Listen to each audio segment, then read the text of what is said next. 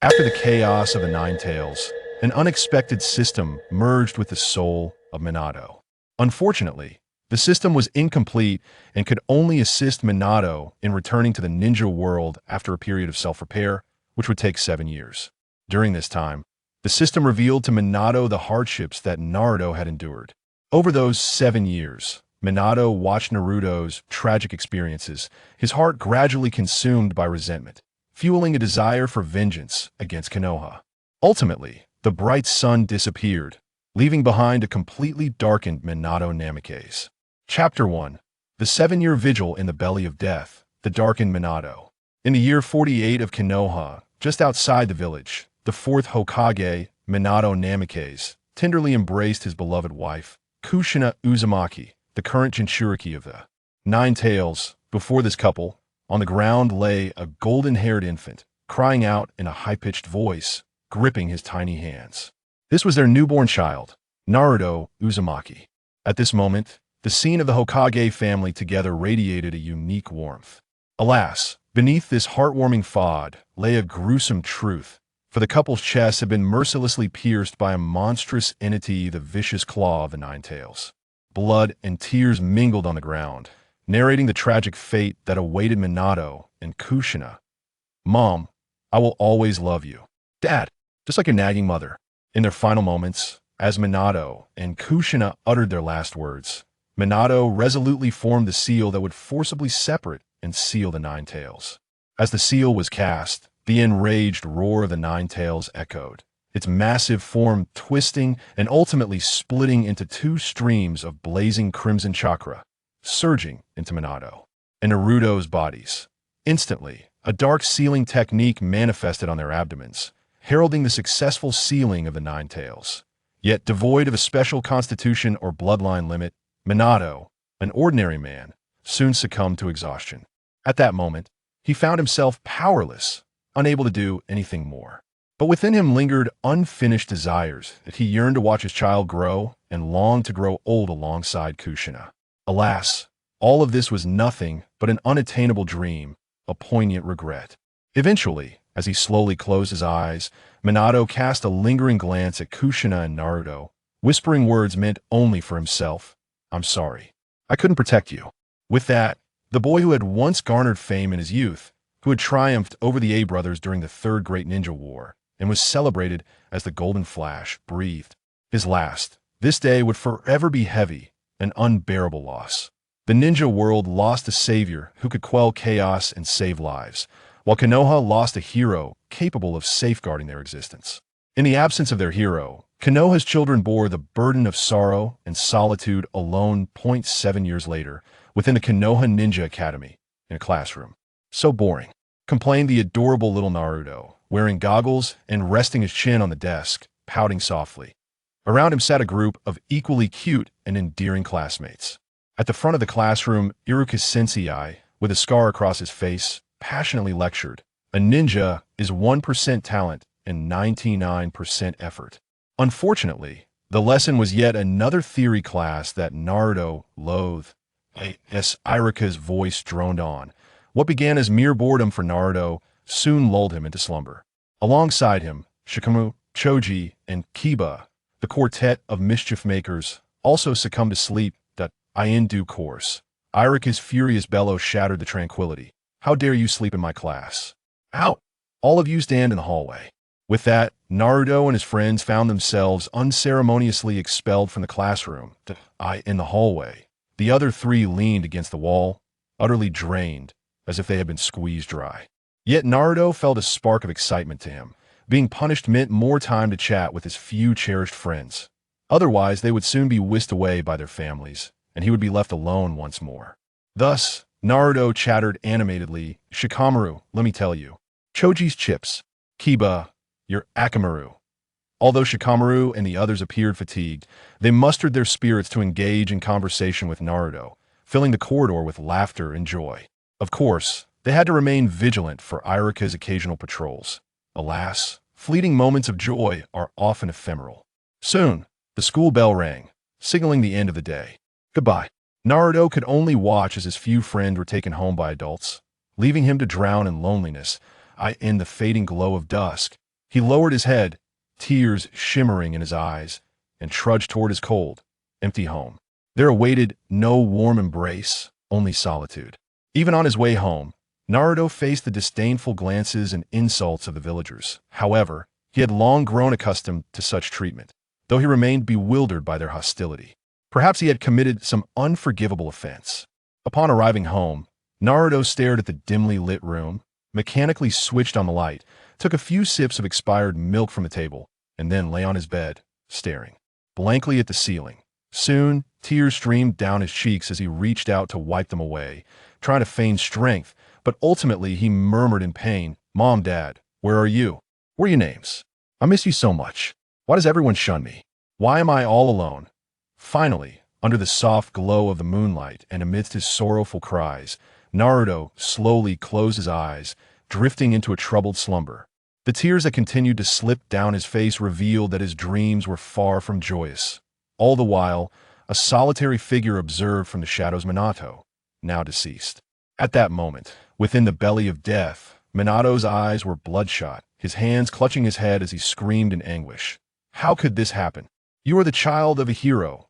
Before him floated a shimmering panel, displaying Naruto's life in real time.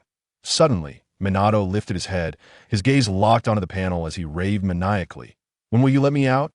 At that moment, the imagery on the panel froze, and a message appeared. "Beep. Please do not worry. A host. The system's power will soon be fully restored, and within 3 days, the host will surely be revived." Upon hearing this, the frenzy in Minato's expression gradually subsided, replaced by a chilling intent as he spoke. "Very well, in 3 days, I shall make the entire Konoha experience the taste of suffering." It turns out that when the soul of Minato was sealed within the belly of the Shinigami, it was possessed by a system that promised to resurrect him and grant him new powers. However, due to the inherent flaws of this system, it could only fulfill its promise after undergoing a lengthy self-repair process that would take an interminable 7 years. During this time, although the system was repairing itself, it allowed Minato to continuously observe the circumstances of a certain blood relative. Presently, that blood relative was none other than Naruto, and without hesitation, he chose to watch over Naruto's plight. Thus, throughout those 7 long years, Minato bore witness to how the village he had devoted his life to protecting treated his own child, how it treated the son of a hero. 7 years is ample time to alter one's character. During these 7 years, Minato continuously witnessed Naruto's harrowing experiences, each scene etched painfully in his mind. Now, his heart was devoid of warmth. All that remained was the remorse and helplessness of a father, coupled with an overwhelming resentment towards Konoha. Minato had succumbed to darkness, no longer the bright beacon he once was. His singular thought was to seek justice for his child and exact revenge upon the treacherous Konoha. Regardless of the cost, the 4th Hokage was dead, and the Golden Flash was no more. What remained was a father consumed by the desire for vengeance. Chapter 2. Minato's Resurrection and the Knowledge of All. Time raced by like a swift steed, fleeting in an instant point 3 days later. In Konoha, I am all alone again. Naruto muttered, hands buried in his pockets, wandering desolately through the streets. Today marked the commencement of a short break at the Ninja Academy, which meant he would be unable to see his few friends for the foreseeable future. He was left to endure this holiday in solitude. The townsfolk cast disdainful glances at him, as though he were a plague to be avoided at all costs. Ultimately, empathetic Naruto chose to leave this place, heading towards the back mountains. There, perhaps he would encounter fewer individuals who despised him. He might even chance upon the old Hokage, as the citizens of Konoha watched Naruto's retreating figure. Their contempt only intensified, and they unleashed a torrent of vitriol. Disgusting. Why does this demon fox come out every day? It makes me nauseous. Why doesn't Lord Hokage execute him? I can't stand it. It ruins my mood. They hurled a barrage of offensive words at Naruto, as if only through such verbal abuse could they quell their inner turmoil. Yet, Naruto was merely a child. What fault lay with him? He bore the burden of the Nine-Tails' fate for the sake of all Konoha, while the ignorant populace only knew selfishness and malice. And all of this was silently observed by Minato, in the belly of the Shinigami. Minato fixed his gaze upon the images transmitted by the system, his eyes brimming with an overwhelming murderous intent. fists clenched tightly as he spoke icily. Konoha, very well. You have done well. Every time he witnessed Naruto's injustices, it pierced Minato's heart, feeding his burgeoning hatred. His inner world and character had succumbed to utter darkness, a despair deeper than that of his disciple, Kakashi. The once radiant sun had fallen, a consequence of Konoha's choices. Then, with a hint of frost in his voice, Minato declared, "System, the 3 days have passed. You should be able to resurrect me now." As the words left his lips, the visual display on the system's panel froze instantaneously. Soon after, new text began to materialize. Ding! The primary function of the system has been fully restored. The host may now be resurrected. Does the host wish to proceed? As he gazed at the text on the panel, a manic gleam appeared on Minato's face. After a protracted 7-year wait, he could finally return to reality and ensure that Konoha tasted the bitterness of suffering.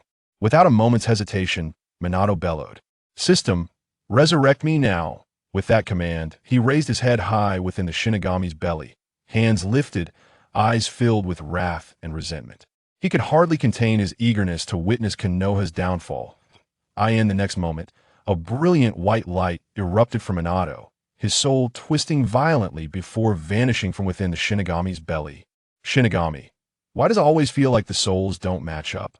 Meanwhile, on the outskirts of Konoha, a dazzling white light surged forth, and amidst it, a tall figure began to coalesce Minato's form.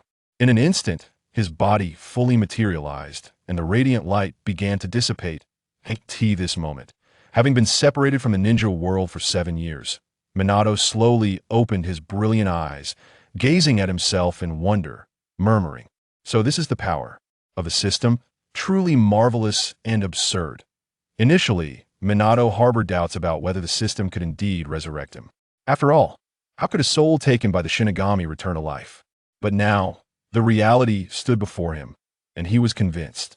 While he did not understand why this mysterious system would assist him, he had no time to ponder. What he desired now was to unleash a frenzied revenge upon Konoha and ensure his child could live a true life. Then, with gratitude, he said, "Thank you, system." After expressing his thanks, Minato formed a hand seal, closing his eyes to sense the flying thunder god technique he had left in Konoha. Just as he was about to teleport away, a notification chimed from the system's panel. Ding! System reminder.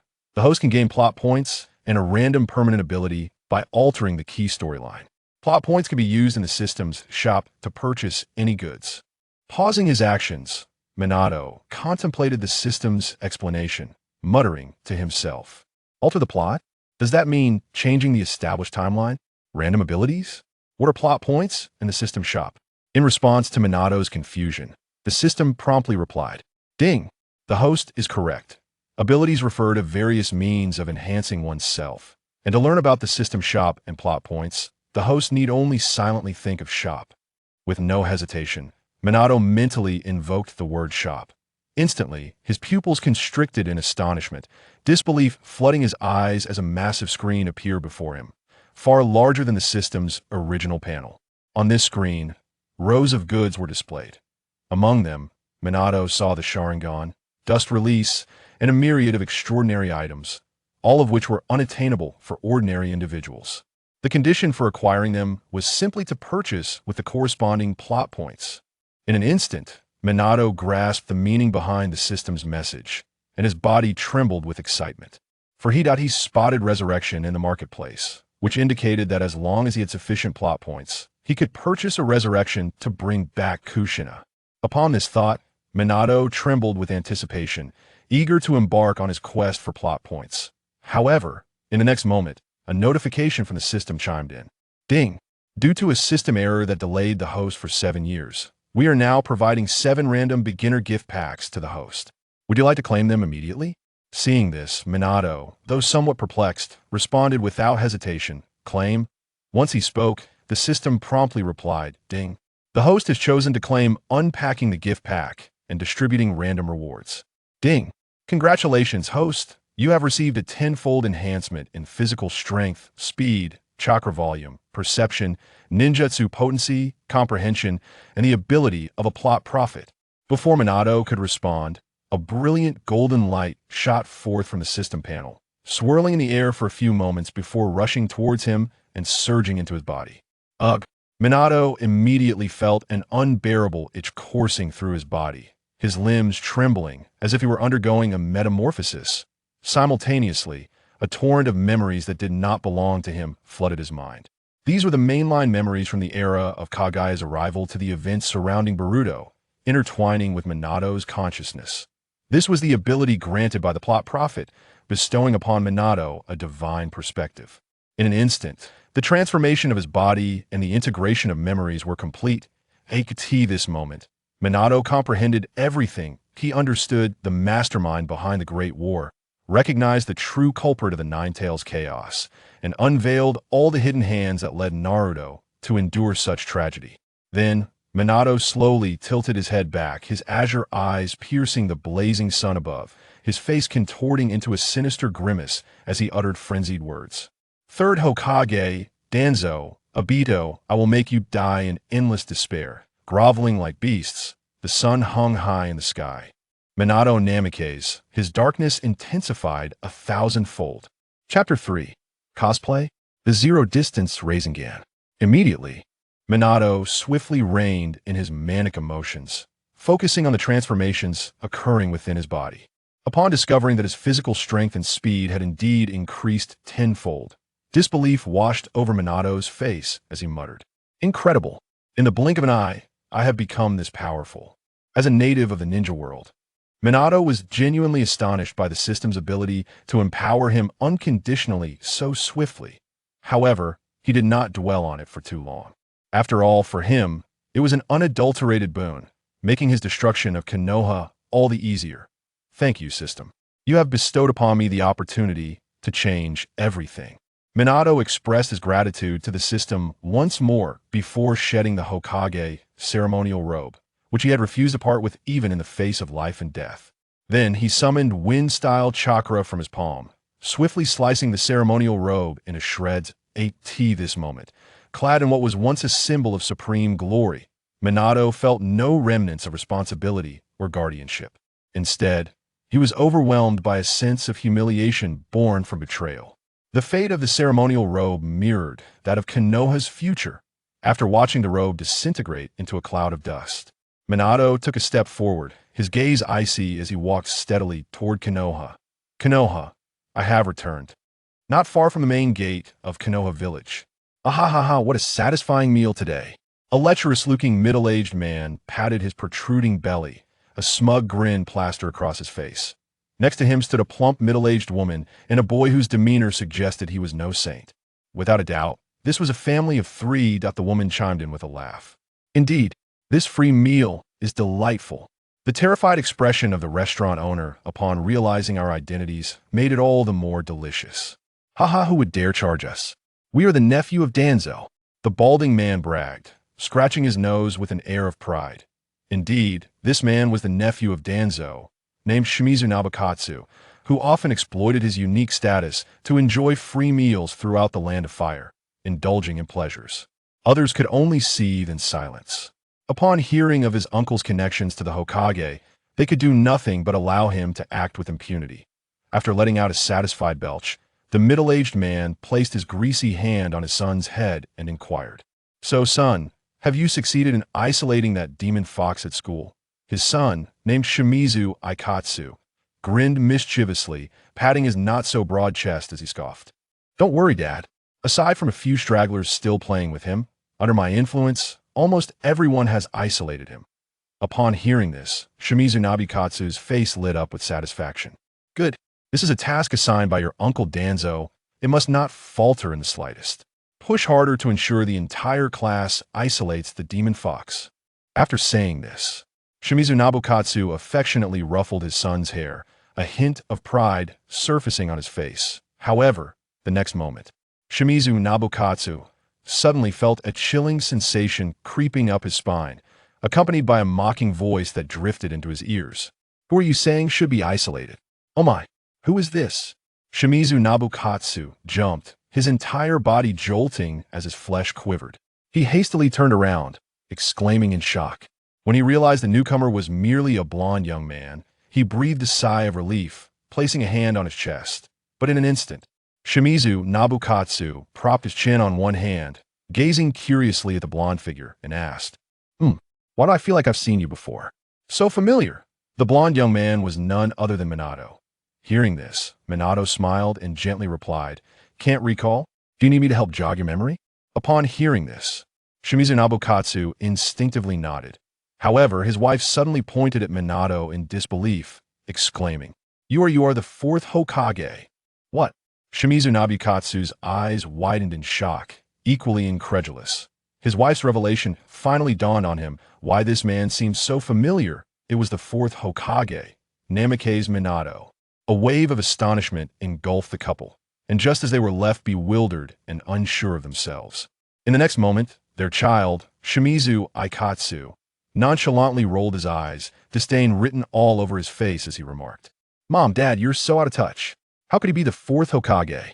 He's been dead for ages. This must be a cosplay, it's all the rage lately. He's just pretending to be the fourth. Upon hearing their son's mocking words, as the shock gradually faded from the hearts of the couple, a wave of shame washed over their faces, for they had been astonished by an individual engaged in role-playing that if this were to spread back to the Shimura clan, they would surely become the subject of ridicule. The more they pondered, the more overwhelming their embarrassment became. Shimura Shinken's pupils suddenly dilated as he turned to Watergate and exclaimed in anger, How dare you? What do you intend to accomplish by masquerading as the fourth Hokage? Do you think you are the Yellow Flash? Do you have any idea how terrified you made me? I am a nephew of Danzo-sama, the nephew of Danzo. A glint of chilling murderous intent flickered in Watergate's eyes, yet he forced a smile and replied, I sincerely apologize for frightening you. Observing Watergate's acknowledgement, Shimura Shinken's nose lifted proudly, and he warned in a stern tone, It's good that you understand your mistake. The next time you see me, keep your distance, do you understand? After saying this, as if struck by a sudden thought, Shimura Shinken continued, As for your earlier question about who to isolate, it is, of course, that wretched nine-tailed fox. How dare it attend the Ninja Academy? Just wait and see, I will have my son isolated to death. These words struck Watergate's heart like an arrow. With a sneer, Watergate's neck bulged with veins, his eyes reddening as he glared with a deathly gaze and chuckled. I see. At this juncture, Watergate slowly approached Shimura Aikuen, extending his hand to pat the boy's head, then remarked, Is this your son? He truly is a remarkable young man. Naturally, just look at who I am. Shimura Shinken's nose rose once more in pride. However, Watergate paid him no heed, his gaze glinting with mischief as he said to Shimura Aikuen with a smirk, Child, you call this cosplay, but I claim to be the real deal. Do you believe me? Upon hearing this, Shimura Aikuen, with his hands on his hips, scoffed disdainfully and retorted, Are you joking? Do you take me for a 3-year-old? Then prove it to me, clown. Yet, despite his mockery, he made no move to swat away Watergate's hand resting on his head, finding it rather pleasant. In response, Watergate glanced at his hand atop the boy's head and replied with a grin, Prove it? Why, that is certainly possible. Here it comes, Rasengan. A point-blank Rasengan aimed at the scalp. Wasn't that rather ominous? Chapter 4. A family should depart in unison in an instant, devoid of any suspense. A brilliant blue light erupted from Minato's palm. Waves of terrifying chakra surged forth, rapidly spinning into an awe-inspiring red-blue spiral sphere, the Rasengan. This very Rasengan materialized within the palm where Minato touched the hand of Izumi. Before the horrified gaze of the Shimura couple, a sickening crack resounded as their son's head, as fragile as porcelain, was mercilessly obliterated by the swiftly rotating Rasengan, reducing it to mere fragments. Blood gushed from the severed neck, staining the ground crimson, leaving behind only a headless corpse. Then, with a thud, the lifeless body collapsed onto the ground, blood pooling around it, enveloping the vicinity in a sinister mist of scarlet, emanating an eerie aura. Almost immediately, anguished screams erupted from the Shimura couple. What has happened to our son? They cried out, collapsing onto the ground, trembling as they clutched the headless body, weeping uncontrollably. Witnessing this scene, Minato gently wiped the blood from his hands, a helpless smile creeping onto his face. I apologize, he mused, but he brought this upon himself. Do not blame me. However, pausing for a moment, a glint of mockery flickered in his eyes as he continued with a smile. But if you have any grievances, You may express them to my flying thunder god." Minato then crouched down, taking a keen interest in the sight of the couple weeping over the headless corpse. This scene gradually lifted his spirits, affirming that his decision to inflict pain upon Konoha was indeed a righteous one. Yet, in the next moment, Shimura Nabukatsu abruptly lifted his head, as if possessed by a demon, lunging fiercely towards Minato. "I want you dead. I want you dead." Minato, observing this, wore an even brighter smile. Relishing the sight of these remnants of Konoha in their desperate struggle, he casually waved his hand.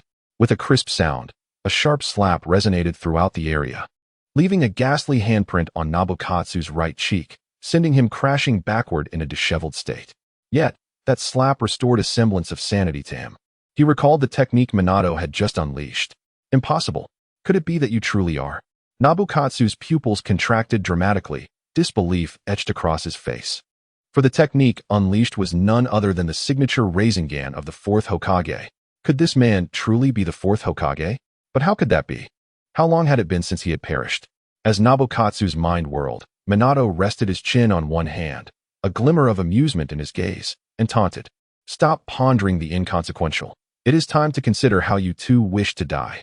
Upon hearing this, Nabukatsu felt as though his brain had been jolted by an electric shock. His wife immediately ceased her weeping, her eyes filled with terror as they turned towards Minato. Under the pressure of the situation, Nabukatsu, desperate to preserve his life, knelt before Minato, his voice trembling with a sob as he pleaded, "Lord Fourth, we have not wronged you. Please spare us." At this moment, he could no longer concern himself with whether Minato was truly the fourth Hokage. His only thought was to submit and escape this dreadful place, then seek vengeance for his son with the aid of his uncle, Danzo. With this in mind, a fierce light of vengeance ignited in Nabukatsu's eyes. Alas, revenge was but a fleeting illusion. In the next moment, Minato's lips curled into a smile as he gazed at Nabukatsu's pitiful demeanor. "Do you wish to know why I treat you this way?" "Why?" Nabukatsu blurted out. "Because the demon fox you seek to isolate is my child." At this revelation, a thunderous shockwave erupted in Nabukatsu's mind, his pupils dilating dramatically as his expression shifted from shock to terror, then to despair. His wife mirrored his reaction. In an instant, all mysteries unraveled. Whether or not Minato was the fourth Hokage was no longer relevant. He was the father of the demon fox. The demon fox indeed had a father. They harbored no doubts about Minato's authenticity, for no one would dare impersonate the father of the demon fox. Given their previous remarks, it became clear that the father had come to settle the score. Gazing at the gruesome sight of their son's headless body, a wave of despair surged within the couple as they realized they too were likely to meet a similar fate. Thus, in a desperate bid to prolong their lives, they wept profusely, pleading with Minato, "My lord, we were wrong. We were merely speaking thoughtlessly. We would never truly wish harm upon your son." Fear, despair, and resentment swirled within their hearts. At that moment, their sole desire was to survive. However, the soft words that escaped Minato's lips plunged them into utter hopelessness. "That will not do. A family should depart in unison." As he spoke, Minato swiftly vanished, reappearing before the couple, raising his hands to conjure two formidable Rasengans, which materialized with a thunderous roar. "Please, no. We were wrong. We don't want to die," cried the Shimura couple in terror and despair as Minato unleashed the fatal Rasengans upon them. Without a hint of hesitation, their heads were crushed into fragments like watermelons, the air thick with the nauseating scent of blood as their newly headless corpses fell to the ground. Minato, with bloodied hands, gently tousled his radiant golden hair and remarked with a smile, "Now, Naruto, consider this a small act of retribution for you." He then knelt down, arranging the three headless corpses in an orderly manner, their hands tightly clasped together. Rising once more, he gazed upon his grim handiwork, his mind replaying the desperate and terrified expressions of his victims, a gentle smile gracing his lips. "I told you, a family should be united in their departure." Such a heartwarming scene. At this moment, Minato felt no psychological burden for the slaughter of these remnants of Konoha. He was only filled with the exhilaration of avenging his child. Perhaps, had the system resurrected him a few years earlier, he might have remained the amiable, benevolent man he once was, cherished by the villagers. Yet, that possibility had long since vanished. Meanwhile, the gruesome spectacle unfolded before two unsuspecting onlookers, Konoha's security guard, KZ Tetsu, and Kamizuki Izumi, who had just exited the restroom. With unwashed hands, KZ rubbed his eyes vigorously and nudged Kamizuki Izumi beside him. Incredulity etched on his face as he asked, "Hey, Izumi, am I seeing things? Did I just witness the deceased 4th Hokage murder villagers?" Chapter 5. The appearance of Itachi Uchiha, a fire style beyond Uchiha. At this moment, Kamizuki Haru was utterly astonished, rendered speechless, and unable to respond to Gongzi Tai's words. "Hey, Haru, say something." Upon Gongzi Tai's insistence, Kamizuki Haru finally regained his senses, though his eyes were filled with disbelief as he trembled, saying, "No, you didn't see wrong. I also witnessed the 4th Hokage slay a villager." At this revelation, both individuals felt a jolt in their hearts. Instantly realizing that the scene before them was not merely a figment of their imagination, but a horrifying reality. Despite their shock, they swiftly darted towards Minato's position. Although they did not comprehend the unfolding scene, as guardians of the Hidden Leaf Village, it was their duty to ascertain the truth of such events. However, they had scarcely moved forward when an overwhelming sensation of death enveloped them.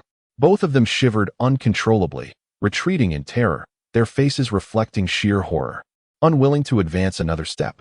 For the 4th Hokage before them had turned his gaze upon them, a look devoid of the warmth he once embodied, replaced instead with an insatiable thirst for blood. This gaze instilled such fear that they could not muster the courage to approach. It felt as though the slightest misstep would lead to their demise. Concurrently, they were resolute in their conviction that the man before them was not the deceased 4th Hokage, for the gentle Minato would never regard the villagers of Konoha with such malice. This realization implied that the individual before them was a disguised enemy. Having grasped this truth, Gongzi Tai and Haru immediately resolved to call for reinforcements. After all, the terror emanating from this individual was palpable, and their strength alone would be akin to striking a stone with an egg. In the next moment, whoosh, a flaming arrow soared into the sky, bursting into a thunderous explosion, signaling danger unique to Konoha. This indicated that, before long, a multitude of shinobi would converge upon the village gates. Meanwhile, Minato slowly tilted his head, observing the unfolding chaos with a glimmer of anticipation in his eyes. For this was precisely what he desired. As a harbinger of vengeance arriving in Konoha, how could he not expect a fervent welcoming ceremony? A smile crept across Minato's face as he took measured steps toward the village gates. Witnessing this, Gongzi Tai and Haru shouted in alarm, "Don't come any closer. This is Konoha. You shall not wreak havoc here." They hastily drew their weapons, their bodies trembling with palpable fear. This reaction was entirely justified, for even a single glance from the opponent had been enough to intimidate them. Thus, it was evident that his power was unfathomable, capable of eliminating them effortlessly. Yet, in the next instant, whoosh, whoosh, whoosh, a series of piercing sounds erupted around them, accompanied by a gentle breeze, as dozens of figures materialized at the village gates. Clad in distinctive armor and adorned with various animal masks, their presence exuded an icy aura, akin to that of assassins. Gongzi Tai's face lit up with excitement upon seeing them, and he called out, "Fellow Umbu comrades, this individual dares to impersonate the 4th Hokage and slaughter villagers. Quickly subdue him." It was evident from Gongzi Tai's address that these individuals were the Umbu, directly under the Hokage's command.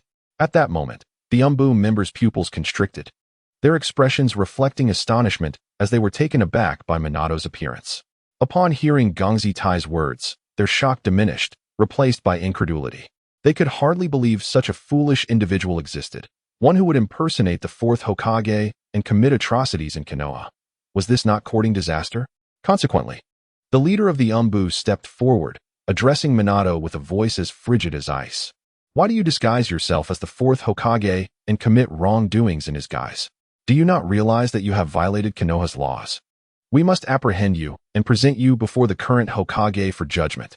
With that, the Umbu leader signaled, and in an instant, swish, a flurry of sharp glints flashed as all Umbu members drew their weapons, aiming them at Minato.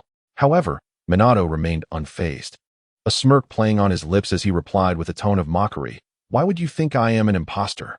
As for wrongdoing, those filthy beasts deserve to die. How can that be labeled as evil?" He paused momentarily, a more derisive smile gracing his features as he continued, "On the contrary, you, as the son of the Uchiha clan leader, have turned against Konoha. Should a conflict arise between the Uchiha and Konoha, Would you wield your blade and personally slay your own kin?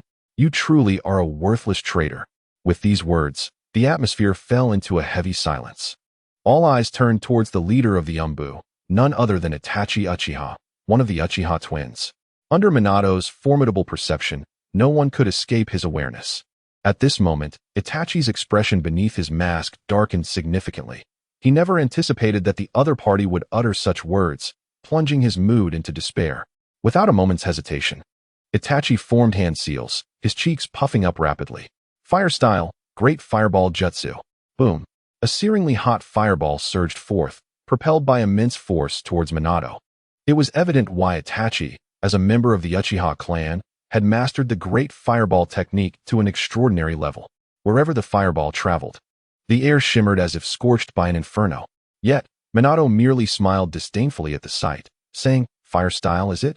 Perfect. Allow me to demonstrate the might of tenfold ninjutsu." As he spoke, Minato leisurely formed hand seals, then declared, "Fire style, great fireball jutsu." In an instant, the heavens and earth shifted. With a resounding roar reminiscent of the sun plummeting from the sky, an enormous fireball, with temperatures soaring into the thousands, tore through the air, carrying a force capable of devouring all in its path, hurtling towards the Konoha gates. In that moment, everyone at the gate, including Itachi, felt a shiver run through them. They were engulfed by an unprecedented terror, for the disparity was simply too vast. This fireball was not merely larger than Itachi's. It dwarfed it by dozens of times. It was a fire technique that surpassed even the Uchiha. Chapter 6. Itachi's confidence shattered. Acquisition of the Mangekyou Sharingan.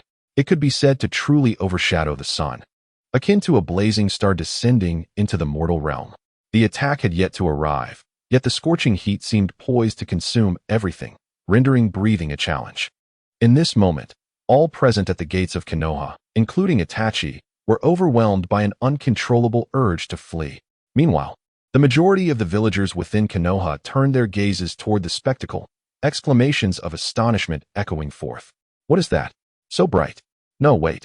It looks like fire style. How terrifying. Who is over there?" The crowd buzzed with excitement, and before they knew it, they found themselves instinctively surging toward the entrance, for the allure of the unknown is often irresistible. Little did they realize, however, that curiosity could not only lead to peril for cats, but also for the denizens of Konoha. Meanwhile, the ninjas who had yet to arrive on the scene to assist, spurred on by the signal flare launched by Steel, hastened their pace. At that moment, two fireballs collided with a thunderous roar. Without a hint of suspense, the fireball conjured by Itachi was swiftly engulfed and disintegrated, transforming into a myriad of crimson starlight that merged into the colossal fireball, which not only failed to inflict damage upon its opponent, but instead augmented its might significantly. Thus, the gargantuan fireball, now exponentially more intense, hurtled toward the gates of Konoha with the capacity to incinerate all in its path. Ahead lay no obstacles, only frail human bodies. "Captain, what shall we do?" One of the Umbu, filled with terror, shouted toward Itachi. Yet, under the mask, beads of cold sweat trickled down Itachi's forehead. He had never anticipated the existence of such fearsome fire techniques in this world. At this juncture, the most prudent course of action would be to lead everyone in evading the impending strike. But the thought of the devastation that would befall Konoha was unbearable for someone who cherished the village as much as Itachi did. After a moment's hesitation, Itachi swiftly signaled with his hand, issuing the command. Those with water release abilities immediately joined forces to execute water release jutsu and counteract this threat. Understood. The Umbu responded in unison, with Steel and his companion echoing the sentiment. Subsequently, an array of water release techniques surged forth. Water release, water barrier, water release, water trap, water release, water wave, water release, water bullets. The various water techniques converged, causing the moisture in the air to dramatically increase, barely alleviating the oppressive heat that surrounded them. Simultaneously, the colossal fireball collided with these water techniques. The clash of fire and water was merciless. In an instant, a dense cloud of steam erupted, enveloping the entire area in thick fog, obscuring all sense of direction. Yet, from the very heart of the fog, the commotion indicated to Itachi and the Umbu that the fireball had not been entirely extinguished. Thus, they continued to unleash water release techniques to impede its advance. At last, As fatigue set in among the defenders, the gargantuan fireball was barely subdued, leaving behind an oppressive heat. Simultaneously, the stark disparity in strength between the group and Minato became painfully evident. Itachi, now panting lightly, fixed his gaze intently on the direction where Minato stood. Just as he was about to issue another command, suddenly, he felt a weight on his shoulder, a chilling presence enveloping him. Itachi, you are pathetically weak, evoking my pity. Your strength is even less formidable than that of a stray dog, Minato quipped, having appeared at Itachi's side, an arm casually draped over his shoulder. A mocking smile adorning his face. What? Itachi exclaimed, his eyes widening in shock as he activated his Sharingan, swiftly drawing his sword with a glint of lethal intent aimed directly at Minato. The force of this strike would surely deter even the most formidable Genin. Alas, before Minato, such efforts seemed trivial. How could one be so feeble? With a mere flick of his wrist, Minato effortlessly disarmed Itachi, then locked his arm around Itachi's neck, gripping his chin with the other hand, derisively stating, "You are so weak that you dare to dream of making any changes? You are nothing but a waste." A waste. Release the captain. The other Umbu, witnessing the scene, drew their weapons once more, attempting to rescue the restrained Itachi. Get lost. However, Minato merely cast a cold glance at them, causing the Umbu to involuntarily halt, their bodies trembling in fear. They were ensnared by an overwhelming aura of menace, as if any movement would lead to immediate demise. Let go of me. Itachi's Sharingan spun rapidly, his voice icy as he addressed Minato.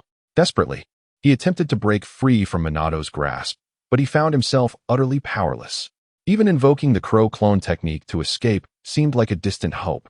Yet, this was entirely within reason. For the moment Minato had secured Itachi's neck, he had disrupted and sealed Itachi's chakra, rendering him unable to execute any jutsu in the short term. Minato leaned closer to Itachi, whispering with a chuckle, "Itachi, you haven't even unlocked your Manjiki Sharingan. And you are so pitifully weak, yet you still aspire to alter the relationship between the Uchiha and Konoha? You are nothing more than a double agent, a traitor. You should just resign yourself to being a mere shadow." A shadow? It was evident that Minato recognized Itachi had yet to awaken his Manjiki Sharingan. After all, if Itachi possessed it, he could retaliate even with his chakra sealed due to the ocular prowess of the Manjiki. Who are you? How could you be so powerful? How do you know of my secrets?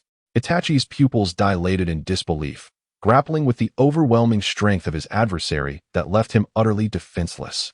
Minato tightened his grip on Itachi's face, grinning as he said, "I have already introduced myself as your fourth Hokage, Minato Namikaze." Impossible.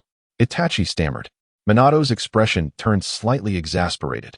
He could not fathom why, despite his truthful declarations, no one believed him. Being a person is truly challenging. At that moment, release the captain. The Umbu, initially paralyzed by Minato's murderous intent, finally overcame their fear, brandishing various weapons and charging at him. Observing this, Minato's eyes glimmered with amusement. Have you ever seen the Uchiha's Great Windmill? What? A surge of anxiety washed over Itachi. Yet, before he could contemplate further, his vision began to whirl uncontrollably. Minato had seized Itachi's head, forcibly spinning his body with great vigor, resembling a human windmill. The Umbu, witnessing this spectacle, hastily ceased their assault for fear of harming Itachi. But as a result, they were mercilessly struck by the whirling figure of Itachi. One by one, they were sent flying through the air, blood splattering everywhere. Then, with a mocking tone, Minato exclaimed, "You can't even hold a weapon properly." Finally releasing Itachi, he hurled him toward the direction where the Umbu had been cast aside. In that instant, as Itachi was flung through the air, Minato noticed a flash of light before his eyes, and a system notification appeared. Ding! The host successfully undermined Uchiha Itachi's confidence, indirectly altering the trajectory of the narrative value. 91. You may randomly acquire one ability, acquisition in progress. Congratulations, host. You have successfully acquired the Manjiki Sharingan, Itachi Uchiha version. Chapter 7. Uchiha Itachi Awakens. Monkey, it's time to settle the score. The Manjiki Sharingan. Minato was taken aback. However, before he could react further, a refreshing sensation surged into his eyes, penetrating his very soul, awakening a unique power that began to flourish within him. It was the ultimate strength coveted by the Uchiha clan, the power of the mind's reflection, the Manjiki Sharingan. At this moment, This formidable power had completely merged with Minato's being, flawlessly under his control, without any hint of rejection. Is this the eye technique that everyone desires? It feels quite remarkable. Minato, with one hand covering his eyes, sensed the ultimate power hidden within, and couldn't help but chuckle to himself. Although he was currently displaying just his azure eyes, he could distinctly perceive the kaleidoscopic ocular strength, as if these eyes were inherently his. The marvel of the system's power truly defies description. As Minato reveled in the splendor of his newfound strength, a distant and battered Itachi raised his head, murmuring in a low tone, Why am I so weak? What else can I do? For Itachi, today marked an undeniably dark moment in his life. He had never faced such a crushing blow to his strength, nor had his convictions been so ruthlessly humiliated, making him acutely aware of his own insignificance and helplessness. This shattered Itachi's confidence and extinguished his hope of altering the relationship between the Uchiha and Konoha. He was filled with hatred for his own weakness. In this tumult of emotions, Itachi's three-tomo Sharingan began to spin wildly, a terrifying pressure of ocular power emanating from it. Observing this, Minato rested his chin on his hand. Deep in thought, Is he about to awaken the Manjiki Sharingan? Is Shisui not going to die after all? In his memory, Itachi had unlocked the Manjiki only after Shisui's death, which was precisely why he had gained the power to annihilate his clan. However, he never anticipated that Itachi would awaken it prematurely now. Clearly, this man's mental resilience was concerning. A few blows and words had already breached his defenses. Just as Minato silently critiqued, in an instant, a flash of crimson light tore through the sky. The tomo patterns in Itachi's eyes suddenly expanded, accompanied by an overwhelming surge of ocular power bursting forth, revealing a new pattern akin to a windmill. Uchiha Itachi, the Manjiki Sharingan, activated. Minato murmured under his breath. He really did awaken it. The surrounding Umbu also sensed the anomaly, their faces filled with confusion. However, Itachi did not respond. Instead, he tightly covered his eyes with his hands, bowing his head and letting out a low, muffled groan, appearing quite unwell. Is the captain all right? An Umbu could no longer contain himself and approached to check on him.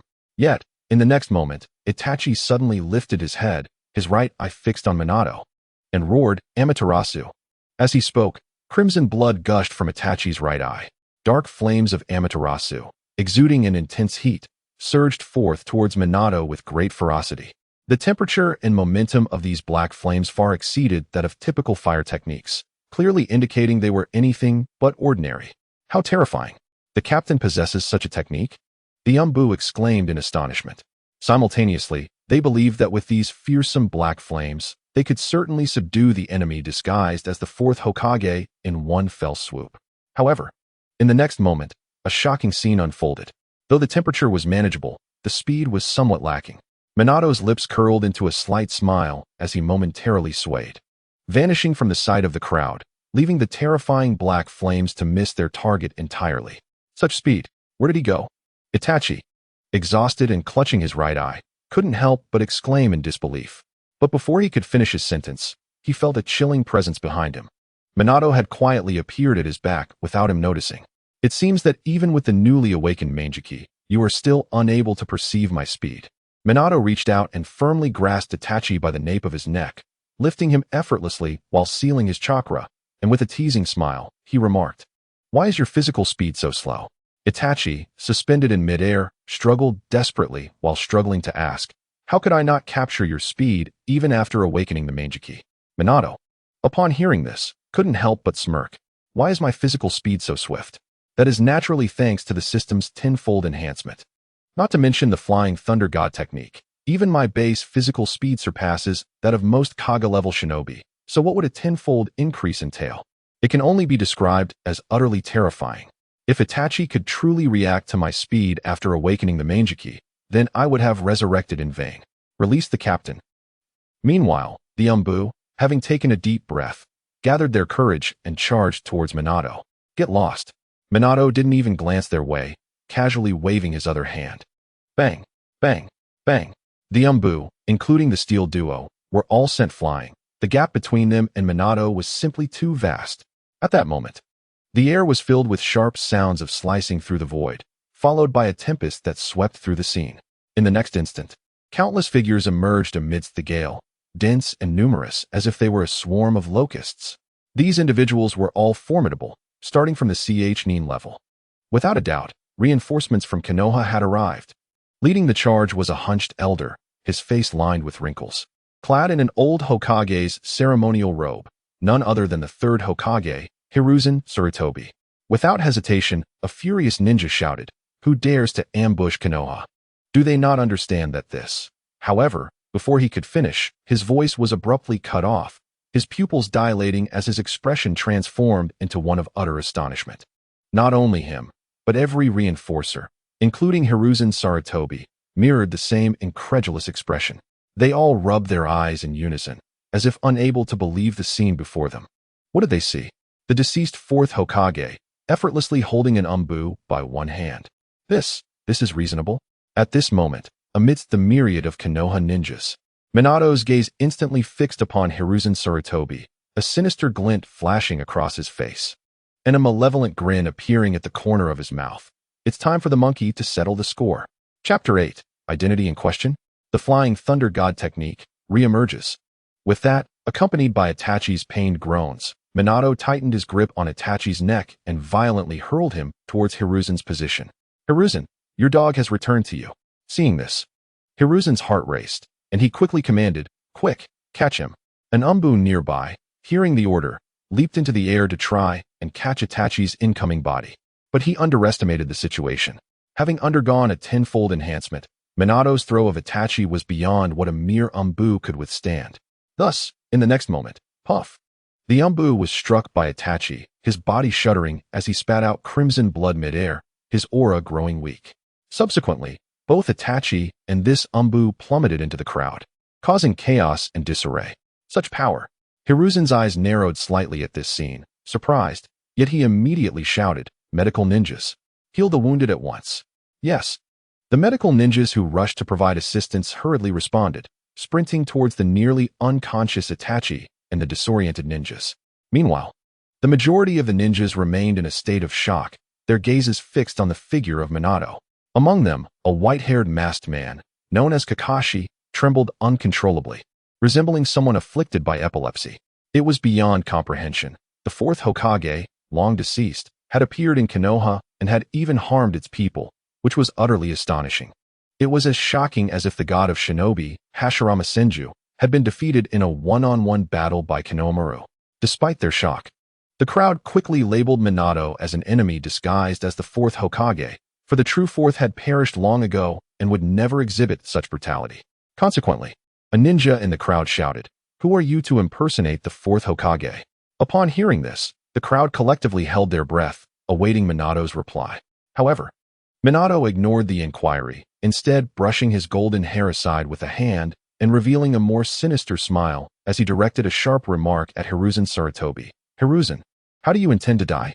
At this statement, the hearts of those present involuntarily quaked, and a chilling aura of murderous intent enveloped the scene. Hiruzen furrowed his brow, his voice laced with wariness as he demanded, "Who are you? You dare impersonate our fallen fourth Hokage and inflict harm? This is a provocation against all of Konoha. If you do not clarify your intentions, it may be impossible for you to leave Konoha today." Though Hiruzen spoke with an air of authority, he remained internally astounded. For within his perception, the chakra signature of the individual before him was indistinguishable from that of the deceased fourth Hokage. As a seasoned shinobi, even in his advanced years, he knew that no one could disguise their chakra from him. Could it be that this person was truly the fourth Hokage? Such a notion was unfathomable. How could the dead return to life? Moreover, their demeanor was vastly different. Ultimately, Hiruzen could only conclude that Minato was a terrifying master of transformation jutsu, which was the only explanation for the match between his chakra signature and behavior. At this moment, as Hiruzen finished speaking, the Konoha ninjas erupted in outrage, hurling insults at Minato. "You bastard! How dare you impersonate the fourth Hokage?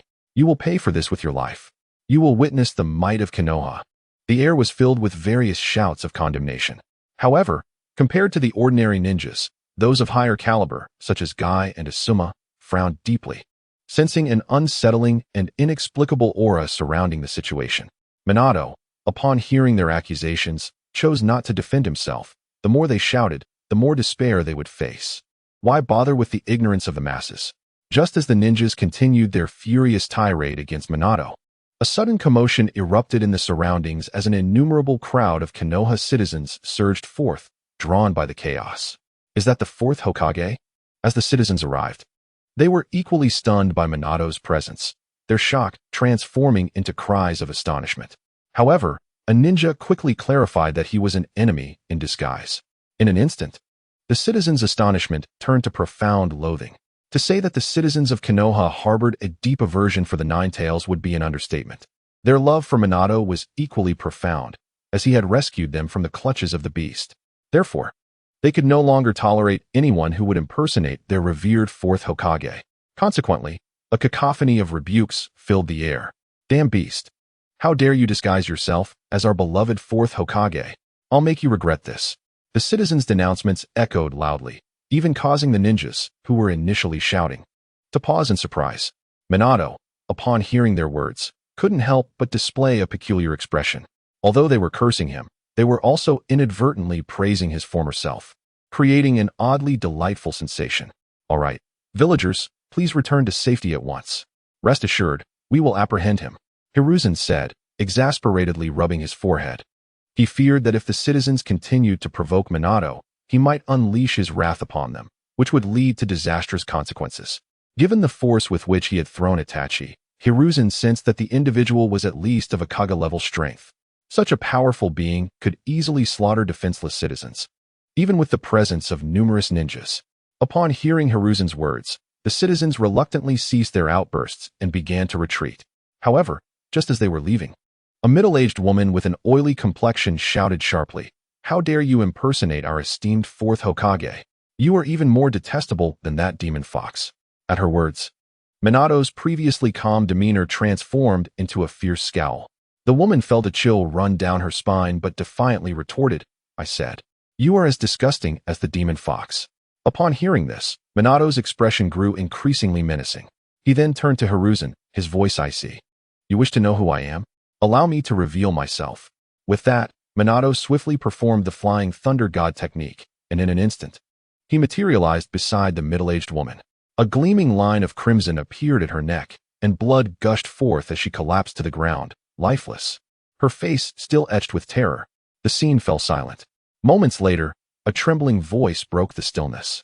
The Flying Thunder God technique. Minato had indeed executed the Flying Thunder God technique. The realization struck every ninja present like thunder. Could he truly be the long-deceased fourth Hokage? This thought reverberated in the minds of all the ninjas. Panic ensued among the citizens. "Ah, he has killed someone.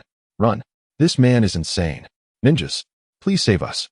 The citizens cried, rushing behind the ninjas, terrified of becoming lifeless corpses under Minato's gaze. Meanwhile, the ninjas stood with wide eyes, their expressions filled with shock, their minds only able to recall Minato's lightning-like figure as he had unleashed the Flying Thunder God technique. At this moment, Minato held the crimson-stained kunai of the Flying Thunder God, gazing down at the lifeless middle-aged woman beneath him. His voice, icy and cold, whispered, "For insulting my child, death is your fate." After saying this, Minato turned his gaze to the somewhat dazed Sarutobi Hiruzen, a sinister smile curling at the corners of his mouth. "Third Hokage, what do you think? Do I still need to prove my identity?" Upon hearing this, Hiruzen snapped back to reality, his attention momentarily diverted from the slain woman. Stammering, he uttered, "Why, you really are Minato." His voice was laced with disbelief, instinctively perceiving the figure before him as an enemy disguised, rather than the promising disciple he had once cherished. After all, setting aside the fact that the woman lay dead, their personalities were worlds apart. Minato had once been gentle and kind. How could he possibly treat a villager with such cruelty? Yet, the ability to utilize the Flying Thunder God technique was unmistakable, enough to confirm his identity. It was known that the secrecy and difficulty of the Flying Thunder God technique were immense after Minato's passing. It was inconceivable for anyone else to master it. Hiruzen remained steadfast in this belief. Nara Shikaku, Kakashi, and others shared similar sentiments, their pupils dilating in shock, unable to comprehend the situation but forced to accept it. Meanwhile, Minato merely wiped the blood off the kunai, a cold smile gracing his lips as he addressed Hiruzen. "What? Are you surprised?" As he spoke, Minato's right hand opened slightly. In an instant, blue chakra surged forth from his palm, spinning rapidly and coalescing into a spiraling sphere that radiated an astonishing aura. At this moment, Minato gripped the kunai in one hand and the Rasengan in the other, presenting them openly to the onlookers. The ninjas at the scene felt their hearts race, realizing that with such a classic combination of techniques, there was no room for doubt. This man was undoubtedly their fourth Hokage. These two techniques were beyond anyone's imitation. Yet, if he truly was the fourth Hokage, why had his demeanor changed so drastically, and was he not already dead? At that moment, Kakashi, unable to contain the tempest of emotions within him, shouted hoarsely at Minato. "Sensei, is it really you? Have you truly come back?" Kakashi had no time to ponder the changes in Minato's character. All he knew was that his teacher seemed to have returned. However, Minato's response was merely a cold glance at Kakashi, followed by the words, "Kakashi, you truly disappoint me." With that, he averted his gaze, refusing to look at Kakashi again. For Minato, the only surviving disciple brought him nothing but disappointment. He was acutely aware that his teacher's orphan, the host of the Nine Tails, was living a life of hardship, yet he had never once visited or cared for him. Minato understood Kakashi's grief after the loss of his comrades, but he found it unbearable that, over these long 7 years, Kakashi had lacked the courage to even glance at his teacher's orphan. Regardless, from the perspective of gratitude, as a teacher, he had saved Kakashi's life multiple times. What? Kakashi shuddered, instinctively stepping back, his face etched with sorrow. He did not understand why his teacher would say such things. "Kakashi, are you all right?" Kai rushed to steady Kakashi, who was teetering on the brink of collapse. "Why would the teacher say that to me?" Kakashi, looking haggard, weakly asked Kai. At a loss for words, Kai could only stare, as his memories of Minato were filled with warmth and kindness, never of coldness or cruelty. Meanwhile, the fleeing villagers began to realize that the figure before them was indeed their fourth Hokage, erupting into incredulous exclamations. "He truly is the fourth lord. How could this be?" They gasped. "He is the fourth lord, yet why does he strike down his fellow villagers?" Fear gripped their hearts, and disbelief coursed through their minds. An oppressive atmosphere enveloped the scene, instilling dread within the majority. Hiruzen, trembling, addressed Minato once more. "Minato, how have you returned? And why has your personality transformed so drastically?" The moment these words were spoken, the noise around them fell silent.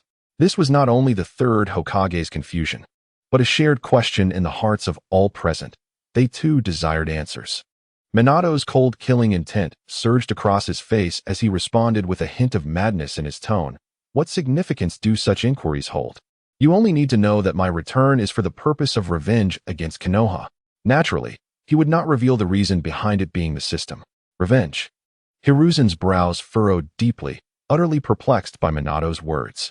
Was Konoha not good to Minato? Hadn't they granted him the seat of the fourth Hokage? What could possibly be wrong? Suddenly, Hiruzen's expression stiffened as he seemed to realize something. Seeing the change in Hiruzen, Minato's lips curled into a chilling smile as he coldly declared, "Third Hokage, it appears you are already aware. Therefore, do not blame me for whatever I am about to do." Hiruzen's face was etched with anguish as he replied, his tone bitter and strained. "Minato, that was a last resort. It was the only way. Otherwise, how could Konoha possibly protect him now?" Listening to Hiruzen's words, the coldness on Minato's face deepened. His expression turned vicious as he suddenly bellowed, "Silence.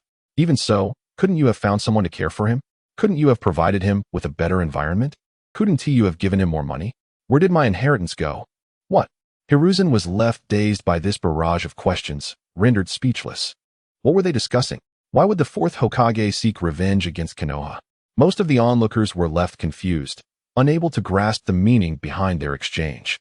But in the next moment, clarity dawned upon them. As Minato listened to the murmurs around him, the chill and fury on his face intensified. Suddenly, he pointed at the crowd, filled with killing intent, and shouted, "Because the demon fox you speak of is my child." A collective gasp echoed as the hearts of all present momentarily halted. The demon fox was his child? The demon fox was the child of the fourth Hokage? How could this be? What a joke! At that instant, the bewildered ninjas and villagers felt as if a thunderclap had struck their minds, their expressions reflecting utter shock. Even those in the know, such as Nara Shikaku and Yamashiro Aoi, were left utterly stunned upon hearing Minato's own words, their faces betraying their astonishment. Sighing helplessly, Sarutobi Hiruzen felt an unbearable sorrow in his heart, for he understood that the sordid truths of Konoha would soon be laid bare. He feared that the reputation of Konoha's higher-ups would plummet. With such thoughts swirling in his mind, a deep frown etched itself upon his face as he racked his brain for a way to deftly resolve the turmoil of the day.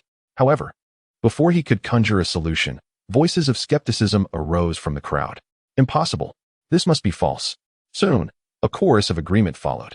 Yes, the Kaibai is the child of the fourth Hokage. This is undoubtedly a lie. No, impossible. It's all a fabrication. Clearly, the populace refused to accept this reality. After all, if this were true, it would mean that the one they had tormented was indeed the child of a hero. Did it not imply that they themselves were the beasts? Nonetheless, among the crowd, there remained a few rational souls. Amidst the denials, one quietly remarked, "But the appearance of the Kaibai does resemble that of Lord Fourth." The moment those words were uttered, all dissenting voices dissipated, and the people's pupils dilated in shock, their minds conjuring images of two figures, Minato and Naruto, with their radiant golden hair and sparkling azure eyes. There was no one else in the entire village of Konoha that resembled them so closely. This revelation implied that the Kaibai was indeed the orphaned heir of the fourth Hokage, the child of the hero who had made immense sacrifices for the village. In that instant, as the realization dawned upon them, a series of dull thuds echoed through the venue. One by one, both ninjas and ordinary citizens collapsed to the ground or knelt in despair. How could this happen? How could this be? Their faces were etched with shock and regret. At that moment, their hearts were entirely consumed by a feeling known as guilt, for they had oppressed the very hero who saved their lives, the sole orphan of that hero, for a full 7 years. The next instant, as a gentle breeze swept through, the air was filled with anguished cries of repentance.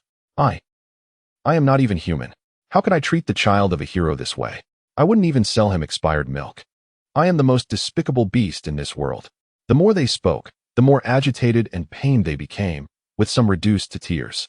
It was evident that the people of Konoha still possessed a fragment of humanity, capable of feeling remorse for their barbaric actions. Alas, it was all too late. At that moment, Minato listened to the crowd's confessions, observing their anguished expressions, yet his heart felt no solace. Instead, it grew colder. For Minato understood that it was only due to his resurrection and return to Konoha that they displayed such behavior. Had he not been chosen by the system and brought back to life, Naruto would have continued to suffer under their oppression. Only after nearly sacrificing his life to defeat pain would he have barely been accepted by the villagers. With this thought, Minato gazed at the crowd, releasing a disdainful cold laugh. Sarutobi Hiruzen, recognizing Minato's simmering fury, knew that without intervention, the day would end in chaos. Thus, he pointed towards the crowd, earnestly attempting to placate Minato. Minato, their previous mistreatment of Naruto was merely an outlet for their anger over the Nine-Tails incident, compounded by their ignorance of Naruto's true identity. Look at their regret now. At this, Sarutobi paused for a moment, a pleading expression crossing his face before he continued. So, please forgive them. With that, he took a deep breath and bowed deeply to Minato. Lord Third, Nara Shikaku, an elite ninja privy to the situation, was momentarily taken aback, but quickly followed suit, bowing to Minato with sincere entreaty, "Please, Lord Fourth." In this manner, Sarutobi hoped to quell Minato's wrath. He believed that if they could acknowledge their mistakes with sufficient sincerity, Minato would forgive all of Konoha. After all, although they appeared brutal, it was merely a result of their son suffering injustice.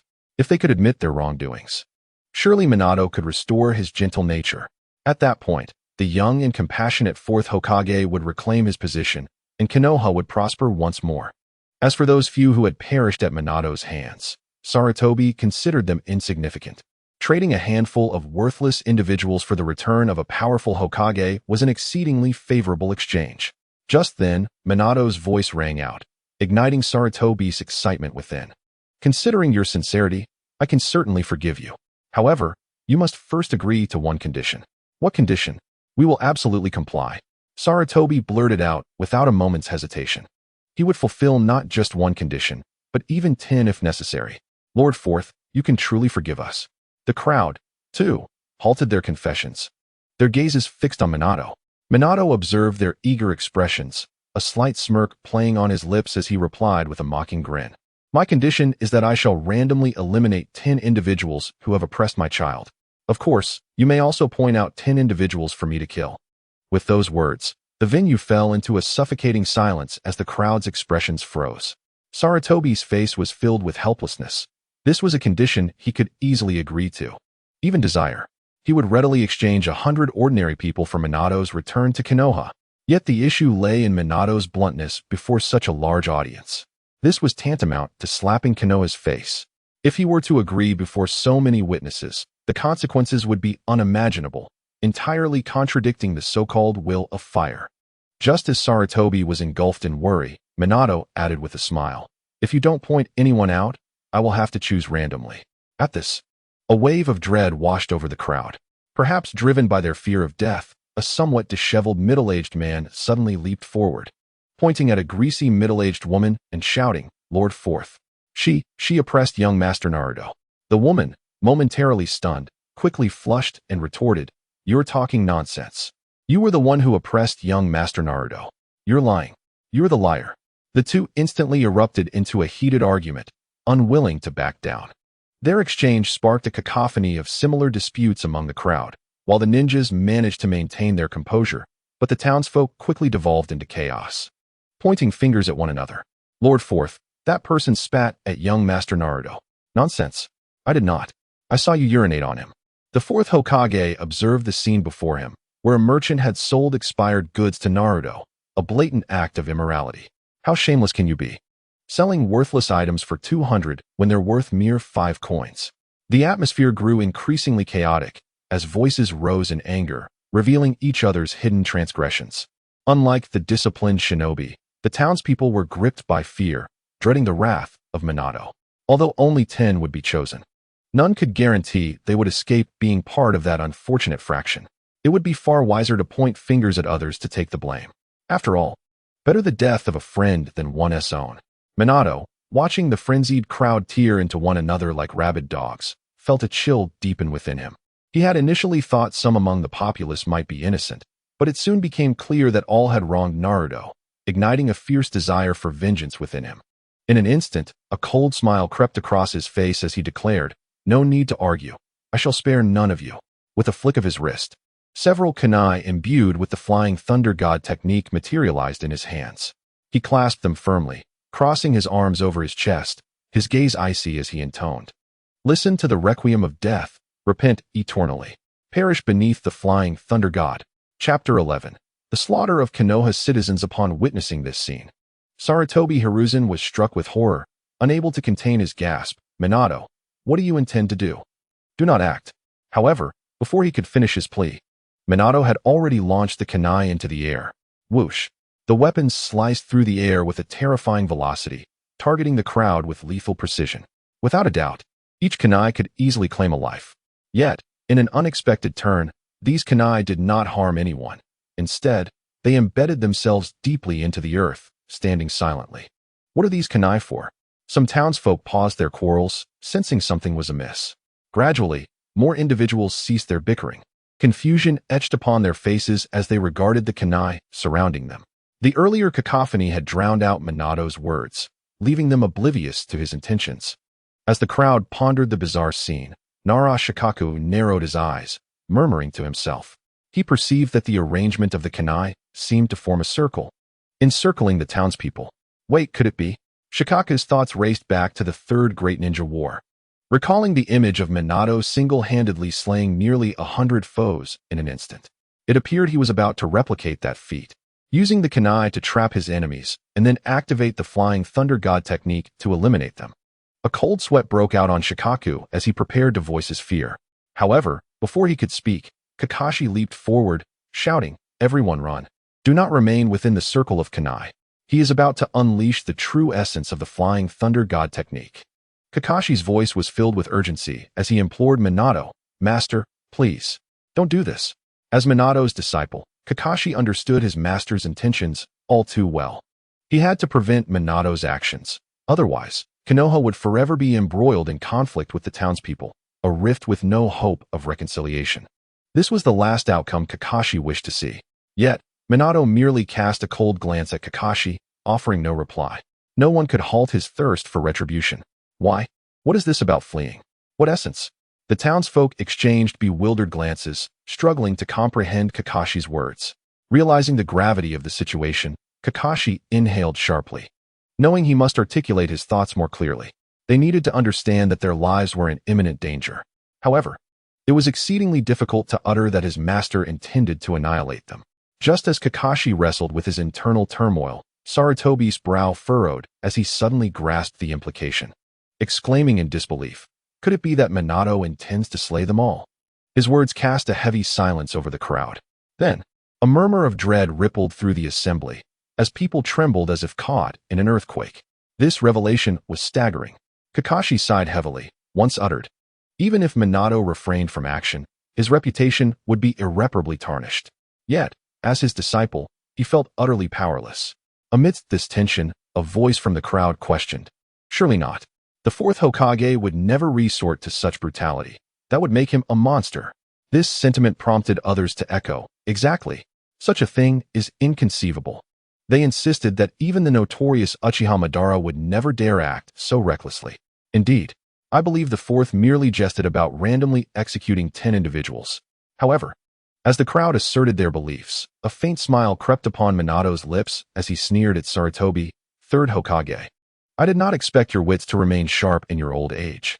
Congratulations, you are correct. With that declaration, Minato paused momentarily, then extended his arms. His eyes ablaze with murderous intent as he continued. I shall spare none of those who were just now pointing fingers at each other. At that moment, his voice resonated clearly, ensuring everyone present absorbed the gravity of his words. The townspeople, now acutely aware, realized Minato truly intended to annihilate them. The flicker of guilt they had felt vanished, replaced by an overwhelming tide of fear and loathing. In an instant, chaos erupted as they turned on Minato, accusing him vehemently. Fourth Hokage, how dare you be so heartless? Your actions are nothing short of treason. Why must you seek our destruction? You are no longer the fourth Hokage. You have become a malevolent demon. We have already apologized. What more do you desire from us? Shinobi, seize this merciless monster. The air crackled with the echoes of their furious rebukes, the earlier remorse forgotten as only wrath remained. This reaction was entirely predictable. After all, in the face of life-threatening peril, who would linger in guilt? Certainly, preserving one's life is of utmost importance. At this moment, in the hearts of the populace, the image of Minato has deteriorated to the most heinous extent, rendering him even more terrifying than the mythical foxes they once feared. Yet, precisely because of this, Minato gazed at the crowd of fickle citizens, feeling utterly unburdened, and mockingly proclaimed, very well indeed. As his words fell, he formed a hand seal with one hand, an endless stream of chakra emanating from him, his lips twisting into a grotesque smile as he unleashed the flying Raijin. Spiral Flash Super Wheel Dance Third Style. No, Minato.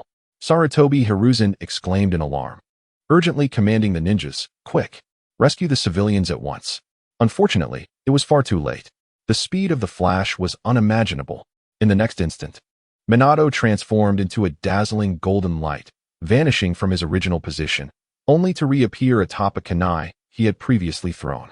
Before anyone could comprehend the situation, Minato deftly traversed between the surrounding kunai, his figure flickering with golden brilliance, weaving an intricate web of radiant light that ensnared all the civilians within. Subsequently, the air was filled with anguished cries. Ah, I'm dying. Ah, you are too. The lamentations of despair echoed among the crowd, for within the golden web, every flicker of light heralded the fall of numerous citizens, each one extinguished forever. In that moment, blood splattered, limbs flew, and it resembled a hellish nightmare. In the blink of an eye, dozens of lives had been irrevocably lost. This was a massacre, a thorough slaughter orchestrated by Minato, who had returned from the depths of hell against the ungrateful denizens of Konoha. Chapter 12. The third Hokage, what confidence do you have to show your back to me? At this moment, the cacophony of despair resonated within the golden web. Lord Third, save us. I do not wish to die. I do not wish to die. Ninja Masters, please come and save me. The citizens longed to escape but found themselves ensnared, for anyone daring to step beyond the confines of the golden web would be mercilessly slain. These civilians were akin to trapped beasts, their only fate seeming to be the inescapable embrace of death. Meanwhile, Sarutobi Hiruzen had already led the ninjas to the periphery of the golden web, his expression somber as he beheld the villagers falling one by one. He immediately commanded, "Quick! Scatter and see if we can disrupt the fourth Hokage's jutsu and rescue the villagers." Yes. Although the ninjas were filled with trepidation, they nodded in agreement. They spread out from all directions, attempting to encircle the golden web in search of a means to save the villagers. Alas, Minato's mastery of the flying Raijin was not mere bravado. It was not something that could be easily countered. In the next moment, Asuma Sarutobi, the son of the third Hokage and an elite jonin of Konoha, frowned deeply as he sensed the oppressive aura emanating from the web. Disbelief etched across his face. This presence. It feels as if I would be instantly slain the moment I approach the web. Indeed, Kaido concurred gravely, his eyes reflecting profound concern. He realized that even if he activated the seventh gate, he would still be unable to match the speed of the flying Raijin. Given that these two elite jonin felt this way, it was no surprise that the majority of Konoha's ninjas felt utterly powerless. At this juncture, Kakashi had already raised the headband concealing his left eye, revealing his blood-red Sharingan, which scanned the situation of the web. He could only let out a sigh. It's too fast. Unless someone can surpass the speed of the fourth Hokage, it is impossible to rescue the villagers. Upon hearing this, a flicker of despair crossed the faces of Konoha's ninjas, for how could anyone possibly exceed the speed of the fourth Hokage? It was an utterly impossible feat. Even the fourth Raikage, known for his swiftness, would simply be outclassed in the presence of their fourth Hokage. No. The villagers must not continue to perish. Sarutobi Hiruzen lamented, his sorrow deepening as he witnessed the civilians falling one after another. He cried out in desperation, but no sooner had he spoken than despair washed over him. He had no means to interrupt Minato's flying Raijin. Could he rely on speed? He was unworthy to even carry Minato's shoes. Could he use ninjutsu to blast through? That was even less feasible. If the villagers did not die at the hands of the flying Raijin, they would perish from his own jutsu. The only solution lay in Minato voluntarily halting his assault. Otherwise, there was no resolution to this calamity. At this moment, an overwhelming sense of despair and helplessness engulfed Sarutobi Hiruzen. He understood that regardless of how today's events concluded, he would bear the full brunt of the consequences and must resign from the position of Hokage.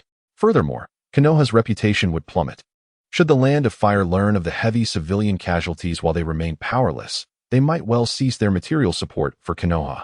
Now, the elite jonin surrounding him were similarly ensnared in a profound sense of impotence.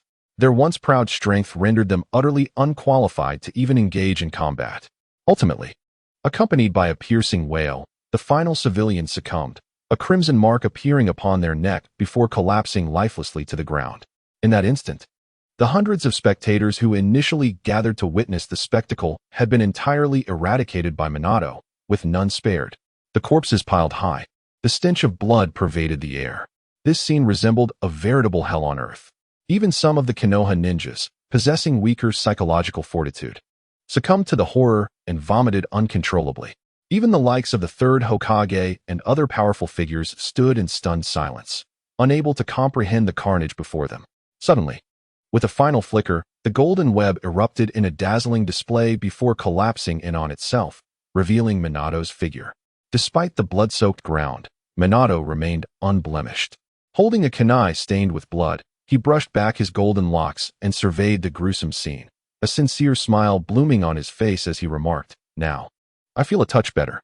However, as soon as he spoke, a flicker of surprise crossed Minato's features, and he turned his gaze towards a certain direction, exclaiming with delight, "Oh, it seems there are many more people coming this way." Upon hearing this, the Konoha ninjas involuntarily shuddered, their eyes following Minato's gaze. In that direction, a multitude of Konoha citizens were indeed rushing towards the scene. Without a moment's hesitation, Sarutobi Hiruzen bellowed at the Konoha ninjas, "Quickly, Chunin and Umbu, disperse all the surrounding civilians. We must not allow even a single person to approach here. Hurry, hurry." By the end of his command, Hiruzen's voice was nearly exhausted. He could not bear the thought of the Konoha populace continuing to perish. Otherwise, Konoha would indeed face utter ruin. The weight of public opinion was enough to crush them completely. Yes, the Umbu and Chunin, fearing any delay, responded promptly and swiftly departed to disperse the incoming wave of onlookers. In an instant, the scene was nearly deserted, leaving only Sarutobi Hiruzen and a handful of elite jonin behind. At this moment, Minato gazed at the anguished face of Hiruzen Sarutobi and mockingly remarked, "Third Hokage, I have now forgiven them. Isn't that sufficiently magnanimous? Should I return to Konoha now?" Upon hearing this, the expression on Hiruzen Sarutobi's face froze instantly. Magnanimity? How can one explain the countless corpses strewn about? Return to Konoha? Surely, the entire village would face a massacre by dawn. As these thoughts raced through his mind, Hiruzen's head began to heat up at an alarming pace, and an expression of intense fury appeared on his face as he roared at Minato, "Minato! No, you are no longer Minato. You must be possessed by a demon. The inherently wicked Namikaze demon. I shall personally slay you." With that, Hiruzen bit down hard on his finger, swiftly formed seals, and slammed his hand onto the ground, shouting, "Summoning technique. Monkey." However, before he could finish, Hiruzen's voice was abruptly cut off. For at that moment, Minato had somehow appeared behind him, holding the severed arm that Hiruzen had used for the summoning. "Third Hokage, what gives you the confidence to show such bravado before me?" Chapter 13. Memories. Once trusted at this juncture, the atmosphere fell into a profound silence. With the J-nin present staring in shock, their pupils dilating as disbelief washed over their faces. The fourth Hokage had, in an instant, severed the hand of the third Hokage just as he was about to summon a creature. The speed was so astonishing that they barely had time to comprehend the actions, only catching a fleeting shadow. And just like that, Hiruzen's arm was severed. Hiruzen stood frozen, his expression one of shock as he stared blankly ahead, perhaps pondering how, as a formidable figure within the ninja world and a revered teacher, he could have lost an arm before even executing a technique. Unfortunately, before he could dwell on it further, blood gushed forth from the severed arm, cascading to the ground, and an overwhelming pain surged through his entire body. Hiruzen's face twisted in agony, his mouth trembling as he let out a heart-wrenching scream, collapsing helplessly to the ground. Lord Third, the J-nin, witnessing this, snapped back to reality, rushing to aid Hiruzen. However, Minato merely cast a cold glance at them, and in an instant, a terrifying aura of murderous intent enveloped the scene, freezing their bodies in place, preventing them from moving an inch closer. Their instincts screamed at them, warning that should they attempt to assist the third Hokage, they would likely meet a fate worse than his. Even Kakashi, as the disciple of Minato, felt the suffocating presence of death looming over him. Observing the fearful expressions of those present, Minato nodded in satisfaction, a smirk gracing his lips as he taunted Hiruzen.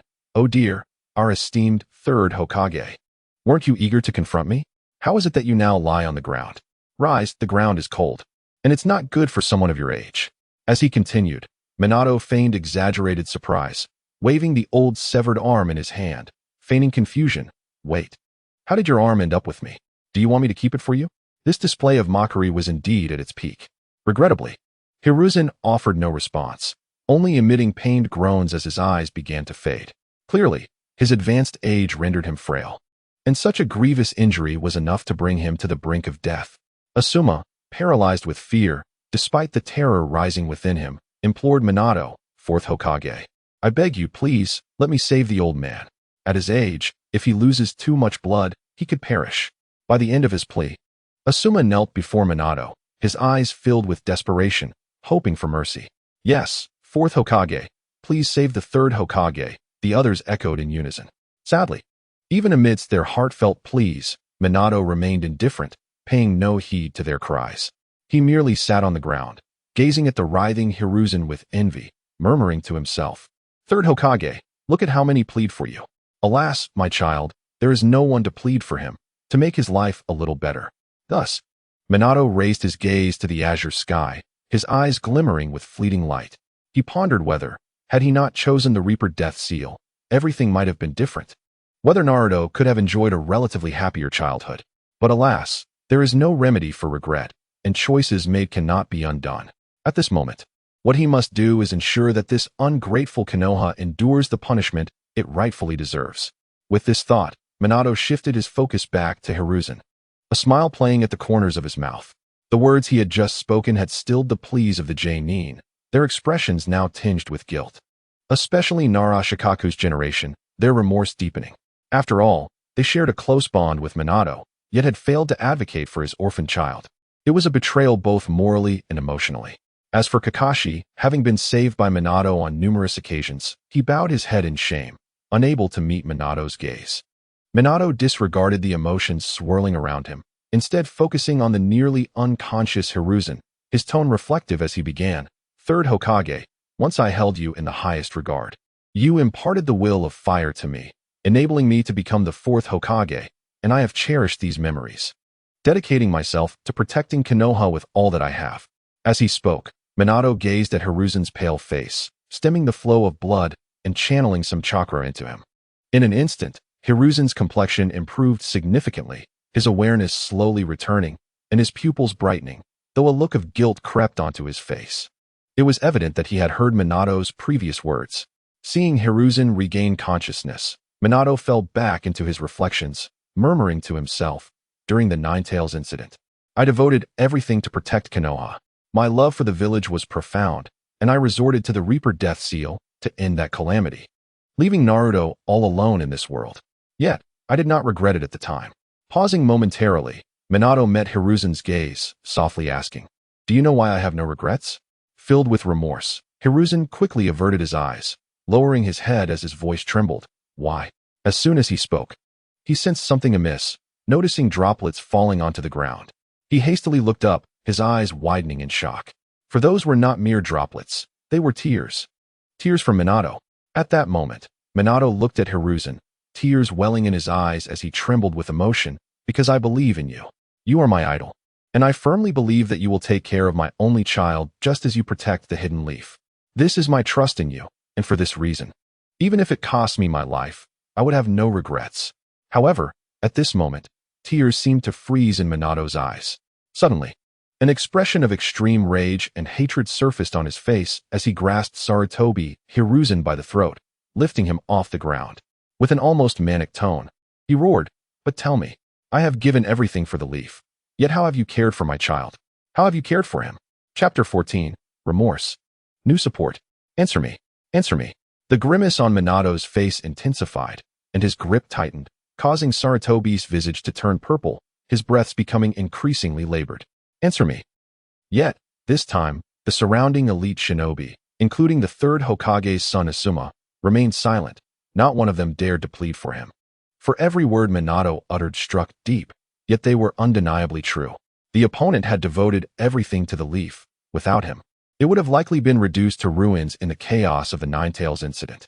Even if it had not been completely destroyed, its strength would have been severely diminished, potentially leading to its withdrawal from the ranks of the 5 great shinobi villages, or even outright annexation by other major villages, a possibility that could not be disregarded.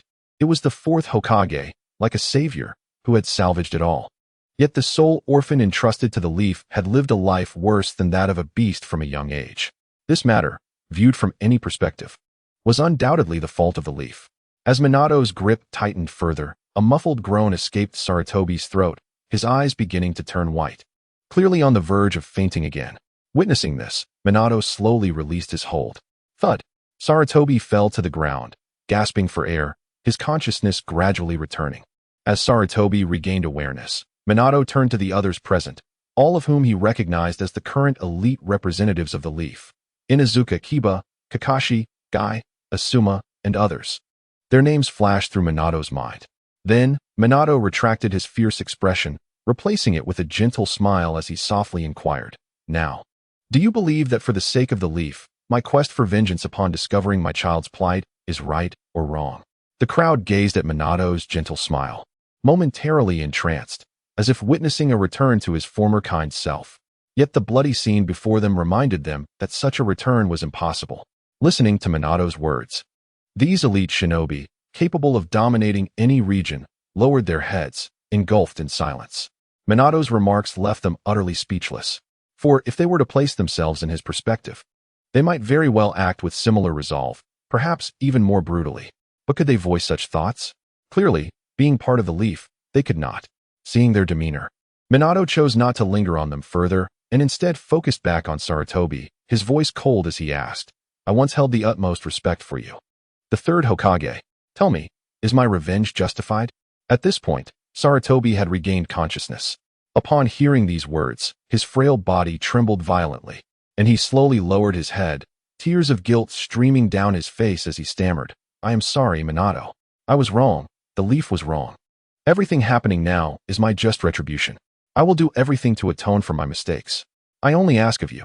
As he spoke, Sarutobi, dragging his frail form, shakily crawled towards Minato, clutching his leg with the last remnants of strength, his tone filled with desperation. "I beg you, do not continue the slaughter. Spare the leaf." With that, Sarutobi lowered his head, tears flowing freely. In that moment, this once mighty figure, known as the strongest Hokage in the ninja world, came to realize his grave mistakes. He had erred in his indecision, in failing to manage the rumors, and in not caring for the hero's orphan. Alas, it was all too late. The moment Minato re-entered the leaf, nothing could be changed. Now, Minato regarded the humbled Hokage before him, his smile vanishing as he calmly inquired, "It may be easy to spare the leaf, but how can I compensate for the suffering my child has endured over the past 7 years?" At this proclamation, Sarutobi's body visibly shook, his face a mask of profound sorrow, utterly at a loss for how to respond. After all, 7 years was not a fleeting 7 days or even 7 months. It encompassed the entirety of a child's growth, a span long enough to carve deep scars into the soul, leaving shadows that could never be erased. Continuing, Minato's voice took on a tone laced with melancholy and self-mockery. "Do you understand? From the moment I sealed the 9 tails and entered the realm of death, I could see everything that transpired with Naruto, witnessing the pain he endured for those 7 long years while being powerless to intervene. Do you know how agonizing that is for a father?" Upon finishing, Minato closed his eyes, striving to suppress these painful memories. Meanwhile, Sarutobi and the others present were left in disbelief, their pupils contracting at Minato's words. He had been able to observe his child's every action, even after death. It was no wonder the 4th Hokage had become so unhinged. Anyone who watched their child suffer for 7 years without being able to help would surely descend into madness. Those 7 years could irrevocably alter a person's character, transforming pure white into malevolent black.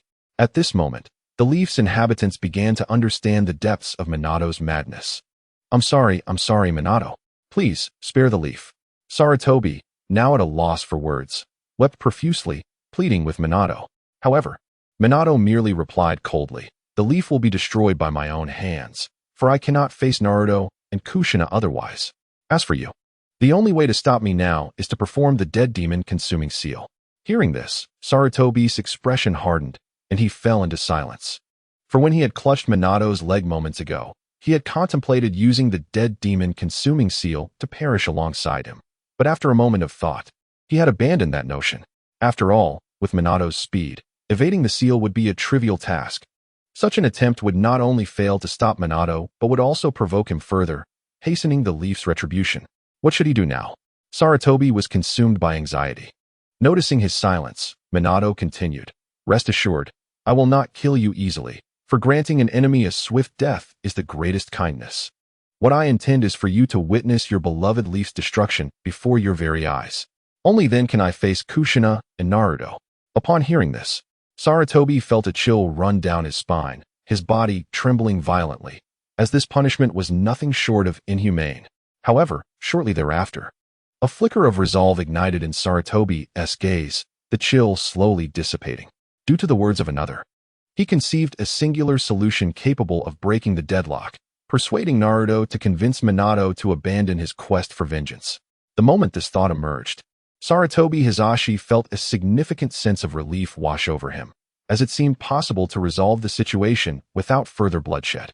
However, in the very next instant, a series of sharp whistling sounds pierced the air, and from all directions, a multitude of figures hastily converged upon the scene.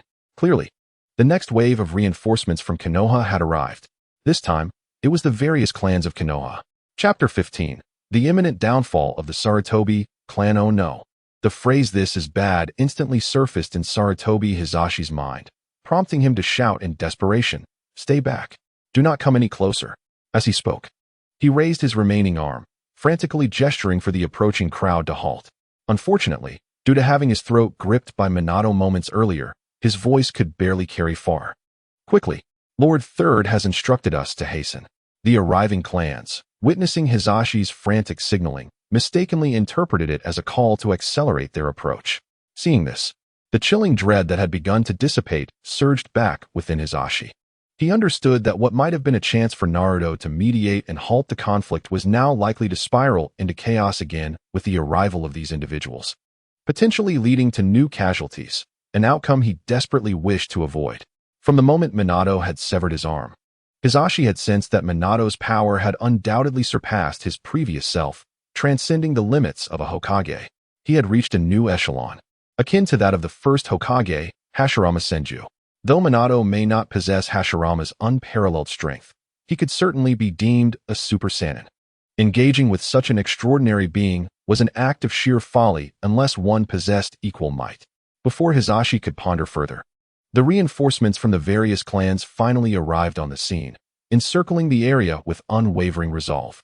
Concurrently, a chorus of battle cries erupted among the clans. The Hyuga clan is here to assist. The Sarutobi clan has arrived to aid. The Uchiha clan comes to support. The Nara clan is here to help. A staggering number of clans had gathered, over a dozen in total. Under ordinary circumstances, even amidst a war with a rival nation, such a multitude would not have assembled. It was evident that many of these clans had likely come in response to the news of Minato's resurrection and his vengeful actions against Konoha. As the commotion subsided, the assembled ninja gazed upon the golden-haired figure in astonishment, their pupils dilating in shock. Is it truly possible? The fourth Hokage has returned. They marveled, disbelief palpable in their expressions. Could it be that he has truly resurrected? Despite prior knowledge of the fourth's revival, witnessing him in the flesh delivered a staggering impact that none could have anticipated. The leader of the Hyuga clan, Hyuga Hisashi, had activated his Byakugan, veins bulging on his forehead as he murmured in astonishment. It is utterly astounding. The deceased fourth has indeed returned. Through his Byakugan, he could plainly discern that the chakra and appearance of this individual were unmistakably identical to the former fourth Hokage, confirming his identity beyond doubt. However, before Hisashi could continue his observations, Minato's cold voice pierced through the air. After so many years, you still cannot resist the urge to peer into others' affairs with your Byakugan? Feeling Minato's piercing gaze, Hisashi shuddered, an icy dread enveloping him. He quickly deactivated his Byakugan, averting his gaze, fearful of the consequences should he continue to scrutinize Minato.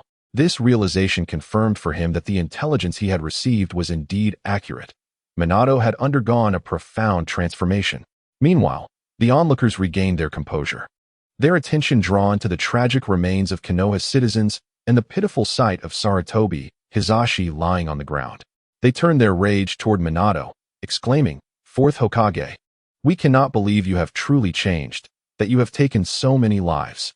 Furthermore, you have harmed Lord Third, who once mentored you. You must provide us with an explanation. I know you are powerful, but with so many of us united, you cannot withstand our combined strength." Listening to the furious accusations, Minato merely chuckled coldly, offering no reply. For only the weak feel compelled to justify themselves. In the end, his goal remained the destruction of Konoha. Should these individuals dare obstruct his path, he would eliminate them without hesitation. After all, while slaughter may not be the most effective solution, it is certainly the simplest. Nevertheless, while Minato remained indifferent, Sarutobi Hisashi was in a state of panic, drenched in cold sweat. He did not wish for these clans, who represented the very foundation of Konoha, to provoke Minato further, as that would lead to dire consequences. Thus, Hisashi cleared his throat and spoke urgently, "Everyone, please, cease your words." Yet, before he could finish, a pained cry escaped his lips, and he collapsed. "Old man, it's time for you to rest," Minato remarked, retracting his hand from Hisashi's neck. He had no interest in allowing Hisashi to impede the others. Such interference would only diminish the thrill of the encounter. "Damn it, how could I have chosen you as Hokage? I truly misjudged you." This action incited even greater discontent among the gathered clans, with some already drawing their weapons, prepared to confront Minato. However, some astute individuals, such as the leaders of the Inuzuka, Nara, and Akimichi clans, recognized the shifting dynamics after Hisashi was rendered unconscious and quickly signaled their clansmen to cease their protests. Observing this, the other clan leaders, including Hyuga Hisashi, Inuzuka Tsum, and Yamanaka Inoichi, also sensed something amiss. They promptly instructed their clans to halt their accusations and distance themselves from the still protesting members of Konoha. Consequently, the only clans remaining vocally opposing Minato were the Sarutobi Uchiha Akimichi, and Nara clans. United in their enmity, they continued their vehement denunciations. However, in their fervor, they failed to notice the actions of the other clans, illustrating the importance of vigilance. Otherwise, one might meet an untimely end. In the next moment, Minato observed the Sarutobi clan's relentless insults with a smirk, declaring, "Perfect. I can now eradicate the 4 malignant tumors of Konoha." The countdown to the annihilation of the Sarutobi, Uchiha, Akimichi, and Nara clans had begun. Chapter 16. The true nature of the Sarutobi clan. Unbeknownst to the Sarutobi clan, their demise was imminent. "Fourth Hokage, you are nothing but a beast," they shouted with even greater fervor. If language could indeed inflict harm, even the legendary sage of 6 paths would likely perish under their scathing words. At this moment, Minato remained unfazed, the corners of his mouth curling into a slight smile as he retorted, "You dare to insult me? Do you not fear that I might annihilate you all?" Upon hearing these words, the insults from the Sarutobi clan momentarily faltered, beads of cold sweat appearing on their foreheads as they involuntarily recalled the illustrious reputation of the Golden Flash, sending a chill through their hearts. However, this sense of dread dissipated almost instantaneously, for the members of the 4 clans believed that despite Minato's formidable strength, he could not possibly contend against their overwhelming numbers. Thus, the leader of the Nara clan, Shikamaru Yato, a fictional character, raised an eyebrow and scoffed disdainfully, "You stand alone now, no matter how powerful. Even if you were to strike us down, you would surely exhaust your chakra before eradicating us all." In unison, the ninjas of the Sarutobi clan echoed his sentiment. "Indeed. Can you truly vanquish us all? When your chakra is depleted, you too shall fall." Despite the fervent enthusiasm of the Sarutobi clan, the members of the other prominent clans present could not help but smirk at their words, a hint of incredulity flashing in their eyes. They wondered how the Sarutobi clan could be so oblivious to the implications of their own bravado. Had they not just forged an imposing image for their adversary? How curious. Minato, upon hearing their proclamations, allowed his smile to deepen, yet he made no immediate move. Instead, he continued to inquire, "Do you know that the Ninetales Jinchuriki is my child? Are you aware that all I do is seek justice for my offspring?" The ninjas of the Sarutobi clan initially froze at Minato's words, but having been briefed on this information prior to their arrival, they quickly regained their composure and shouted back in anger, "And what of it? The demon fox is fortunate to be alive. Even if he is your son, it makes no difference. Given your actions, we should have advised the 3rd Hokage to eliminate the fox outright." The more they spoke, the more agitated they became, saliva flying with their fervor. Yet, they remained oblivious to the fact that Minato's eyes were visibly turning crimson. Shikamaru Yato, lacking any discernment, decided to amplify his voice with chakra, mockingly declaring, "Let me be frank, 4th Hokage. I have long known the identity of the demon fox. You have been hindered many times. What can you possibly do against me?" However, before he could finish his taunt, he let out a scream of sheer terror as Minato transformed into a blur, appearing before him in an instant, barely 30 centimeters apart. At that moment, Minato's gaze bore into Shikamaru Yato with icy intensity as he coldly asked, "Dare you repeat that?" With that, an invisible aura of murderous intent, combined with Minato's chakra amplified tenfold, surged upward, saturating the entire area, causing everyone to feel an intense chill coursing through their bodies. The oppressive pressure was terrifying. The ninjas of the Nara clan found themselves paralyzed with fear, unable to retaliate, their bodies trembling uncontrollably. The other clans were equally immobilized. Such a reaction was to be expected, for even the chakra pressure emitted by the 2nd Hokage in his prime could induce cold sweat in the likes of Sasuke Uchiha, let alone Minato, whose chakra had been magnified tenfold.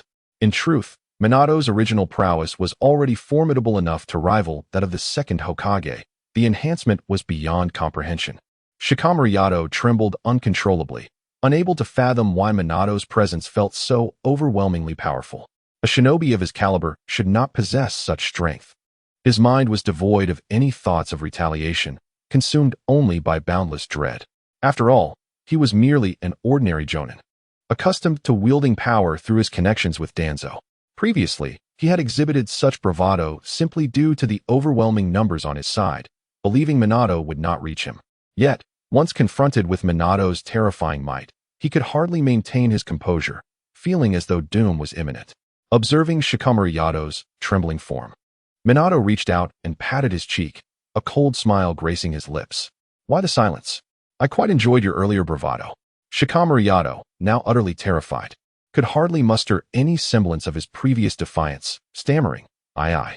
It was evident that he was profoundly intimidated, stuttering the same word repeatedly.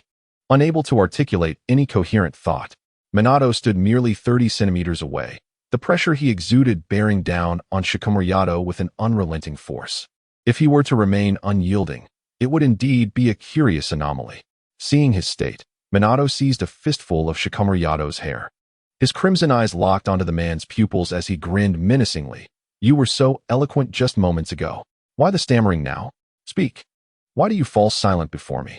At this, Minato cast a fierce glare at the ninjas of the Sarutobi clan, continuing with a savage smile.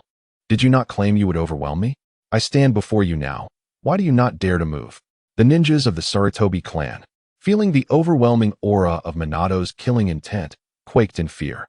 Each one trembled even more violently, lowering their heads in submission, afraid to make eye contact with Minato, as if a mere glance could trigger their demise. This scene bore a striking resemblance to a brash loudmouth rendered mute in the face of reality. It is one thing to boast when feeling invincible, but quite another when confronted with the true depths of power. Previously, the Sarutobi clan had felt invincible, emboldened by their numbers, convinced that Minato could not reach them and that they would survive unscathed. However, when it came time to face the music, not a single one dared to be the first to act. After all, who wishes to be the first to die? Chapter 17. The Slaying of Shikamaru Yato. Oh, the Uchiha clan leader has arrived. Thus, the members of the Sarutobi clan buried their heads lower, completely unwilling to meet Minato's gaze. Observing this, Minato's lips curled into a disdainful smile as he coolly mocked, a pathetic lot.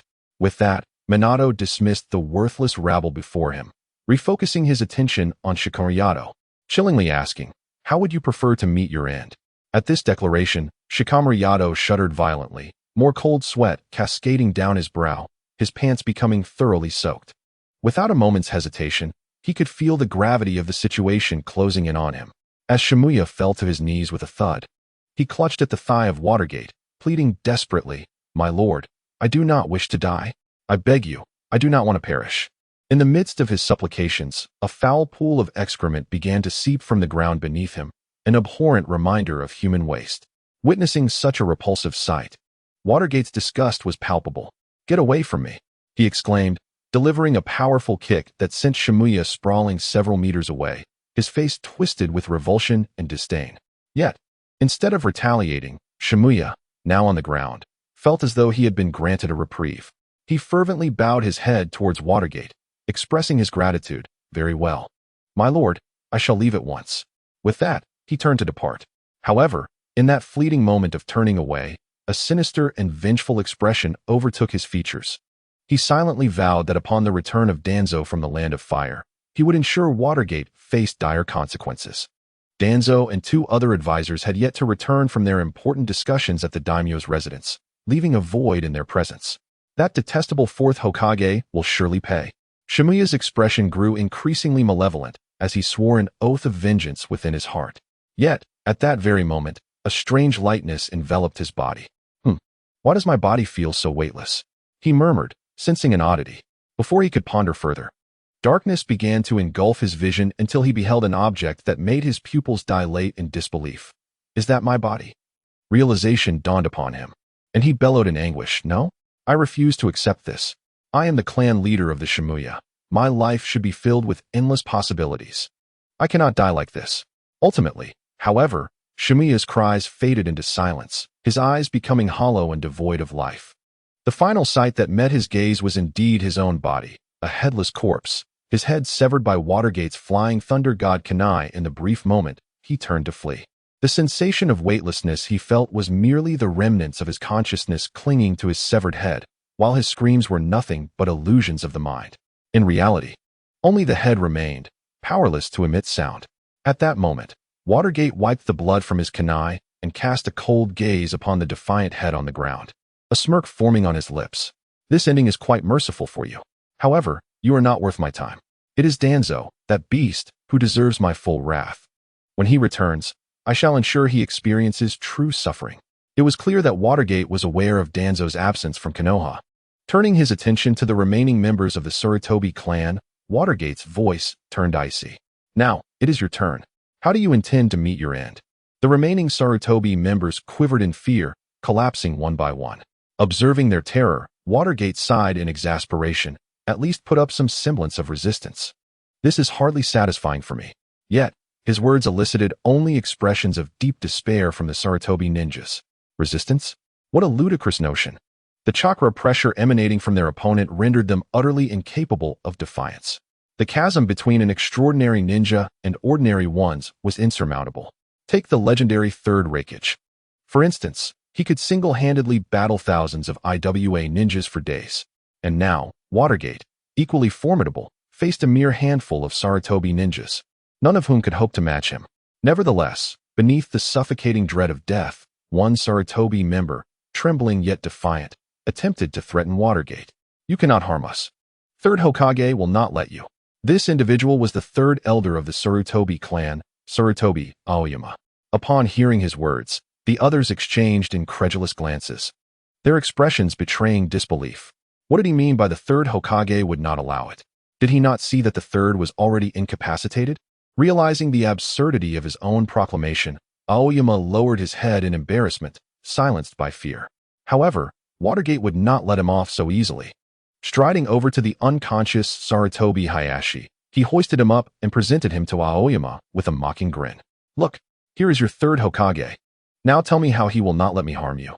With a flick of his wrist, he hurled Sarutobi Hayashi towards the trembling Aoyama. Sarutobi Aoyama was struck. Left dazed and confused, yet he dared not utter a word, terrified of Watergate's wrath. Incompetent fool, Watergate remarked, shaking his head in derision. He then summoned several more kunai, preparing to send the wretched Sarutobi clan to their doom. These four clans had long reveled in their power, thriving in Konoha due to their connection to a prominent figure. They had committed countless acts of tyranny, unchecked by anyone. Now, Watergate sought to eliminate them, not only for personal revenge, but also to rid Konoha of a significant malignancy. Just as Watergate prepared to strike, a voice broke through the tension. Fourth Hokage, I implore you, spare them. They are merely momentarily deceived. Asuma could no longer contain himself, pleading loudly with Watergate. However, Watergate merely cast a cold glance at him, responding, Asuma, I have a favorable impression of you. Had these individuals not insulted my child, I might have shown leniency. But now, do you think that is possible? Upon hearing this, Asuma trembled violently, overwhelmed by anguish and helplessness. He understood Watergate's reasoning. The Sarutobi clan's previous words were utterly intolerable. Yet, he could not bear to watch his kin being slaughtered before his eyes. Just as Asuma was about to continue his plea, an unexpected turn of events occurred. Suddenly, piercing sounds of slicing air filled the surroundings as hundreds of figures emerged. These newcomers exuded a chilling aura, their power far beyond what the Sarutobi ninjas could withstand. They were elite ninjas. Adorning their attire was a symbol resembling a ping-pong ball. Undoubtedly, the Uchiha clan had arrived. Watergate raised an eyebrow, a smile creeping onto his lips as he regarded the leader of the Uchiha. Oh, the Uchiha clan head has come. Welcome, King Quan. Chapter 18. Fugaku, lead the Uchiha in the destruction of Konoha. With that, Watergate crossed his arms over his chest, his eyes sparkling with amusement as he fixed his gaze on the leader. This individual had slightly parted black hair, a square jaw, and his eyes reflected a unique blend of calmness and concern. Based on the words of Watergate, it is not difficult to ascertain that this individual is none other than the current patriarch of the Uchiha clan, Uchiha Fugaku. At this moment, upon hearing Watergate's words, Fugaku's pupils abruptly constricted as he gazed at that familiar golden-haired figure, unable to suppress a cry of astonishment. You have truly returned, Watergate. Indeed, it has been quite some time, Fugaku, Watergate replied with a slight nod, his face blooming with a relatively gentle smile. Watergate did not regard Fugaku with the same cold indifference he displayed towards others in Konoha. After all, they had once been decent friends, and their wives were even close confidants. As for Fugaku's failure to look after Naruto, Watergate could understand. Given that the relationship between the Uchiha clan and Konoha had deteriorated to an almost irreconcilable state, making it impossible for Konoha to allow Uchiha members to approach the Nine Tails Jinchuriki. However, as Fugaku beheld the smile on Watergate's face, The shock on his countenance deepened. The sheer absurdity of Watergate's resurrection completely shattered his understanding of reality. Until then, Fugaku had been utterly oblivious to this news, as the worsening ties with Konoha had precluded any communication reaching the Uchiha clan. It was only after his comatose son Itachi was returned to the Uchiha compound by the Umbu that Fugaku learned the truth through the Sharingan, accessing the memories of the Umbu ninja. Yet even then, he found it hard to believe that the fourth Hokage could be resurrected and act against the village. Nonetheless, the evidence lay starkly before him, compelling belief. Witnessing the gruesome scene and the near-lifeless state of Sarutobi Hiruzen, who was reduced to a mere arm and plunged into unconsciousness, Fugaku even questioned if he had been ensnared in an illusion. However, as the clan leader of the Uchiha, who possessed the capability to ensnare him in such a genjutsu, thus, everything before him was undoubtedly real. Ultimately, Fugaku managed to suppress the tumult within him and inquired of Watergate, "What on earth is happening?" Watergate, stretching leisurely, replied with a grin, "I shall refrain from elaborating. As you can see, these individuals are all my handiwork. At this moment, I intend to completely obliterate Konoha." Upon hearing this, a tremor coursed through Fugaku's heart. Recalling the memories gleaned from the Umbu, his tone turned grave as he slowly spoke. "Is this for your child?" "Yes," Watergate affirmed with a slight nod. This response left Fugaku at a loss, unsure of how to proceed. Should he urge Watergate to cease? What audacity would that entail? Moreover, Konoha and the Uchiha clan were already at odds. Just then, a voice rose from among the Sarutobi clan, pleading, "Fugaku, please save us. The Uchiha clan oversees the police department of Konoha. Now is your time to take action." Upon hearing this, the others from the Sarutobi clan echoed, seizing the opportunity like a lifeline. "Indeed, as members of the police department, it is your undeniable duty. Please save us. This is the responsibility of the police department. Uchiha clan, you must act against him." Listening to these morally coercive words, before Fugaku could respond, one from the Uchiha clan, Uchiha Hakadai, stood up and angrily retorted, "You have consistently marginalized us, and now, in times of crisis, you remember us? Asking for our help. How absurd." Uchiha Hakadai was one of the leaders of the hawkish faction advocating for a counterattack against Konoha. As he spoke, the remaining Uchiha members also rose in solidarity, mocking the Sarutobi clan. "To expect us to assist you, have you no self-reflection? The fact that we haven't eliminated you already is our greatest mercy. You used to trample over us, and now you're frightened?" In response to the Uchiha's scornful remarks, the elder of the Sarutobi clan, Sarutobi Akiyama, who had earlier been terrified by Watergate, erupted in indignation. "How can you be so disrespectful? Even if we have wronged you in the past, you, as the police department, should serve us. You are our security." This statement ignited further outrage among the Uchiha, and their eyes flashed crimson as the Sharingan manifested, ready to teach Sarutobi Akiyama a lesson. Undoubtedly, if left unchecked, Sarutobi Akiyama would soon find himself in pieces at the hands of the enraged Uchiha clan. However, just as the Uchiha were about to act, Fugaku intervened firmly. "Stop. Do not act disrespectfully." Upon hearing Fugaku's command, Uchiha Hakadai protested bitterly. "Patriarch, what? He has insulted us, so can we not teach him a lesson?" "Indeed, Patriarch," the other Uchiha echoed, their eyes ablaze with fury and defiance. Fugaku sighed, a hint of helplessness crossing his face, yet he spoke with gravity. "Step back." Though reluctantly, the Uchiha were compelled to retreat, for Fugaku was their leader. Observing the expressions of his kin, Fugaku sighed inwardly. He too was angered by the Sarutobi clan's earlier words. However, despite the intensity of his wrath, he understood that for the Uchiha clan to continue existing within Konoha, they must endure the humiliation. After all, should the Uchiha clan act against others in Konoha, particularly the Sarutobi clan, it would be tantamount to digging their own graves, severing all ties with Konoha. If Konoha were to exploit this opportunity to retaliate, the Uchiha clan would be plunged into catastrophe. While the Uchiha harbored dreams of counterattacking Konoha, Fugaku comprehended that their strength was still vastly insufficient compared to Konoha's. Thus, a temporary forbearance was the wisest course of action. Yet, it was precisely because of Fugaku's stoic endurance that the Sarutobi clan felt an inexplicable surge of confidence. Sarutobi Akiyama, who had just been frightened, now boldly admonished Fugaku, "Uchiha Fugaku, you are wise to comply. Hurry and have your people subdue the fourth Hokage, for he has gone mad. Otherwise, when the third Hokage awakens and Danzo and the others return, calamity will surely befall your Uchiha clan."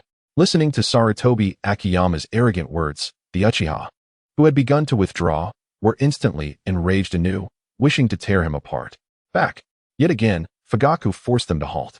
Seeing this, Sarutobi Akiyama grew increasingly arrogant, exclaiming, "At least your leader possesses some sense." However, before he could finish his sentence, a shrill scream escaped him, and he collapsed into unconsciousness. Annoying flies. Perhaps it is best to take a nap. At this moment, Minato disdainfully withdrew his elbow from striking Sarutobi Akiyama's head, then, with a tone laden with disappointment, addressed Fugaku. "Fugaku, I never expected you to have become so cowardly. The once fearsome Fugaku, who once dominated the ninja world, has truly become pathetic." Upon hearing this, Fugaku wished to argue but felt a burning shame wash over him, ultimately lowering his head in embarrassment. For, indeed, he had become excessively timid. However, just as Fugaku was lamenting internally, Minato suddenly remarked, "If I were to offer the Uchiha a chance to reclaim their former glory, would you seize it?" At these words, Fugaku trembled violently and urgently inquired, "Minato, what do you mean?" Minato, without immediate response, pointed towards the trembling members of the Sarutobi clan before smiling and stating, "What I mean is, Fugaku, lead the Uchiha clan and join me in destroying Konoha." Chapter 19. This is what the Uchiha clan has done. The moment these words were spoken, a wave of shock rippled through the hearts of all present, their faces reflecting profound astonishment. After all, the former fourth Hokage had openly invited the strongest clan in Konoha to join him in its destruction. A scenario more absurd than a drama. Following a brief period of shock, Fugaku, without a second thought, hastily waved his hands in rejection, saying, "Minato, are you joking? Our Uchiha clan has always been a part of Konoha. How could we ever destroy it?" He then cast a glance towards the other clan leaders present, offering them a wry smile as if to prove the Uchiha clan's loyalty to Konoha. Clearly, Fugaku still wished to endure, fearing that any misstep might provide Konoha with grounds to attack the Uchiha clan. However, the members of the Uchiha clan had other thoughts. The prolonged oppression had pushed their patience to its limits, and they urged Fugaku daily to retaliate against Konoha's upper echelons. Now, with someone openly inviting them to destroy Konoha, such an opportunity was nothing short of a once-in-a-lifetime chance for the Uchiha. Thus, the hawkish representative, Uchiha Hakudai, eagerly stepped forward, rushing towards Minato, and excitedly asked, "Fourth Hokage, is what you said true? Will you really lead our Uchiha clan to destroy Konoha? Is it real?"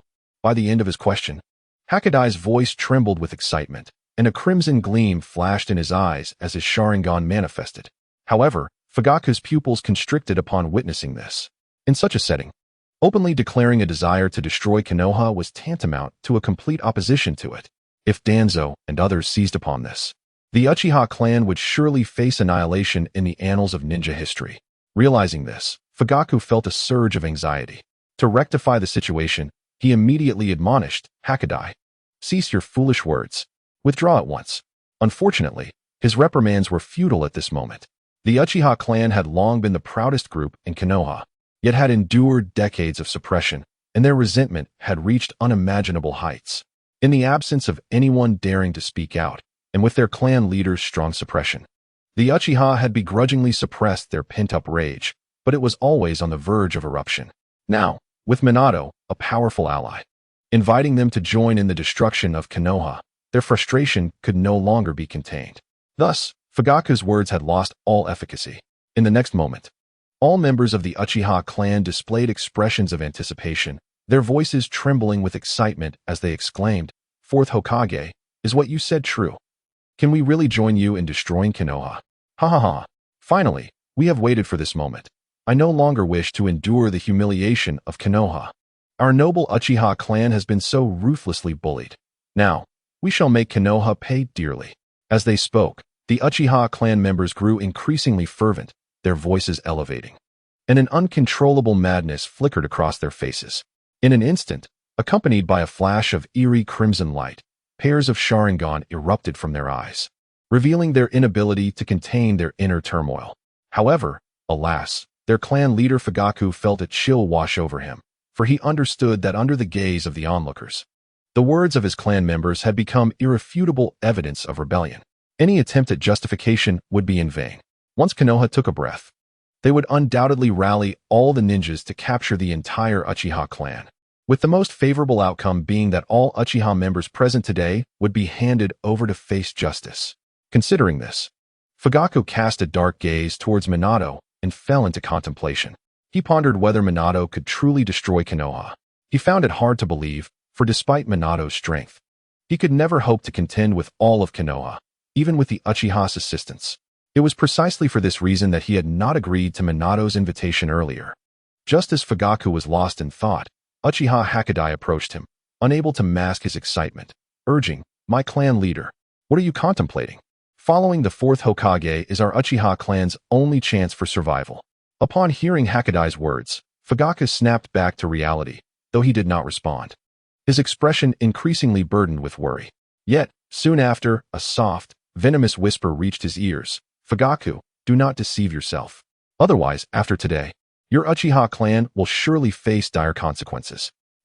At this, Fugaku shuddered and quickly turned towards the source of the voice, realizing it was Sarutobi's third elder, Sarutobi Akiyama. Gazing upon the sinister expression on his face, Fugaku felt a wave of humiliation surge within him.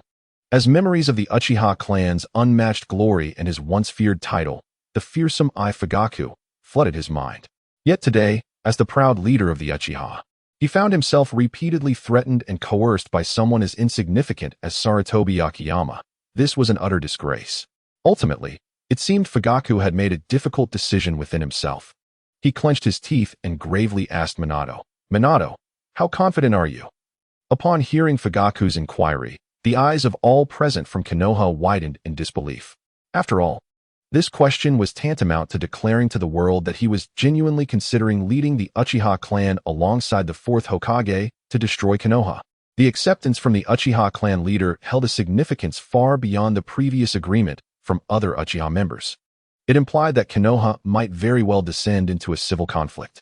This thought caused the brows of Nara Shikaku and other prominent clan leaders to tighten, filled with deep concern. Because they had previously restrained their clansmen from oppressing the Nine-Tails Jinchuriki, the Uchiha clan initially intended to remain mere spectators after witnessing Minato's formidable power. They had come to understand that the fourth Hokage would not unleash his wrath upon those who had not wronged his son. However, at this moment, should a member of the Uchiha clan join the fray, these factions might be compelled to oppose him. After all, if Konoha were to be annihilated, the interests of those who had merely watched from the sidelines would undoubtedly be seized by the Uchiha clan. Interests are the foundation of a clan's survival, something they cannot forsake. Thus, perhaps the only option left was to confront them. As the leaders of the various clans fell into contemplation, Minato stretched lazily, a confident smile gracing his lips as he turned to Fugaku, proclaiming, 100%. Upon hearing this, Fugaku trembled with shock, his eyes widening in disbelief. But his expression soon darkened as he approached Sarutobi Akiyama, who had just threatened him. Then, before the astonished gazes of the onlookers, crack, Fugaku seized Sarutobi Akiyama by the head, his earlier heaviness and sorrow vanishing, replaced by the fierce demeanor unique to the Uchiha clan. All right, this matter will be resolved by the Uchiha clan. In the ensuing chaos, Fugaku declared, "Ah, that hurts. What are you doing, Uchiha Fugaku? Are you plotting treason?" As Sarutobi Akiyama's terrified screams filled the air, Fugaku hurled him into the sky. He swiftly formed hand seals, and a blazing chakra burst forth. Fire release, great dragon fire technique. With a thunderous roar, a massive flame resembling a dragon, radiating intense heat, surged through the air towards Sarutobi Akiyama. Without a doubt, no? Don't come near. As Sarutobi Akiyama's desperate cries echoed, the fiery dragon engulfed him entirely. The sound of crackling flames resonated, filling the air with a nauseating scent of charred flesh, before a lifeless body, reduced to cinders, plummeted to the ground. It was Sarutobi Akiyama's corpse. Fugaku regarded the charred remains with cold indifference, a glint of disdain flashing in his dark eyes as he remarked, "Did you truly believe yourself to be significant? Killing you is akin to crushing an ant." With that, he stomped down hard on the corpse. With a crunch, it shattered into pieces, scattering in all directions. In that moment, Fugaku fully showcased the Uchiha clan's authority, shedding any semblance of the past's forced submission and impotence. Is this truly our clan leader? The Uchiha clan members stood in stunned silence, their expressions a mix of shock and awe. But soon, they regained their composure and began to cheer. The leader is mighty. The leader is mighty. This is our leader. We shall make Konoha pay in blood. Uchiha, Uchiha, Uchiha. In stark contrast to the Uchiha's jubilant cries, the rest of Konoha fell into a chilling silence. For the Uchiha clan leader's actions signified a complete and irrevocable rift with Konoha, transforming them into sworn enemies. The current situation filled them with dread. Yet, the third Hokage lay unconscious, and advisors like Danzo had not yet returned to Konoha, leaving the village without leadership. Konoha had truly plunged into an unprecedented crisis. Fugaku, oblivious to the gazes of others, though known for his indecisiveness, was resolved to see this through to the end now that events had escalated. Thus, he approached Minato, unabashedly declaring, "Minato, the entire Uchiha clan stands ready for your command. I shall follow your lead." Clearly, Fugaku had placed all his hopes on Minato, for it was the latter's presence that had inspired this decisive choice. Hearing Fugaku's words, other Uchiha members echoed in agreement. "We follow the fourth Hokage." In the past, the proud Uchiha clan would never have completely submitted to an outsider, even one as revered as the Golden Flash. Yet, times had changed. Minato had brought hope to the Uchiha clan, along with the means to contend with Konoha. Thus, their unwavering loyalty to him was entirely justified. Minato, witnessing this scene, wore a serene smile and softly said, "Since you trust me so deeply, I will ensure a future for the Uchiha clan that is unlike any other." At this, Minato turned to Fugaku, his tone imbued with warmth. "Fugaku, you have shown remarkable resolve. This is the fierce-eyed Fugaku I know." Fugaku smiled sheepishly. "Had you returned sooner, perhaps I would have reverted to my true self sooner." "Are you blaming me?" Minato teased, a playful smirk on his lips. "Not at all. This is my trust in you," Fugaku replied firmly. "Then, my old friend, let us join forces and obliterate this corrupt Konoha from the face of the ninja world." Minato chuckled heartily and offered a fist bump to Fugaku. This time, Fugaku showed no hesitation, resolutely striking his fist against Minato's. "No problem." At that moment, the fourth Hokage, fueled by vengeful flames, collided fists with the long-oppressed leader of the Uchiha clan, sealing Konoha's fate of destruction. "This is truly troublesome," Nara Shikako lamented, his face clouded with concern. "Will we still be able to enjoy chips?" Akimichi Choza asked anxiously. "You, Choza," Yamanaka and Oichi began, only to pause, letting out a resigned sigh. The other clan leaders also sighed, unable to foresee the path Konoha would take next. However, Hyuga Hayashi, after his own sigh, observed Minato and Fugaku's fist bump, a peculiar glint flashing in his eyes. He contemplated that the Uchiha had found a new ally, and perhaps the Hyuga clan, as another prominent clan of ocular prowess, should seek a formidable ally as well. The outcome of the incident years ago when the Cloud Village stole Hinata had left a thorn in Hayashi's heart, fostering deep dissatisfaction with Konoha that he had long concealed. Given the right opportunity, it would eventually erupt. At this moment, Minato withdrew his fist and inquired with a smile, "How deep is the Uchiha clan's resentment towards Konoha?" Before Fugaku could respond, Uchiha Hakadai interjected, his eyes gleaming with a fierce intent. "If we were to liken it, the depth of the ocean mirrors the depth of Uchiha's hatred." "Indeed, he speaks the truth." Fugaku nodded in agreement, understanding that as a hawkish Uchiha, Hakadai comprehended this matter more profoundly than he did.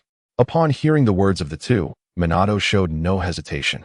Immediately pointing his finger at the remaining members of the Tsurutobi clan, a glimmer of mockery shining in his eyes as he declared, "In that case, let the Uchiha clan first slay the remnants of the Tsurutobi clan to quell some of this animosity." As soon as these words left his lips, the Uchiha clan members were momentarily taken aback, but soon their faces lit up with uncontainable excitement, swiftly drawing forth various weapons and roaring in fury. "It should have been this way. Thank you, Lord Fourth, for allowing us to fulfill our desires." The Uchiha clan harbored a deep-seated hatred for the Tsurutobi clan, who had continually oppressed them. Just moments ago, the Tsurutobi clan had the audacity to treat the Uchiha as mere security guards, an affront that none could tolerate. At that moment, Fugaku made no attempt to intervene. Instead, he coldly commanded the Uchiha, "Act quickly, leave not a single one alive." Ensure that we eradicate the root of the problem. Having chosen this path, he was determined to execute it flawlessly, revealing not the slightest hint of weakness.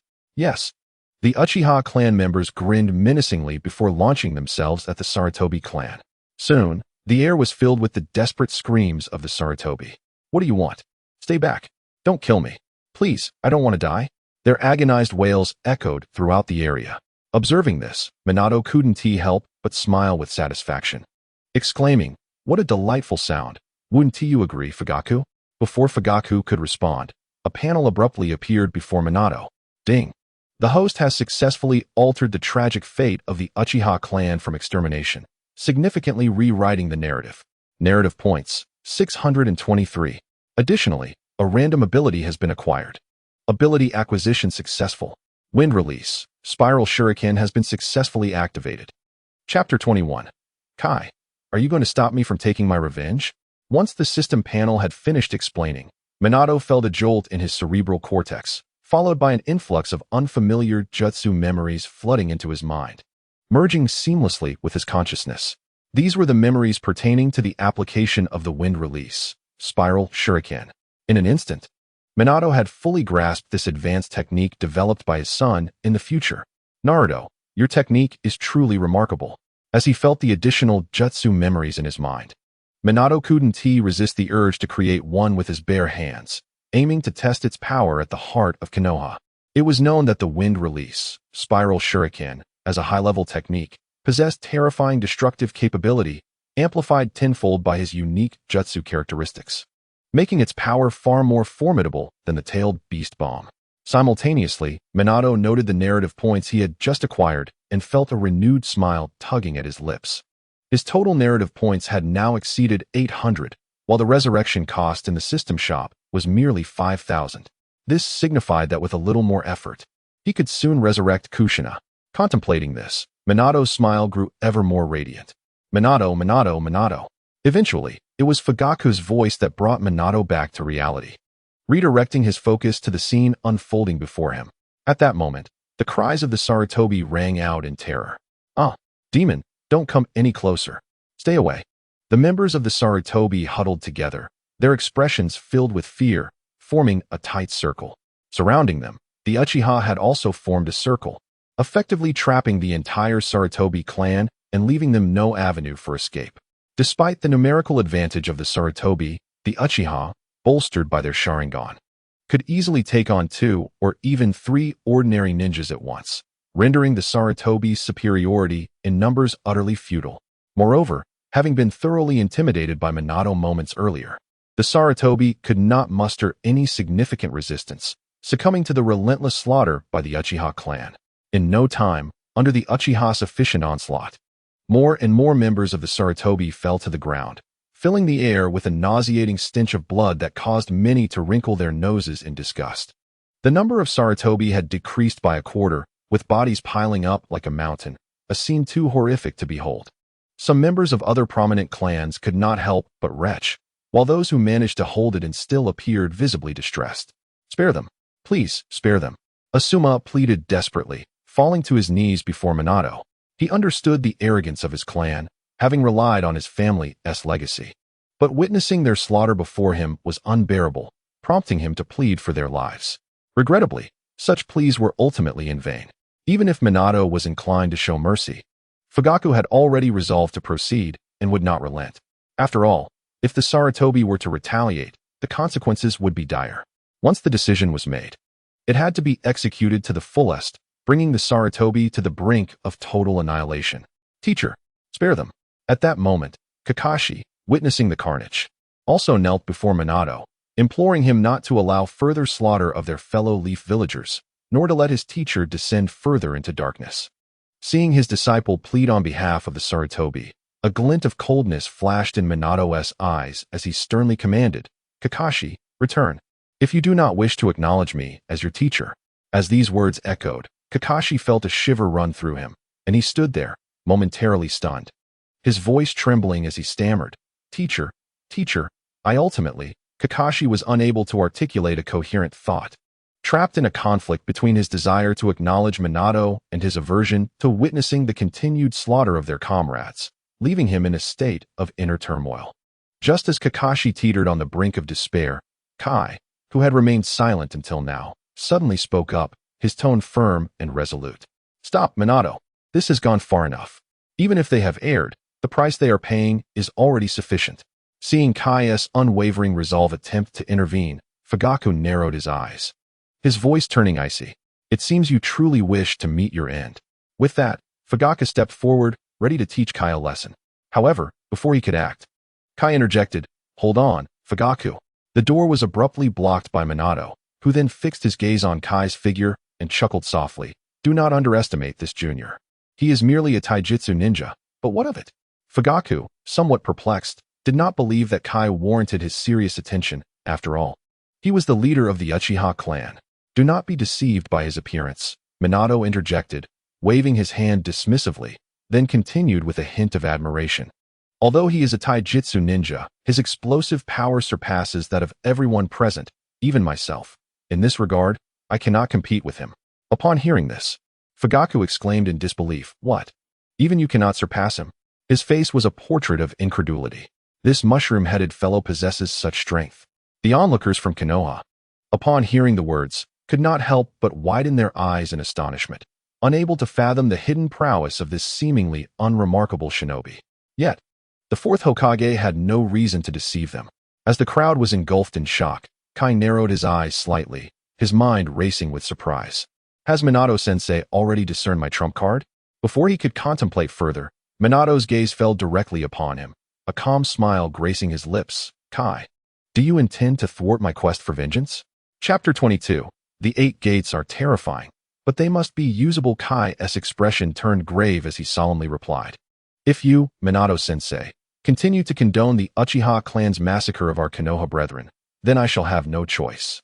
Before Minato could respond, Uchiha Hakudai, who had just felled another member of the Shimura clan, wiped the sweat from his brow and angrily retorted, "What the hell does this mushroom-headed brat have to do with this?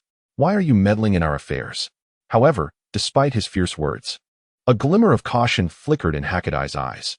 After all, who would dare to be dismissive of someone whom even the fourth Hokage praised? The Uchiha clan was undeniably proud, yet they were not foolish. Otherwise, how could they have survived the bloody storms of the Warring States period? Still, Kai refrained from directly responding to his taunts. He took a deep breath, his face stern, and crossed his arms over his chest, veins visibly surging at his temples, while a strange green chakra began to emanate from him. Simultaneously, a powerful aura began to rise from Kai, sweeping outward. Fugaku's eyes widened, his tone heavy with unease. What is he about to do? This aura seems extraordinarily formidable. The reason for his concern was that he sensed within Kai's aura the unmistakable presence of a shadow-level powerhouse. This realization astonished Fugaku, for the number of shadow-level shinobi in Konoha was pitifully scarce, so few that one could count them on one hand. Even as the leader of the Uchiha clan, the strength he displayed publicly was merely a shade above that of an ordinary elite Jonin. Yet, here stood this unassuming mushroom-headed ninja, exuding an aura of shadow-level might.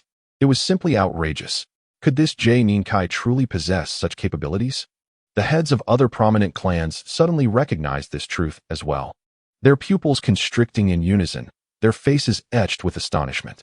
Upon witnessing Kai's actions, Minato smiled slightly, a touch of mockery in his voice. "Kai, do you truly intend to impede my progress with the 8 gates technique?"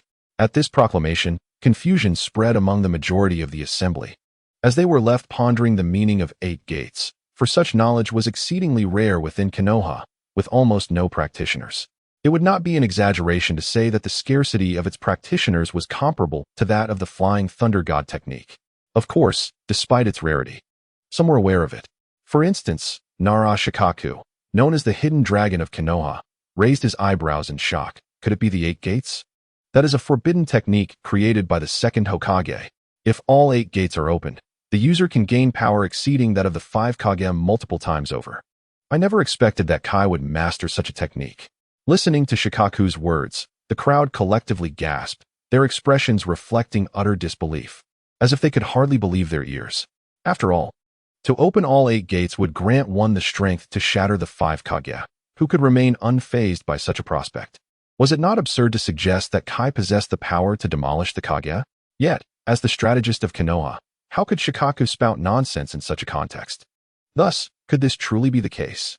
As this thought crossed their minds, the crowd gasped anew, their gazes fixated on Kai, filled with astonishment and shock as if they sought to penetrate his very essence.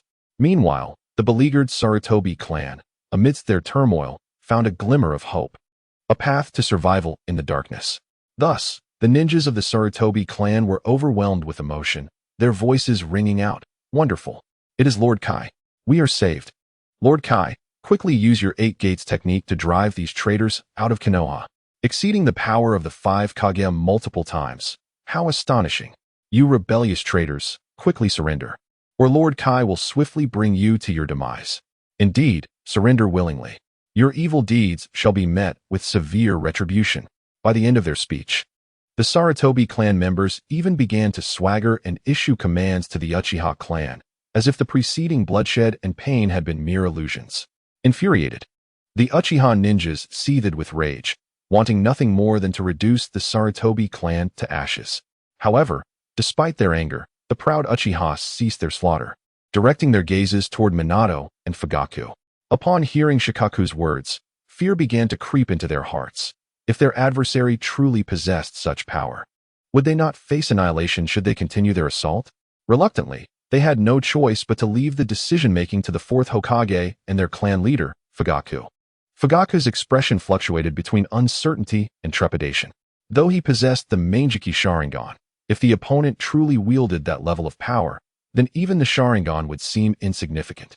Ultimately, his gaze settled on Minato, hesitating before asking, "Minato, do you believe that he truly possesses such power?" At this question, all eyes turned to Minato, for his status and strength lent considerable weight to his words. Minato, sensing their scrutiny, allowed a glimmer of light to flicker in his eyes and nodded, smiling as he spoke. "Indeed, when all 8 gates are opened, one can instantaneously gain power exceeding that of the 5 Kage multiple times over.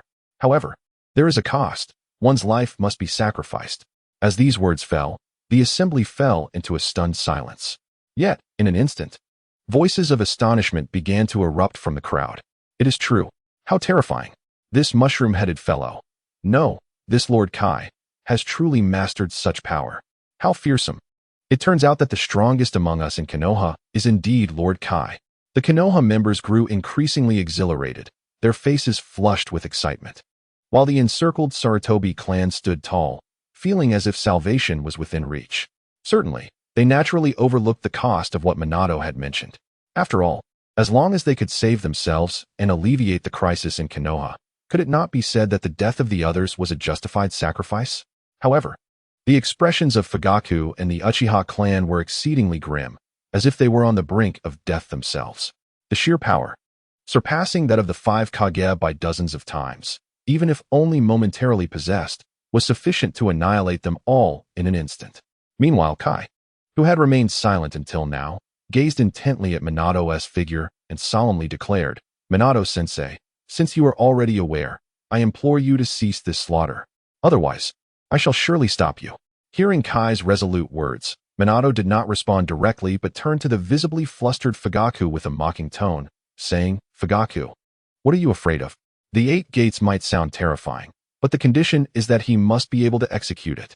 Before anyone could gather their thoughts, in the next moment, whoosh, Minato's figure suddenly flickered and vanished from sight, only to reappear behind Kai, who was preparing to open the 8 gates.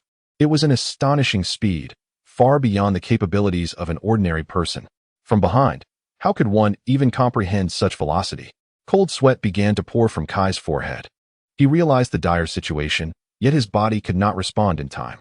At that moment, Minato raised his right hand sharply, transforming it into a remarkably swift hand strike, infused with incredible power and speed, aimed directly at Kai's neck. Chapter 23. The appearance of Shursui. Could it be that he controlled Minato? Undoubtedly.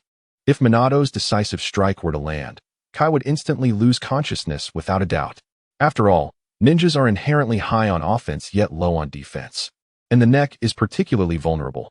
Given Minato's strength, it would be miraculous if the opponent were to remain conscious.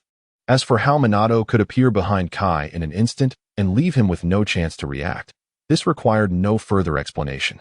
Minato was a speed-oriented ninja, and even without the flying thunder god technique, his speed was exceptional. Now, with a tenfold enhancement of physical speed, his velocity was beyond compare.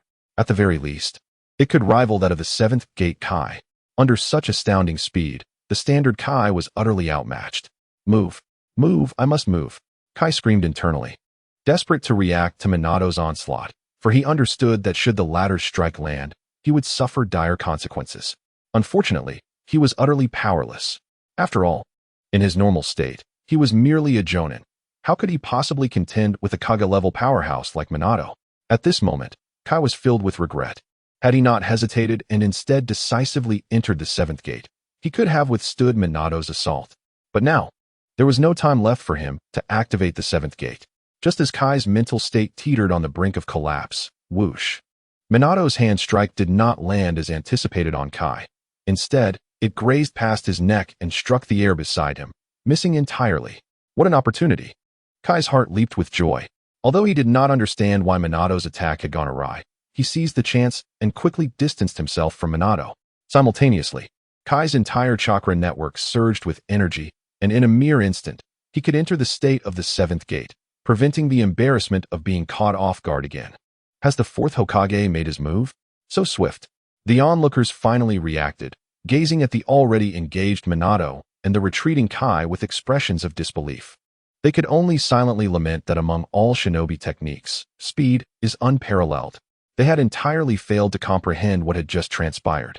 In the blink of an eye, the 4th Hokage had appeared beside Kai. Who could possibly react in time to such speed? However, despite their astonishment, Kai's strength was indeed formidable. Such velocity. And he was able to react. Konoha was indeed fortunate to have a powerhouse like Kai. One must not judge by appearances, nor measure the sea by a mere cup. Yet the people of Konoha felt a surge of excitement, for Kai had managed to evade the 4th Hokage's lightning-fast ambush in his normal state, undoubtedly instilling hope in them that Konoha was truly saved. They had just witnessed their 3rd Hokage, unable to respond to such terrifying speed, lose an arm in an instant. However, as they heard these praises, Kai furrowed his brow deeply, his face suffused with seriousness. He raised his hand to silence the crowd, saying, "Everyone, please stop. What occurred just now was not me reacting to Minato-sensei's speed. It was simply that his attack went awry, allowing me to escape." Upon hearing this, what? It was not a reaction, but an errant strike? The crowd's admiration abruptly ceased, replaced by expressions of incredulity and awkwardness. After all, an errant strike? Such a thing was utterly impossible, not only for a Kage-level powerhouse, but even for any jonin. Just as the crowd was engulfed in uncertainty, Minato slowly retracted his hand strike, his gaze directed toward the rooftop of a nearby building, exclaiming in admiration, "To be able to use Jinjutsu to force my attack to change direction, you are quite impressive." Indeed, Minato's hand strike had not gone awry by his own volition. In the instant before it landed, a Jinjutsu had forcibly interfered, causing the attack to miss its target. As Minato's words fell, someone had just used Jinjutsu on the 4th Hokage? The crowd's pupils dilated, astonished, as they turned their gazes toward the direction Minato was looking. Soon, in their line of sight, they beheld a tall figure standing atop a building, his eyes shimmering with a crimson light. That was the distinct radiance of the 3-Tomo Sharingan. An Uchiha. The people of Konoha widened their eyes in disbelief, fixating on the Sharingan in the man's gaze. How could a member of the Uchiha clan employ Jinjutsu to control the 4th Hokage? Were they not allies? The Konoha side was engulfed in confusion. While the Uchiha clan members present glared at the figure atop the building, their expressions turning furious. For, as members of the Uchiha clan themselves, they had recognized the identity of the individual. The man was none other than Shisui Uchiha, one of the contemporary twin stars of the Uchiha, renowned throughout the ninja world. Typically, he maintained close ties with Konoha, often refusing to attend Uchiha gatherings, and they had turned a blind eye to it. Yet, they could not have imagined that at such a critical moment, he would use Jinjutsu to ambush the 4th Hokage, who was striving to save the fate of their clan. At this realization, the Uchiha clan could no longer contain their fury and immediately roared at the figure atop the building. "You traitor! Whose side are you on? The 4th Hokage is saving us, yet you dare to use Jinjutsu against him. The Uchiha raised you, and you repay kindness with malice. What have you done? You beast, you beast!" Hearing the torrent of curses, Shursui, the man atop the building, displayed a flicker of guilt on his face. However, that fleeting guilt was quickly buried deep within his heart. Then, with a flash, Shursui appeared before the crowd. Indeed, the Uchiha's prodigy, Shursui Uchiha. As Shursui drew near, some on the Konoha side began to recognize his identity. After Shursui made his appearance, he chose to disregard the jeers of the Uchiha clan members. Instead, he bowed deeply to Fugaku and earnestly declared, "Clan leader, before coming here, I comprehended everything. However, I believe that our current course of action is gravely misguided. We still have avenues to coexist peacefully with Konoha." At that moment, Fugaku's expression darkened to an oppressive degree as he fixed his gaze upon Shursui, responding with a heavy tone. "Since you claim to understand everything, you must also realize that this is our only lifeline. You have just launched a surprise attack on the 4th Hokage with your Jinjutsu. Do you intend to sever ties with our clan completely? Indeed, you traitor. The Uchiha clan has wagered everything, and we have no path of retreat left. Do you wish to bring about our extinction?" Uchiha Hakadai pointed an accusing finger at Shursui, while the other clan members joined in, vociferously expressing their outrage. Faced with such incomprehension and vitriol from his kin, even Shursui, who had initially resolved to stand firm, felt his composure falter. Consequently, he chose not to engage further in dialogue and resolved to demonstrate through action that there exists a way for the Uchiha and Konoha to coexist harmoniously. In the next moment, Shursui abruptly turned his gaze toward Minato. Amidst the astonishment of the onlookers, his eyes, which had previously bore the Tomo pattern, flickered intensely before expanding outward, accompanied by an overwhelming surge of ocular power. A striking new four-pointed pinwheel pattern emerged within his pupils. The following instant, Kodo Amatsukami, the light of Kodo Amatsukami, imbued with the capacity to control all wills, enveloped Minato. Chapter 24. The simplest method to counter Kodo Amatsukami is renowned as the most formidable single-target control Jinjutsu, unparalleled in the world. At this moment, Shursui was directing this ultimate illusion against Minato. His intention was clear: to manipulate Minato for his own purposes and leverage his formidable strength to forge a bridge of peace between Konoha and the Uchiha. This was the only solution Shursui could conceive under the current circumstances. The revelation of the Manjiki Sharingan left Fugaku in a state of shock, rendering him momentarily immobilized. He never anticipated that Shursui possessed the Manjiki Sharingan, a fact he had concealed exceptionally well. However, after the brief astonishment, Fugaku's expression transformed drastically as he shouted to Minato, "Minato, be careful. That is the Manjiki Sharingan." With that, Fugaku quickly positioned himself in front of Minato, his own three-tomo Sharingan flaring to life as he scrutinized Shursui with vigilance, ready to activate his own Manjiki Sharingan at a moment's notice. He had no choice. After all, Minato was their Uchiha clan's confidence in the impending conflict against Konoha, and he could not afford any missteps. Each pair of Manjiki Sharingan harbors a unique ultimate ability. If Shursui's power exceeded the norm, and he forcibly incapacitated Minato, the Uchiha clan would inevitably face annihilation. Yet, what puzzled Fugaku was that Shursui had seemingly activated his Manjiki technique earlier, yet now, it appeared to be without effect. Wait, could it be a Jinjutsu-type ocular technique? As this thought crossed his mind, a chill ran down Fugaku's spine, as if a cold wave surged up from his backbone, causing beads of sweat to form on his forehead. For if it were indeed a Jinjutsu-type ocular technique, then perhaps Minato had already fallen under Shursui's control. And now he found himself caught between Shursui and Minato. Would he not become the filling in a sandwich? Just as Fugaku began to perspire profusely, Minato, who had been seemingly motionless, suddenly stretched lazily and approached Fugaku, patting him on the shoulder with a teasing smile. "Fugaku, what's wrong with you? Why are you sweating so profusely? Is your body feeling weak? That would not be very kind to Mikoto." Hearing Minato's words, Fugaku's heart jolted.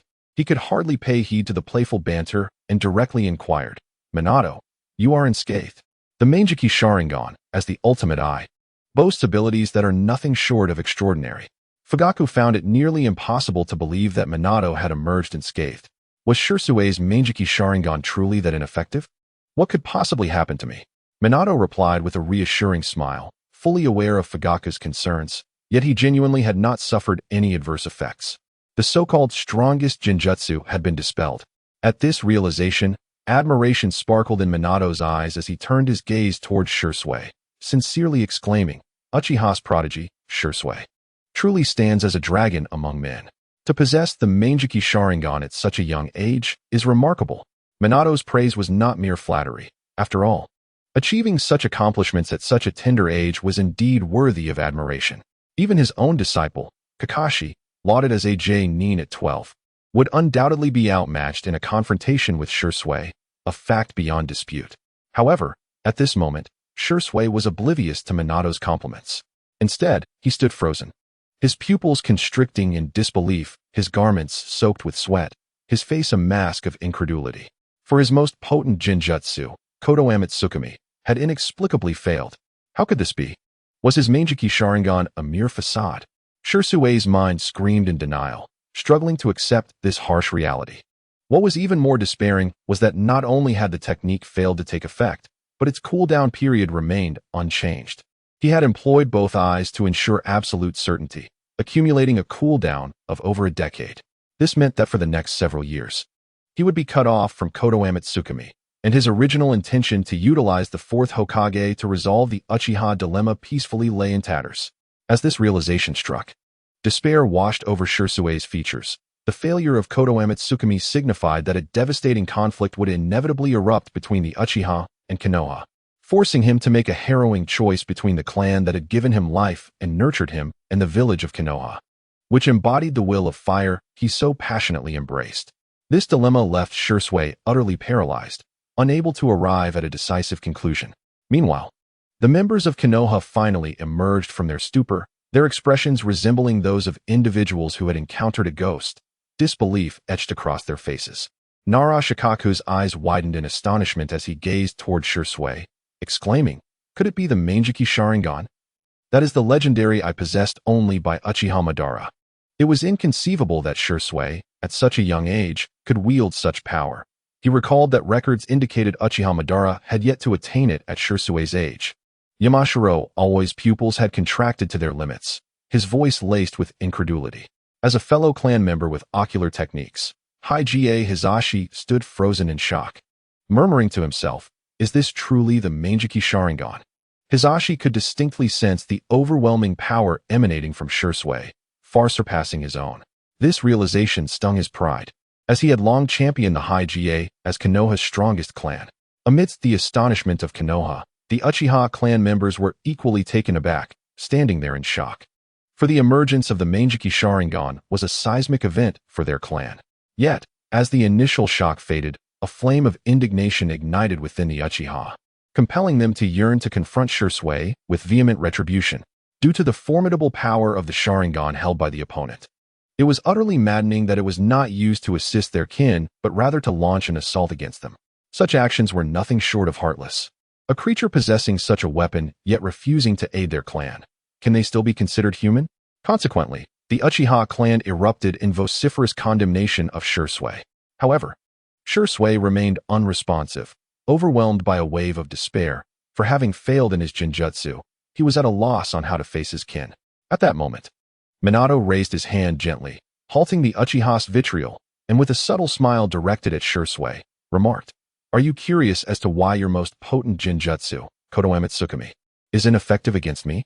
Upon hearing this, Shursui's pupils dilated in astonishment, as he had always regarded his Sharingan as his secret weapon, never revealing it to the outside world. How could Minato possibly know of it? Yet, what intrigued Shursui even more was the reason behind Konoha Tsukumi's ineffectiveness against Minato. He could hardly contain his eagerness to inquire, why? Why is my Konoha Tsukumi ineffective against you? The reasoning is rather simple, Minato replied with a calm smile, snapping his fingers with a playful demeanor.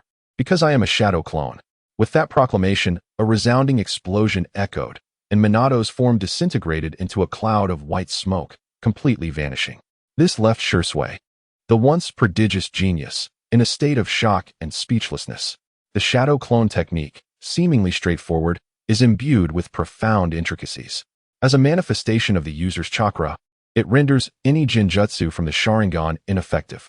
Kakashi had previously showcased this characteristic vividly during his second encounter with Itachi. At this moment, The realization that his most formidable Jinjutsu had been easily countered by a mere shadow clone left Shursui in a daze, his mental state teetering on the brink of collapse. This was a trump card he had concealed for years.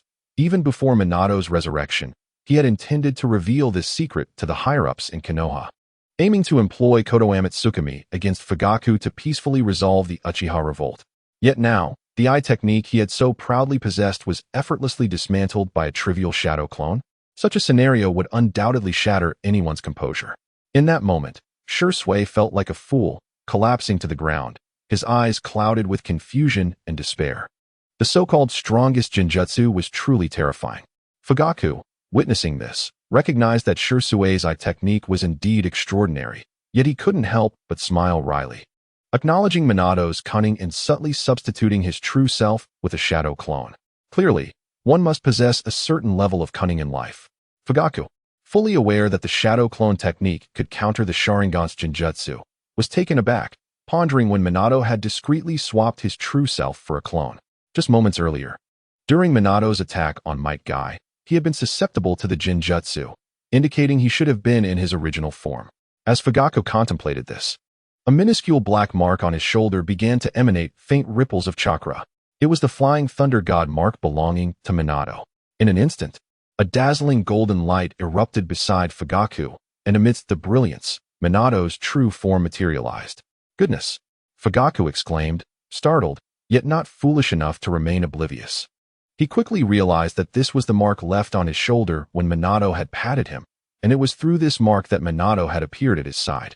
This revelation sent a chill down Fugaku's spine, and he silently rejoiced that Minato was currently aligned with the Uchiha clan.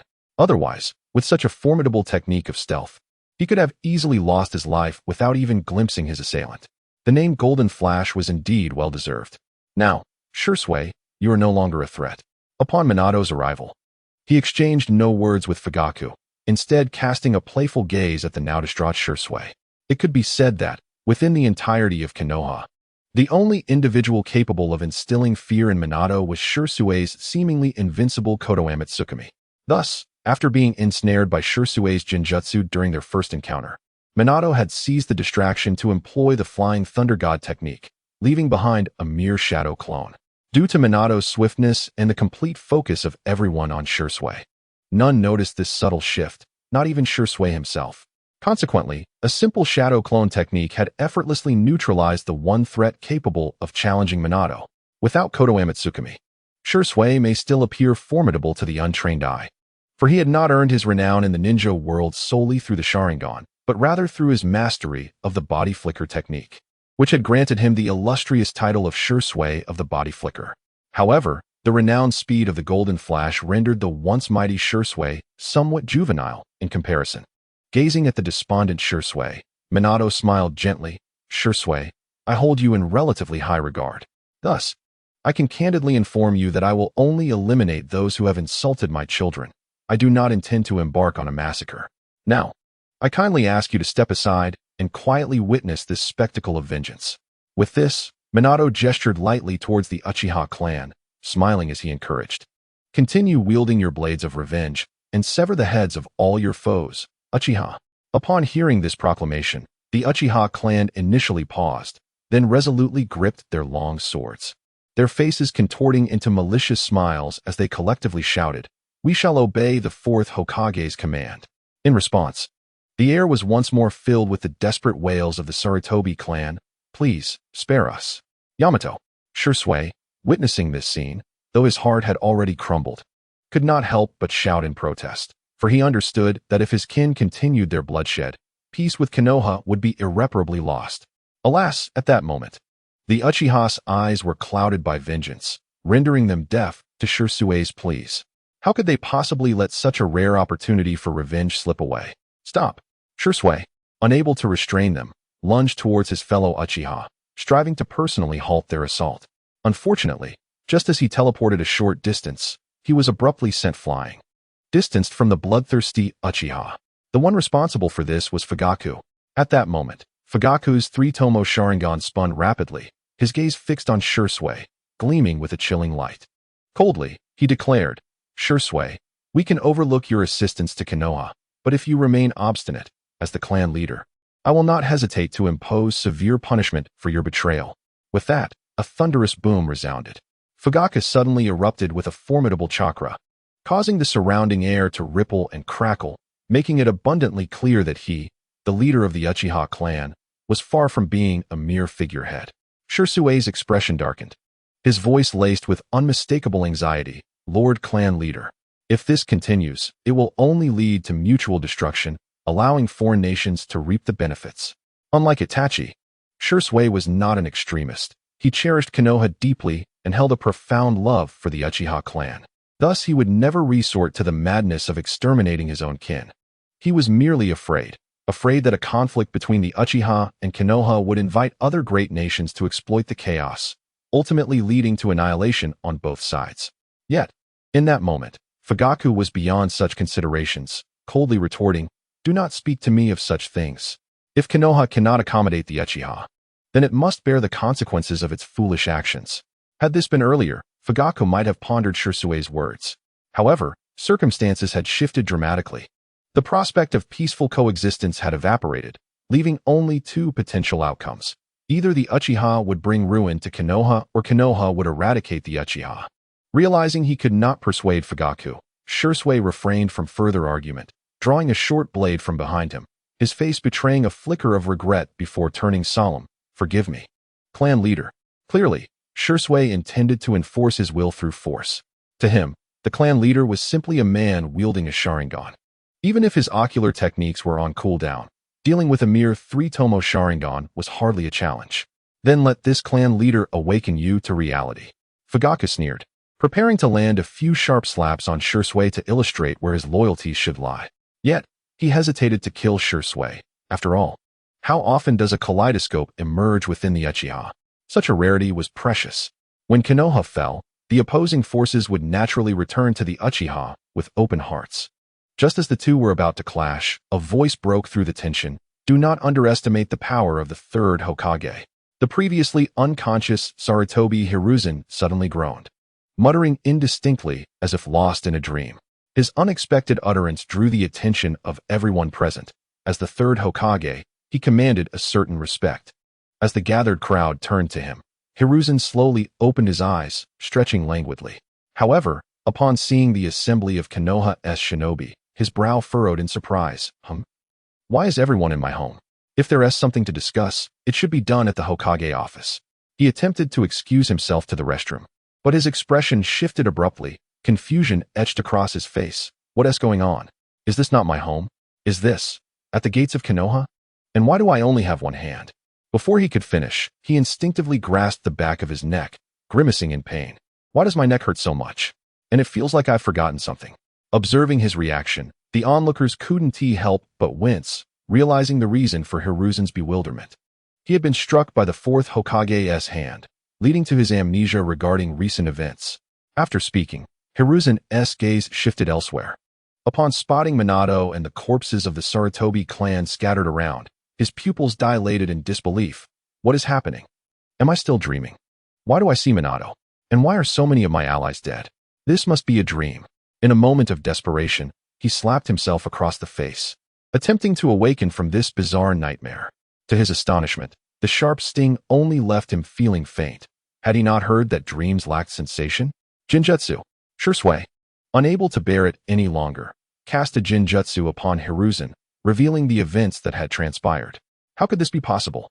Hiruzen's eyes turned crimson with rage as he bellowed, "Uchiha, Minato, Konoha nurtured you, and this is how you repay us. I shall ensure you pay a grievous price." With that, Hiruzen dashed toward Shirsue, his gaze ablaze with fury, fixating on Minato and the Uchiha. In that moment, he was a far cry from the man who had been incapacitated, witnessing the carnage from an observer's perspective, especially when his own clan had suffered such devastating losses, transformed his demeanor entirely. "Third Hokage, Shirsue, I stand with you." The ever-enthusiastic guy appeared beside them, ready to fight alongside his comrades. Fugaku's expression shifted dramatically. Facing 3 opponents alone was not a feasible option. However, in the next instant, Minato stepped forward, a glimmer of mischief in his eyes, and said, "Fascinating. Fugaku, you need not intervene. I can handle them alone." With that, Minato extended a hand toward the trio, a bemused smile gracing his lips. Come, let me witness your abilities. The stage was set for an imminent clash between Minato, the third Hokage, Guy, and Shisui. Minato, is this wise? Perhaps we should attack together, Fugaku urged, furrowing his brow with concern, eager to fight alongside Minato, even considering revealing his Mangekyou Sharingan.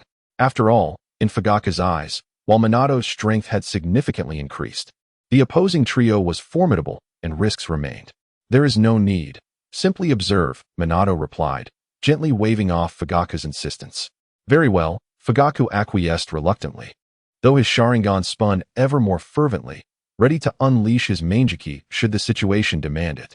At that moment, Hiruzen's gaze was fixed intently on Minato, his eyes wide with seething resentment, as he roared, Namikaze Minato.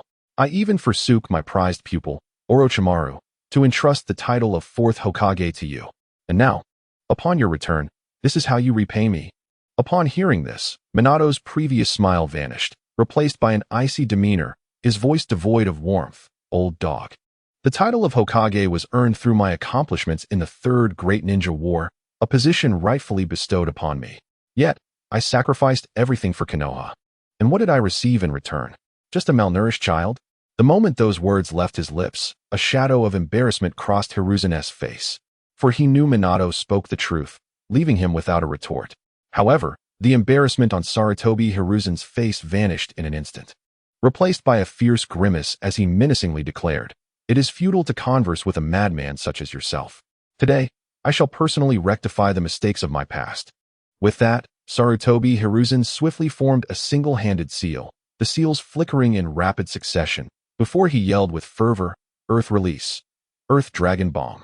In an instant, a thunderous roar erupted, shaking the very earth beneath them. A colossal head of an earth dragon surged forth before him, which then opened its massive maw to unleash a torrent of formidable mudslides, raining down upon Minato's position like a tempest. Third Hokage, I shall assist you. Shisui, witnessing the unfolding chaos, was unyielding, his hands weaving through seals as the fire chakra in the air surged at an astonishing rate. Fire release, great fireball technique.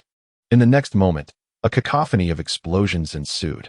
3 immense, searing fireballs, seemingly summoned from the depths of hell, tore through the air, following closely in the wake of the Earth Dragon's assault. The combined onslaught was beyond imagination. Even a shadow-level ninja would find it nearly impossible to withstand such might. Yet, as the attacks approached, Minato remained motionless, a serene smile gracing his lips, leaving one to ponder if he was simply taken aback or possessed some means of evasion. On the other side, Fugaku's expression turned grave as he anxiously warned, Minato, be careful. Nevertheless, Minato remained unfazed, coolly observing the 2 incoming jutsu. Just as the techniques neared within 10 centimeters of him, Minato finally moved, executing a subtle motion. In the next heartbeat, a dazzling golden light erupted, and Minato's figure vanished from sight, leaving the fire and earth projectiles to collide impotently with the ground. Seeing this, Sarutobi Hiruzen could not suppress a cold snort. That damned flying thunder god technique again. I should never have allowed you the opportunity to master it. It is precisely this trickery that has granted you that golden flash. However, before Sarutobi Hiruzen could finish his thought, an ominous premonition gripped him. A chill ran down his spine as he sensed someone behind him. Indeed, a mocking laugh echoed from behind him. Running away? Just look behind you. Minato had suddenly appeared right at his back. Panic surged through Sarutobi Hiruzen, his expression shifting dramatically as he realized Minato had instantaneously moved behind him. He attempted to pivot and counterattack. Third Hokage. Meanwhile, Shisui and Guy, recognizing Minato's presence behind Sarutobi Hiruzen, rushed to aid him. Yet, in the blink of an eye, Minato declared, Get away from me. A serene smile gracing his lips, he unleashed a terrifyingly swift barrage of punches toward Shisui and Guy. In the realm of martial arts, speed is paramount. With tenfold enhanced speed and strength, the outcome was inevitable. Bang! Caught off guard, Guy and Shisui were unable to react swiftly enough to Minato's onslaught and could only endure the fierce blows, resulting in their clumsy ejection from the battlefield. After delivering the strikes, Minato wasted no time. Before Sarutobi Hiruzen could even turn around, he seized the back of his neck, lifting him effortlessly.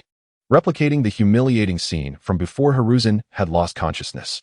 In Minato's current state, Sarutobi Hiruzen, trapped by the grip on his neck, was powerless to retaliate effectively. Ugh! He struggled futilely in midair, ultimately releasing a roar filled with resentment. Why? How can you appear behind me in an instant? He had just surveyed the surroundings and found no trace of the flying Thunder God seal. It was inconceivable that Minato could have materialized behind him so suddenly. Minato, with a mocking smile, retorted, "Why not take a look at your neck?" Upon hearing this, a jolt of realization coursed through Sarutobi Hiruzen, his pupils constricting as the truth dawned upon him. A seal had been inscribed upon the back of his neck, unbeknownst to him. It was likely placed there before he had lost consciousness. Evidently, a small flying Thunder God mark now faintly emanated a unique aura of space-time from the nape of his neck. "You wretched scoundrel." Sarutobi Hiruzen could not help but curse at Minato. Just then, Shisui and Guy, who had been knocked back, quickly regained their composure and surged toward Minato with astonishing speed. In an instant, they were nearly upon him. "Monkey, you seem rather weak now. Use all your abilities to impress me." In the final moment before they could engage, Minato cast a derisive smile at Sarutobi Hiruzen and transformed into a beam of golden light, instantly returning to his previous position. "Third Hokage, are you alright?" Shisui hurriedly caught the descending Sarutobi Hiruzen, noticing the flying Thunder God mark on his neck.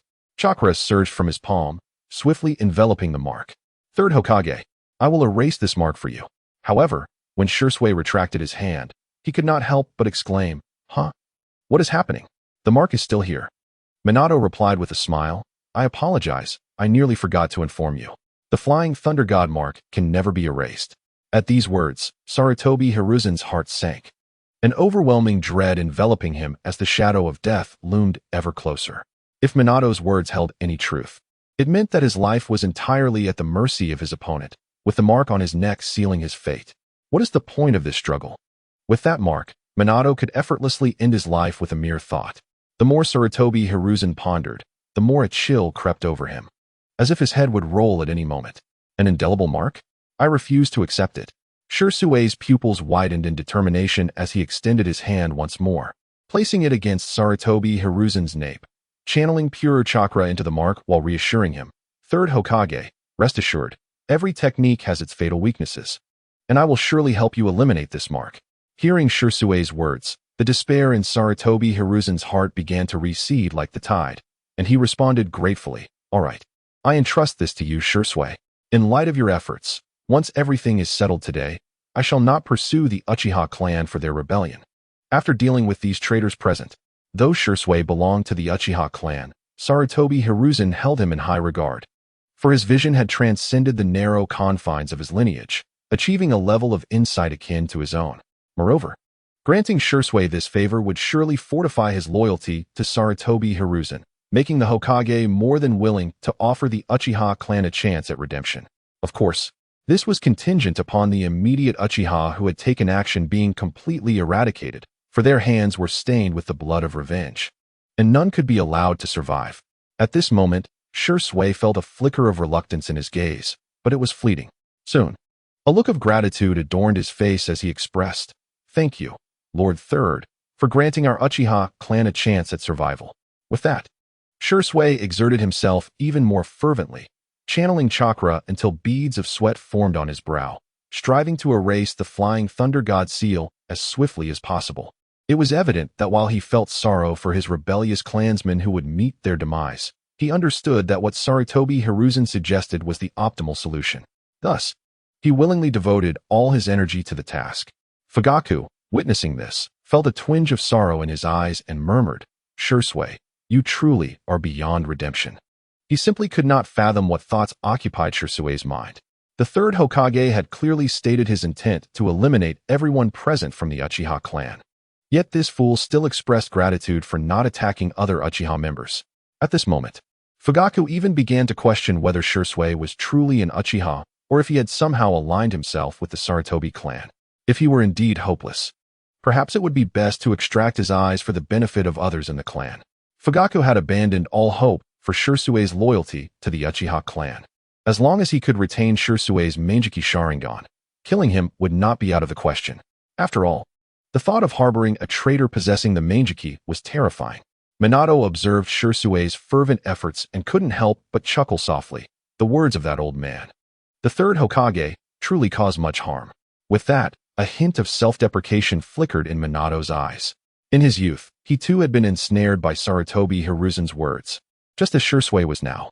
At this moment, Shisui exhaled a long sigh of relief, and a smile blossomed on his face as he said, "Now, there shouldn't be any issues, right?" As he spoke, Shisui slowly withdrew his hand. However, as soon as he retracted it, his smile vanished. And his expression turned grim as he screamed, "How could this be? Is it truly impossible for this seal to disappear?" Upon hearing this, Sarutobi Hiruzen was momentarily taken aback. His words of gratitude for Shisui were abruptly caught in his throat, his face twitching violently as despair flooded his eyes. Could it be that today, he, the mighty ninja, was to meet his end here? This was unacceptable. Minato, observing the situation, wore a mocking smile and remarked, "Why waste time? It has been said that it cannot be removed, so why do you refuse to believe it? You must realize that there is someone far more skilled than you who is utterly helpless against it." The individual Minato referred to as none other than his esteemed disciple, Uchiha Obito. As Obito, the heir of Uchiha Madara, was known for his myriad of techniques. Even he could not eradicate the Flying Thunder God seal on his back. What hope did Shisui have now? Bound by the Flying Thunder God seal, there was no resolution unless a being of sage-level power intervened. Even severing the flesh would be futile. Nevertheless, in order to prolong the thrill of vengeance, Minato continued to wear a smile and said, "Rest assured, I won't use the Flying Thunder God seal on you for the next 10 minutes. As long as you can eliminate me within that time frame, you need not worry about the seal." Upon hearing this, Sarutobi Hiruzen's despair dissipated, replaced by an indescribable excitement as he eagerly inquired, "Is that true?" "You're not deceiving me." Minato's mocking demeanor intensified as he replied, "If I were to deceive you, why would I say such a thing? Your head should have rolled just now. Well, 40 seconds have passed. Your time is already running short." At this, a frenzied gleam shone in Minato's eyes as he spread his arms wide and laughed maniacally. "Now, use the final moments of your life to entertain me." In response, Sarutobi Hiruzen ceased his words, decisively biting his finger, performing hand seals, and striking the ground with fervor, shouting, summoning jutsu, "Come forth, king of the monkeys, Enma." In an instant, a massive cloud of smoke erupted before him, and a tremendous aura surged forth. As the smoke cleared, a colossal monkey appeared, adorned with a leaf village headband. Though aged, its fur glimmered vibrantly, radiating an imposing presence that rivaled the strongest of ninjas. Upon Enma's arrival, his elongated eyes scanned the area with authority, quickly noticing the peculiar circumstances. His pupils constricted as he inquired, "What is happening? Sarutobi, where is your other hand? And why do I see the fourth Hokage?" The scene bewildered all present. However, Sarutobi Hiruzen had no time for explanations, hastily stating, "There's no time for that. He intends to destroy Konoha. He is our enemy. I need your assistance." Enma paused in surprise, but understood that his old friend would not deceive him. He quickly composed himself and responded, "All right." Then, Enma struck a peculiar pose and exclaimed, "Transformation." With that, he exploded into a long, formidable black and gold staff, the Rui Jingu Bang. With a swift motion, Sarutobi Hiruzen grasped the staff and leaped into the air, his eyes gleaming with the desire to survive as he charged towards Minato. The two of them, united with unwavering courage, prepared to confront the formidable foe. "Lord Third, we are coming too," shouted Shisui and Guy as they brandished their weapons, following closely behind, clearly intent on launching a series of close-range attacks on Minato. After all, with Minato wielding the Flying Thunder God technique, his movements were unpredictable. Capturing his figure with ninjutsu was nearly impossible. Engaging in close combat might just allow them to land a hit. "Minato, be cautious. Their combined strength could prove formidable," Fugaku called out, unable to suppress his concern. To him, the trio of Sarutobi Hiruzen was a force to be reckoned with, and he feared he would struggle to withstand their assault, thus feeling the need to caution Minato. However, upon hearing Fugaku's words, Minato merely waved his hand dismissively, "Do not fret. No matter how many ants there are, they cannot compare to a deity." With that, Minato crossed his arms over his chest, a proud expression gracing his face. To an outsider, the trio's collaboration was indeed daunting. Yet to Minato, they appeared as three stumbling children, lacking speed and strength, practically inviting defeat. Yet, even as they appeared weak, the trio of Sarutobi Hiruzen had already closed in on Minato. Seeing him so brazen, Sarutobi Hiruzen's eyes glinted with malice as he raised the Rui Jingu Bang, bellowing, "Take this, one strike from me." With that, the staff suddenly expanded, radiating an intensely fierce aura as it descended upon Minato. This blow possessed the power to shatter stone. Striking a person would undoubtedly result in shattered bones. That old dog of the third Hokage truly has some tricks up his sleeve. Fugaka gasped in astonishment upon witnessing the scene. Yet, even such a terrifying strike. Slow, far too slow.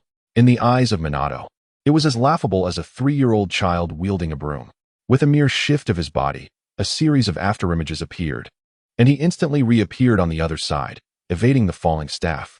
This was a testament to his pure speed, more than sufficient to counter Sarutobi Hiruzen's attack. As Minato executed this maneuver, a thunderous sound erupted. The Rui Jingu Bang struck the ground with tremendous force, creating a deep crater, yet it served no purpose. However, at this moment, both Kai and Shursui, who followed closely behind, locked onto Minato's shifting position and surged toward him, determined to deny him any chance to breathe. This was the advantage of their trio working in unison. If one attack missed, the other two would quickly compensate. Unfortunately, they underestimated Minato. Even though Shursui and Kai swiftly closed in, he was still able to respond perfectly. Engaging in close combat with the Golden Flash, especially one amplified tenfold, was indeed a feat that bordered on the impossible. With a mere flicker, Minato sidestepped their attacks, leaving them to strike nothing but air. In the blink of an eye, his hands moved like twin dragons emerging from the sea, shooting forward with terrifying speed. Alarmed, Shursui and Kai, unable to react in time due to the momentum of their missed strikes, could only utter a terrified gasp. In an instant snap, Minato seized both of their necks, feeling as if all their strength had been instantly suppressed. With a smirk of mockery, Minato said, "Children, let me show you the artificial windmill, spinning away." As he spoke, amidst the astonished gazes of the onlookers, whoosh, Minato began to spin wildly, lifting Shursui and Kai like a top, generating a fierce gale that tossed their bodies up and down like leaves in the wind, while Minato remained the axis of this whirlwind. In mere moments, a miniature tornado wreaked havoc on the field. Chapter 28, Fire Release, Spiraling Sphere, the Tricked Sarutobi. "Damn it!" Sarutobi Hiruzen exclaimed in fury, unable to contain his rage. Minato's actions left him at a complete loss. After all, Shursui and Kai were caught in the tornado's perimeter, and any attempt to intervene would only harm them. However, recalling that Minato still had over 8 minutes remaining, Sarutobi gradually regained his composure. Surely, he wouldn't keep spinning indefinitely. 5 minutes later, "I'm truly fed up. Are you incapable of playing fair?" Sarutobi finally snapped, pointing at Minato's rapidly spinning figure, fuming because the spinning had continued for 5 minutes without any sign of stopping. If the 10-minute time limit expired, he would be left with nothing. All right, don't rush." Hearing Sarutobi's furious tirade, Minato chuckled from the center of the tornado and suddenly exerted force, flinging Shursui and Kai away. The tornado came to a halt. Gagging, Shursui and Kai crashed to the ground, retching uncontrollably, feeling as though their senses were in a haze, far worse than after consuming a bottle of strong liquor. For a moment, they were utterly incapable of re-engaging in battle. After all, 5 minutes of high-speed spinning, combined with the choking sensation from Minato's grip, was simply unbearable. They had attempted to resist mid-spin, but their bodies could not muster chakra, rendering them utterly defenseless. It was a struggle akin to climbing the highest peak. As the tornado ceased, "Now smash." Sarutobi Hiruzen lifted the Rui Jingu Bang once more, aiming to strike Minato's exposed figure and seize the opportunity. Unfortunately, the concept of an aftershock was non-existent for Minato. With a slight shift of his body, he effortlessly dodged the incoming attack, simultaneously delivering a powerful kick to Sarutobi's abdomen. Ugh! Sarutobi Hiruzen instantly expelled a mouthful of bile, and the force sent him flying backward, barely managing to stabilize himself with the aid of the Rui Jingu Bang. Damn it. Realizing time was running out, Sarutobi's eyes turned bloodshot. Taking a deep breath, he bellowed, "Sarademon, grow larger and longer. One strike to finish him." "Understood." An eye sprouted on the Rui Jingu Bang, and the voice of the Sarademon echoed forth. Then, With a tremendous roar, the Rui Jingu Bang, in Sarutobi's hands, expanded at a visible pace, growing to several hundred meters in length and 2 meters in width before finally coming to a halt. Come on, take this strike head-on. Sarutobi, his face flushed, strained to grip the end of the Rui Jingu Bang, then swung it down fiercely toward Minato. Smash! In that instant, rumble. The colossal staff, towering hundreds of meters high, descended with a terrifying force toward Minato, the winds howling along its path, akin to the apocalypse, instilling sheer terror in all who witnessed it. Run! That strike has a massive range. The onlookers from the Leaf Village fled in panic, fearing the catastrophic consequences. After all, the power of that staff seemed capable of obliterating everything in its path, where even the slightest contact could lead to utter annihilation. However, upon witnessing this, Minato merely smiled slightly, saying, "This could be interesting. I shall not evade. It is an excellent opportunity to test a new technique I have conceived." With that, Minato's right hand opened wide. Swish! Violent chakra surged forth from his palm, spiraling rapidly, instantly transforming into an extraordinarily potent spiraling sphere. Yet that was not all. The originally azure sphere began to shimmer with crimson hues, causing the surrounding temperature to rise sharply. This crimson coloration swiftly engulfed the spiraling sphere, transforming its entire appearance into a fiery orb, enveloped in roaring flames. And as a result, rumble! This crimson spiraling sphere erupted with a power several times, even dozens of times greater than before, with each revolution rendering the air increasingly searing, as if it aimed to ignite the entire world. Minato beamed. "Is it a success on the first try? Then I shall name you the fire-red double thunderous spiraling sphere." In essence, it was a spiraling sphere infused with fire release chakra, something Minato had long desired to attempt. In the past, he might have needed extensive experimentation to achieve this. However, with the tenfold enhancement from the system and the memory of the wind release spiraling shuriken, integrating fire release into the spiraling sphere was no arduous task for him. It could even be said to come effortlessly. After all, even Naruto, with his level of understanding, managed to incorporate various tailed beast chakras into the spiraling sphere later on. How much more so for his dashing father?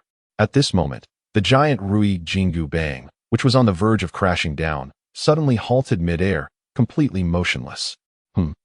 Sarademon, are you alright? Sarutobi's expression stiffened, unable to help but ask. The eye on the staff revealed a hint of concern, followed by the voice of the Sarademon. "Sarutobi, I sense that if I were to confront that spiraling sphere head-on, I may encounter peril."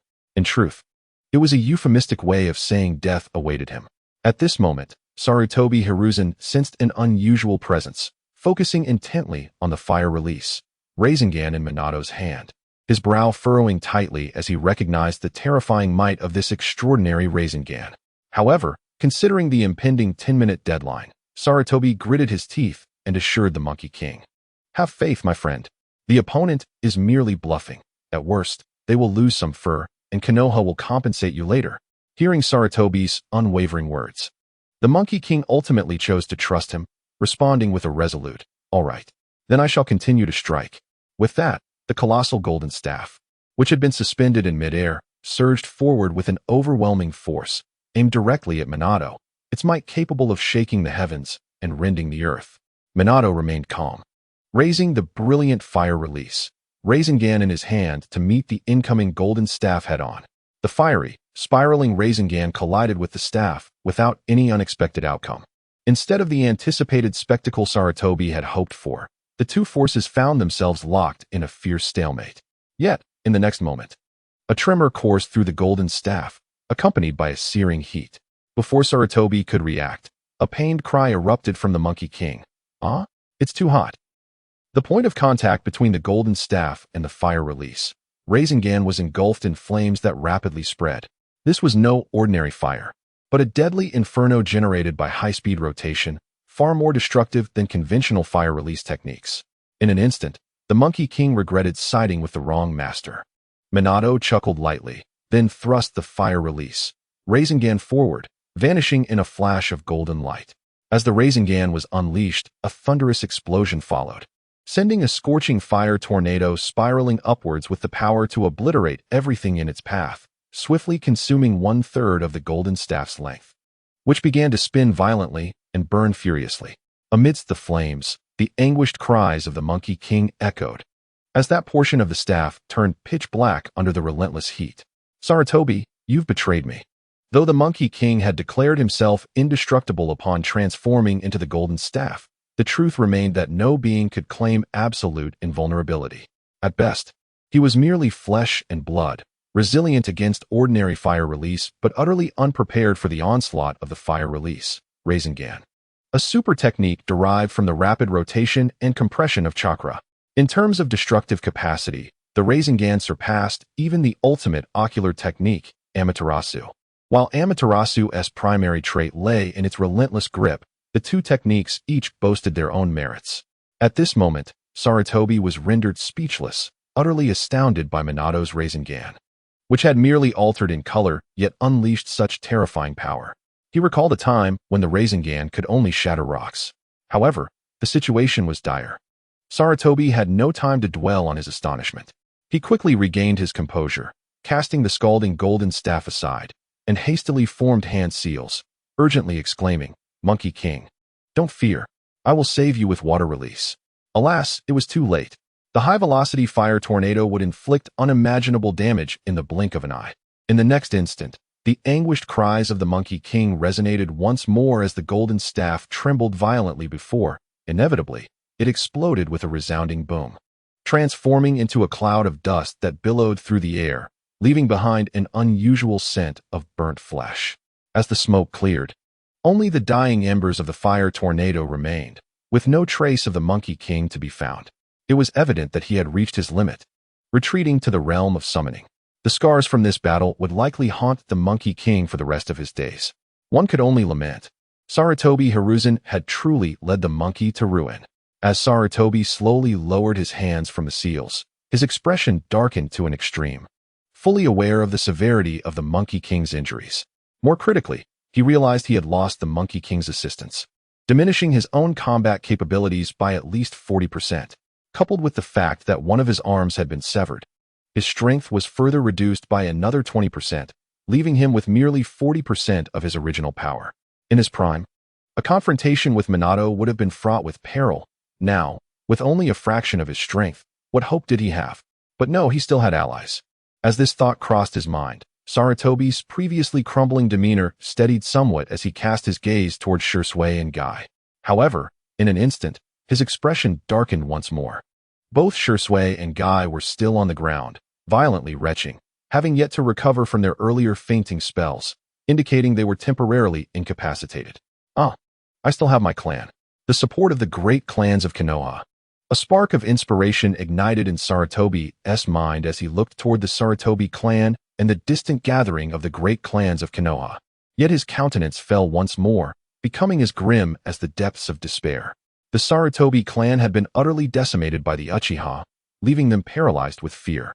Not only were they incapable of aiding him, but even the mere thought of resistance was a distant dream. The other observing clans kept their distance, with their leaders avoiding his gaze, clearly unwilling to risk their own clan's survival to assist him. As a master of politics, Sarutobi understood that he had lost his value at this moment. It was inconceivable that these clans would gamble the lives of their entire lineage for his sake. He found himself trapped in an unprecedented predicament. Just when the stakes were at their highest, Minato taunted, "Third Hokage, only 1 minute remains." He waggled a finger, his tone mocking, as if toying with a mere animal. Minato's words exacerbated the already crushing weight on Sarutobi's shoulders. Suddenly, his body trembled violently, collapsing weakly to the ground. His head bowed low, despair etched upon his face. He understood that 1 minute was not enough to turn the tide. His demise was all but certain. Yet, Sarutobi was unwilling to concede. He could not bear to relinquish the supreme power in his grasp, nor the intoxicating feeling of superiority it afforded him. But now, he was on the brink of death. Just as despair threatened to consume Sarutobi, Minato approached him, crouching down with a smile, softly saying, "Actually, Third Hokage, I do not necessarily wish for your demise. There remains a glimmer of hope for you." Upon hearing this, Sarutobi's once dull eyes sparked with a flicker of hope, and without hesitation, he lifted his head, his voice trembling as he asked, "Is that true? Is there truly a chance, Minato?" At this moment, Sarutobi Hiruzen's yearning for life had reached its zenith. Namikaze Minato slowly rose, his gaze sweeping over the crowd, a mocking smile gracing his lips as he declared, "If you kneel and proclaim to everyone here that you are a beast 100 times, slapping yourself with each utterance, I shall spare you." Upon hearing this, Sarutobi Hiruzen showed no hesitation. Enveloped by his instinct for survival, he raised his remaining arm and struck his own face vigorously, tears streaming down as he cried, "I am a beast. I am a beast." With each repetition, he delivered a resounding slap to himself, the force seemingly capable of tearing the skin from his face. Fearful of Minato's dissatisfaction, this spectacle left the onlookers feeling deeply unsettled. Nara Shikaku's eyes glimmered with sadness as he murmured, filled with remorse, "I am sorry, Lord Third. I can no longer discern the current situation. For the sake of the Nara clan, I cannot allow my kin to take such risks." As the captain of the J-Nin team, he watched helplessly as the Hokage endured such humiliation, his heart weighed down by guilt. Shikaku could only surmise that this was the result of karmic retribution. Meanwhile, Yameka and Noichi sighed, gently patting Shikaku's shoulder in consolation. If Lord Third had treated Minato's child with a bit more kindness, we wouldn't find ourselves in this predicament, Akimichi Choza lamented, setting aside his chips. His tone steeped in sorrow. They all understood that had the orphan of the fourth been afforded proper care, perhaps none of this would have transpired. Instead, Konoha might have welcomed a more powerful and loyal fourth Hokage. Regrettably, it was too late for remorse now. Fugaku, who had been biding his time, felt an intense loathing for Sarutobi Hiruzen, yet could not help but express. It is difficult to fathom that the once mighty third Hokage now finds himself in such a pitiful state. One cannot deny that the fear of death can strip away every vestige of dignity and pride. Before long, slap. When the 99th slap landed on Sarutobi Hiruzen's already aged face, it was so swollen that it was unrecognizable. Yet, despite this, his eyes sparkled with an undeniable excitement, a fervent desire to live and a thrill at the prospect of survival. If he could just repeat it one last time, endure one final slap, he would be reborn. With this thought, Sarutobi Hiruzen hesitated not at all. Slap. He summoned all his strength for the final blow. Eagerly lifting his head to the sky, laughing wildly and shouting, "I am a beast." His demeanor suggested not self-deprecation, but rather an embrace of a newfound, exalted glory. The crowd, witnessing this, could not help but twitch at the corners of their mouths, finding it exceedingly difficult to bear witness to the longest-serving third Hokage in such a state. However, Sarutobi Hiruzen paid no heed to their gazes. He was merely relieved to have escaped death. With a smile of relief, he addressed Minato, "Minato, I have fulfilled my end. May I leave now?" Upon hearing this, Sarutobi Hiruzen prepared to rise. "The speed of these slaps is remarkable. The sentiment runs deep," Minato observed, a hint of a smile gracing his features as he genuinely praised. Seeing Minato's satisfaction, Sarutobi Hiruzen sprang to his feet, ingratiatingly smiling. Of course. I have come to deeply understand my mistakes and the gravity of my actions. Rest assured, I will provide Naruto with an excellent environment and a perfect childhood. Now, I must take my leave."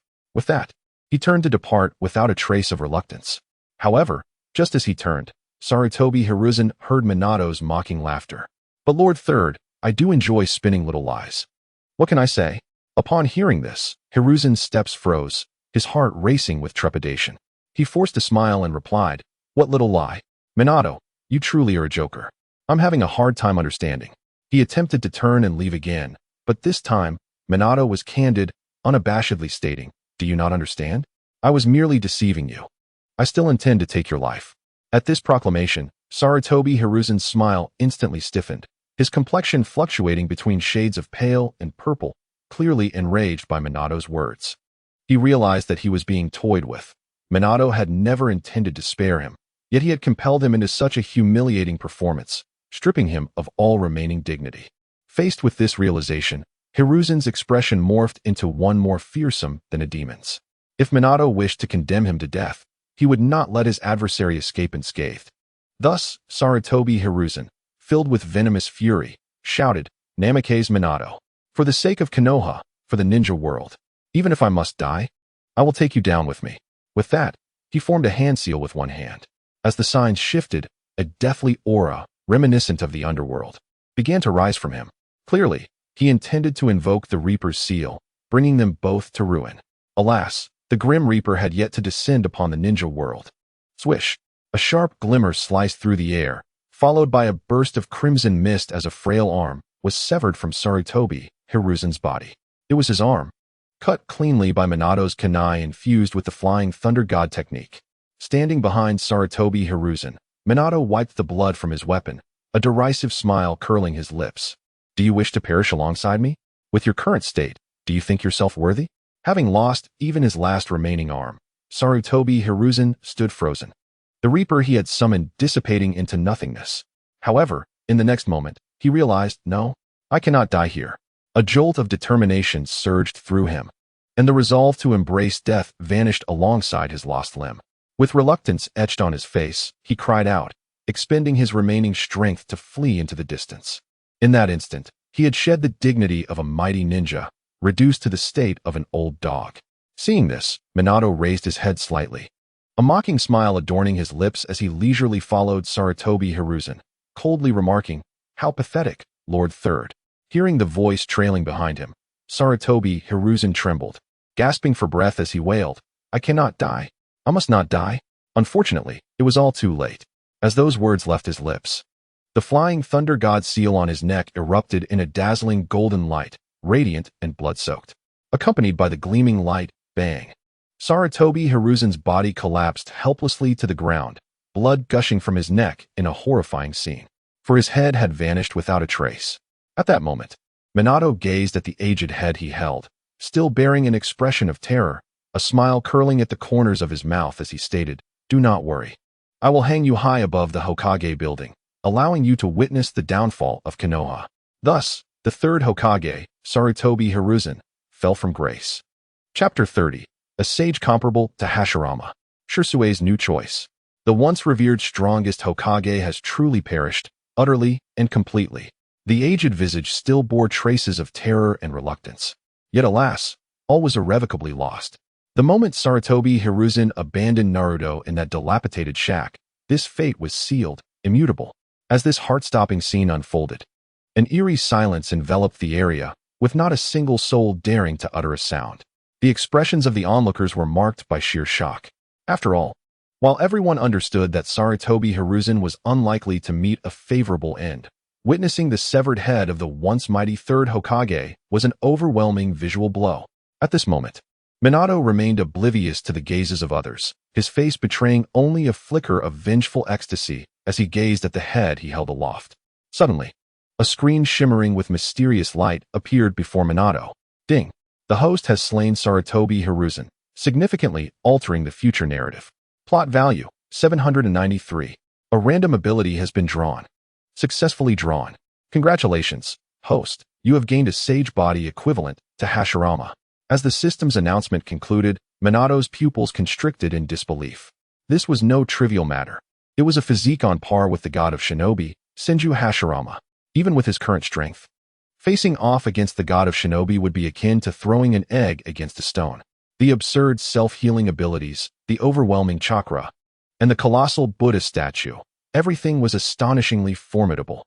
However, before Minato could ponder further, he felt a tremendous surge of warmth flood his body, a torrent coursing through his limbs and reshaping every meridian and cell, continuously evolving his physique. In an instant, this transformation was complete. Minato had liberated himself from the limitations of his former mortal body, acquiring a sage body of the same caliber as Hashirama. The physical prowess, the chakra. It was simply beyond belief. Minato clenched his fists, reveling in the newfound strength, his heart swelling with awe. His previously amplified physical strength and chakra paled in comparison to this new form, rendering them as trivial as a jester. Yet, something felt amiss. Minato quickly discerned the anomaly. The so-called sage body equivalent to Hashirama appeared to bestow upon him merely enhancements to his physique, chakra, and sage techniques, devoid of any would-release ninjutsu. Logically, such an error should not occur within the system. Just as Minato was engulfed in confusion, the system emitted another notification. Ding! Host! Please note that the sage body equivalent to Hashirama is not the same as Hashirama's sage body. It simply elevates your physique to his level. What? Upon hearing the system's clarification, Minato was momentarily taken aback, only to regain his composure, a wry smile creeping onto his face. So, the equivalent sage body merely raised my physique to that of his level. I had mistakenly believed I had obtained his would-release sage body. Nonetheless, Minato did not dwell on this. After all, lacking would-release was of little consequence. Possessing a physique of equal caliber was sufficient.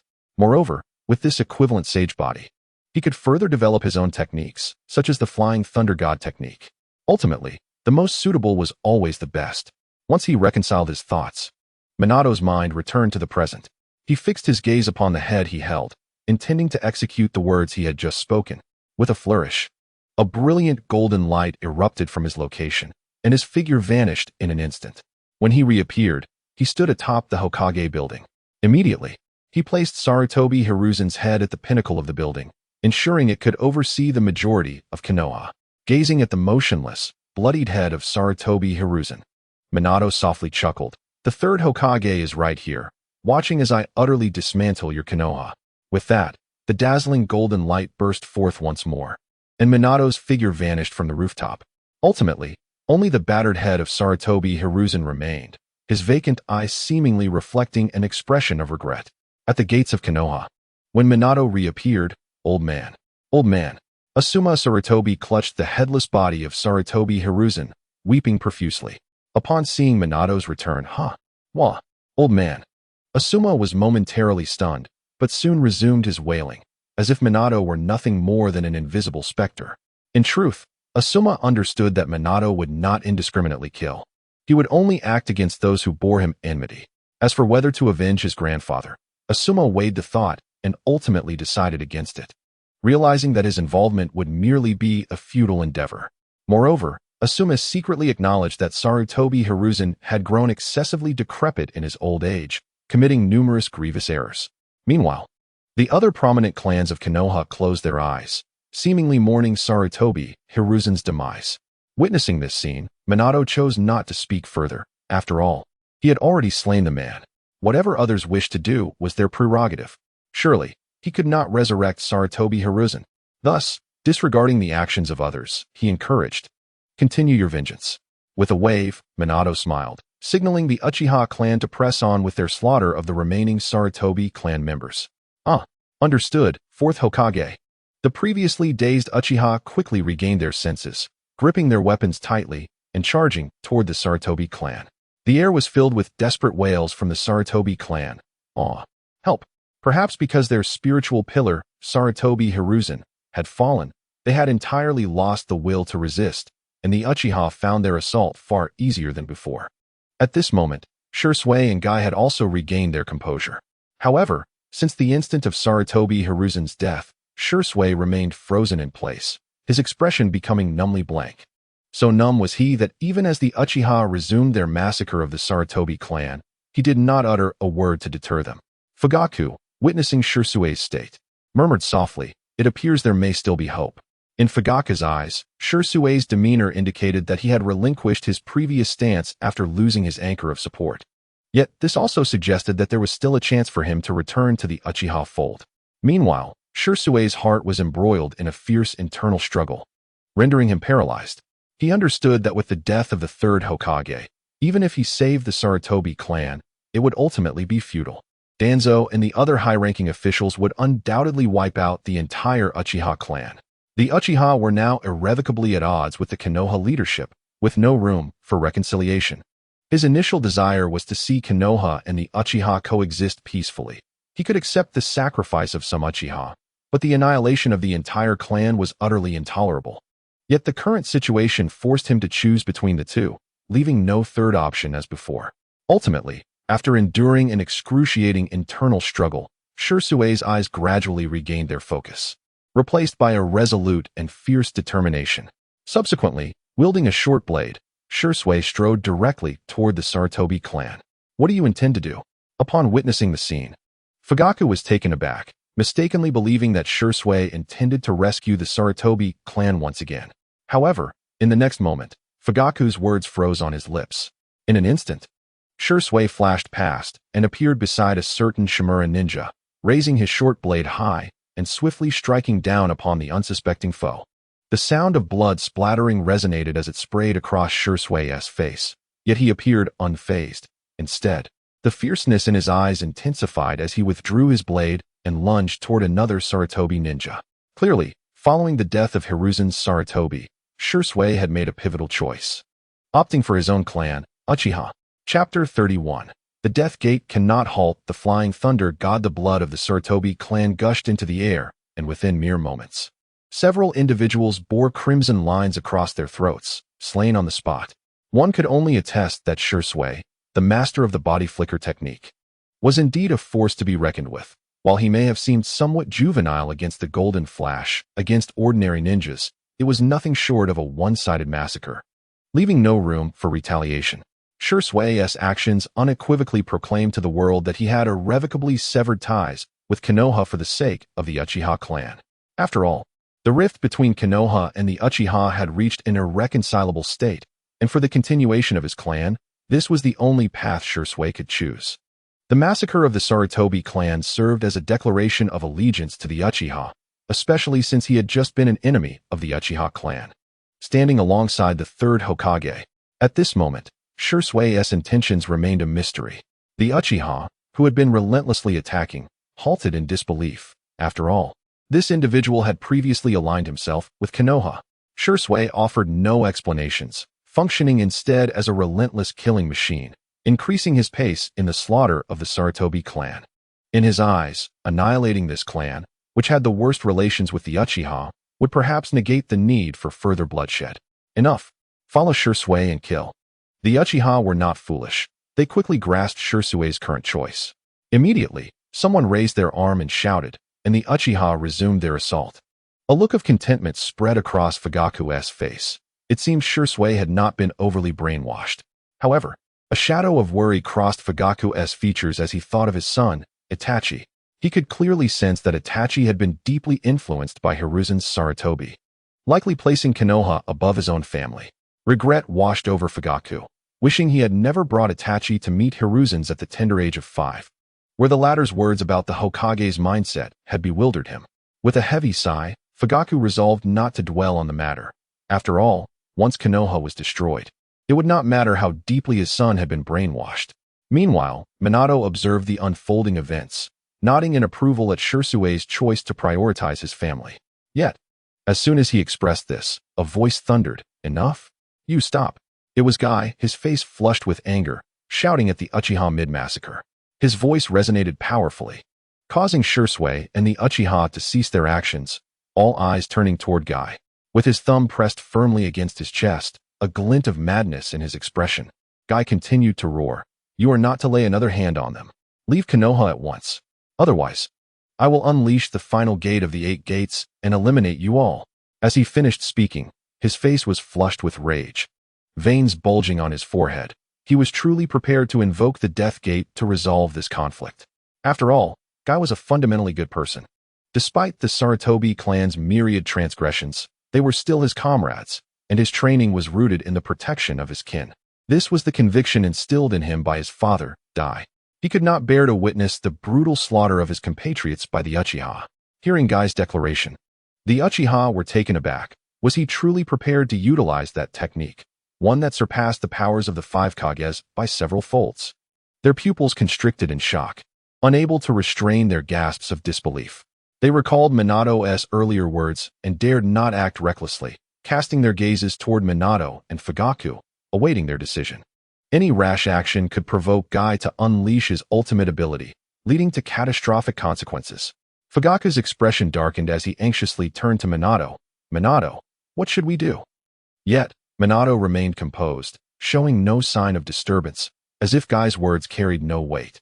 Realizing that the decision-making power lay solely with Minato, Guy quickly crossed his hands before his head and then forcefully lowered them, shouting, "Open the 7th gate of the 8 gates." With that declaration, a cataclysmic surge of blue steam erupted from Guy, his hair standing on end, his pupils transforming into a terrifying white. His muscles tightened and turned crimson. With veins surging across his skin, he appeared as though a demonic god had descended. The overwhelming pressure radiated from Guy, expanding like a tsunami and kicking up clouds of dust that obscured the sky. This was merely the 7th gate of the 8 gates. The onlookers raised their hands to shield themselves from the onslaught, overwhelmed by the sheer ferocity emanating from Guy, who now seemed like an entirely different entity, surpassing even the Kage level. What would happen if the eighth gate were to be opened? Could even the gods be felled? The crowd dared not contemplate further. Such a realm was beyond their comprehension. Fugaku, gazing at Guy's terrifying visage, felt a deep unease. He once possessed confidence in his Manjiki, but now, witnessing Guy's transformation, he feared his chances of victory were slim. Moreover, Guy still had his ultimate technique in reserve. Caught in a dilemma, Fugaku glanced at Minato, feeling a slight alleviation of his anxiety. Minato's expression remained serene, unfazed by Guy's immense power, indicating he must have a countermeasure in mind. Just as Fugaku began to feel a semblance of reassurance, Guy, having entered the seventh gate, fixed his pale gaze upon Minato, his voice resonant and commanding. Minato-sensei, led them away from Konoha immediately. Otherwise, in 3 minutes, I will open all 8 gates and leave you all here forever. With this, Guy's thumb pressed fiercely against his chest, adopting a stance that suggested he was ready for a decisive battle at any moment. 3 minutes mark the limit for Kai's seventh gate. Once he exits the state of the seventh gate, the subsequent side effects make it exceedingly difficult for him to reopen the eighth gate in a short span of time. Thus, he is only able to maintain the eighth gate for approximately 3 minutes, granting Minato merely 3 minutes to act. The detestable mushroom head. Upon hearing this, the Uchiha clan members inwardly cursed, yet dared not make a move, as they could not gamble on whether their opponent would actually unleash his full power. Minato, should we retreat? Fugaku tentatively probed, uncertain of the situation. Haha, no need, Minato replied with a calm smile, intentionally avoiding Kai's fierce aura. What a joke it would be if word got out that the yellow flash was faltering. In an instant, with a swift motion, Minato transformed into a blur, dashing with an incredible speed towards Kai's position. The swiftness was beyond imagination, and in the blink of an eye, he was at Kai's side. How can he be this fast? Kai, who had initially held some confidence, was now acutely aware of Minato's assault. His expression soured as he realized that the speed displayed was even more terrifying than before, making it challenging for him to counter. Even in the state of the seventh gate, it was no surprise that Kai was so astonished. Minato's physique had undergone another transformation, resulting in an unparalleled leap in his physical speed. Retreat. Kai instinctively attempted to withdraw. Alas, it was far too late. Crack. Minato's hand shot out, firmly gripping Kai's shoulder. Rendering him immobile, Kai struggled desperately to break free from Minato's grasp. However, the monstrous strength of the Sage of the Six Paths was simply insurmountable. Ultimately, realizing he could no longer continue in this manner, Kai decided to forcefully open the eighth gate, intending to end it all. Although this would cost him his life, he could use his demise to protect that which he believed in. Thus, with a deep breath, Kai's skin turned a fiery red, as if engulfed in flames, and the steam emanating from him intensified, signaling his imminent entry into the fearsome state of the eighth gate. Yet, in the next moment, Kai's momentum abruptly halted, and his expression froze. Minato, standing beside him, spoke in the gentlest tone, delivering the most chilling words. The eighth gate cannot prevent the flying thunder god from escaping. If you dare to open it, I will flee first. After you eliminate all the Uchiha present, I shall ensure that not a single soul remains in Konoha. Do you truly dare to unleash the eighth gate? Chapter 32. Enlightened Kai. Kakashi's opportunity at these words. Not only Kai but the entire arena fell into an eerie silence. The Konoha ninjas, in particular, were struck as if by lightning, their pupils constricting in terror. From a subjective standpoint, their fourth Hokage truly possessed the ability to escape in an instant using the flying thunder god technique. Furthermore, it was clear to all that the eighth gate was a one-time affair. Once Kai reached his limit, who could possibly stand in the way of the fourth Hokage? Given Minato's deep-seated animosity towards Konoha, it was likely that the village would face utter annihilation, leaving them with no means of escape and destined to become casualties of the Uchiha. Realizing this, a shiver coursed through them, instinctively wishing that Kai would not bet everything on this, for it was they who would ultimately suffer. You truly are cunning, Minato. Fugaku felt a weight lift from his heart, silently applauding Minato's maneuver. He understood that Kai no longer posed a threat, unless he was foolish enough to gamble on Minato sparing the entirety of Konoha. Yet, Fugaku knew that such a gamble was beyond Kai's courage.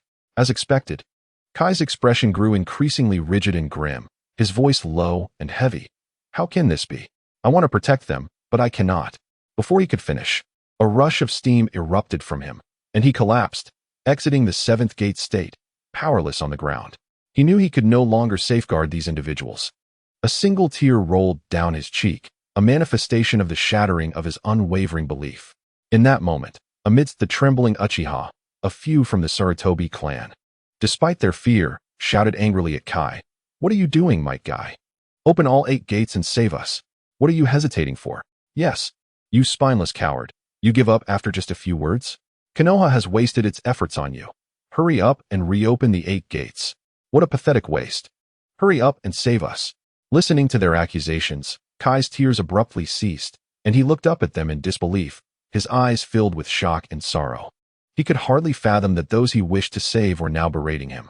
In an instant, his already shattered heart felt even heavier. Meanwhile, the Sarutobi ninjas continued to scold him, oblivious to his suffering.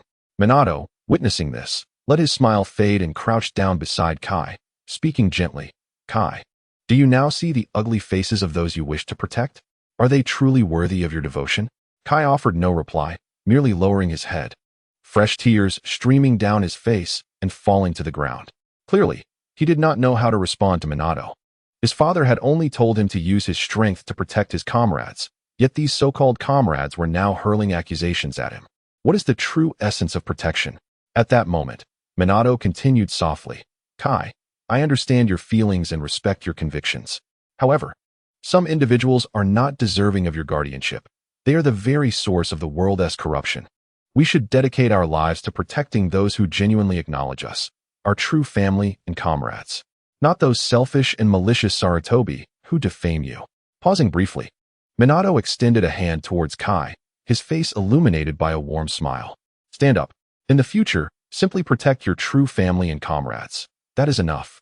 Having spoken, Minato fell silent, leaving all decisions in Kai's hands. As Kai listened to Minato's words, he stared at the outstretched hand, momentarily frozen in place. Yet, Minato's words echoed relentlessly in his mind. We should use our lives to protect those who truly acknowledge us, our family and comrades.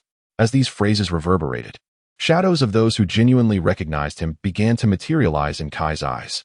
In contrast, the Sarutobi ninjas, who continued to berate him, stood in stark relief. The disparity was glaringly evident. Ultimately, the anguish on Kai's face gradually dissipated, replaced by an unwavering determination. Then, before the eyes of all present, crack, Kai extended his hand, firmly clasping the palm of Minato, and with a voice filled with gratitude, he spoke. Teacher Minato, thank you. I understand now. From this day forth, I shall solely protect my true family and comrades. This realization was indeed a breakthrough for Kai, attributed not only to Minato's guidance, but also significantly influenced by the chilling actions of the Sarutobi clan. Observing Kai's expression, Minato's face instantly blossomed into a smile of relief as he softly remarked, Excellent. It brings me great comfort to know that you have grasped this concept and will not sacrifice your life for that rabble. Now, you should take some time to rest. With that, Minato gently lifted Kai and turned towards the tense figure of Kakashi in the crowd, calling out, Kakashi, come here and help Kai down. Although Kai had activated the surprise gate, he had not engaged in combat, yet the toll on his body was immense, making even walking a challenge. Hearing this, Kakashi's previously taut form trembled, but he quickly responded, Yes, sensei. In an instant, Kakashi appeared beside Minato, taking Kai into his care, though he appeared exceedingly tense, his eyes reflecting deep guilt and self-reproach. Minato recognized that Kakashi had yet to reconcile with his earlier words, burdened by the guilt of surviving while failing to protect the teacher's orphan child. At that moment, Minato's mood was markedly different. Since he had eliminated Sarutobi Hiruzen, he felt a renewed sense of ease. In high spirits, he was willing to grant his disciple another chance.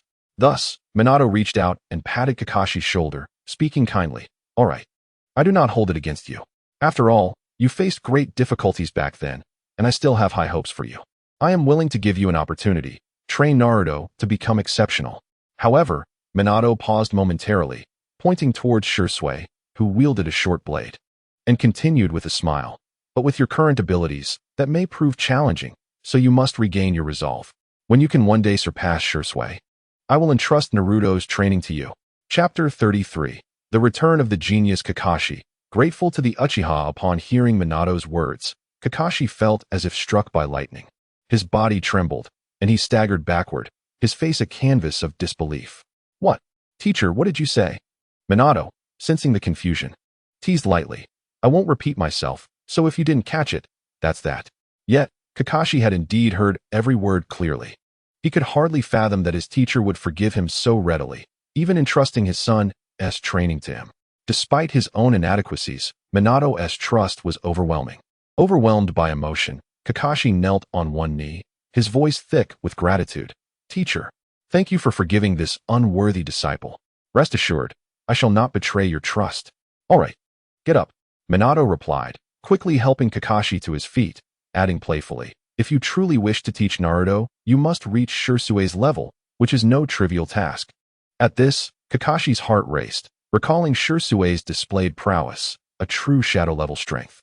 Though he had been thoroughly outmatched before his teacher, the sheer power was staggering. Kakashi bit his lip, feeling a bitter pang of self-doubt regarding his ability to attain such heights.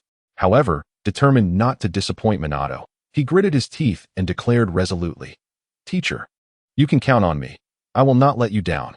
I will strive with all my might to match Shirsue. Though uncertainty lingered, Kakashi realized that to give up without trying would render him a complete failure. Perhaps this realization began to dissolve the lethargy in his eyes, replaced by a burgeoning resolve and conviction. As a result, the aura emanating from Kakashi transformed from despondency to vigor. Witnessing this change, Minato beamed with pride. Excellent. The current you is truly the disciple I take pride in. Minato understood that his once great prodigy, Kakashi, had returned. As long as Kakashi rediscovered the essence of cultivation and ceased self-indulgence, stepping through the door to shadow-level prowess would be a mere formality. After all, at the tender age of 12, Kakashi's talent in cultivation was unparalleled. Teacher, I shall take my leave now, the rejuvenated Kakashi said, bowing slightly as he escorted Kai away. This signified that the two young elite J-nin of Konoha would no longer be embroiled in this conflict. They had been swayed by Minato. Fugaku narrowed his eyes, contemplating. It seems Minato places great importance on Kakashi. Perhaps I should introduce a Uchiha woman to him at an opportune time, hoping they marry soon. The mere thought caused a slight smile to grace Fugaku's lips, for a union between their clans would undoubtedly strengthen the bonds between them. They must cling tightly to Minato, a towering figure, to withstand the approaching turmoil.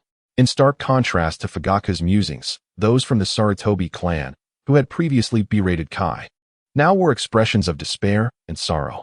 It's over. We are utterly finished. Who could possibly save us now? Despairing cries echoed throughout the venue, but with Kai's departure, no one remained to rescue the Sarutobi clan. The Uchiha, having halted their assault, now resumed their relentless strikes, each swing claiming another life.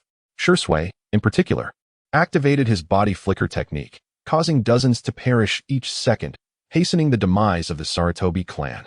Listening to the anguished wails of the Sarutobi, Minato's face broke into a radiant smile as he remarked with a hint of admiration, what a delightful sound. I believe this is the most exquisite music in the world. Indeed, Fugaku nodded in agreement, for the Sarutobi had long oppressed the Uchiha with the likes of the third Hokage. Now, witnessing their total annihilation was truly gratifying. Soon, with a heavy thud, the last Sarutobi ninja collapsed lifelessly to the ground, blood seeping from his neck, marking the slow ebbing of his life. This signified the complete slaughter of the Sarutobi reinforcements who had rushed to their aid. While the Sarutobi clan was not entirely diminished, those lost were indeed their backbone and elite.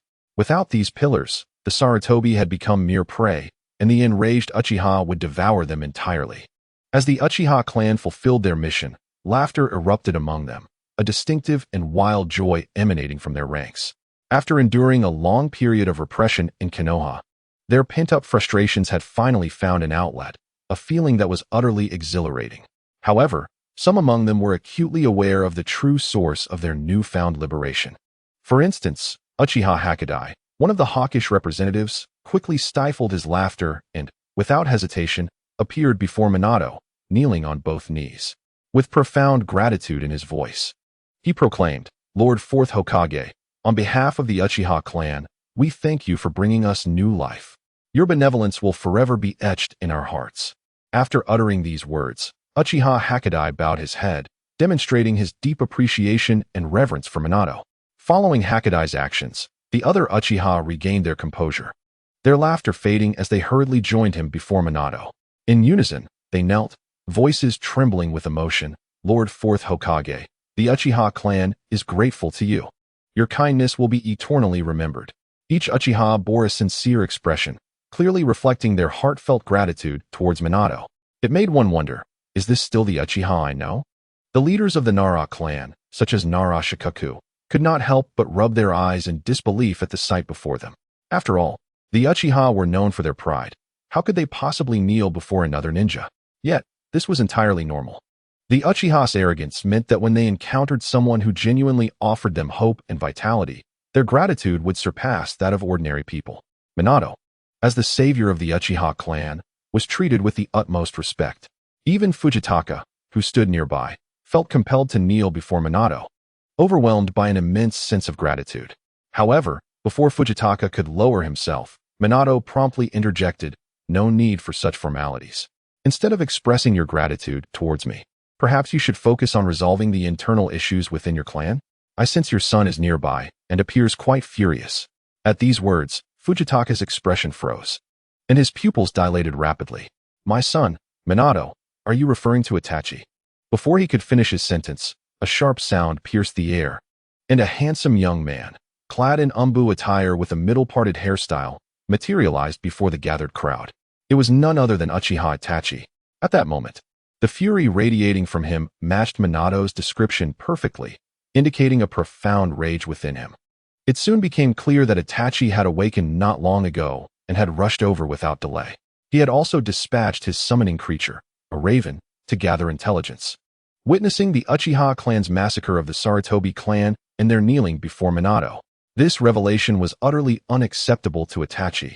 He could not comprehend how his clan could commit such an act of defiance against Konoha, nor could he fathom their submission to someone he perceived as a false fourth Hokage. Itachi, mistakenly believing that Minato was an impostor, approached the kneeling Uchiha with a thunderous voice. "What have you done? Do you not realize that your actions are leading the Uchiha to the brink of extinction? When the third Hokage arrives, your actions will surely spell doom for our clan." At this point, he seethed with indignation, directing his fury at the foolishness of his clan, who had consistently thwarted his and Shirsue's efforts to mend relations with Konoha. The Uchiha had recklessly destroyed everything they had worked for, and now they escalated their actions by slaughtering the Sarutobi clan.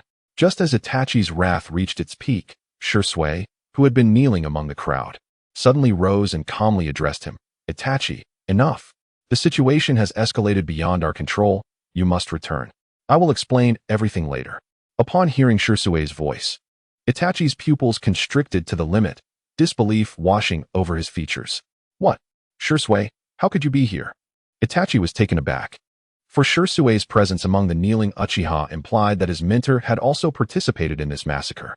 The raven's vision was limited, and amidst the throng, Itachi had not noticed Shirsue's presence.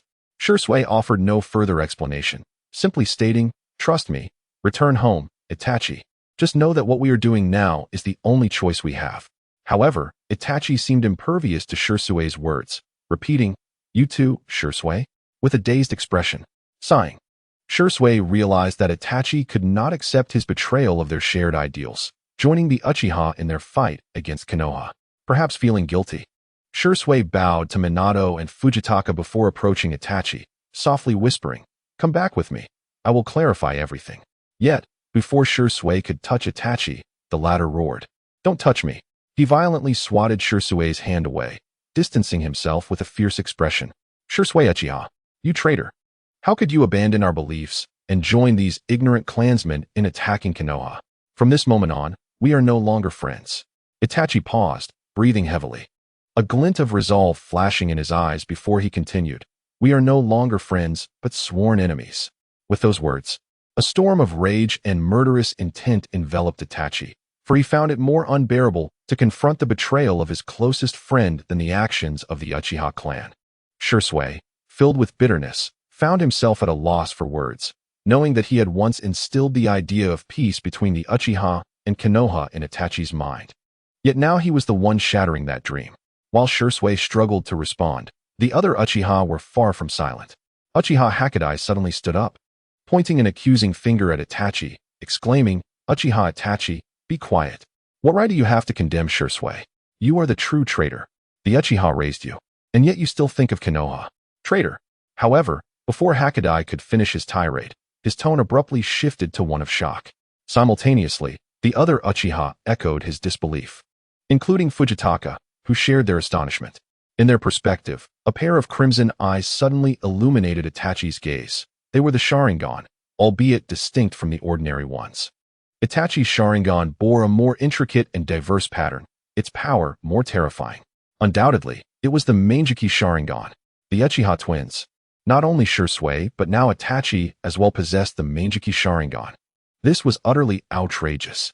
Upon witnessing this, Shursui, despite having activated his Mangekyou Sharingan long ago, could not help but exclaim, "Itachi, when did you awaken your Mangekyou?" Shursui could discern that this was not a result of Itachi's anger, but rather an ability he had long possessed. Itachi offered no reply, his gaze turning icy as it fell upon Uchiha Hakadai, who had just insulted him. "You foolish waste of space. You have no comprehension of the implications of your actions. Very well, let me, on behalf of Konoha and the third Hokage, eradicate you traitorous scoundrels." With that whoosh, Itachi's Mangekyou Sharingan flickered ominously, and in the blink of an eye, he appeared before Hakadai, drawing his sword with the intent to sever Hakadai's head. Under the influence of the mysterious powers of the Mangekyou, Itachi's speed and strength were beyond Hakadai's capacity to counter. In his moment of distraction, Hakadai found himself unable to react, staring helplessly at the blade poised above him, his heart erupting with impotent rage. "Uchiha Itachi, you bastard." Then, Hakadai tightly shut his eyes, bracing himself for death. However, what awaited him was not a painful demise. Instead, clang, a sharp metallic clash resonated before him. Hakadai quickly opened his eyes and realized something was amiss. Shursui? Indeed, Shursui stood before Hakadai, gripping a short blade that had intercepted Itachi's fierce assault. The short blade and Itachi's sword clashed, and Shursui, with a tone laden with sorrow, uttered, "Itachi, I am sorry. I have betrayed our principles, but it was unavoidable." Yet Itachi paid no heed to Shursui's explanation. Consumed by rage, he shouted, "Get away, you traitor of Konoha." As he spoke, Itachi's Mangekyou began to whirl violently, his immense ocular power surging forth. He intended to activate Tsukuyomi, forcing Shursui to experience excruciating pain. In Itachi's heart, though Shursui's strength had once surpassed his own, he now held the Mangekyou, and his power had transformed significantly, enough to easily crush his former friend. However, in the next moment, Itachi's eyes widened in shock. For Shursui, who was clashing with him, had activated his Sharingan, but the three tomo quickly faded, replaced by a brand new four-pointed pinwheel design. Shursui, too, possessed the Mangekyou?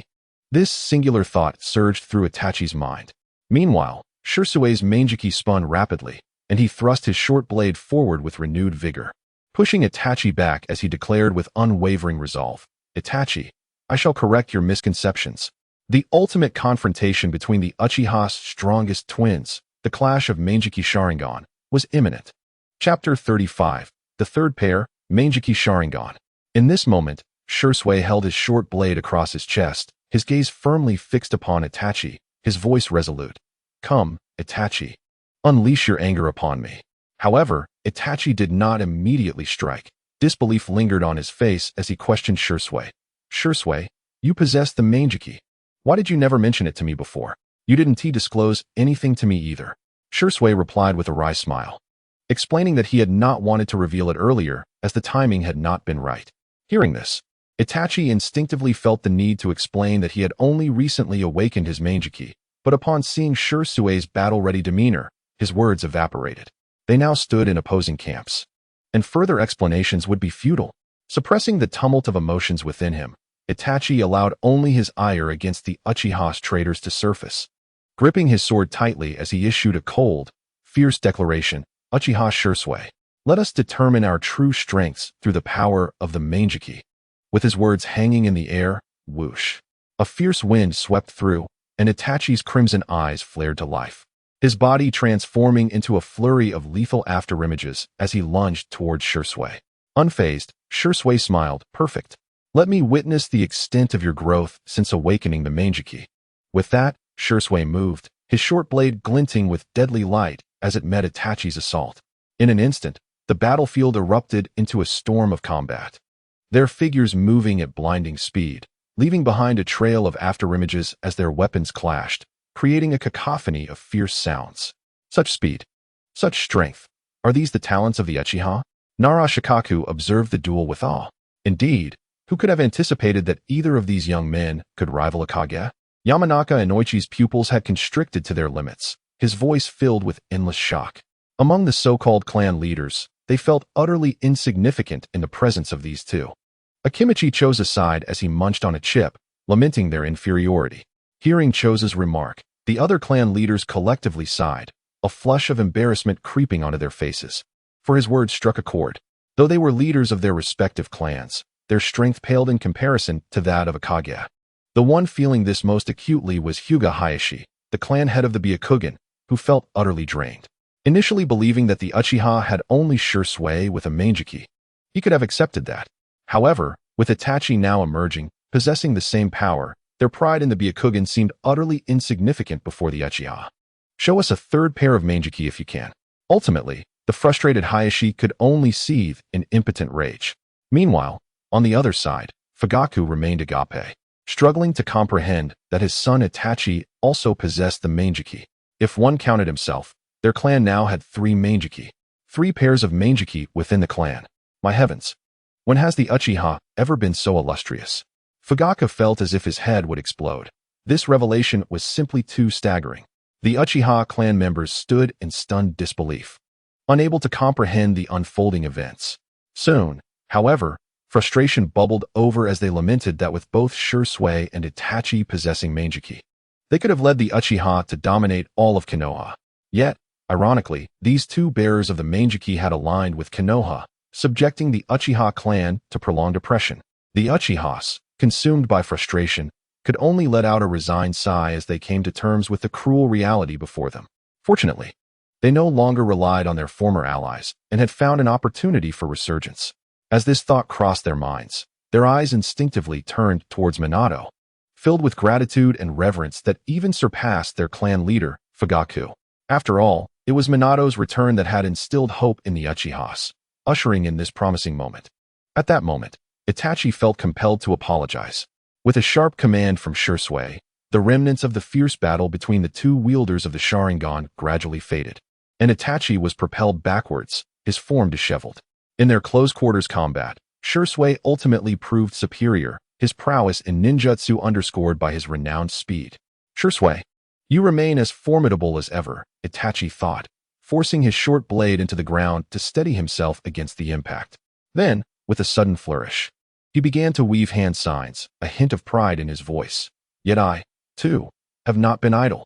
With that, he unleashed the fire release, great fireball technique. A colossal fireball, exuding an overwhelming aura reminiscent of a shooting star, tore through the air, aimed directly at Shursui. Fire release, is it? Let me witness your progress. Shursui retorted fearlessly, sheathing his short blade and forming his own hand signs, summoning a fireball of equal magnitude to confront Itachi's attack. The two fireballs collided with a cataclysmic roar, sending shockwaves rippling outward. However, the outcome was not immediately clear, as both forces seemed evenly matched.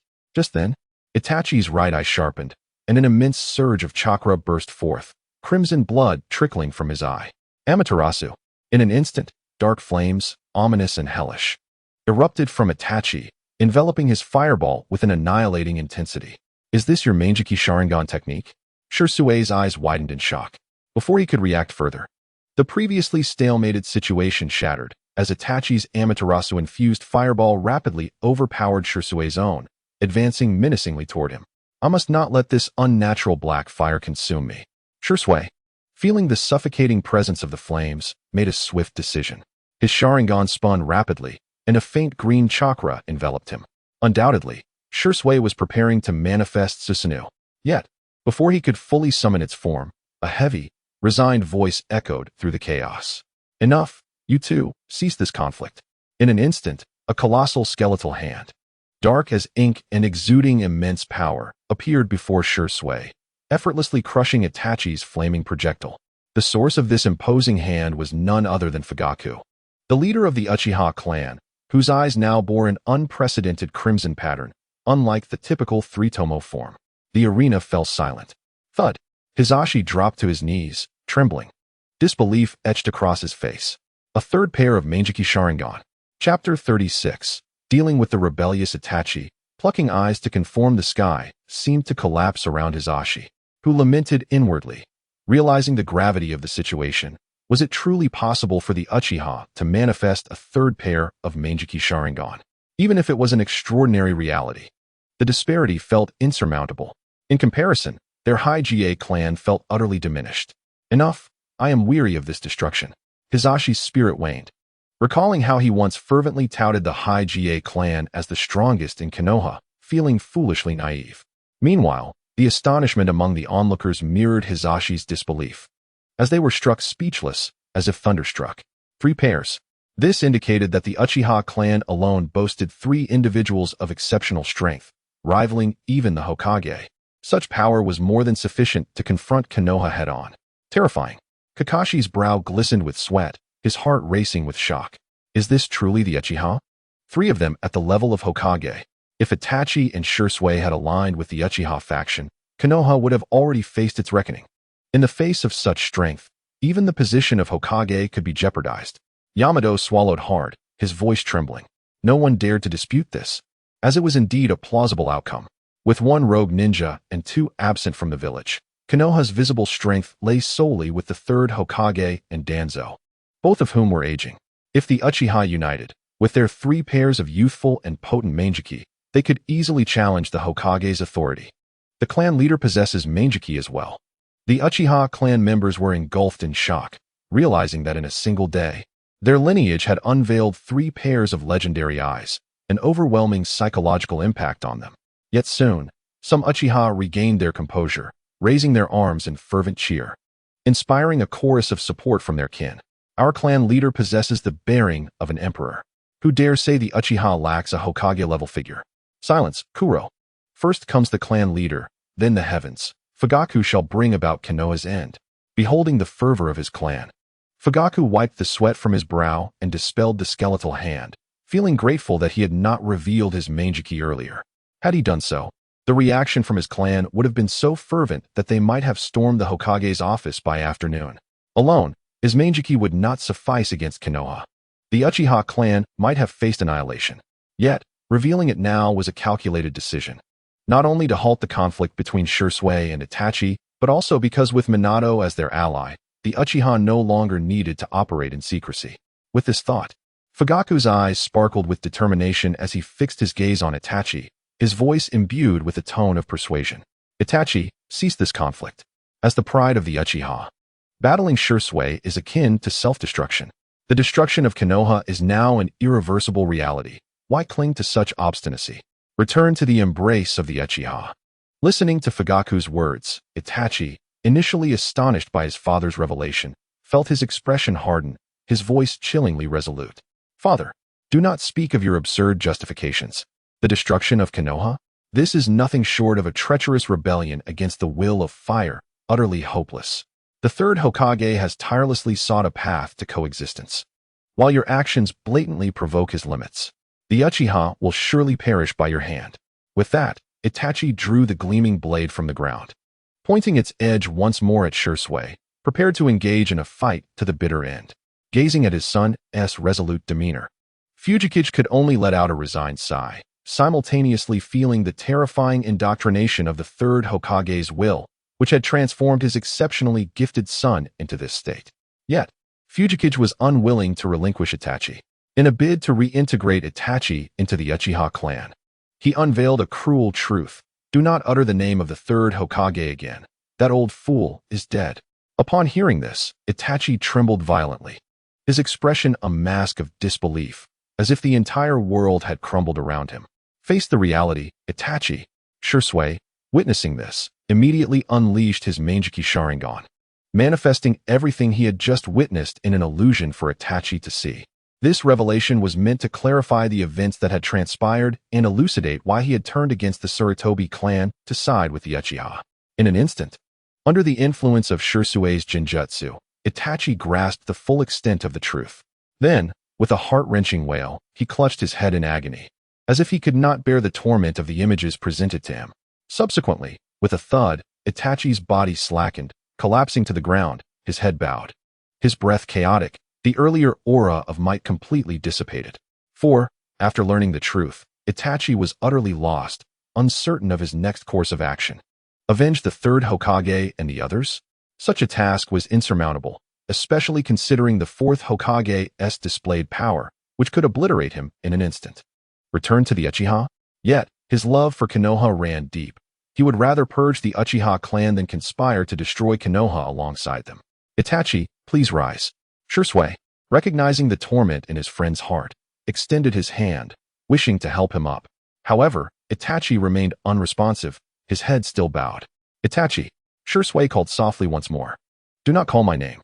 Do not speak to me, you traitor who has betrayed your convictions.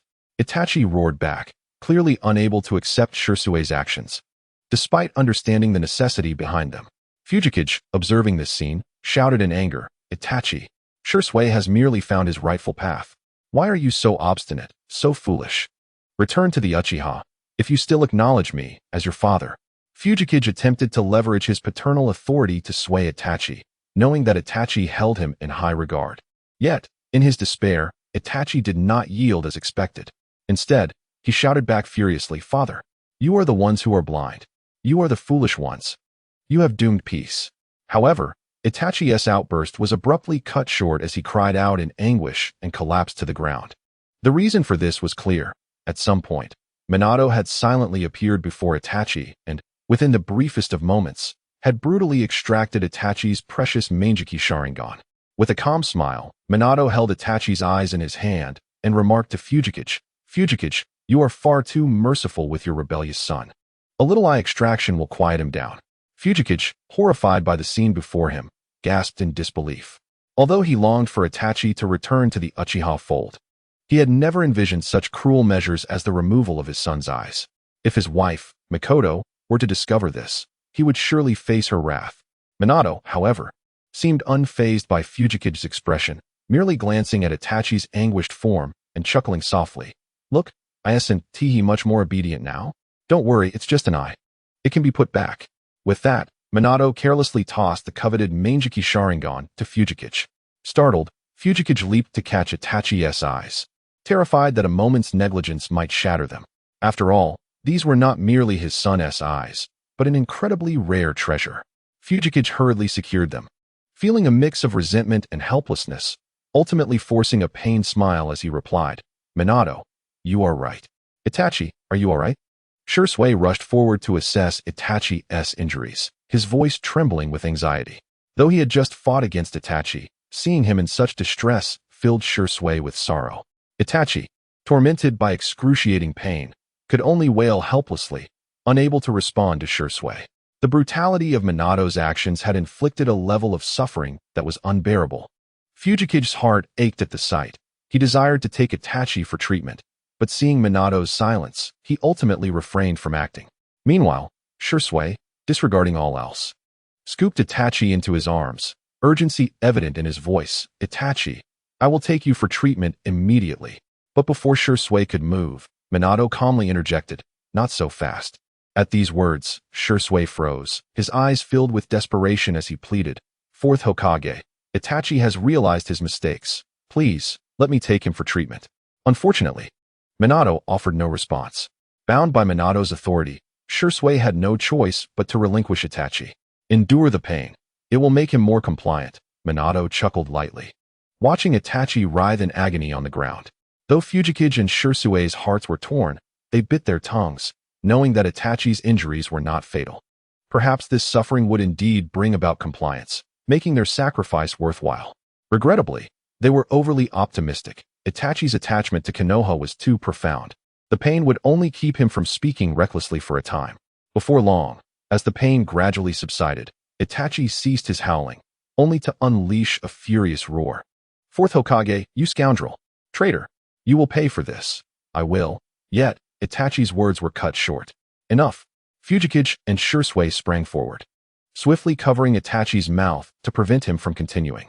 They feared that should Itachi persist, Minato might next extract his heart. Simultaneously, Fujikage offered Minato a wry smile. I apologize. Minato, I speak on behalf of Itachi. Minato, however, paid no heed, resting his chin on one hand lost in thought. If extracting eyes causes such pain, and he still cannot comply, it seems I must devise a more special method. As he contemplated this, Fujikage's heart sank, his expression turning anxious, fearing that Minato's next idea might involve eliminating Itachi entirely. After all, in Fujikage's eyes, Itachi had been deeply corrupted by Konoha's will of fire. Ordinary measures would never suffice to bring him back to reason. Only death could ensure his compliance. Just as Fujikage could no longer contain his plea, Minato's eyes suddenly lit up, as if he had found the answer to his dilemma. He raised a finger, cutting off Fujikage mid-sentence, and exclaimed with a grin, I have a way. It will definitely make him obedient. Now, Fujikage, Shursui, step aside. Minato directly ordered the two individuals beside Itachi to step aside, then crouched down and leaned his head close to Itachi's ear. Sensing Minato's breath so near, Itachi, despite being blind, shouted furiously, Damn fourth Hokage, I will. However, before he could finish his sentence, his words were abruptly cut off. At that moment, his body began to tremble violently, his face etched with terror. For Minato, in the gentlest tone, uttered words that could shatter Itachi's very psyche. If you continue to be fixated on Konoha and do not heed my command, I will erase you from existence and subsequently find your only brother, Sasuke, to accompany you in death. The first part of Minato's statement posed no significant threat to Itachi, for he feared not death. To sacrifice his life for the protection of Konoha was, to him, the utmost honor. Yet, the latter part was enough to rend his world asunder, for Itachi's love for his brother Sasuke ran deep. In truth, Sasuke was his very essence. The mere thought of allowing Sasuke to be buried alongside him rendered Itachi so despondent that he felt he would rise from the grave to chastise himself. In the depths of Itachi's heart lay a hierarchy, Sasuke above Konoha, Konoha above Uchiha. Thus, when Sasuke's life was threatened, Itachi found himself momentarily indifferent to the demise of the third Hokage and Shursui's betrayal of their beliefs. His only obsession was to ensure that Sasuke remained unharmed. Consequently, the next moment, Itachi's voice trembled as he implored, You cannot do this. His tone lacked any trace of anger. It was filled solely with unending dread. For he feared Minato's wrath and the potential for his own demise, leaving Sasuke to bear the consequences. Upon hearing this, a mocking smile spread across Minato's face. You are in my hands. What can you do about it? So, will you follow my orders? The moment Itachi heard these words, he trembled once more. For it was akin to an ultimatum. If he allowed any harm to befall Sasuke, he would never forgive himself, even in death. Yet, if he acquiesced to Minato's demands, the prospect of destroying Konoha was nearly impossible to fathom. However, Minato would not grant Itachi ample time to ponder. He commenced a countdown, 5, 4. As Minato counted, Itachi's heart raced. He understood that once Minato reached 0, his opportunity would vanish. Thus, at the count of 2, Itachi could hesitate no longer. For him, nothing could compare to his brother. Even if it meant destroying Konoha, he would do anything to protect Sasuke. With great difficulty, Itachi rose and knelt before Minato, bowing his head in utmost respect and declaring, Lord Fourth, I, Uchiha Itachi, am willing to follow you from this moment onward. Itachi had fully surrendered. Seeing Itachi kneeling before him, Minato's face broke into a smile as he gently patted Itachi's shoulder, speaking with a tone of satisfaction, Well done. Your understanding is indeed the best outcome. Itachi, however, felt a twinge of anguish. Was it truly understanding? It was merely a desperate act of no other choice. But Minato paid no mind to Itachi's internal struggle. He promptly lifted Itachi up, cheerfully stating, All right, a child who can correct their mistakes is a good child. Let Shursui take you below to have your eyes fitted. Thank you, Lord Fourth. Itachi's expression was hollow, yet he immediately bowed in gratitude, genuinely fearful of showing any disrespect to the man before him, lest his beloved brother be endangered. Meanwhile, a somewhat bewildered Shursui, having overheard their conversation, snapped back to reality and quickly retrieved the Manjiki Sharingan that Fugaku had preserved. He approached Itachi, offering support, and expressed gratitude to Minato, saying, "Thank you for your magnanimity. Lord Fourth, I shall take Itachi below." "Yes, go ahead," Minato nodded. Itachi's face revealed a hint of guilt, as he now empathized with Shirsui's predicament, understanding that Shirsui had also been forced into opposition against Konoha. Upon hearing Itachi's words, Shirsui paused in surprise, then laughed heartily. Then I shall forgive you. For you are, after all, my brother." With that, a gentle breeze swept through, stirring dust into the air, and Shirsui and Itachi vanished in a blur. At that moment, a system screen appeared before Minato. Ding! The host has simultaneously altered the fates of Uchiha Itachi and Uchiha Shirsui, significantly impacting the plot trajectory. Plot value, 936. Randomly extracting 2 abilities. Extraction successful. Congratulations, host, on acquiring the Kodoame Tsukumi Jinjutsu and Dust Release Technique. After the system announcement concluded and the rewards were dispensed, Minato chuckled softly to himself. These 2 rewards are indeed remarkable. One can be used to train others, while the other can erase them. Minato was quite satisfied with this reward. The Kodoame Tsukumi Jinjutsu would now be directly infused into his Manjiki Sharingan, enhancing its power and effectively becoming one of his trump cards. After all, with clever application, even a being as formidable as the first Hokage could be made to submit. As for the dust release, it was an extraordinary technique, surpassing even the limits of bloodline boundaries. As long as there was sufficient chakra, its power would be boundless. Minato mused that, with the chakra of the sage body he currently possessed, should he unleash the dust release with full force, he could likely erase even Hashirama in his colossal form. While Minato was lost in thought, Fugaku approached him, incredulously stating, "Minato, I never imagined you could truly make Itachi obedient. I am curious to know what you said to him." Minato's previous words had been soft-spoken and directed solely at Itachi, thus Fugaku had not overheard. Upon hearing this, Minato snapped back to attention, a smirk playing on his lips as he replied, "I merely told him that if he did not comply, I would kill his brother, Sasuke." Without waiting for a response, Minato strode towards the stunned members of the Uchiha clan. He spoke plainly, "You all understand how to restrain your kin, which is why I harbor no ill will towards you. Therefore, I will not strike first. However, should you attempt to obstruct me, do not blame me for what follows." At this point, Minato paused slightly, narrowing his eyes as an overwhelming aura of murderous intent surged forth from him, enveloping the Uchiha clan members and culminating in a smile. "I will show no mercy." As the last words left his lips, the Uchiha clan fell silent, none daring to respond. The suffocating aura of death was terrifyingly potent, akin to a journey to the underworld, making them acutely aware that Minato possessed the terrifying strength to sweep them all away. In the end, it was Narashikaku, the strategist of Konoha, who bravely stepped forward, swallowing hard before he timidly inquired, "Minato, do you truly intend to destroy Konoha? By what means?" Upon hearing this, the eyes of the other clan leaders suddenly brightened, as they too were deeply concerned about this question. For the method of destruction was pivotal to their clan survival and future development. As for the method of destruction, Minato's gaze flickered upon hearing the question, and he murmured to himself. His initial thought was to inflict upon Konoha the same kind of pain that would leave it akin to a vast pit, much like pain in the future. However, with Shikaku's words, he realized that this indeed required careful consideration. After all, even if Konoha were reduced to a mere pit, its name would still linger, and there might be those who would dare to attempt to plant new roots in this wasteland, hoping for a revival. Thus, it was imperative to sever Konoha's roots at their very source, extinguishing any possibility of its resurgence. With this thought, Minato's mind began to race, seeking a method that aligned with his vision to completely obliterate Konoha. The assembled crowd stood in silence, not daring to interrupt him, awaiting his answer, including the Uchiha clan. After all, Minato held the fate of their futures in his hands.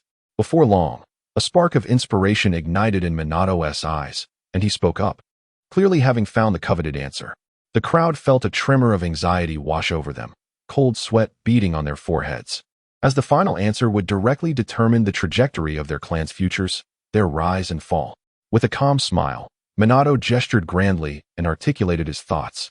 Konoha shall undoubtedly be annihilated, and it must be eradicated from its very roots. Therefore, I shall establish a brand new village upon this land, one that will completely obscure the historical traces of Konoha, erasing its existence perfectly, and it shall bear a name of its own, along with the truest of companions.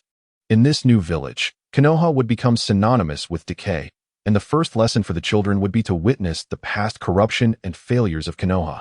Should anyone dare to attempt to whitewash Konoha's history, they would be met with ruthless consequences.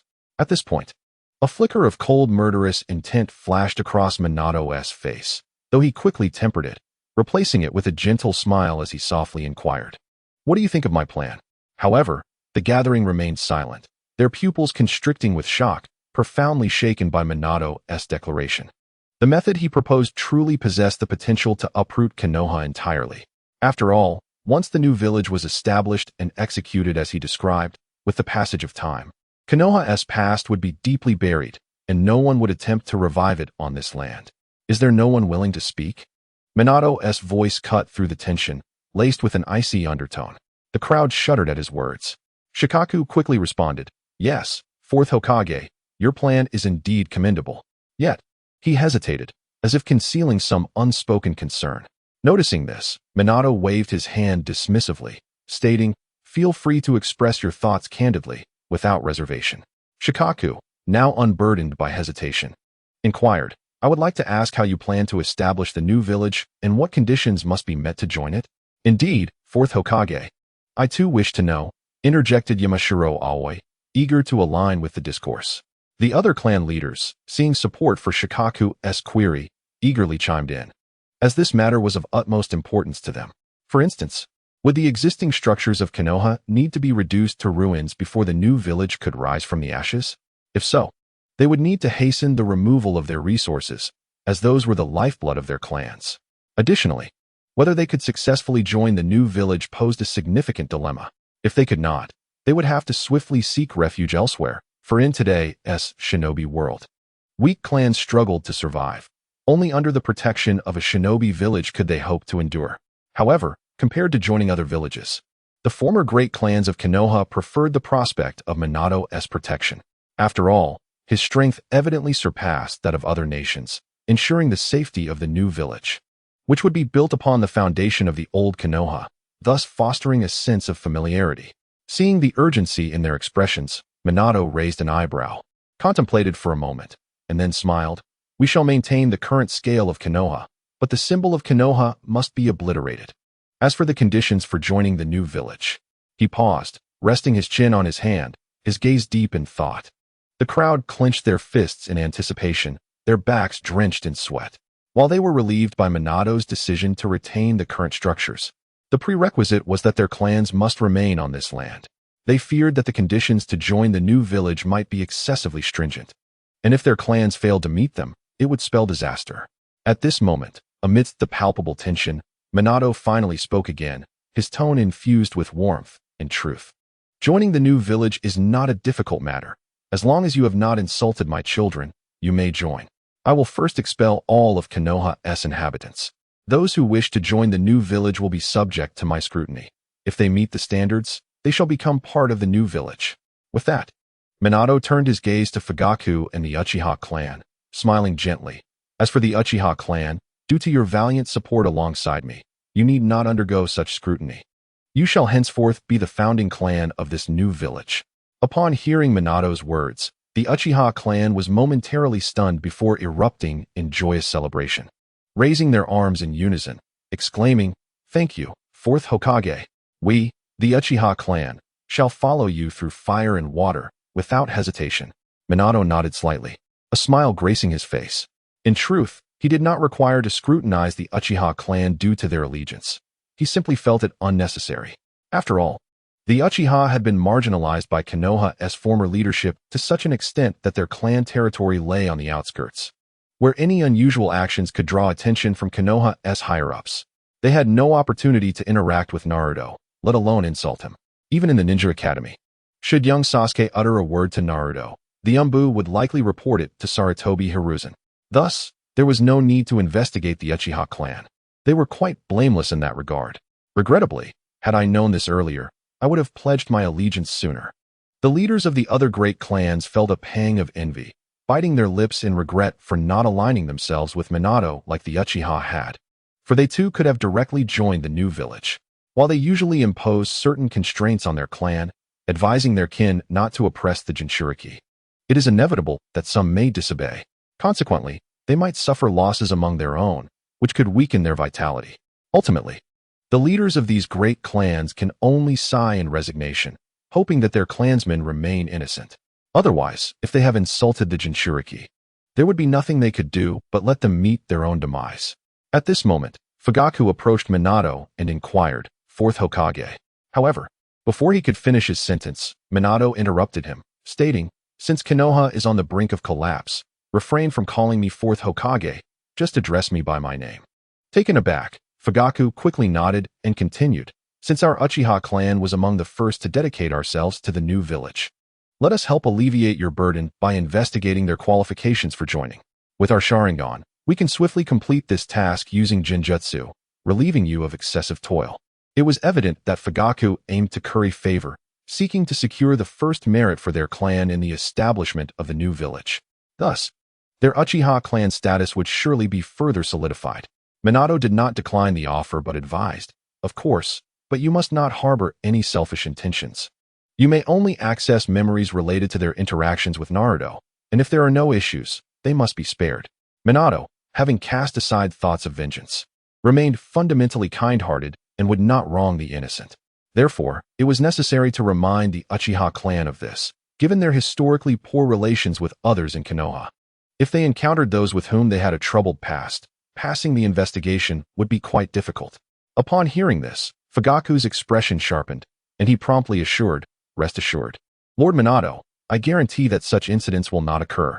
In truth, there was no need for Minato's reminder, as Fugaku himself would not allow such a situation to arise. After all, this was the first task following the establishment of the new village. Any mishap would be utterly unacceptable. At this moment, Minato seemed to recall something and added, "By the way, those who have previously insulted Naruto, remember to keep them under close watch." With that, a glint of fierce, killing intent flashed in Minato's eyes, a terrifying sight that could instill fear.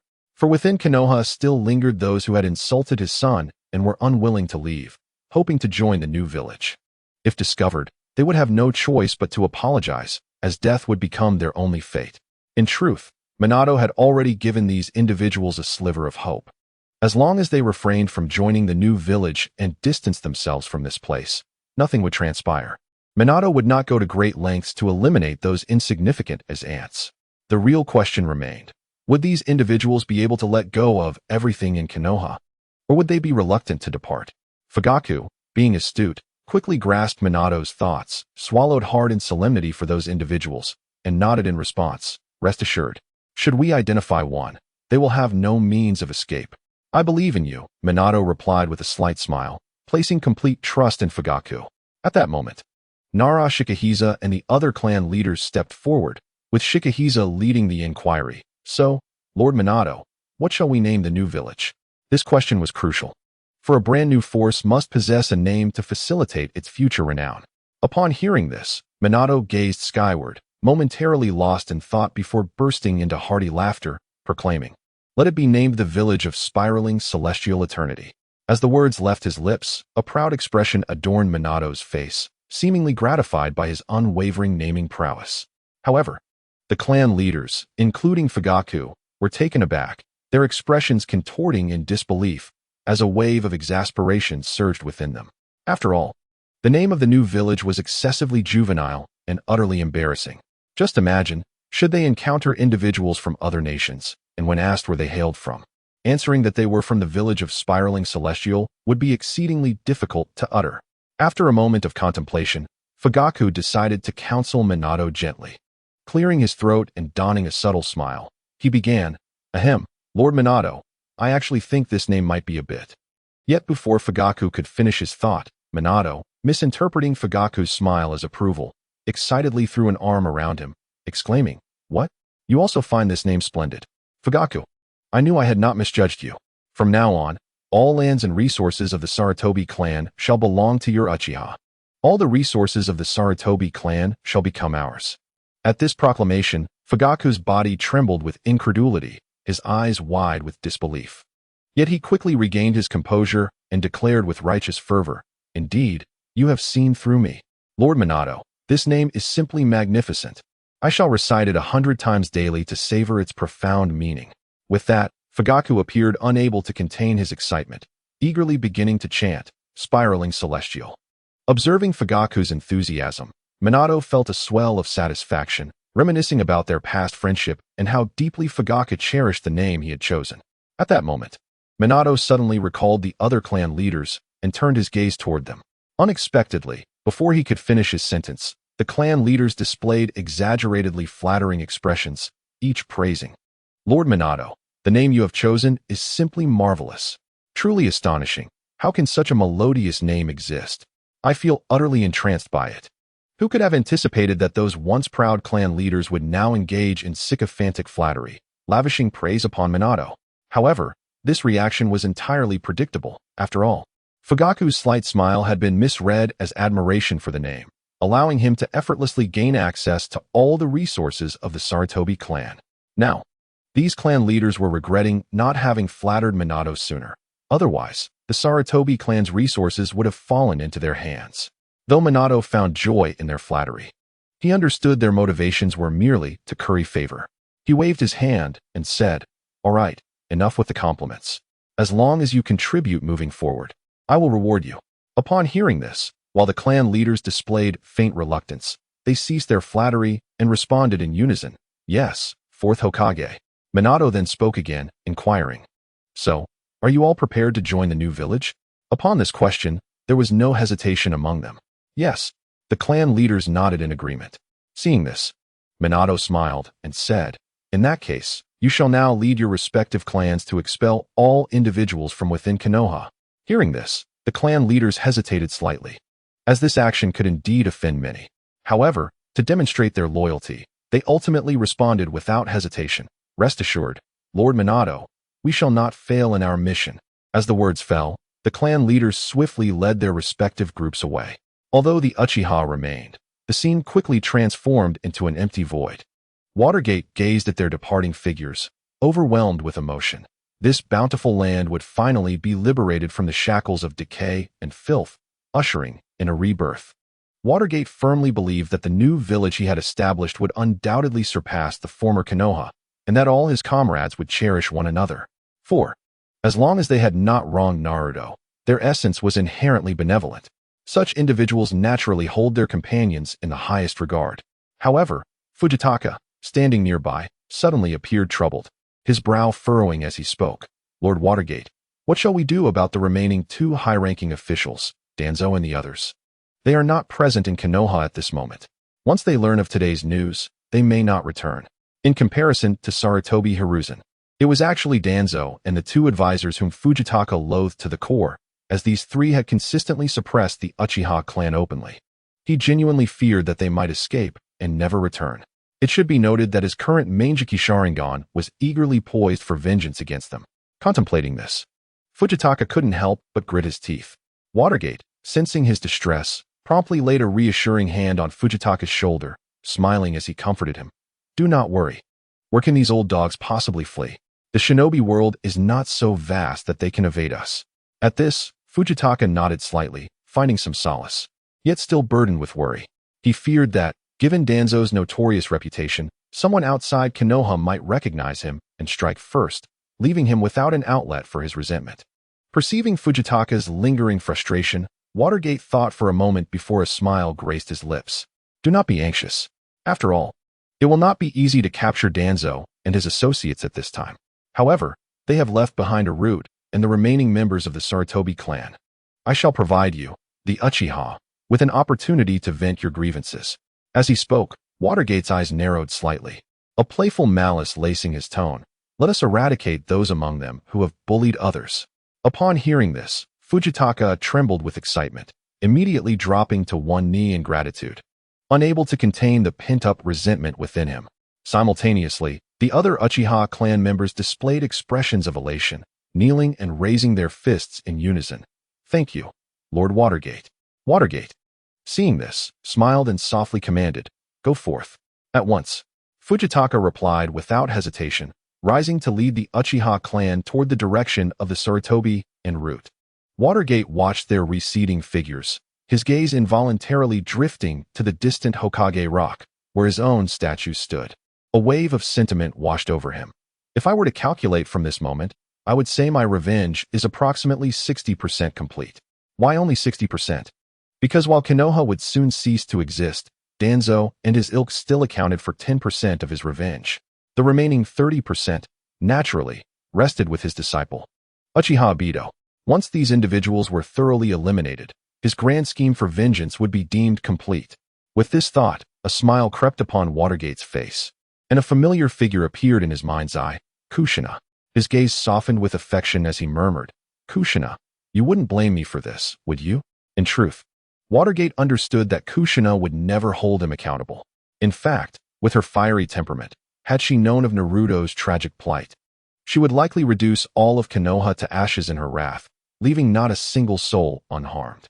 As Watergate's longing for Kushina subsided, he extended his senses, and upon detecting a chakra signature akin to his own, a gentle smile blossomed on his lips. "Naruto, Daddy's coming for you." The chakra, without a doubt, belonged to Naruto. Just as Watergate prepared to teleport to find Naruto, he suddenly halted, a puzzled expression crossing his face. He noted that the ceiling space seemed to have grown tumultuous, as if the QB had awakened and begun to rampage. Regarding the QB, Watergate had not paid it much heed, for since the moment the system had descended 7 years ago, it had fallen into a deep slumber, even remaining dormant during his resurrection.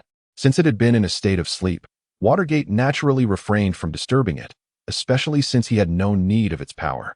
However, now that the QB had awakened, it was an opportune moment to subdue it.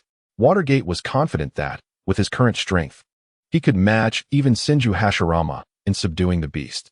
After all, if it disobeyed, he could certainly administer a sound thrashing. With that thought, he declared, "QB, here I come." A smile of anticipation graced Watergate's lips as he slowly closed his eyes. In an instant, his consciousness arrived in the ceiling space. Upon entry, a surge of intense heat and malevolent killing intent washed over him, as if it sought to consume him whole. Simultaneously, the terrifying roar of the enraged QB echoed through the space. "Ah, fourth Hokage, if given the chance, I will surely tear your soul apart." Watergate, however, remained unperturbed, only chuckling as he replied, "Oh, tear my soul apart. Do you still dare after witnessing what just transpired?" Upon hearing his words, the QB's fury intensified, its voice becoming even more menacing and agitated. "Why wouldn't I dare? Wasn't it just moments ago that you sealed me with that technique? Remember, you too have met your demise at my hands." Realizing this, Watergate suddenly understood, for he recognized that the QB's memories were trapped in the moment it was sealed within the Shinigami's belly due to its prolonged slumber. Now that it had awakened, it had likely not even gathered its senses to perceive the outside world. Thus, the QB was unaware of everything outside and of Watergate's current prowess, leading to its unbridled defiance. With this revelation, an excited smile adorned Watergate's face. He relished the sight of the QB's initial defiance transforming into docility. And to achieve this transformation, it was quite simple. A few thorough beatings would suffice. It must be a thorough and heartfelt thrashing. Chapter 41. The shocked QB. Yet the QB remained oblivious to the unusual turn of events. Its face contorted in a terrifying snarl as it roared, "Fourth Hokage, I will tear you into pieces, leaving not a single remnant behind." The moment the words left its mouth, a rumble echoed. The immense, mountain-like body of the QB erupted with torrents of crimson chakra, resembling the descent of death itself, exuding an aura of boundless hatred and murderous intent. It was evident that the QB was now furiously enraged. However, this is quite understandable. After all, the tailed beasts are living beings of flesh and blood, originally thriving freely in the outside world, only to be unjustly captured by humans and subjected to control, enduring grievances that are beyond expression. In the end, they could not even preserve their entire bodies, as half of their souls were sealed within the belly of the Grim Reaper. Such an ordeal is unbearable for anyone. In a fit of extreme rage, the Nine-Tails' roar was deafening, its chakra surging violently, nearly engulfing the entire ceiling space.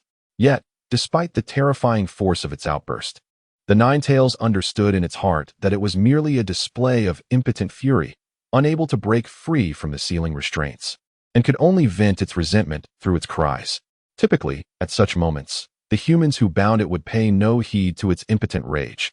The Nine Tails found it curious why both it and the fourth Hokage were not dead, transformed into a soul state, yet the sealing space remained, and they both retained consciousness. Before the Nine Tails could ponder further, it felt a flicker of surprise. Through its crimson eyes, it beheld a figure reflected in its pupils. The fourth Hokage was slowly approaching the sealing gate that imprisoned it. What is happening? Shouldn't he ignore me and simply turn away? Confusion surged within the Nine Tails, struggling to comprehend Minato's actions, causing its roar to weaken. Minato, however, offered no explanations, steadily advancing until he reached the very center of the sealing gate. Before him, a talisman adorned with strange patterns was firmly affixed to the sealing door, emanating an aura of immense terror. This talisman was the key to confining the Nine Tails. If it were to be torn away, the Nine Tails would be completely liberated. Then, a smile graced Minato's face as he softly murmured to himself, "Soon, I shall tame the beast." What on earth does he intend to do? The Nine Tails was momentarily stunned, its impotent fury dissipating as it fixed its crimson-slitted eyes upon Minato's figure. Then, to its astonishment, the Nine Tails' pupils suddenly constricted, letting out a thunderous gasp. For in its line of sight, Minato reached out and tore apart the talisman that contained boundless sealing power. In an instant, a tremendous roar echoed as the entire sealing door seemed to be violently struck by an irresistible force, shaking violently. Soon, a fissure appeared at its center, gradually widening until it transformed into two golden portals, flung wide open. This signified that the seal restraining the Nine Tails had completely failed. I am free." The Nine Tails gazed at the gaping sealing door, its face still adorned with incredulity, its claws pointing at itself, voicing uncertain disbelief. It was simply too surreal. The fourth Hokage actively opened the seal for it. This was something no tailed beast could ever imagine.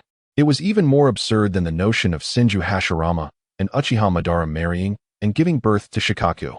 However, after a brief moment of shock, the Nine Tails regained its composure, and an overwhelming joy surged within its heart.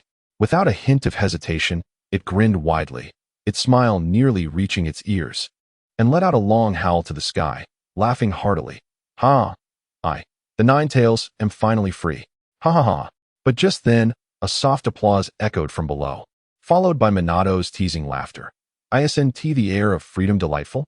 But don't worry, soon you will beg me to seal you back up."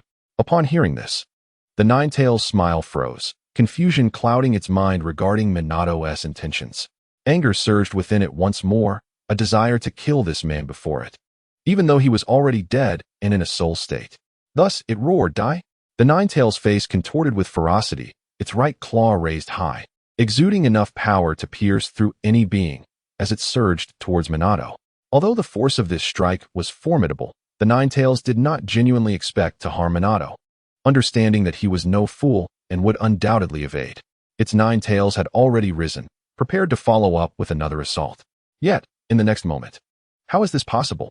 The Nine Tails' pupils constricted in shock as it witnessed an astonishing scene. Minato did not evade its colossal claw attack, but instead caught it barehanded. At that moment, Minato calmly gripped one of the Nine Tails' claws with his right hand, rendering its paw immobile, while he laughed mockingly. "You are truly weak." From the perspective of the first Hokage, tailed beasts are indeed remarkably feeble. With the power of the sage body at his disposal, Minato felt as though the Nine Tails before him was nothing more than a toy. Even without employing lethal techniques, he was confident in his ability to completely suppress the Nine Tails. Hearing Minato's words, the Nine Tails felt a surge of anger, but it was overshadowed by shock at how Minato could catch its massive claw with ease. It realized it was now unable to retract its paw, as Minato's strength appeared to surpass its own. This bewildering turn of events left the Nine Tails astounded, for Minato had never been able to accomplish such a feat while alive. How could he do so now that he was dead? Thus, the Nine Tails directly inquired, incredulity lacing its tone. "Fourth Hokage, what have you done? How could you catch my attack so effortlessly?" Minato simply chuckled softly in response. "What have I done? Is it not obvious? I have grown stronger. Did you think I had drugged you?" Listening to Minato's teasing words, the Nine Tails no longer felt anger but continued to inquire. "Yet, we are both dead, in a soul state. How could your strength have suddenly increased so dramatically?" Minato, unwilling to elaborate, waved his hand dismissively. "Dead? Why not take a look outside? At this statement, outside, the Ninetales trembled all over, suddenly realizing something, and quickly expanded its sensory perception. As it did so, the Ninetales' fox-like pupils narrowed to pinpricks. This is Konoha. Chapter 42. It escapes. He pursues. The Ninetales can't fly away. Before it could fully expand its perception, the Ninetales discovered that it and Minato were indeed situated within Konoha. Moreover, the Ninetales could clearly sense that this was undoubtedly Konoha, as the countless chakra signatures nearby belonged to the people of the village. And in the distance, the Hokage rock, which it loathed, was unmistakably the same as ever, provoking its deep-seated hatred. But hadn't he and Minato already perished? Confusion, shock, and disbelief surged through the Ninetales. It quickly gathered its thoughts and eagerly questioned Minato. Fourth Hokage, what on earth is happening? Do not call me Fourth Hokage anymore. Konoha is about to meet its demise. Minato waved his hand, his gaze flickering, as he smiled and said, to put it simply, you fell into a deep slumber for 7 years after being sealed, and then I was resurrected. Do you understand? Upon hearing those words, I had been in slumber for 7 years, and you have resurrected? The Ninetales exclaimed in astonishment, its diminutive fox brain seemingly on the verge of bursting, its pupils constricting to an extreme as the enormity of this revelation engulfed it. Indeed, Watergate nodded with a smile, affirming the other's statement. This time, the Ninetales fell silent, extending its perception once more. Upon discovering that the outside world was exceedingly clear, it comprehended fully that Watergate's words were not mere fabrications. In that moment, all enigmas unraveled. No wonder the ceiling space still existed. No wonder they retained consciousness. No wonder they could still communicate. Indeed, they had been revived. As this realization dawned, the Ninetales' heart raced tumultuously, overwhelmed with joy at its second chance at life, yet simultaneously gripped by terror at the peculiar means of its resurrection. However, before the Ninetales could ponder further, Watergate remarked, "All right, I am now prepared to strike you. Are you ready?" The Ninetales was taken aback. What? Instantly alarmed, it attempted to retract its claws, only to find itself utterly incapable, for the opponent's power was too formidable, effectively suppressing it. At that moment, to amplify the Ninetales' fear, Watergate released his own aura. Due to the previous restrictions, the Ninetales had been unable to perceive Watergate's terrifying chakra. But now, upon this release, the Ninetales sensed something amiss and hastily directed its perception toward Watergate. In the next instant, a sudden tremor coursed through the Ninetales' body as if struck by lightning, its fur standing on end, and its expression transformed immediately from shock to sheer terror. For it was horrified to discover that the chakra emanating from the man before it, Watergate, far exceeded its own, reaching the level of the legendary sage of the shinobi, Hashirama Senju. The mere thought of Hashirama sent the Ninetales into a frenzy of fear and frustration. It had once boasted of its immense power, claiming it could not allow itself to run amok, only to be sealed away like a mere chicken by that towering Buddha, which still haunted its thoughts. Now, Watergate's chakra could be likened to that wretched Hashirama, evoking a sense of dread within the Ninetales. It could not fathom how the other had suddenly attained such a level, yet it understood clearly that the chasm between itself and Watergate was insurmountable. In that moment, the Ninetales' mind echoed a singular thought: escape. It must escape. This instinctual decision, though it filled it with profound shame, left it with no alternative to preserve its own life. Subsequently, it bellowed, "Release me," swinging its other claw in an attempt to coerce Watergate into relinquishing its grip, hoping to buy itself a chance to flee. However, an embarrassing scene unfolded. Watergate effortlessly seized the other claw as well, signifying the complete loss of control over its limbs. Damn! The Ninetales, now filled with fear, was consumed by a mix of shame and fury, desiring to reclaim its claws, yet finding it utterly impossible. Watergate, unperturbed by its reaction, chuckled to himself. How should I deal with you? Shall I pluck your fur, sever your tail, or perhaps skin you?" As he spoke, Watergate's gaze fell upon the Ninetales, glinting with mockery. In the Ninetales' eyes, Watergate now resembled a demon from the abyss. It could scarcely bear to hear the remainder of his words, for they hinted at unspeakable horrors. "Very well. Then let us start with the tail, followed by the fur." Watergate seemed to have made his decision, laughing to himself once more. Upon hearing this, the Ninetales' fur bristled, its fear magnifying infinitely. At this moment, a singular thought consumed its mind. Escape. It must not fall into the other's hands. Otherwise, the Nine Tails could hardly imagine the fate awaiting it, a tailless, furless beast. If that bastard Shikaku from next door were to witness such a sight, it would surely have no face left to live. Without a moment's hesitation, the Nine Tails summoned its nine tails, launching them toward Watergate in an attempt to force him to release its claws. However, before its tails could connect, the Nine Tails emitted a pained cry, its perspective spinning chaotically, and its attacking tails lost their target. Why was this happening? Because in this moment, Watergate, using the Nine Tails' massive claws as leverage, lifted its entire body and began to spin it rapidly. Under the might of a sage on par with Hashirama, the Nine Tails could offer no resistance, becoming nothing more than a windmill, whirling helplessly. Amidst the tempest within the ceiling space, anguished cries echoed relentlessly. Wah! Put me down! Wah! Put me down! After 5 minutes, perhaps Watergate felt that the prelude had been sufficient, for he exerted his hands, halting the Nine Tails spinning, and then tossed it aside. Upon landing, the Nine Tails felt dizzy. But as it regained a semblance of composure, it surged to its feet, its massive claws reaching out once more. Another futile attack. Watergate, assuming the creature was about to strike again, was surprised when he realized, this creature is actually quite amusing. The target of the Nine Tails' claws was not him, but the already opened ceiling door. Upon making contact with the door, the Nine Tails bellowed, "Ceiling door, close for me." It unexpectedly managed to pull the ceiling door shut, then exerted all its strength to flee deeper into the ceiling space. Clearly, the Nine Tails was thoroughly frightened by Watergate, wanting nothing more than to escape his presence. This was indeed a manifestation of Watergate's earlier words. Soon, the Nine Tails would plead for the ceiling door to be closed. However, the entire ceiling space remained under Watergate's control. Where could the Nine Tails possibly escape?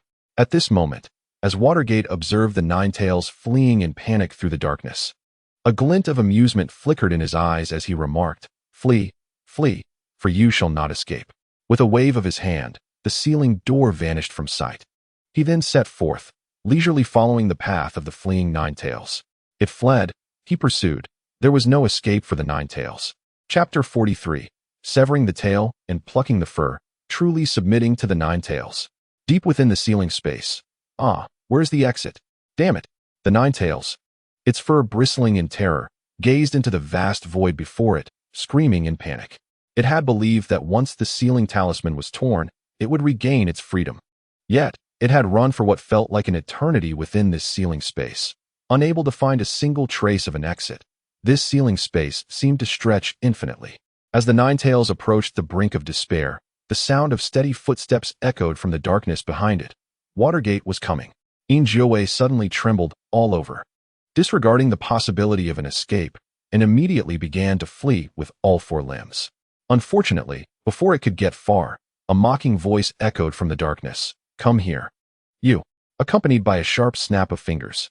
In an instant, Injouei felt the world spinning, its vision blurring, and when clarity returned, it could not help but exclaim in shock, "What is happening? How did I end up back at the ceiling gate?" At that moment, Injouei realized it had indeed returned to the ceiling gate, with the terrifying figure of Minato standing before it. Minato smiled calmly and said, "Jouei, this entire ceiling space is mine. I am its master. I can make you appear wherever I wish with just a snap of my fingers, can I?" Injouei's mouth twitched in response, feeling somewhat speechless, for the truth of Minato's words struck home. This was his ceiling space, and he could manipulate it at will. No matter how far it ran, as long as it remained within the confines of this space, a mere snap would bring it back. Before Injouei could ponder further, Minato crossed his arms, loosened his muscles, and smiled. "All right, let us begin the beating, little nine." Upon hearing this, Injouei's pupils constricted, and driven by a primal instinct for survival, it shouted, "I am a civilized creature." Clearly, Injouei sought to negotiate, attempting to use the art of language to persuade Minato to abandon his violent intentions. Unfortunately, it did not finish its plea before Minato's figure vanished from its sight. When Minato reappeared, he did so with terrifying speed, landing directly atop Injouei's head. Without any hesitation, he raised his right leg, channeling a force capable of suppressing all, and struck down on Injouei's skull. Although the style of the attack resembled Tsunade's painful heaven kick, the power Minato wielded far surpassed hers, even eclipsing the might of the 100 healings technique. Injouei instantly spewed an unknown liquid from its mouth, and a massive bump formed on its head as its entire body crumpled to the ground, a sight utterly pitiful. Yet, before it could recover, Minato shouted, "Smash it!" and brought both fists down towards Ingioe's sides, delivering a blow that, while not fatal, was excruciatingly painful. In the next moment, Ingioe's body stood upright, emitting a heart-wrenching wail. The louder it cried, the more exhilarated Minato became. Subsequently, with Ingioe utterly incapable of resistance, Minato formed a chakra blade with his hands. Leaping into the air, body leaning forward, and bellowed, "Break." With that command, Minato swung the chakra blade downwards. A sharp, cutting wave of chakra burst forth, seemingly capable of cleaving through anything in existence. Its target was none other than Ingioe's 9 colossal tails. Without a doubt, when the attack struck its mark, the tails were severed cleanly, the wounds smooth and precise. Following this, an even more heart-rending scream erupted from Ingioe. Although its tails would eventually regenerate, the pain of being severed was unbearable, nearly bringing it to the brink of unconsciousness. However, as if the heavens conspired against it, Minato cackled, "Now, let us pluck some fur." He lunged at Ingioe, grasping its remaining fur tightly, and began to tear it out with abandon. Soon, the entire ceiling space was engulfed in a sea of crimson fur and the anguished cries of Ingioe. Before long, Minato clapped his hands together, a satisfied smile gracing his face as he declared, "All done, time to wrap up." Before him lay a bare, tailless fox. Its face a portrait of despair, it was none other than Ingioe. Tears flowed freely from Ingioe's eyes, feeling as though its very existence had been desecrated, utterly shattered. Its fear of Minato had reached an unprecedented peak, leaving it devoid of any rebellious thoughts.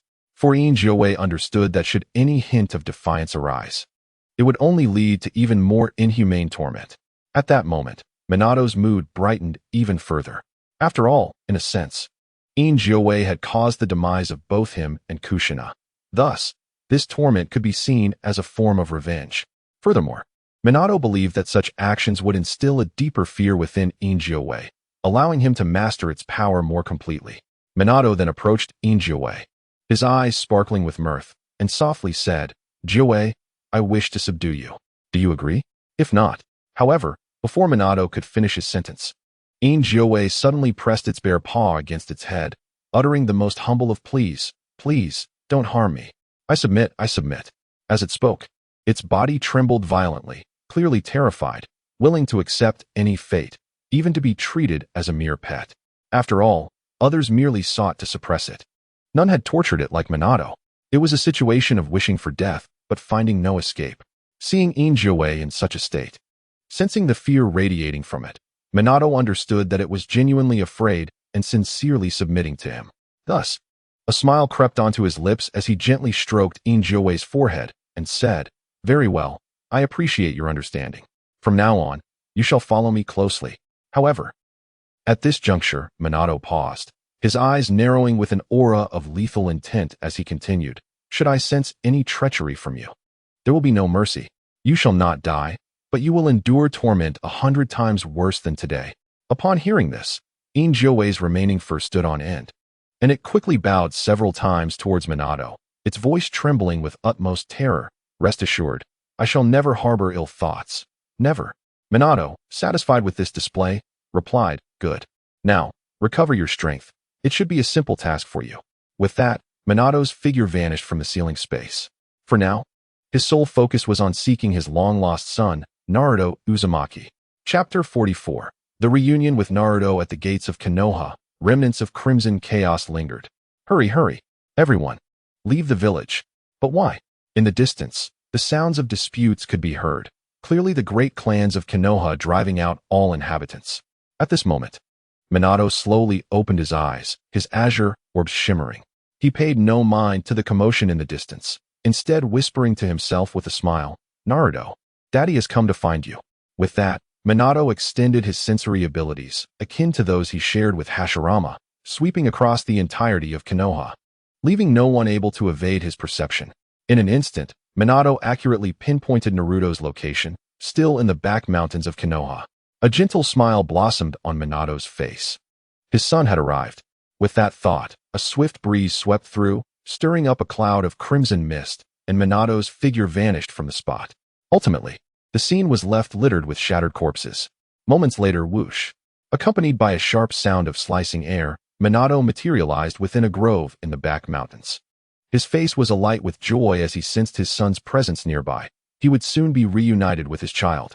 Minato, attuned to his surroundings, approached Naruto's location. Soon, he spotted a golden-haired boy sitting by a small river, diligently trying to fish. It was Naruto. Minato's eyes instantly welled up with tears as an overwhelming sense of guilt flooded his being.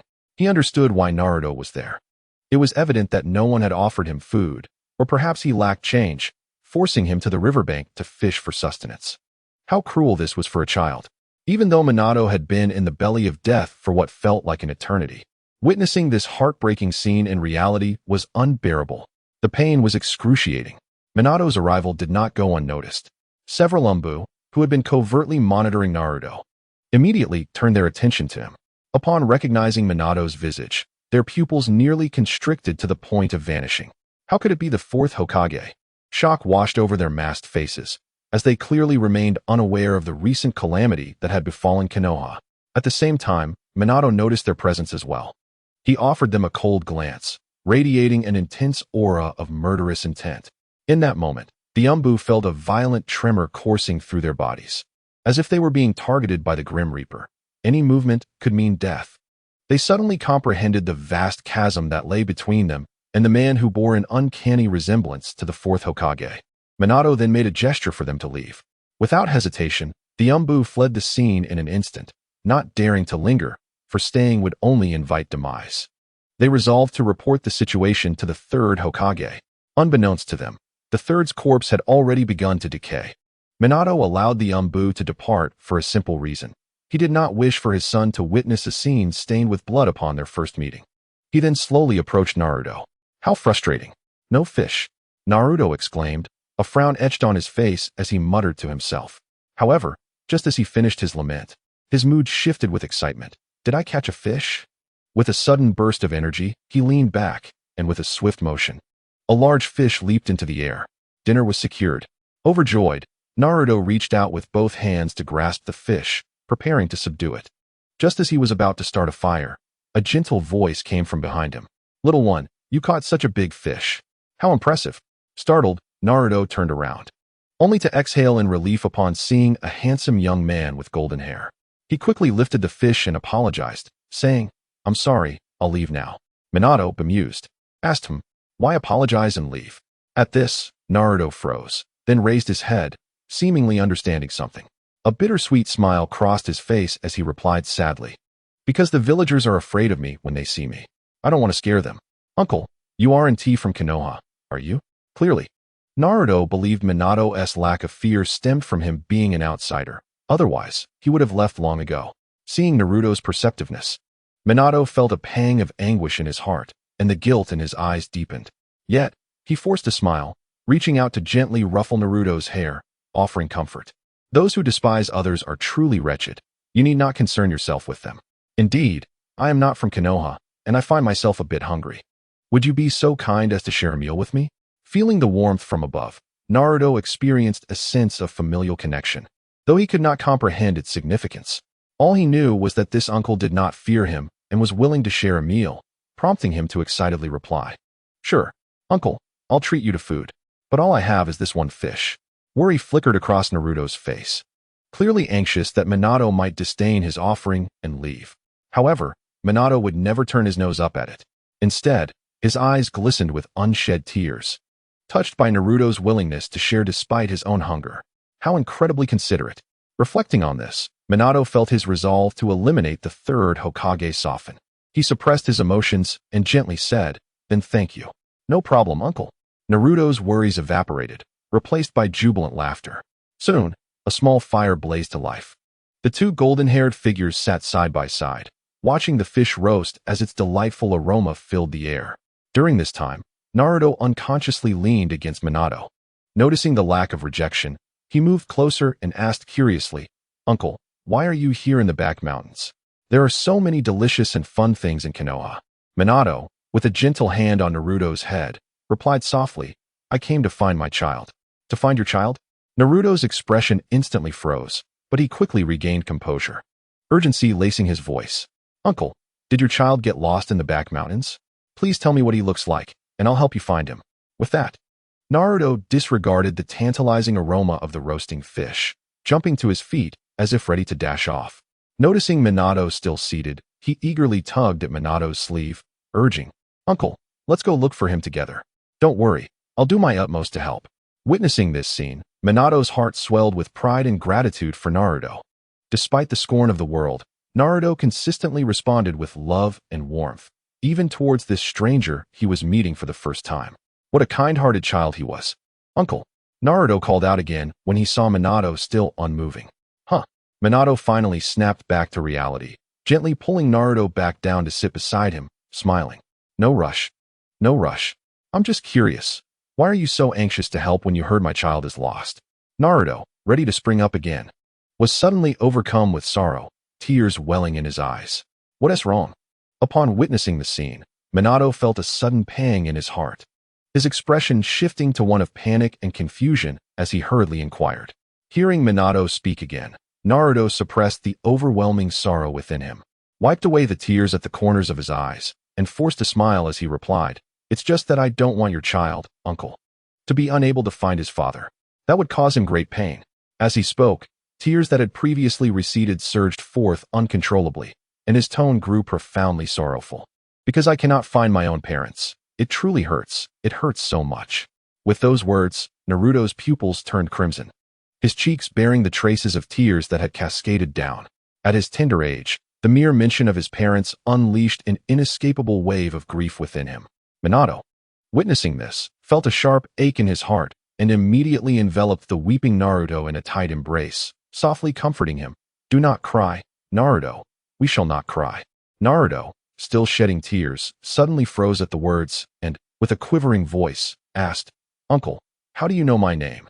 He distinctly remembered not having mentioned his name to this uncle. How could the man possibly know it? At that moment, Minato's eyes were flooded with an overwhelming sense of guilt, yet he responded gently, "Because your name is the one I bestowed upon you." Upon hearing this, Naruto's tears halted in disbelief, and he sprang from Minato's embrace, his face a mask of incredulity. "What? You named me. What could this possibly mean?"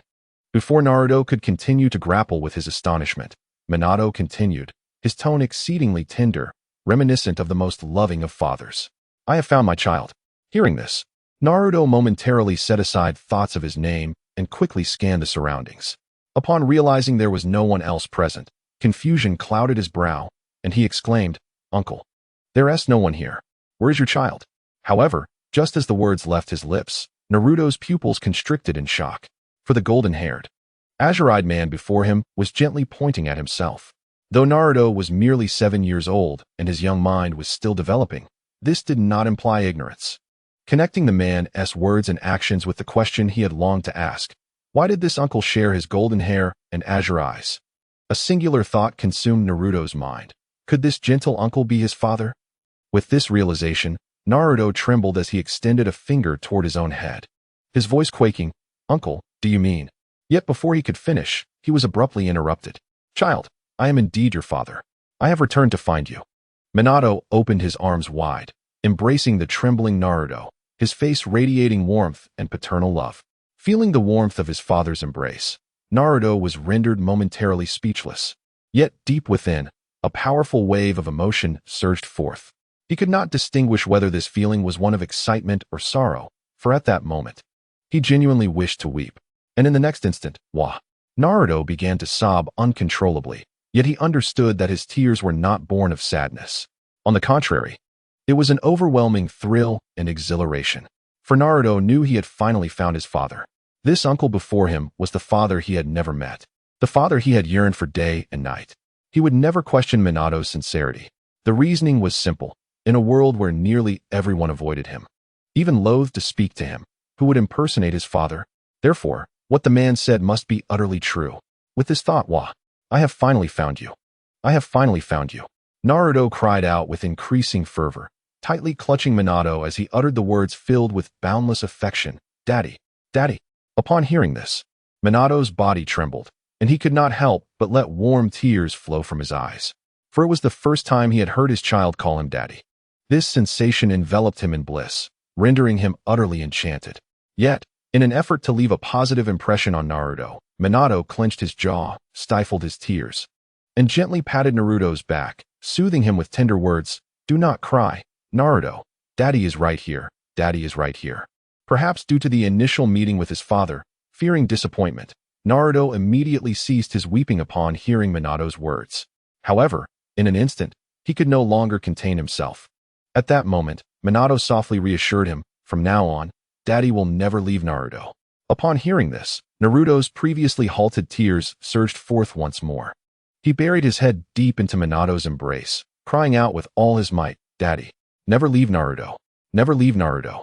Witnessing such an intense reaction, Minato's affection deepened, and he embraced Naruto tightly, his voice laden with immeasurable love. "Yes, this is a promise from Daddy, one that will last forever."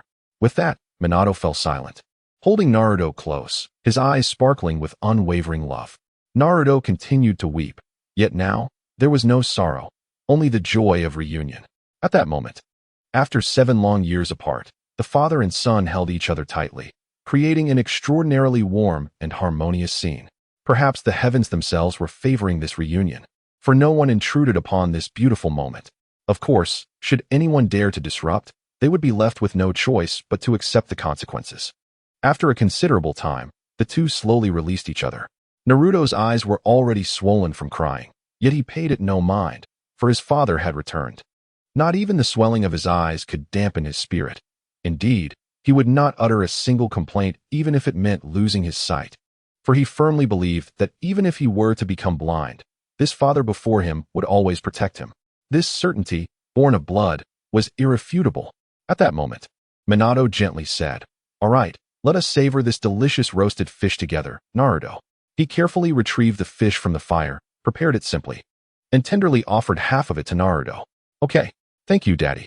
Naruto responded as if he had received the most precious of gifts, his excitement evident as he danced with joy, a radiant smile illuminating his face. Soon after, the two, one large and one small, settled back by the riverbank, leaning against each other as they enjoyed the fragrant roasted fish in their hands. This moment was truly heartwarming. Cooking fish with Minato became one of the happiest times in Naruto's 7 years. After all, since Naruto came into this world, this was his first meal shared with his father, who wouldn't he be overjoyed. At this moment, Naruto gently took a bite of the grilled fish, his large eyes fixed intently on Minato's face, his voice brimming with an indescribable joy as he exclaimed, "Dad, I look just like you. Will I be as handsome as you when I grow up?" Minato, smiling, reached out to tenderly stroke Naruto's hair, responding warmly, "Silly boy, you are my child, so naturally. You resemble me. Rest assured, Naruto, you will undoubtedly be even more handsome than your father, given how exceptional you are."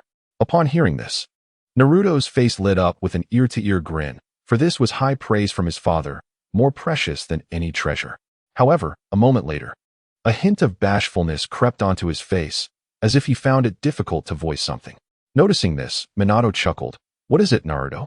You need not hold back anything in front of your father." Naruto, feeling a bit shy, finally asked, "What is your name, Dad?" Minato, thinking it was a significant question, gently replied, "My name is Minato Namikaze." "Minato Namikaze," Naruto murmured, but then he realized something was amiss, his face filled with confusion. "But Dad, why is my last name Uzumaki?"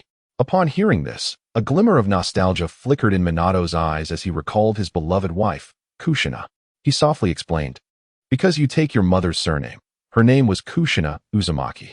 At this revelation, Naruto's eyes widened in astonishment, and he exclaimed with excitement, "So, my surname is after my mother. Her name is Kushina Uzumaki." As he spoke, Naruto's glance began to wander, and he eagerly asked, "But Dad, where is Mom? Where is she?" Naruto believed that since his father had returned, his mother must have come back as well. However, upon hearing this, Minato's gaze darkened, and a sense of melancholy washed over him, for he did not know how to explain Kushina's fate to Naruto. Yet, Naruto, being perceptive, immediately sensed his father's distress, and though his expression dimmed, he quickly reassured, "Dad, Mom must be busy with something. It's all right. Just seeing you is enough for me." With that, Naruto finished the grilled fish in his hand and tightly embraced Minato, savoring the warmth of this hard-won paternal love. Why was it hard-won? because Naruto had long considered the prospect of seeing his parents a mere luxury. After all, Hiruzen Sarutobi had told him from a young age that his parents had sacrificed themselves during the Nine-Tails attack. Thus, how could the living meet the dead? Although he was astonished by Minato's sudden appearance, Naruto dared not ask questions, fearing that such blissful moments might shatter, and he might awaken to find himself once again enveloped in absolute solitude, a child without support in the village of Konoha. Even if this were but a dream, he wished it could last just a little longer. However, as Minato looked at the understanding Naruto, he was overwhelmed by a profound sense of guilt, the remorse of a negligent father enveloping him, rendering him restless. Ultimately, Minato resolved to tell Naruto everything that had transpired. He did not wish to deceive his child so soon after their reunion. Thus, the next moment, Minato composed himself and asked, "Naruto, would you like to know about your parents' past?" Naruto's heart skipped a beat, and he instinctively replied, "I really want to know." "Then let us begin with your parents' identities," Minato said, gazing into Naruto's azure eyes, a wave of memories flooding back.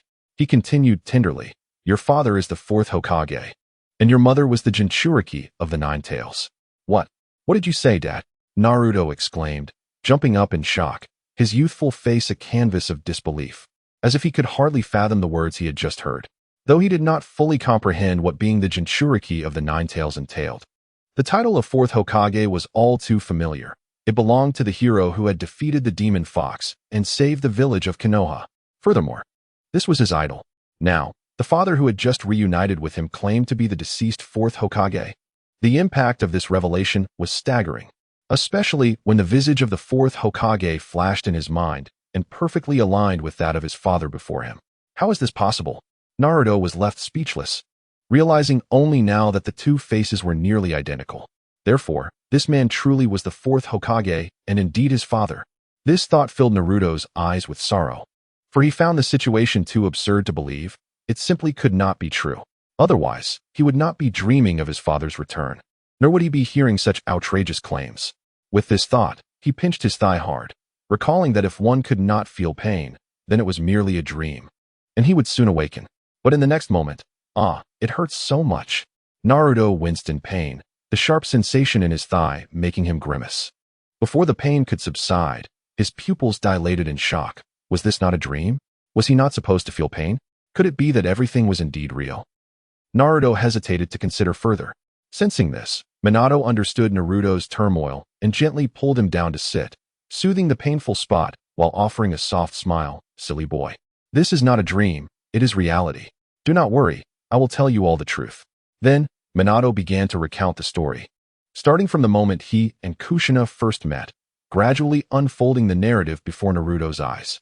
Though Naruto remained in a state of astonishment, he was now fully focused on Minato's words, for the pain in his thigh had enlightened him that this was not a dream, but a tangible reality. After a lengthy recounting, Minato finally conveyed nearly all the events, including the recent incident of revenge, to explain the mysterious powers of the system. Minato depicted it in a divine manner to ensure Naruto could grasp the concept. At this moment, Naruto, who had initially been shocked, was now filled with tears of emotion, streaming down his cheeks as he sobbed. For now, Naruto finally understood why he had felt so isolated, why he had been unable to see his parents.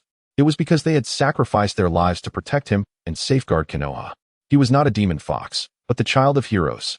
The so-called demon fox was merely the power of a tailed beast, a force that his beloved parents trusted him to control, sealing it within him.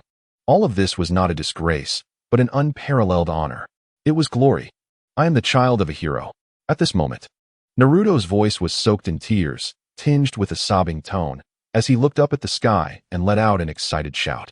Seeing this, Minato was overwhelmed with guilt and immediately embraced Naruto tightly, filled with affection as he declared, "Indeed, you are my child, the son of a hero." "Thank you, Dad," Naruto responded, holding Minato closely, his voice brimming with gratitude. In that moment, he finally let go of the sadness caused by past insults. After all, he was the son of the fourth Hokage. However, a fleeting shadow of self-reproach crossed Minato's eyes, and he solemnly asked, "Naruto, will you blame me for sealing the Nine-Tails within you, making you the Jinchuriki?"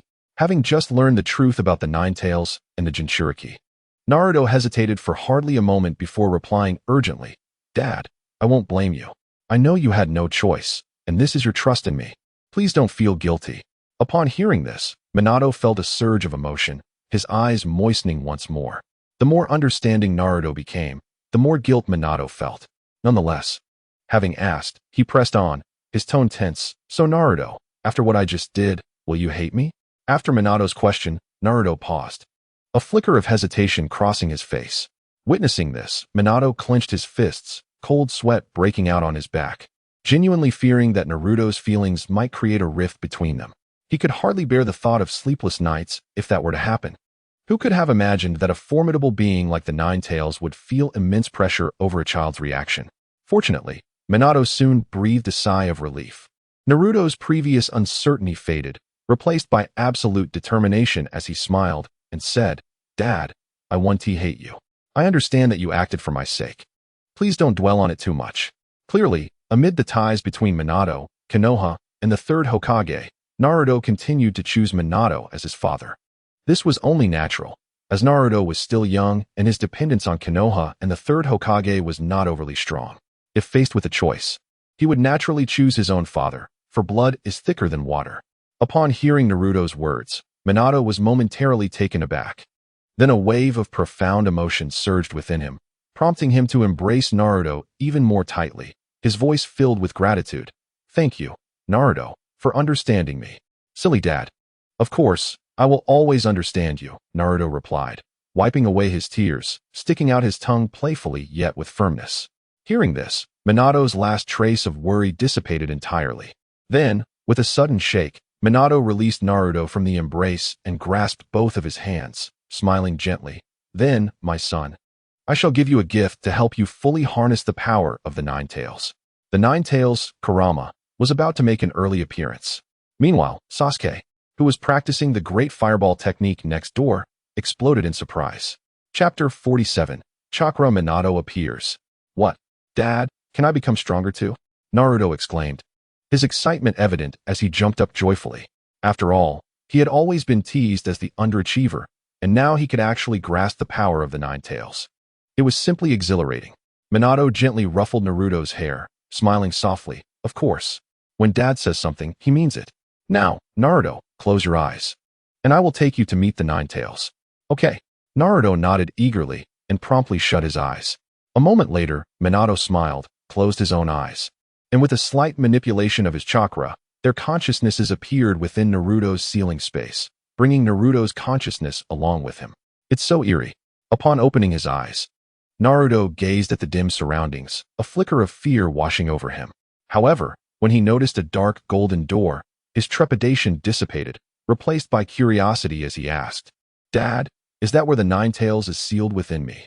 "Yes, the Nine Tails is behind that door," Minato replied, patting Naruto's head, smiling as he pointed at the sealing symbols on the door, encouragingly stating, "If you uncover that symbol, you can release the Nine Tails, and then I will help you master its power. Our little Naruto will become incredibly strong." Upon hearing this, Naruto's heart trembled with excitement, the allure of becoming stronger igniting his entire being. "Dad, I'm going to uncover the symbol right now," he declared, rushing towards the sealing door, ready to tear the sealing symbol away.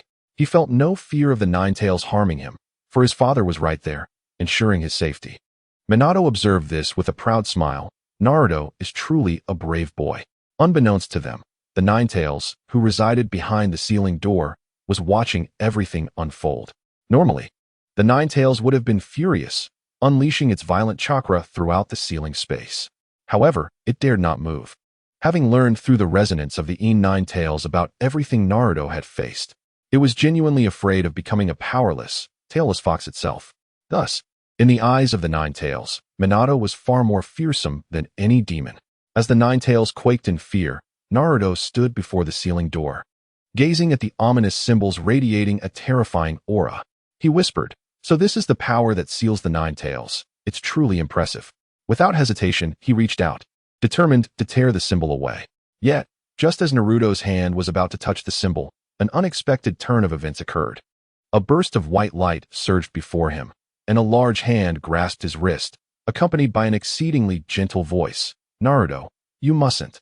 As the white light dissipated, a handsome young man clad in the Hokage's ceremonial robes, with golden hair and green eyes, materialized within the ceiling space. This was none other than the chakra manifestation of Minato. His intervention to stop Naruto from tearing away the symbol was part of a predetermined process. After uttering those words, the chakra Minato's gaze shifted towards the real Minato, his expression filled with complexity. Upon appearing, he had inexplicably received a peculiar memory, seemingly encompassing all the recollections of his original self. Thus, the chakra Minato found himself at a loss for words, as the memories were simply too extraordinary. Oh, this is the chakra consciousness left by Dad. Naruto was the first to speak, having understood from Minato's previous explanation that a fragment of his chakra consciousness remained within him.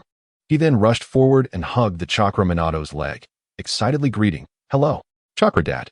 The chakra Minato was taken aback for a moment, but smiled warmly, replying, "Hello, Naruto." Afterwards, he turned his gaze back to the real Minato, his tone filled with bewilderment as he asked, "Is everything in my mind truly real?" Clearly, he still struggled to believe the newfound memories within his consciousness. Upon hearing these words, Minato chuckled with a hint of helplessness.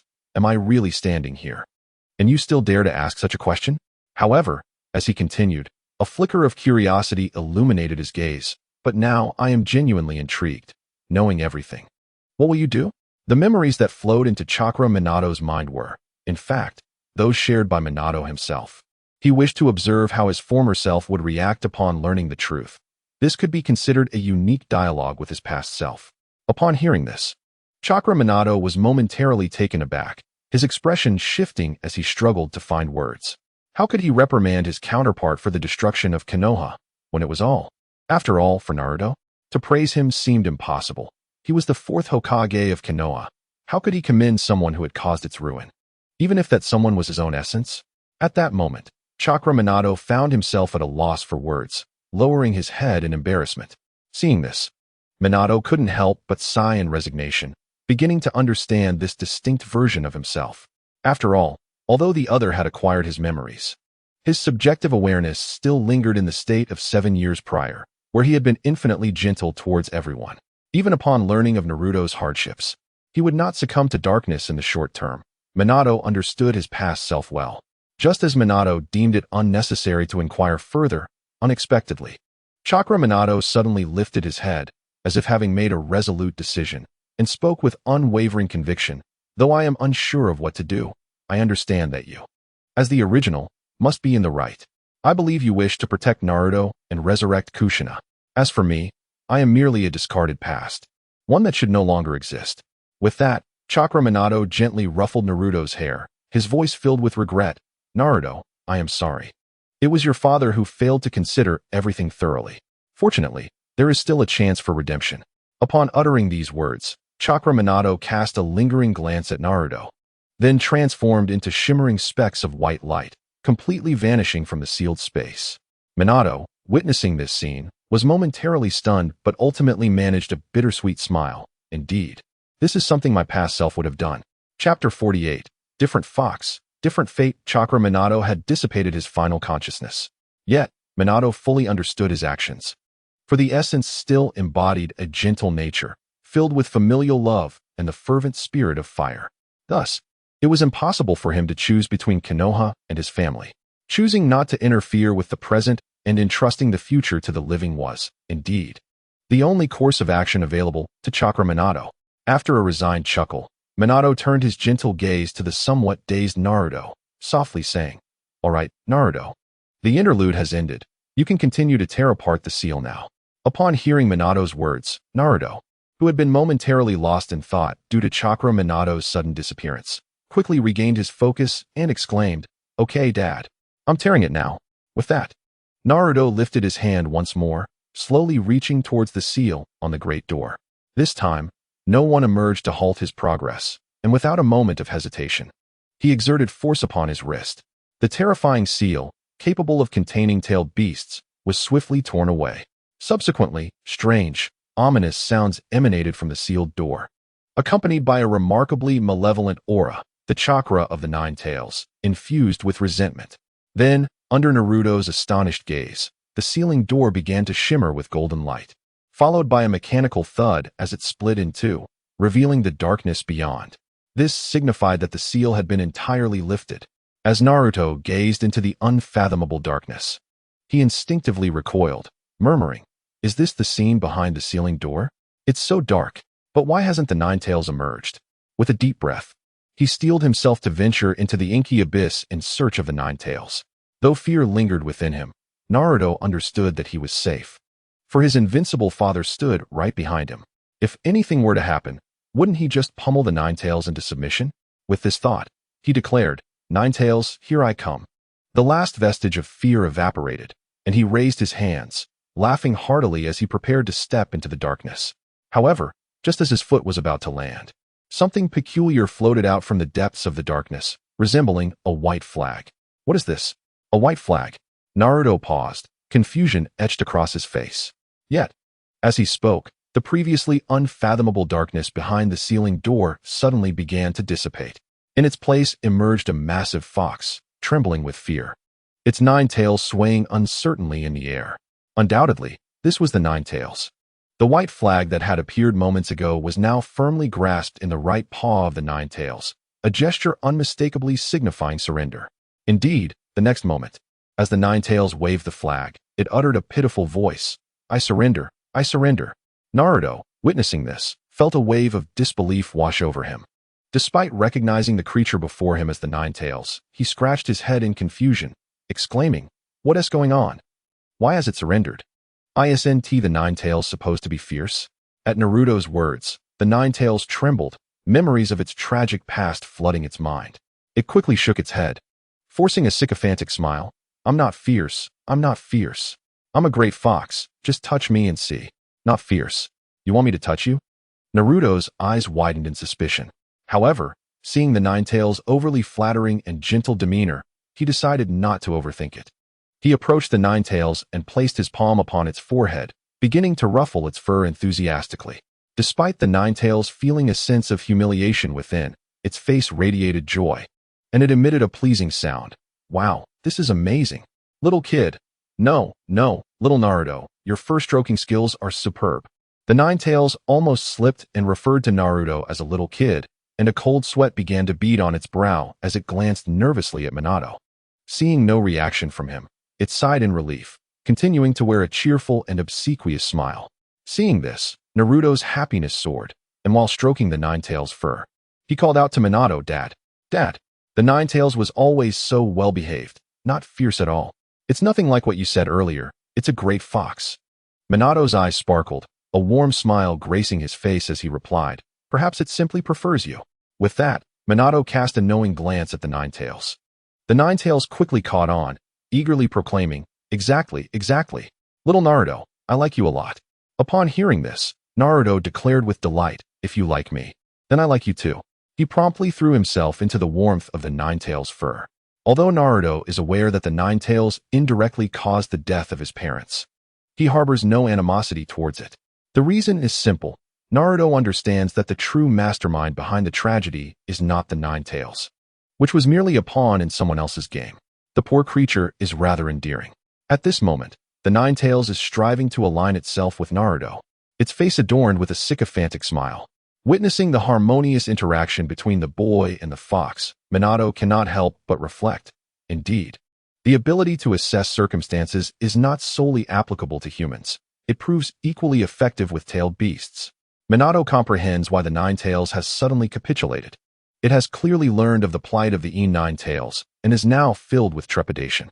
Initially, Minato had planned to confront the young Nine Tails with some degree of torment, believing that it would exhibit a semblance of defiance despite its knowledge of the Nine Tails' fate. To his surprise, however, the fox demonstrates a remarkable capacity for submission. Yet, Minato finds this development favorable, as it spares him from resorting to violence in front of Naruto. Meanwhile, the young Nine Tails' behavior prompts an emotional outburst from the Nine Tails, which, at this moment, is lamenting its own hairless body within the recesses of Minato's mind.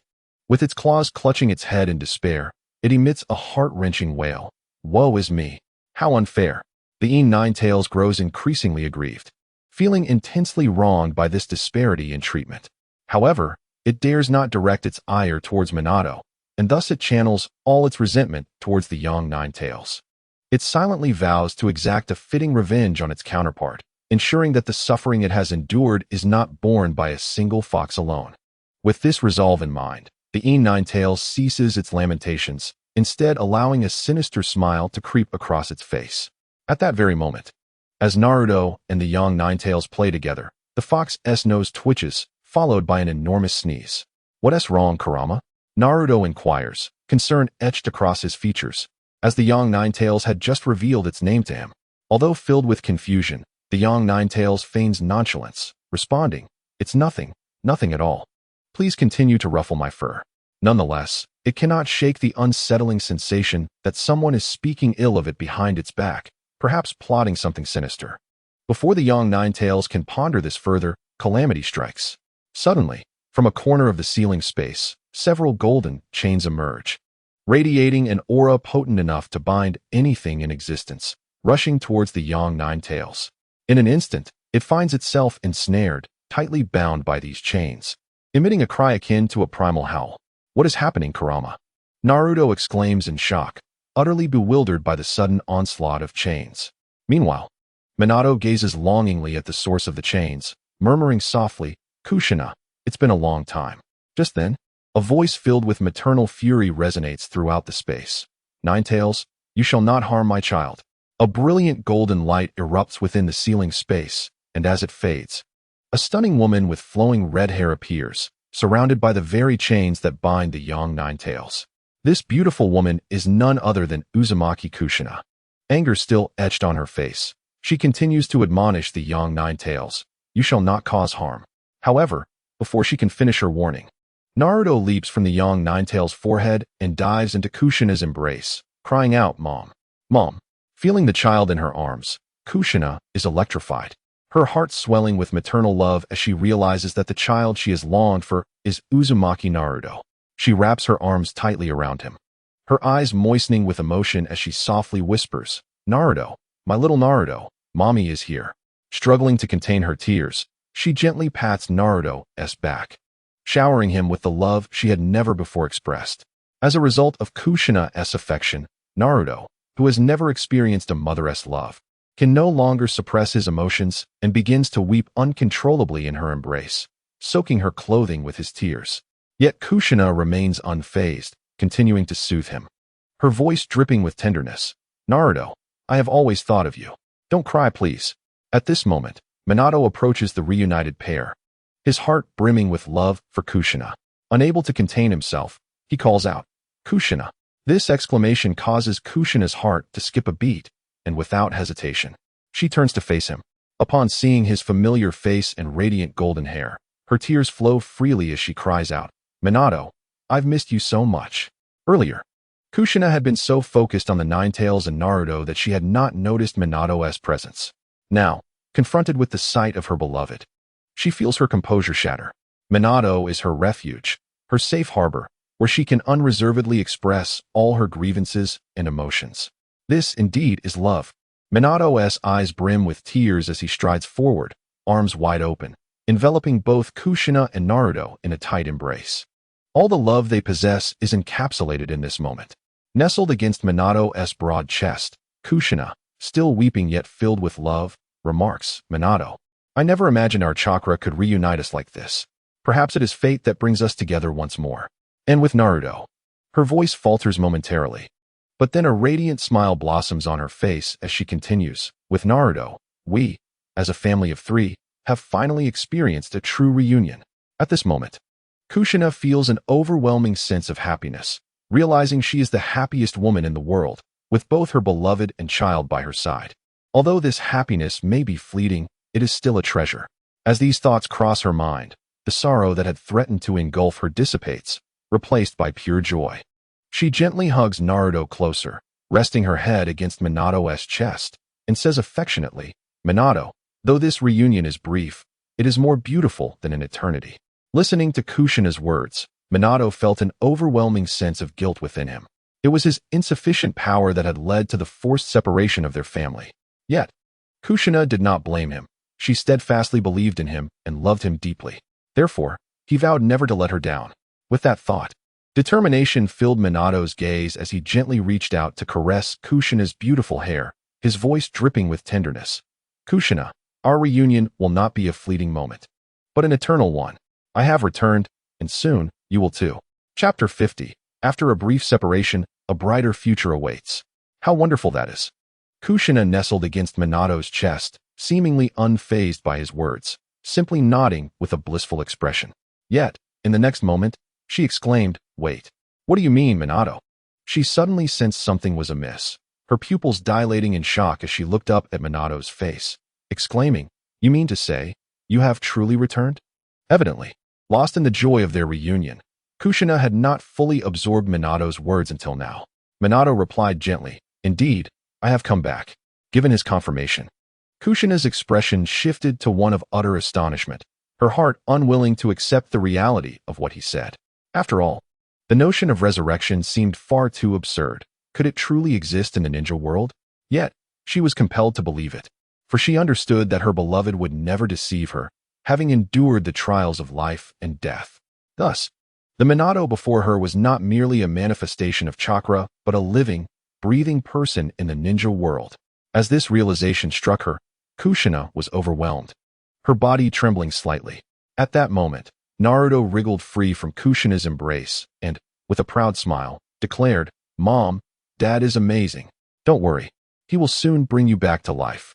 Gazing at her adorable son, Kushina came to her senses and gently reached out to stroke his little head, softly saying, "Of course, I know your father is the strongest. You must be like him in the future." With that, her gaze shifted to Minato, her voice laced with confusion. "Minato, what on earth is happening?" Hearing her inquiry, Minato smiled, his lips curling upwards as he began to recount the events. It all began 7 years ago before long. He had narrated the entire saga. Is that so? Kushina's heart, which had been on the verge of calming, was once again engulfed by shock. The tale Minato shared was so utterly unbelievable that, had he not been her beloved, she would scarcely have believed a word. However, amidst her astonishment, a fierce expression of rage crossed her face, her voice brimming with murderous intent as she exclaimed, "Those despicable wretches from Konoha! How could they treat my little Naruto this way? They deserve to rot in hell." At this point, Kushina paused, her eyes narrowing dangerously, a chilling aura emanating from her as she continued, "Minato, you have shown them too much mercy. They should be subjected to excruciating torment, experiencing true agony every single day." As she spoke, her pent-up emotions surged forth, her hands clenching tightly, seemingly eager to enact her vengeance personally. "Kushina, calm down. Our child is here," Minato interjected hastily, wiping the cold sweat from his brow, silently lamenting the truth of his wife's fiery reputation. He had previously worried that Kushina might reproach him for his ruthless methods, yet it seemed he had been overly concerned. To his surprise, she believed he was too lenient in his quest for retribution against Konoha. In fact, Minato thought that if Kushina were to be resurrected and acquire the system, the inhabitants of Konoha would face near total annihilation. "Oh, my apologies." Kushina suddenly recognized her excessive impulsiveness and swiftly reined in her murderous aura, turning to Naruto with an apologetic expression. "Did I frighten you, my dear?" Naruto, however, seemed unfazed, responding with genuine tenderness, "Mom, you are my beloved mother. How could I be scared? Besides, whatever you and Dad do, I will never blame you. I know you are acting to protect me." Looking at her obedient and considerate son, Kushina felt her eyes well up with tears, love flooding her features. "I love you so deeply, Naruto." "I love you too, Mom," Naruto replied with a smile, diving back into Kushina's warm embrace. At that moment, a brilliant white light suddenly radiated from Kushina, her form becoming ephemeral, as if a gentle breeze could disperse her. It was evident that her chakra was nearing its end. Understanding this, she turned her gaze to Minato, her voice tinged with sorrow. "Minato, you must take care of Naruto, and yourself as well. Do not rush my resurrection. Ensure safety above all else, and proceed with caution." As she reached the brink of dissolution, Kushina locked her soulful gaze upon her two beloveds, filled with happiness as she uttered her final words. "Minato, Naruto, I will love you forever." With that, Kushina's chakra dissipated entirely, transforming into specks of white light that floated within the ceiling space. "Mom, you can rest assured." Naruto looked up at the fading light, his voice resolute. Though his eyes brimmed with unshed tears, which he held back, determined to show his mother his strength. He firmly believed this separation was but a fleeting moment, and his father would soon bring her back. Minato's eyes shimmered with affection as he murmured, "Kushina, do not worry. After this brief parting, a brighter future awaits us." He calculated that by altering the course of events just twice more, he would successfully resurrect Kushina, allowing their family to reunite. Just as the father and son were lost in their reminiscence of Kushina, a voice whined, "Can someone please let me go now?" The bound Kaibai, feeling somewhat aggrieved, lamented, for though Kushina had vanished, the chains binding it remained unyielding. It grumbled inwardly, wondering why they couldn't unbind it first before celebrating their reunion. Minato, hearing this, couldn't help but smile wryly. "All right, just a moment," but as he was about to release the chains, he paused, sensing a peculiar energy from the outside world. Is that the aura of sage art? Has the toad from my Bokuzen come to see me? Chapter 51. The Sudden Attack of the Great Toad Sage. As the words fell, in order to ascertain the circumstances of the outside world, Minato urged Naruto, take some time to bond with the Nine Tails.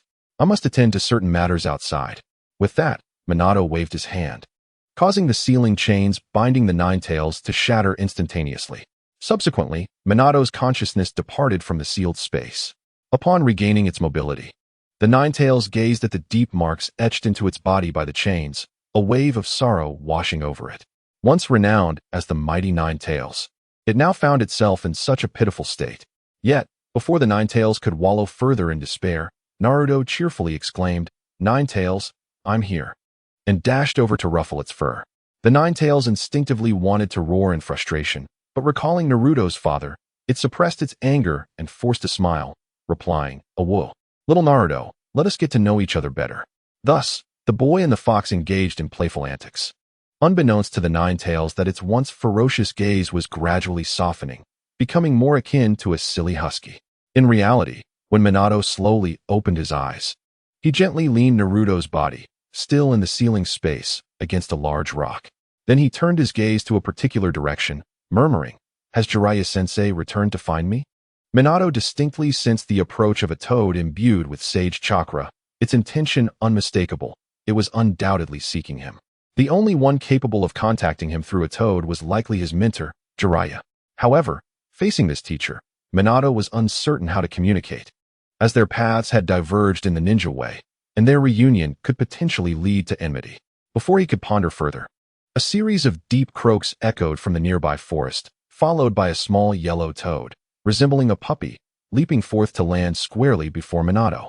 Without a doubt, this was the source of the sage chakra Minato had sensed, the unique communication toad of Myaboku Mountain. Upon seeing Minato, the communication toad's eyes sparkled with excitement, and it spoke in human-like tones. "I finally found you, Lord Minato." Minato, in response, calmly asked, "Is Jiraiya-sensei back? Did he send you to find me?" "What?" The communication toad appeared momentarily flustered, then hurriedly waved its hands, responding in an agitated tone, No. It is the great toad sage who wishes to see you at Myaboku Mountain. He has urgent matters to discuss." Upon hearing this, Minato raised an eyebrow, his curiosity piqued. "Oh, the great toad sage seeks me?" His eyes narrowed slightly, confusion enveloping him as he realized that the great toad sage had sent this toad to summon him. Yet he was unaware of the reason.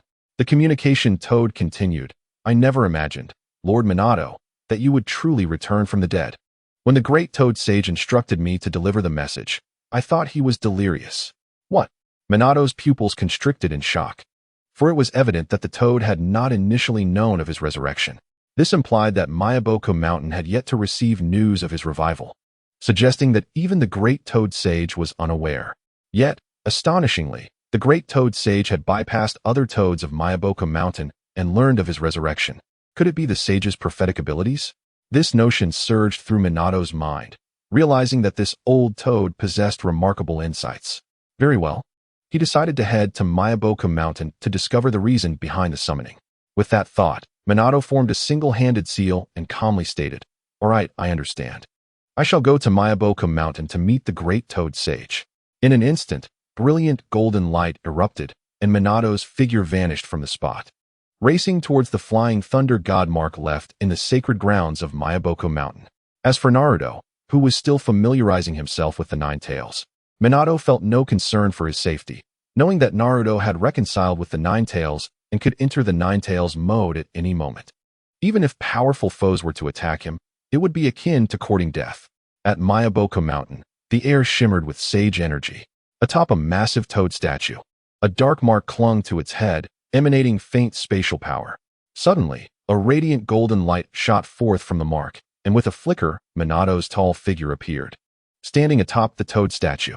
Upon his arrival, Minato tilted his head slightly, casting his gaze toward the most magnificent hall at the center of the sacred grounds, softly murmuring, "The great toad sage wishes to see me. I wonder what he seeks." With that, Minato's figure shimmered, swirling with a gentle breeze before vanishing from sight. When he reappeared, he stood before the grand hall. Observing the imposing yet empty entrance, he felt a twinge of confusion. What is going on? There are no toads guarding the entrance. In his recollection, this hall had always been closely watched by toads. Nevertheless, Minato did not dwell on this matter. He slowly raised his hands and placed them upon the door, then suddenly exerted force to push it open. Boom! The enormous doors resounded with a thunderous roar as they creaked open, revealing the interior of the hall. Minato glanced around, his eyes scanning for anything amiss. The hall's arrangement appeared largely unchanged.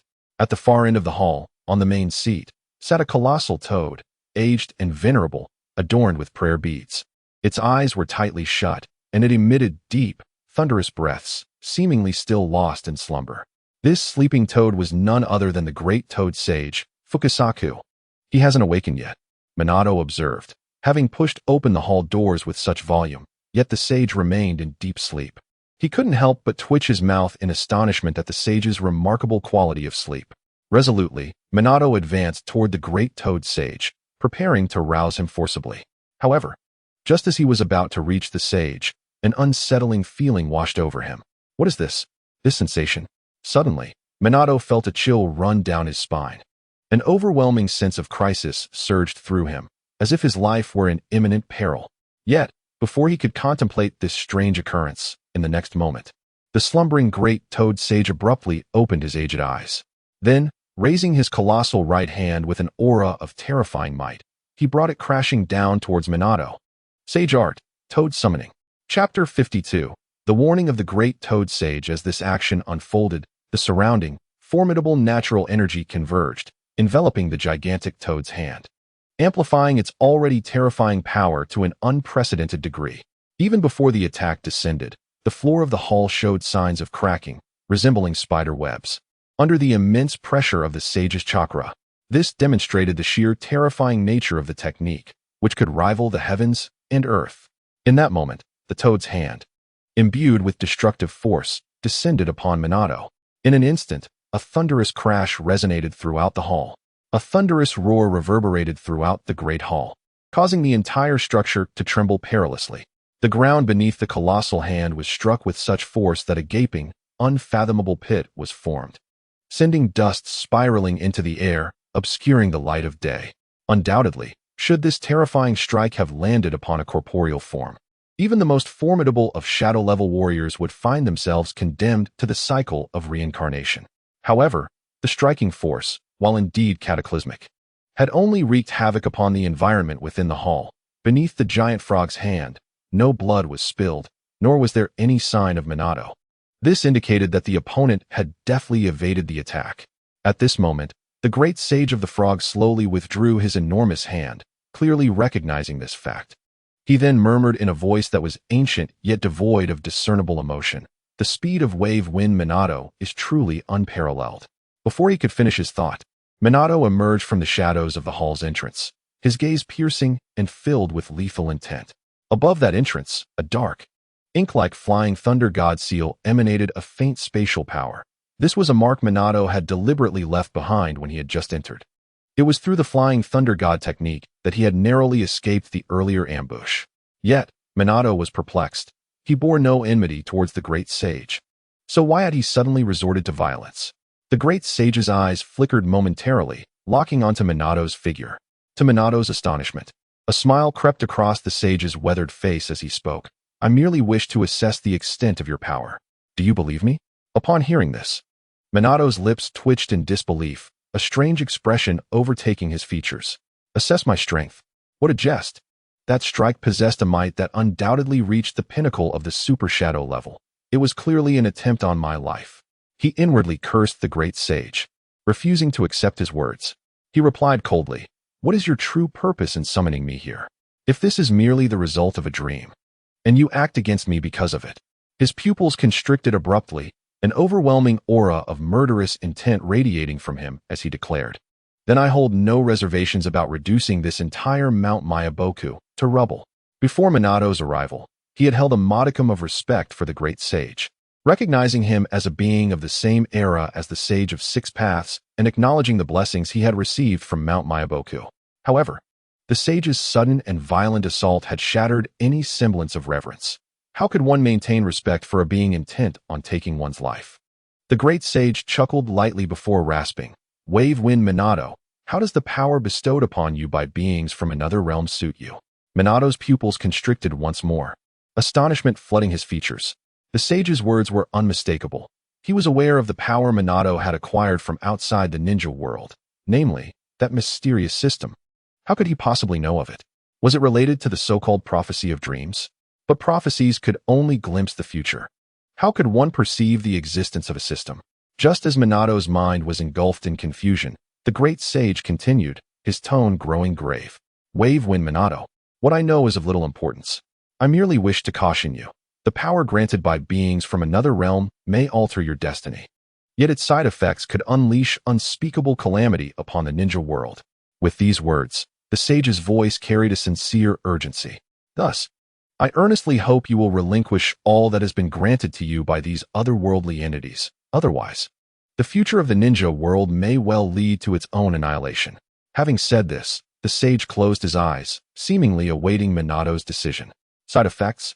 The ninja world will be destroyed. Minato, upon hearing the sage's words, was filled with incredulity. Since the advent of the system, no detrimental effects had manifested in the ninja world. Unable to grasp the implications, Minato pressed further. "What exactly do you mean? Clarify your words." The great sage, upon hearing Minato's inquiry, sighed in resignation before slowly explaining. "The power bestowed upon you by beings from another realm has come at the cost of disrupting the timeline of the ninja world. If this continues, the timeline will become irrevocably chaotic, and the future will descend into an endless void of uncertainty. Even my prophetic abilities will be unable to pierce through it." As he spoke, the gravity of the situation etched itself upon the sage's countenance, as if the future were fraught with dire consequences. This time, Minato comprehended the sage's meaning and was no longer taken aback by his words. Instead, he felt nothing but disdain. Minato perceived the sage's warnings as mere exaggeration, stemming from the inability of his prophetic abilities to foresee the future, not as genuine concern for the ninja world. The notion that power obtained at the expense of the ninja world's timeline could lead to destruction was merely a function of the system, an ability to acquire powers and plot lines by altering the original narrative. How could this bring about destruction? His actions, such as slaying the third Hokage and destroying Konoha to relieve Naruto's grievances, had not led to ruin. Rather, they had granted new life and hope to the ninja world. Moreover, if he were to heed the sage's words and forsake the powers granted by the system, would he not be choosing death? After all, his very resurrection was a gift from the system. Minato believed he was not foolish enough to abandon a promising future for the sake of self-destruction. With this in mind, Minato coldly declared, "Great sage, there is no need for further discussion. The power is mine to wield as I see fit. Others have no right to intervene." Furthermore, he paused momentarily, a glint of derision flashing in his eyes as he continued. "Are you suggesting that my disruption of the timeline has rendered your foresight impotent, prompting you to deceive me?" Upon hearing this, the great sage's expression darkened further, and a flicker of murderous intent crossed his gaze. After the disdainful remarks, Watergate was suddenly engulfed by a wave of confusion.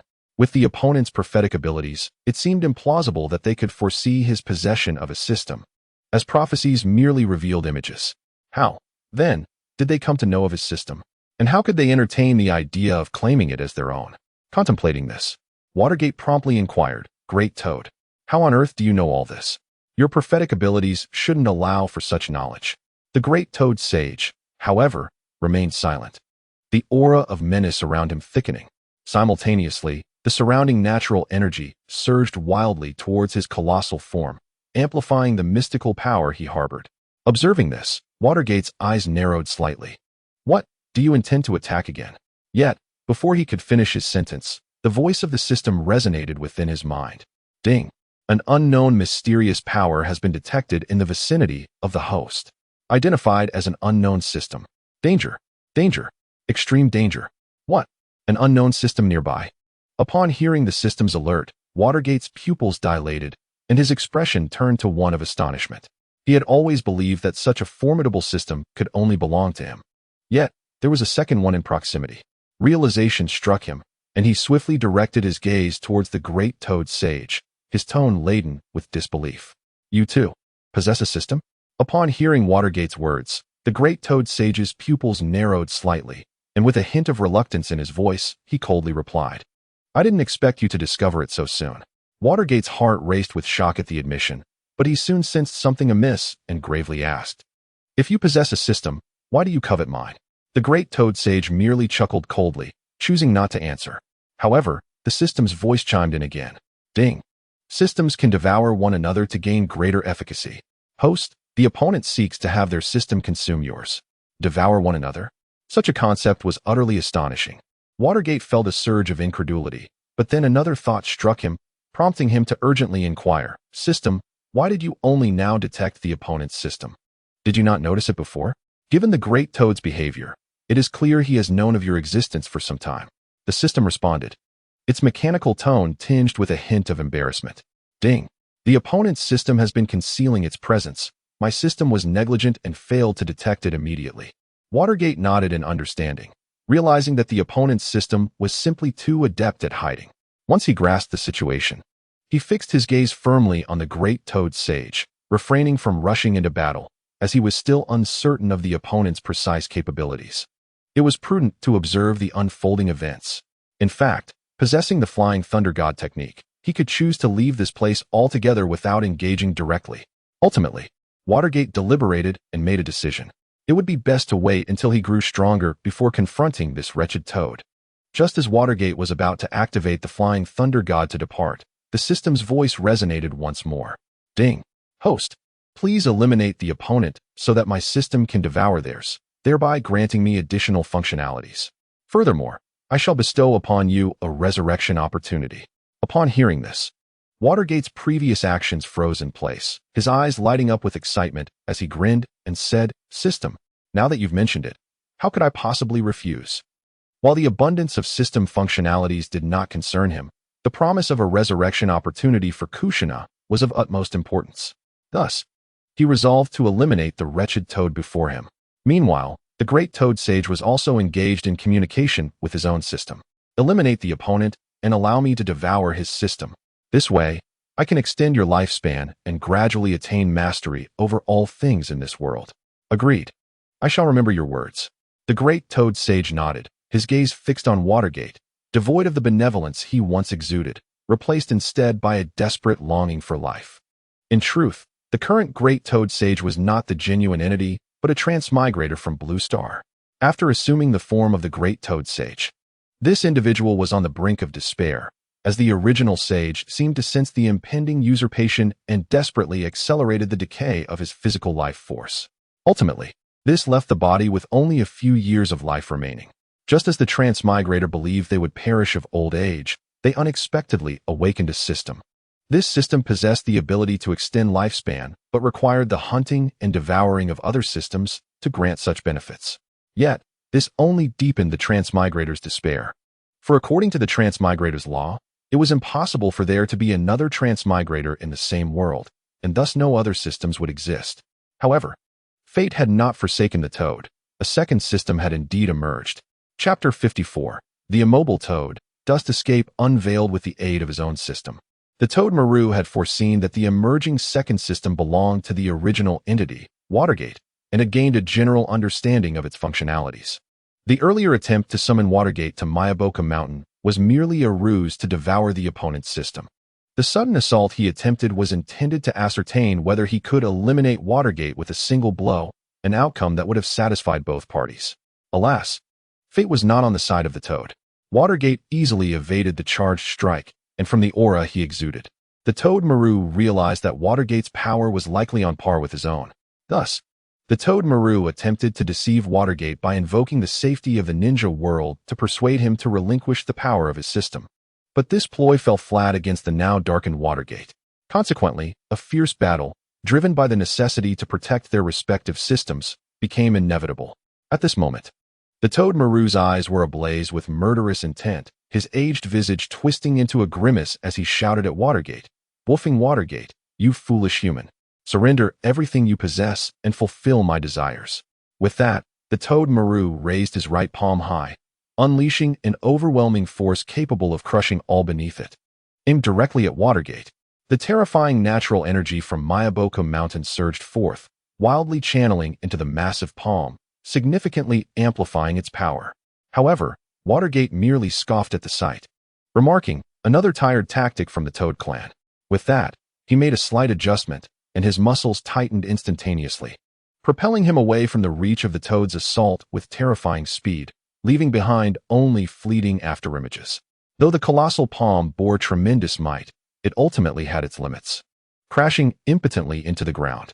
While the impact stirred up clouds of dust, it posed no threat to Watergate whatsoever. This was to be expected, as the Toad Maru lacked any advantage in speed. Even the earlier surprise attack had been evaded by Watergate, let alone this overt assault. Even so, this time, Watergate managed to evade Gamamaru's attack without resorting to the flying thunder god technique. Pure physical prowess sufficed. Upon realizing his attack had missed, Gamamaru's expression soured. His gaze fixated on Watergate outside the hall as he coldly remarked, "Wolfing Watergate, is fleeing all you know? Are you too cowardly to face me head-on? With such a disposition, it is no wonder you could not protect your former family and companions." As he spoke, Gamamaru's cheeks puffed, and he spat a thick phlegm onto the ground, his demeanor turning disdainful as if he looked down on Watergate's actions. Clearly, Gamamaru aimed to provoke Watergate into a direct confrontation. After all, if Watergate continued to evade, Gamamaru, in his frail old age, believed he might ultimately be worn down to nothing. However, in the face of Gamamaru's taunts, Watergate merely chuckled coldly, unfazed by the provocation. Instead, he crossed his arms, gazing at Gamamaru with an air of haughtiness, his tone laced with mockery as he said, "Oh, Gamamaru, you are one of the 3 great sages. Yet you utter such words. Face me directly? Why don't you try facing my attack instead?" With that, Watergate raised his hands, extending his middle fingers in an overtly contemptuous gesture, disdainful of Gamamaru's foolishness. For beings of their caliber, each attack harbored lethal intent. It was inconceivable to be foolish enough to take an attack head-on when evasion was an option. Otherwise, without understanding the opponent's capabilities, one could risk losing their life in a single encounter. Damn it, Gamamaru realized that Watergate would not fall for his ploy. His expression shifted from ferocity to one of resentment and bitterness. He longed to leap and crush Watergate where he stood, but his aging body was reaching its limits. His legs could barely support his massive frame, making even walking a challenge. In other words, Gamamaru's current range of attack was confined to the hall, making it difficult to strike effectively at Watergate outside. This meant that if Watergate remained outside the hall, Gamamaru would be utterly powerless against him. At that moment, no attack? Watergate murmured in confusion as Gamamaru failed to initiate a second wave of assault. However, upon seeing Gamamaru's reddened face, Watergate's keen battle intellect sparked to life. His gaze flickered, and he realized something, speaking with a hint of derision. "Gamamaru, could it be that you cannot leave this hall? Or perhaps you are merely a target now, your frail body unable to support movement?" At this revelation, Gamamaru's heart jolted, his expression growing increasingly grim, for he had not anticipated that his condition could be so easily discerned.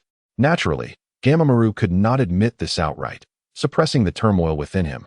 He replied with a hint of disdain, "Heh, I simply cannot be bothered to attack this fool. After all, you escaped so well that it would only waste my energy." "Oh, I hope that is indeed the case," Watergate replied, raising an eyebrow in mockery, his eyes filled with scorn. He understood that Gamamaru had been struck by his words. Otherwise, after clearly wanting to kill him moments ago, why would he refrain from attacking once Watergate stepped out of the hall? Clearly, Gamamaru was either incapable of moving or restricted from leaving the hall. Watergate leaned towards the former, as he had yet to see Gamamaru rise from his seat since their encounter began. Having come to this conclusion, Watergate's eyes gleamed with mischief as he remarked, "Gamamaru, if you truly are not as I suggest, then move. Otherwise, you may soon find yourself in dire trouble." With that, Watergate swiftly brought his hands together, his chakra surging violently as an overwhelming pressure radiated from him, exuding an aura potent enough to obliterate all in its path. Gamamaru's expression shifted dramatically at this sight, and he bellowed, "What are you planning?" In response, Gamamaru frantically summoned his sage power, enveloping himself in a protective barrier to withstand Watergate's impending assault. Yet, in the next instant, Gamamaru's pupils constricted, his body trembling as despair engulfed him. How could this be happening? Why was there such an anomaly? Outside the hall, Watergate's figure had become indistinguishable to the naked eye, replaced instead by a colossal white cube suspended in midair, emanating a terrifying aura capable of encompassing the entire hall. Gamamaru recognized this cube as the secret technique of a Wagakure, an ultimate ninjutsu that transcended bloodline limits. Dust release, dust elimination. As a traveler from Blue Star, Gamamaru had thoroughly watched the anime Naruto. Therefore, he was acutely aware of the terrifying nature and versatility of dust release. It was no exaggeration to say that, in terms of potential, dust release was even more formidable than wood release. Theoretically, as long as the user's chakra was sufficiently vast, they could execute a dust release technique capable of covering the entire Senjubuda. Once an entity was enveloped by the dust release attack, unless they possessed the ability to absorb ninjutsu or become intangible, all living beings would instantly disintegrate into mere molecules. This encapsulates the might of dust release, the very foundation of dust elimination. If Inoki of a Wagakure possessed chakra levels akin to Hashirama Senju, the title of God of Ninja would have long since changed hands, and the land of Earth would have unified the ninja world. Yet, at this moment, despite understanding that this was a reward granted by Watergate's system, Gamamaru could not help but feel an escalating dread, beads of cold sweat beginning to form on his forehead. The sheer size of Watergate's dust release was overwhelming, enough to envelop the entire hall. For a frog like him, who struggled to move, this was nothing short of a death sentence, more despairing than being interrupted just before a flight at midnight. What to do? What to do? Gamamaru's sweat soaked the ground as his mind raced for a means to counter the dust release technique. Yet, the more he pondered, the more he felt the weight of despair, for although his form was formidable, he was utterly powerless against the might of dust release. At that moment, without giving Gamamaru a moment more to think, the enormous dust release cube loomed behind him, accompanied by Watergate's taunting laughter. "Oh, my esteemed great sage Gamamaru, if you wish to avoid becoming mere molecules, then you had best move." As those words fell, a thunderous command followed. Dust release, dust elimination.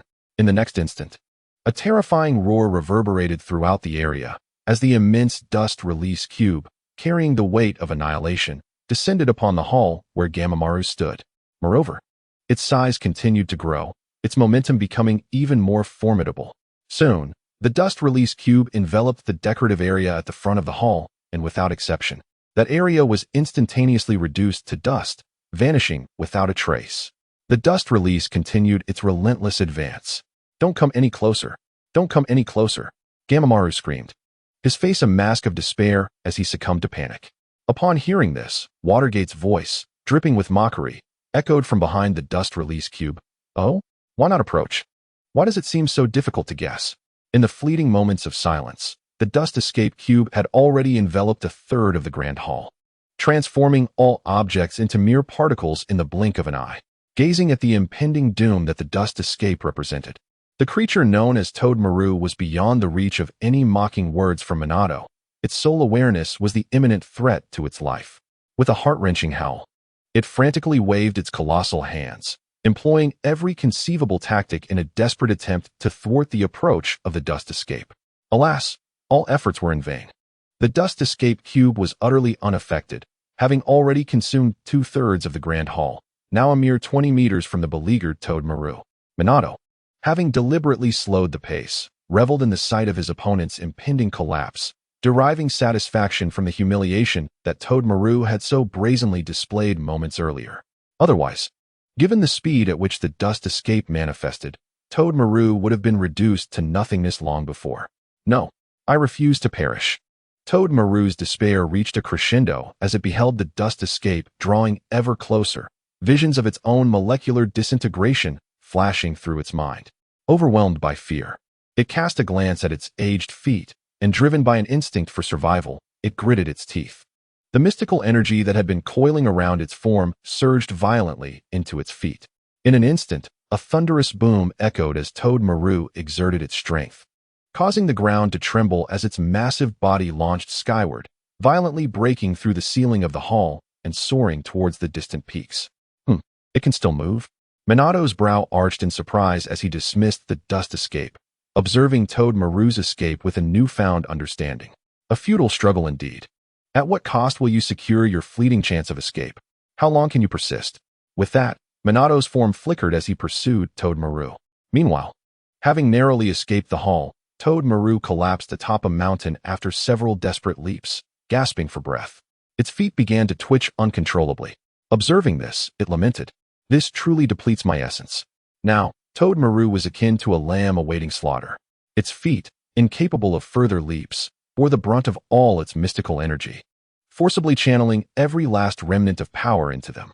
The price was steep.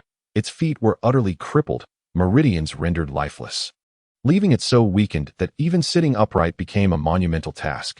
At the very least, it was still alive.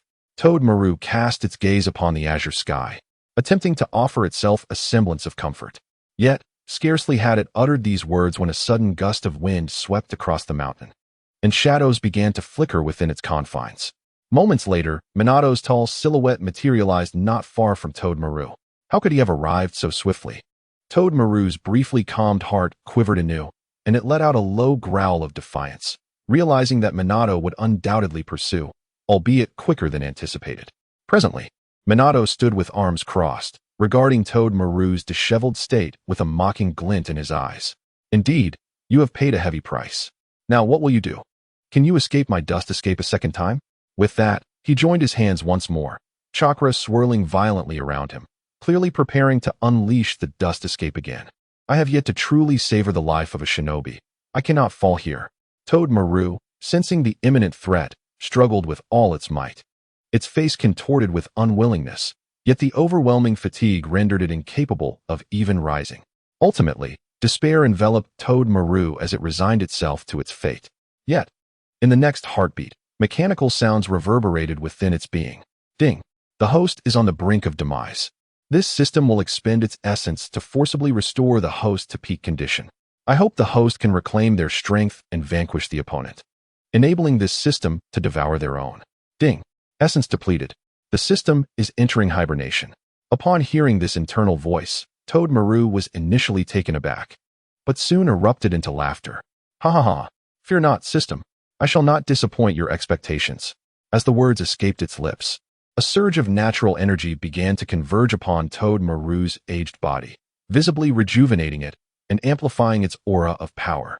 Minato, witnessing this transformation, felt his pupils constrict. Its system is activated. In the next instant, Toad Maru sat upright, feeling a torrent of strength and vitality coursing through it. A sinister grin spreading across its face as it recognized its body had returned to peak condition. In this state, its might surpassed that of even the strongest shinobi, far beyond the frailty it had previously exhibited. Thus, Toad Maru felt an unwavering confidence to slay Minato without hesitation. In the following moment, Toad Maru fixed its gaze upon Minato, particularly noting the flicker of shock across his features. Its grin grew more menacing. "In my peak state, await your demise, Minato Namikaze." Upon hearing this, Minato's pupils again constricted, but he quickly regained composure, waving his hand dismissively. "No need for a fight. You shall serve as my hound." With that, Minato's eyes shimmered, an eerie crimson hue enveloping him, accompanied by an overwhelming pressure of ocular power. The strongest illusion, Konoha Tsukumi, now comes into play. As the crimson aura surged forth, and the bizarre triangular patterns of his eyes manifested, the outcome was inevitably sealed. The terrifying power of Konoha Tsukumi enveloped Toad Maru, akin to a lethal winter chill. "You possess a Sharingan." "No, this is an illusion. I cannot withstand it." Toad Maru's pupils dilated in realization, and as its feet lifted from the ground, the dreadful might of Konoha Tsukumi descended upon it. Without exception, in an instant. Toad Maru's eyes reflected the very same kaleidoscopic Sharingan as Minato's, both eerie and mesmerizing. Simultaneously, Toad Maru's form returned to the ground, its expression becoming utterly blank, as if a mere automaton. This signified the success of Konoha Tsukumi. Minato's gaze flickered as the crimson hue of his eyes gradually faded. He turned his attention to the motionless Toad Maru, his tone laced with admiration. Indeed, Konoha Tsukumi proves its worth. It requires no effort to subdue foes of this caliber. Minato recognized that Toad Maru, restored to peak condition, approached the power of the Sage of Six Paths. Capturing it through brute force would undoubtedly pose a challenge. Yet with the aid of Konoha Tsukumi, the battle was swiftly concluded. Such was the might of the ultimate illusion. However, had Toad Maru been on guard, it might have evaded the grasp of Konoha Tsukumi. Regrettably, once Toad Maru regained his peak condition, he became excessively arrogant, only contemplating retreat later, which naturally made escape from the god of illusions impossible.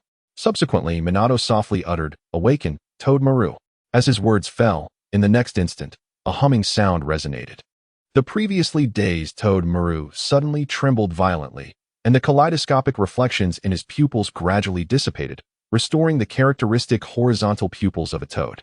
Upon regaining consciousness, Toad Maru immediately knelt on both knees before Minato, bowing deeply, with both hands clasped in a gesture of utmost respect, declaring, "Lord Minato, Toad Maru shall remain eternally loyal to you." "Very well, rise," Minato replied with a slight smile, his tone calm. "Yes, my lord," Toad Maru responded promptly, standing up while still exuding an air of reverence. Minato nodded in satisfaction. The program he had set for Toad Maru was straightforward: absolute loyalty, even at the cost of his life. It was evident that the illusion had indeed succeeded. Theoretically, even if commanded to die, Toad Maru would comply without hesitation. This exemplified the terrifying prowess of the strongest illusion, the god of illusions. However, to further validate this accuracy, Minato pondered momentarily before instructing Toad Maru. "Consume all the animal waste on this mountain." Minato believed that if Toad Maru could execute this command, then there would be no issues at all. After all, while the command would not lead to death, it could certainly be more unpleasant than dying. Nevertheless, upon hearing the command, Toad Maru showed no hesitation. Tensing his body with determination, and respectfully replied, "I assure you, the task will be completed." With that whoosh, Toad Maru's figure flickered, creating a gust of wind as he appeared at various locations on the mountain, diligently clearing away the animal droppings. Before long, the entire mountain was spotless, and even the air became fresh as a result. Soon after, Toad Maru reappeared before Minato, kneeling once again, his gaze unwavering. "My lord, the task has been completed." After speaking, Toad Maru even extended his tongue to lick the remnants at the corners of his mouth, displaying no sign of disgust, only absolute submission to Minato. Witnessing Toad Maru's demeanor was chillingly terrifying to Minato, who felt a shiver run down his spine. He was grateful he had previously avoided the god of illusions. Otherwise, he might have been treated like a dog, which would have been catastrophic. Once he confirmed that Toad Maru was entirely obedient, Minato began to mentally call upon the system. "System, I have taken control of the host. How shall you absorb his system?" Beep. Detected that the opposing system has fallen into slumber, unable to resist. As long as the host comes into contact with Toad Maru's body, this system can devour the opposing system. Upon hearing the system's response, Minato did not hesitate. In a flicker, he was before Toad Maru, raising a hand as if to pat Toad Maru's head. Seeing this, Toad Maru immediately understood and quickly lowered his body, presenting his forehead to Minato's palm. Subsequently, the system's voice echoed in Minato's mind. Beep. Opposing system detected, commencing devouring process. Beep. Devouring successful, system evolving. With the system having successfully devoured the opposing entity, Minato withdrew his hand, his heart racing with excitement as he couldn't help but inquire, "System, when will the reward you promised me be granted?" The resurrection reward offered by the system was incredibly tempting, as it meant he could bring his wife back to life. However, before he could revel in his excitement for more than a couple of seconds, the system emitted a drowsy mechanical voice. Beep. Excessive absorption of the source. The system is about to enter slumber.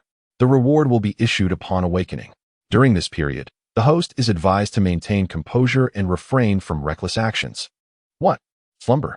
Minato was momentarily taken aback, then snapped back to reality, his voice filled with urgency as he exclaimed, "No, don't enter slumber yet. Please issue the reward first. Don't deceive me." Unfortunately, despite his desperate pleas, the system remained unresponsive, evidently having truly entered slumber for its evolution. Time passed, and Minato eventually ceased his calls, his mouth twitching in frustration, but then he managed a wry smile, patting his chest in self-comfort. "It's all right.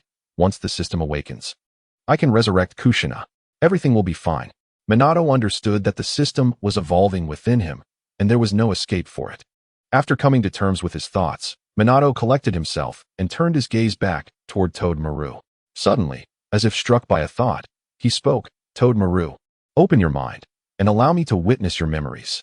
"Yes," Toad Maru replied with immediate respect.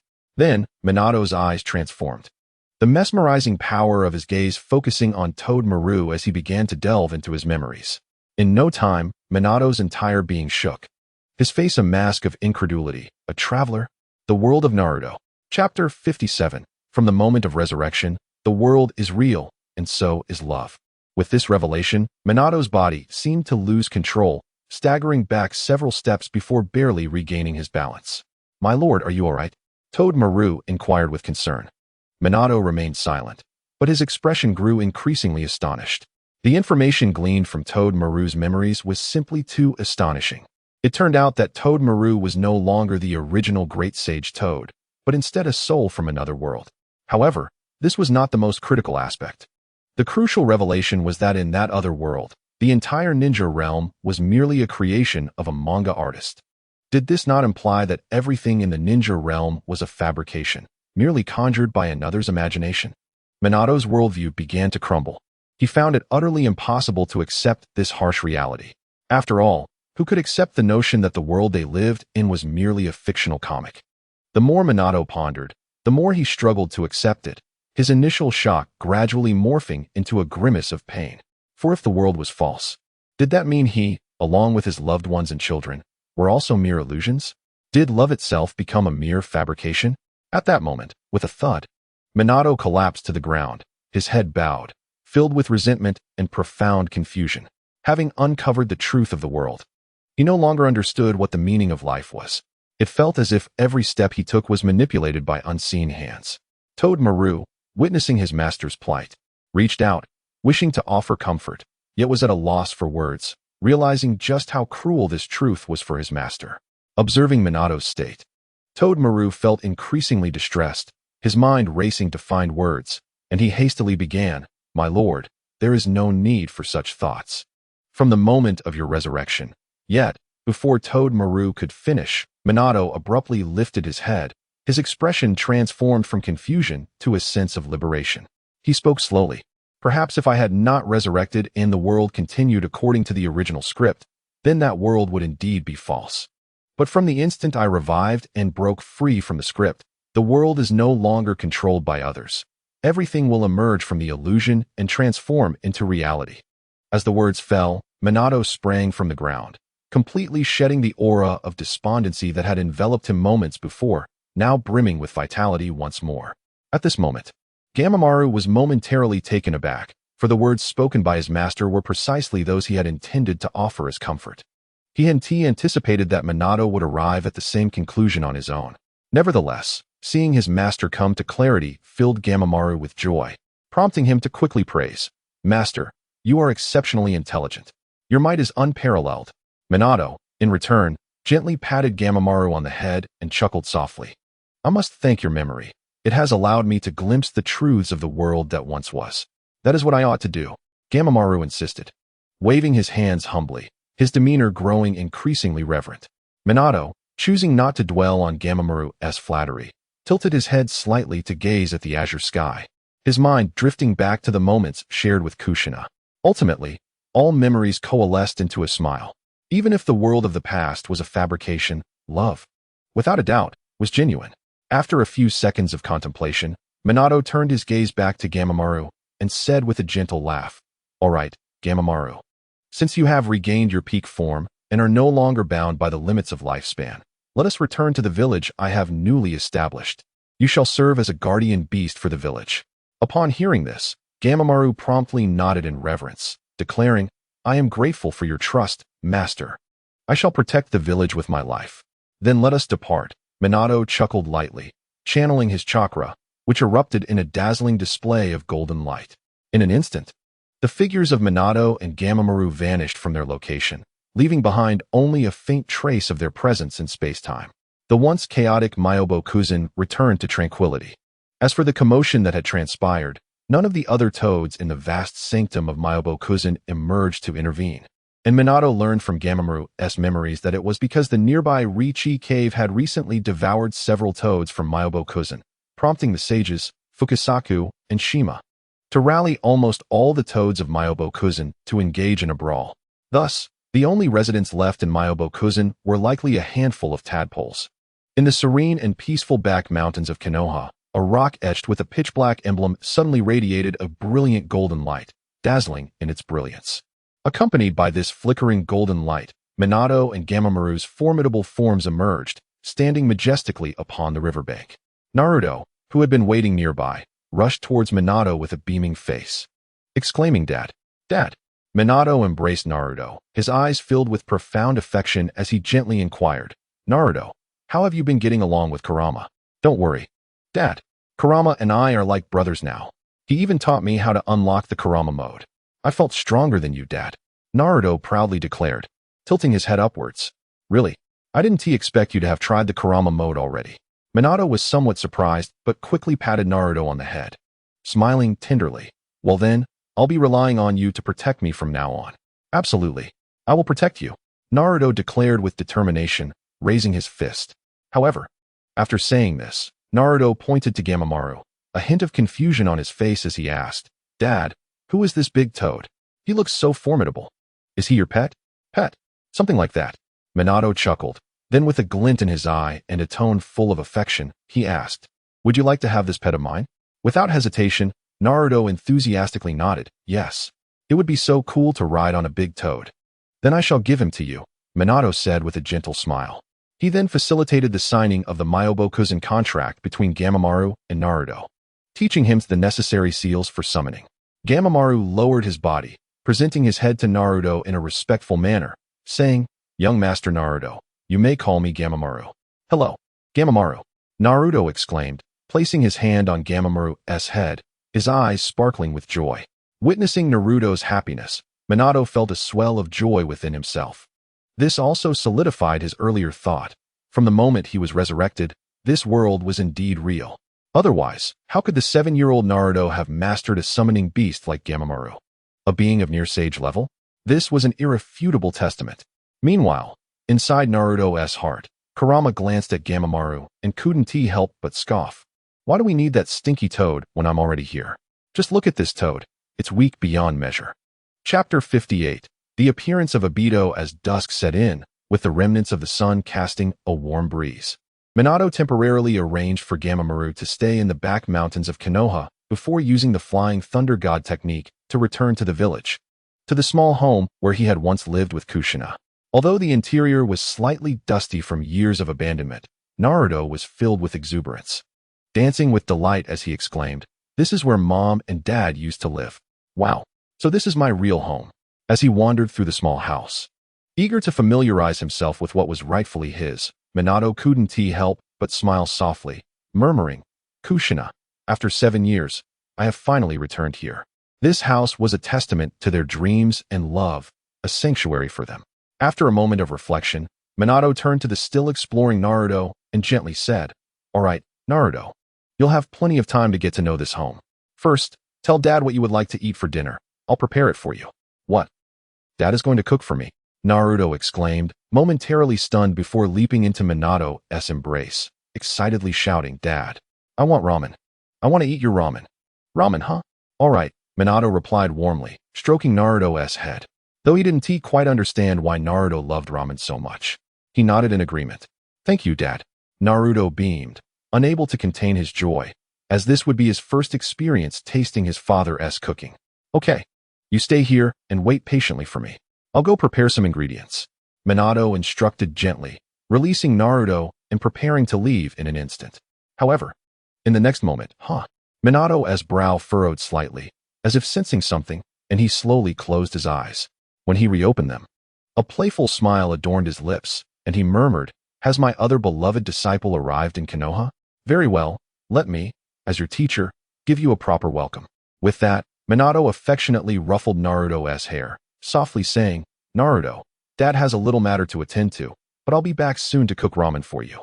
"Then hurry and take care of it, Dad," Naruto replied with understanding, smiling brightly. Receiving Naruto's response, Minato smiled gently and then transformed into golden light, vanishing from the house, leaving behind a unique aura of space-time. Of course, before departing, to ensure Naruto's safety, he had already placed the Flying Thunder God seal on Naruto's shoulder, enabling him to arrive at any moment. Despite the formidable power of Naruto, the Nine-Tails Jinchuriki, there are few in the current ninja world who could match him. Nonetheless, prudence is always the better choice. At this moment, in a secluded corner of a street in Konoha, a bizarre, pitch-black vortex suddenly materializes. As the vortex spins, a distorted figure slowly emerges from within. Gradually, as the black vortex dissipates, the once twisted silhouette becomes clearer. It is a tall man, with slightly flamboyant long hair, adorned with a crimson tiger-striped one-eyed mask, draped in a dark gray robe that envelopes his form. At his waist hangs a sharp katana, and an aura of chilling dominance emanates from him. Without a doubt, it is Uchiha Obito, also known as Toby. In this moment, Obito's single crimson eye scans the surroundings, and upon realizing the street is completely deserted, a voice tinged with disbelief escapes from beneath his mask. "Has Konoha truly undergone such a transformation? Teacher, have you truly returned to life?" With that, Obito conceals his presence and begins to walk slowly down the street, eager to discover any anomalies. Clearly, from his mutterings, it is evident that he is aware of Minato's resurrection and the subsequent massacre of Konoha, for after all, White Zetsu's intelligence was not in vain. Upon witnessing the utter desolation, Obito expands his chakra perception, quickly grasping the grave truth. It truly aligns with White Zetsu's memories. The people of Konoha have all been expelled. Teacher, you are indeed intent on establishing a new village, one that will not decay. However, pausing momentarily, Obito's expression becomes increasingly complex as he continues to ponder aloud. But how precisely did you come back to life? And what has caused such a drastic change in your demeanor? Obito's mind is in turmoil, even after inheriting Madara's legacy and uncovering countless secrets. He struggles to comprehend the absurdity of his teacher's recent actions: resurrection, a personality shift, the slaughter of Konoha, and the establishment of a new faction all seem utterly preposterous. Had it not been for the Genjutsu that allowed him access to White Zetsu's memories, he would have found it impossible to believe, even preferring to think that Uchiha Madara was Hashirama Senju's lover. Yet, the Sharingan does not deceive, and the memories of White Zetsu, along with the current state of Konoha, are irrefutable. The truth is laid bare before him. Is this your contingency plan, teacher? Or have you been masquerading all along, orchestrating this from the very beginning? At this moment, Obito gazes up at the dim sky, his eyes flickering with uncertainty beneath his mask. In the past, he felt he knew his teacher intimately. But today's events have revealed his naivety. Simultaneously, a chill of dread creeps into his heart, with his teacher revived. The upcoming Eye of the Moon plan becomes an imminent catastrophe. The reason is simple. The teacher's child is the Nine-Tails Jinchuriki, with his teacher's revival enhancing his strength. Obito, who was already outmatched, now feels utterly powerless. Capturing the Nine-Tails under such scrutiny seems almost impossible. Alas, Obito sighs, feeling the path ahead fraught with challenges. The Moon Eye plan becoming increasingly difficult to implement. Just as he exhales, a sudden chill runs down his spine, as if someone stands directly behind him. Who could it be? Obito immediately turns around, only to find no one there, prompting him to turn back, his voice weary. It seems he has been overly tense. However, as soon as he speaks, a mocking voice drifts into his ear. "Well, if it isn't Lord Uchiha Madara." At these words, Obito's body trembles violently. Cold sweat cascading down his forehead like a waterfall, his collar drenched in an instant, the pressure overwhelming. For the voice belongs to none other than his teacher, Minato Namikaze. This realization confirms that the chill he felt was not unfounded. His teacher truly stands behind him. Without a moment's hesitation, Obito's Sharingan rapidly spins into action, enveloping him in a chilling aura as he instantly enters a phasing state. He then dashes forward, creating a distance of several dozen meters before daring to glance back at where he once stood. Indeed, there stands a handsome man with golden hair and blue eyes. A mocking expression on his face, his teacher, Minato Namikaze. Upon recognizing him, Obito's heart races uncontrollably, the pressure intensifying, and the cold sweat pouring from his back. The realization that he had completely failed to sense Minato's presence is terrifying. Had Minato chosen to attack without a word, he would have been severely injured.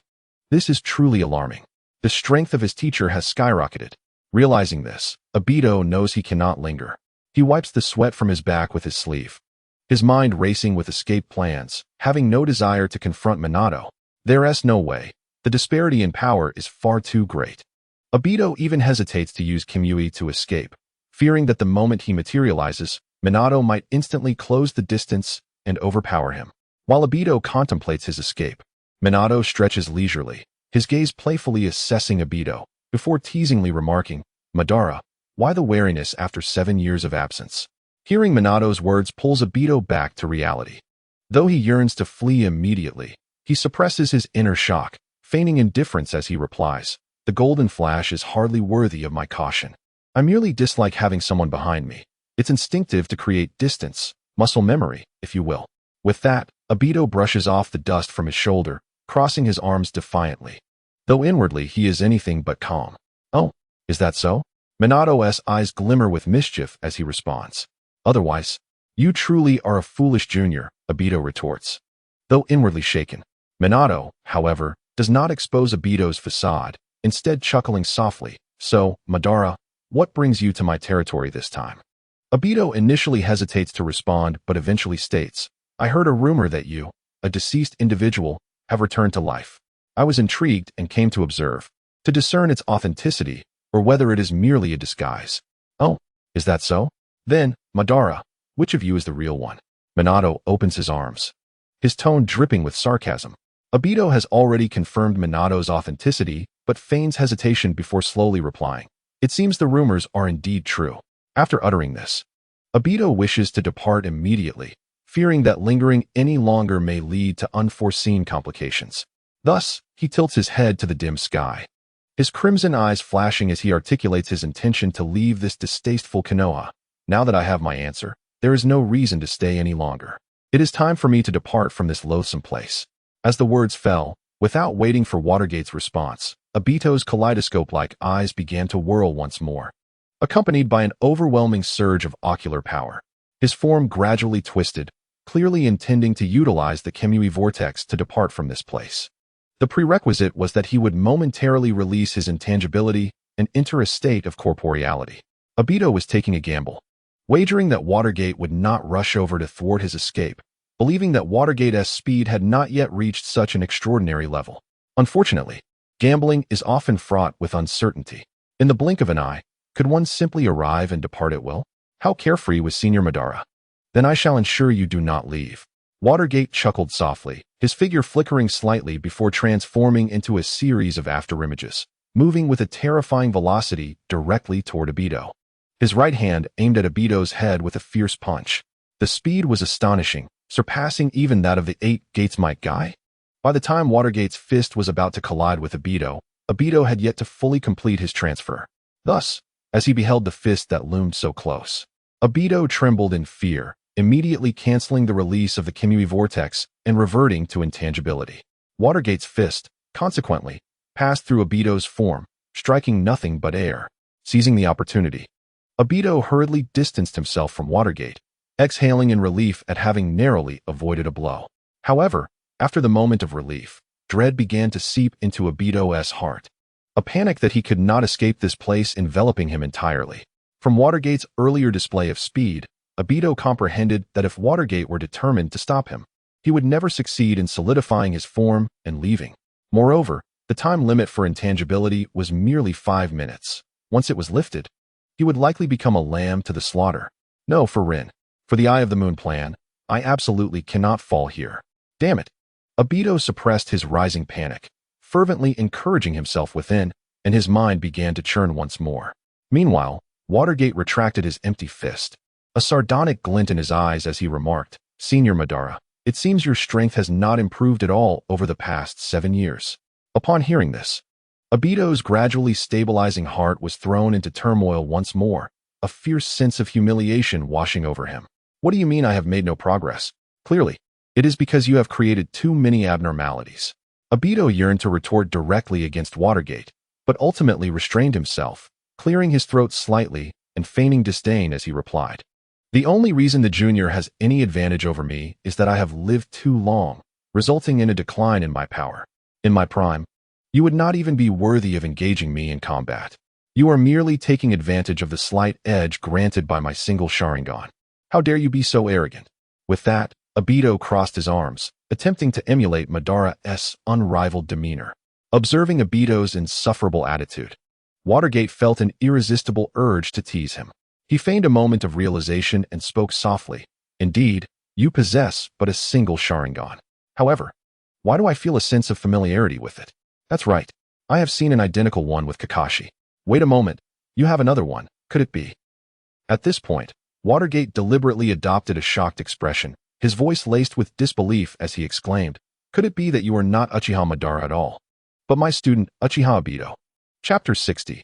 Teasing Obito. The sky is falling upon hearing this. What? Obito's pupils constricted to their utmost limit, and an intense tremor coursed through him, panic flooding his being, nearly disrupting his imposing stance. Has my teacher recognized me? What should I do?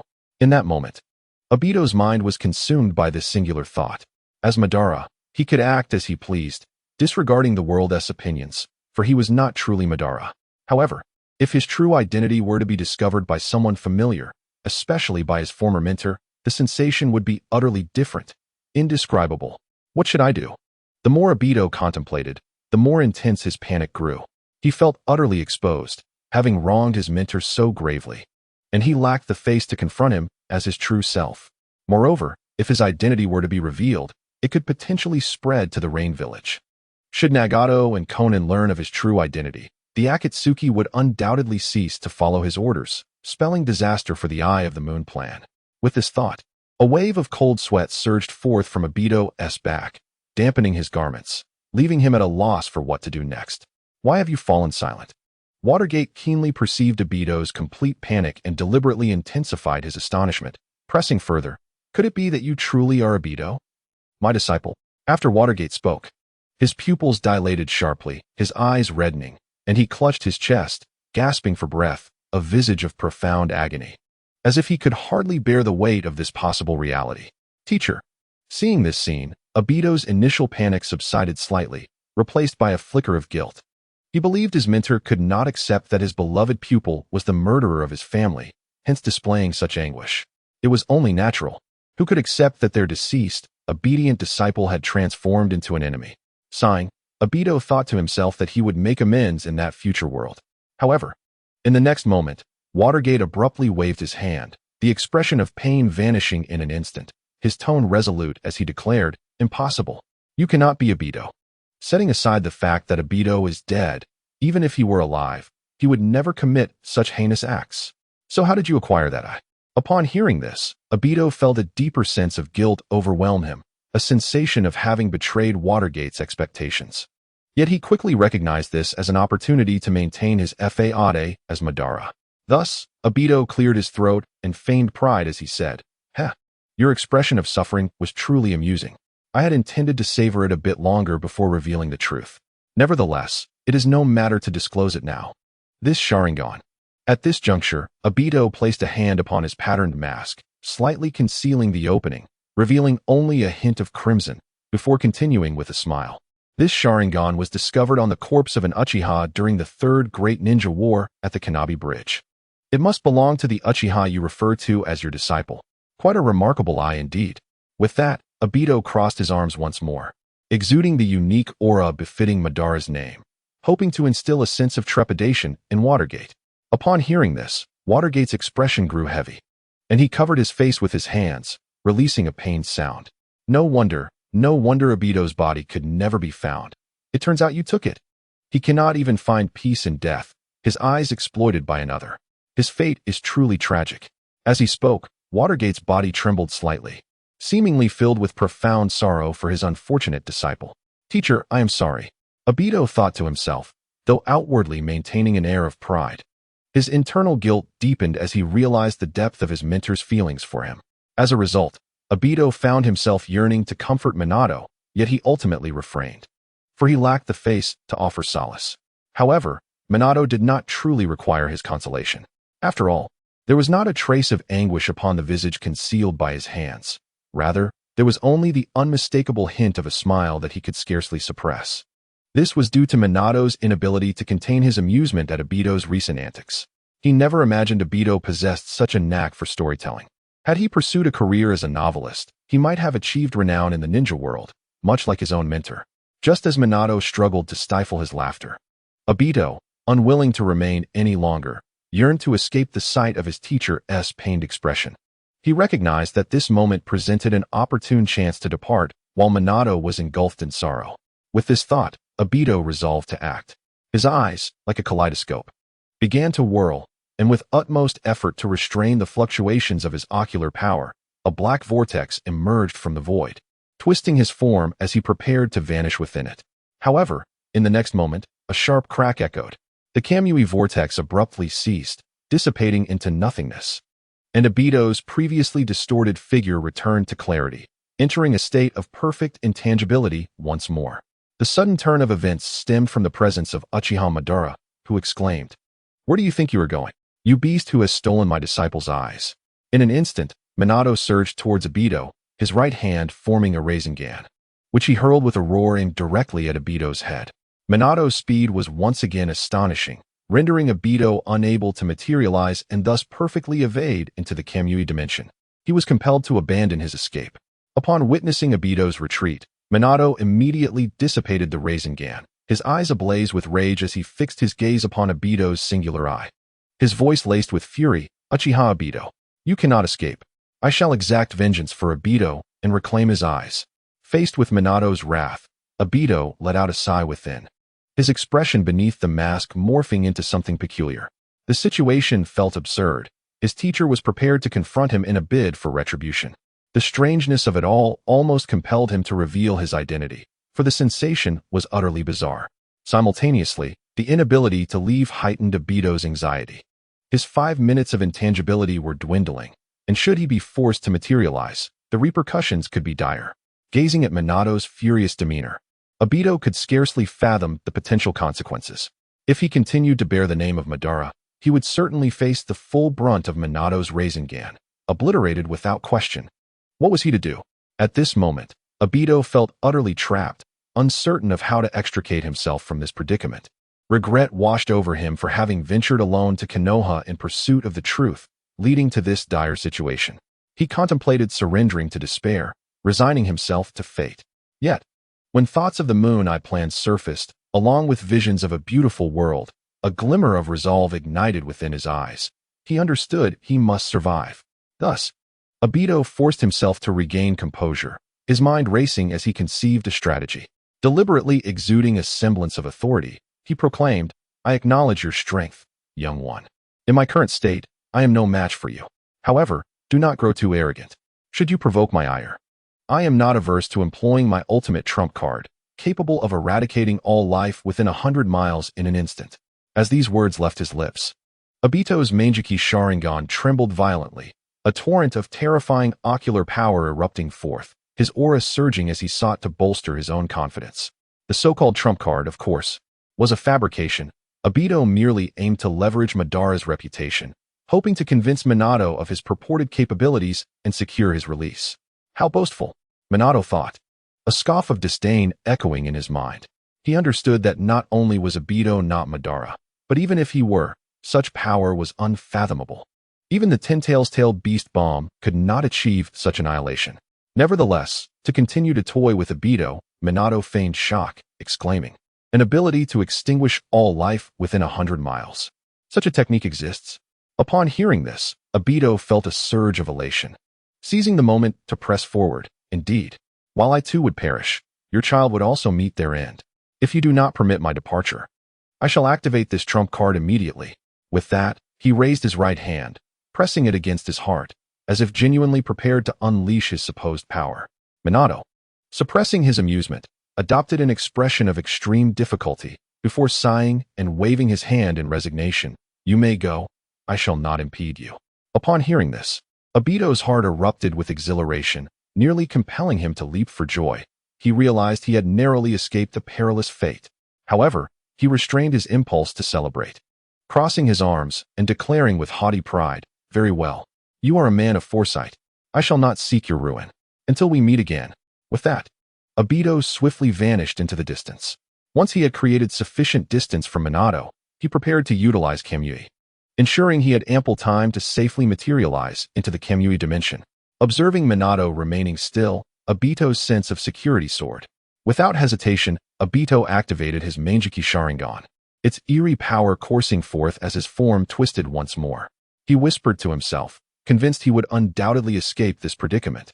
Yet, in the next moment, Minato raised his gaze to the sky, a hint of sorrow flickering across his features, and murmured, "Obito, I am sorry.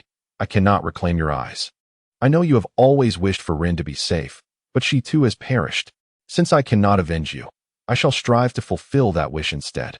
At this, Minato paused, tears welling in his eyes as he gently wiped them away, continuing softly, "Thus, I shall use one of my few resurrection techniques to bring Rin back. If this is to be, your spirit can find peace." As Minato closed his eyes, pressing his lips together as if silently praying for his fallen disciple, though his voice was but a whisper, Obito heard every word. His attention had been solely focused on Minato, vigilant against any sudden shifts in his resolve. Upon hearing Minato's words, resurrecting Rin, Obito froze in place, his pupils constricting in horror, his once distorted form returning to normal as the Kamui vortex dissipated. No, Rin must never be revived. Immediately, this thought surged into Obito's mind. Although he could not ascertain the truth of what Minato had said, he dared not gamble on it. He genuinely did not wish for Rin to be resurrected in reality, as it would pose a significant obstacle to the Moon Eye plan. After all, if Rin were to come back to life, he would be unable to execute the Moon Eye plan without her being controlled as well. However, this was not the fundamental reason for his hesitation.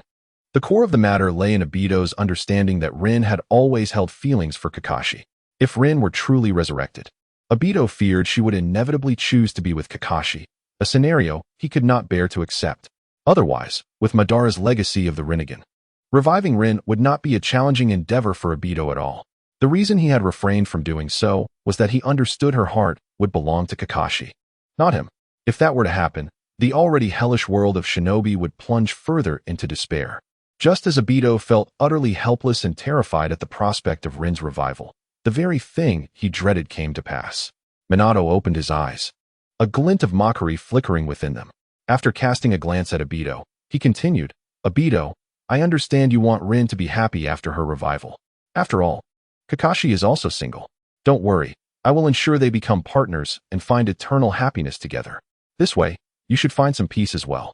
Upon hearing these words, Obito felt as though the very sky of the shinobi world had collapsed. It was not the sky that fell, but rather the heavens of his love for Rin.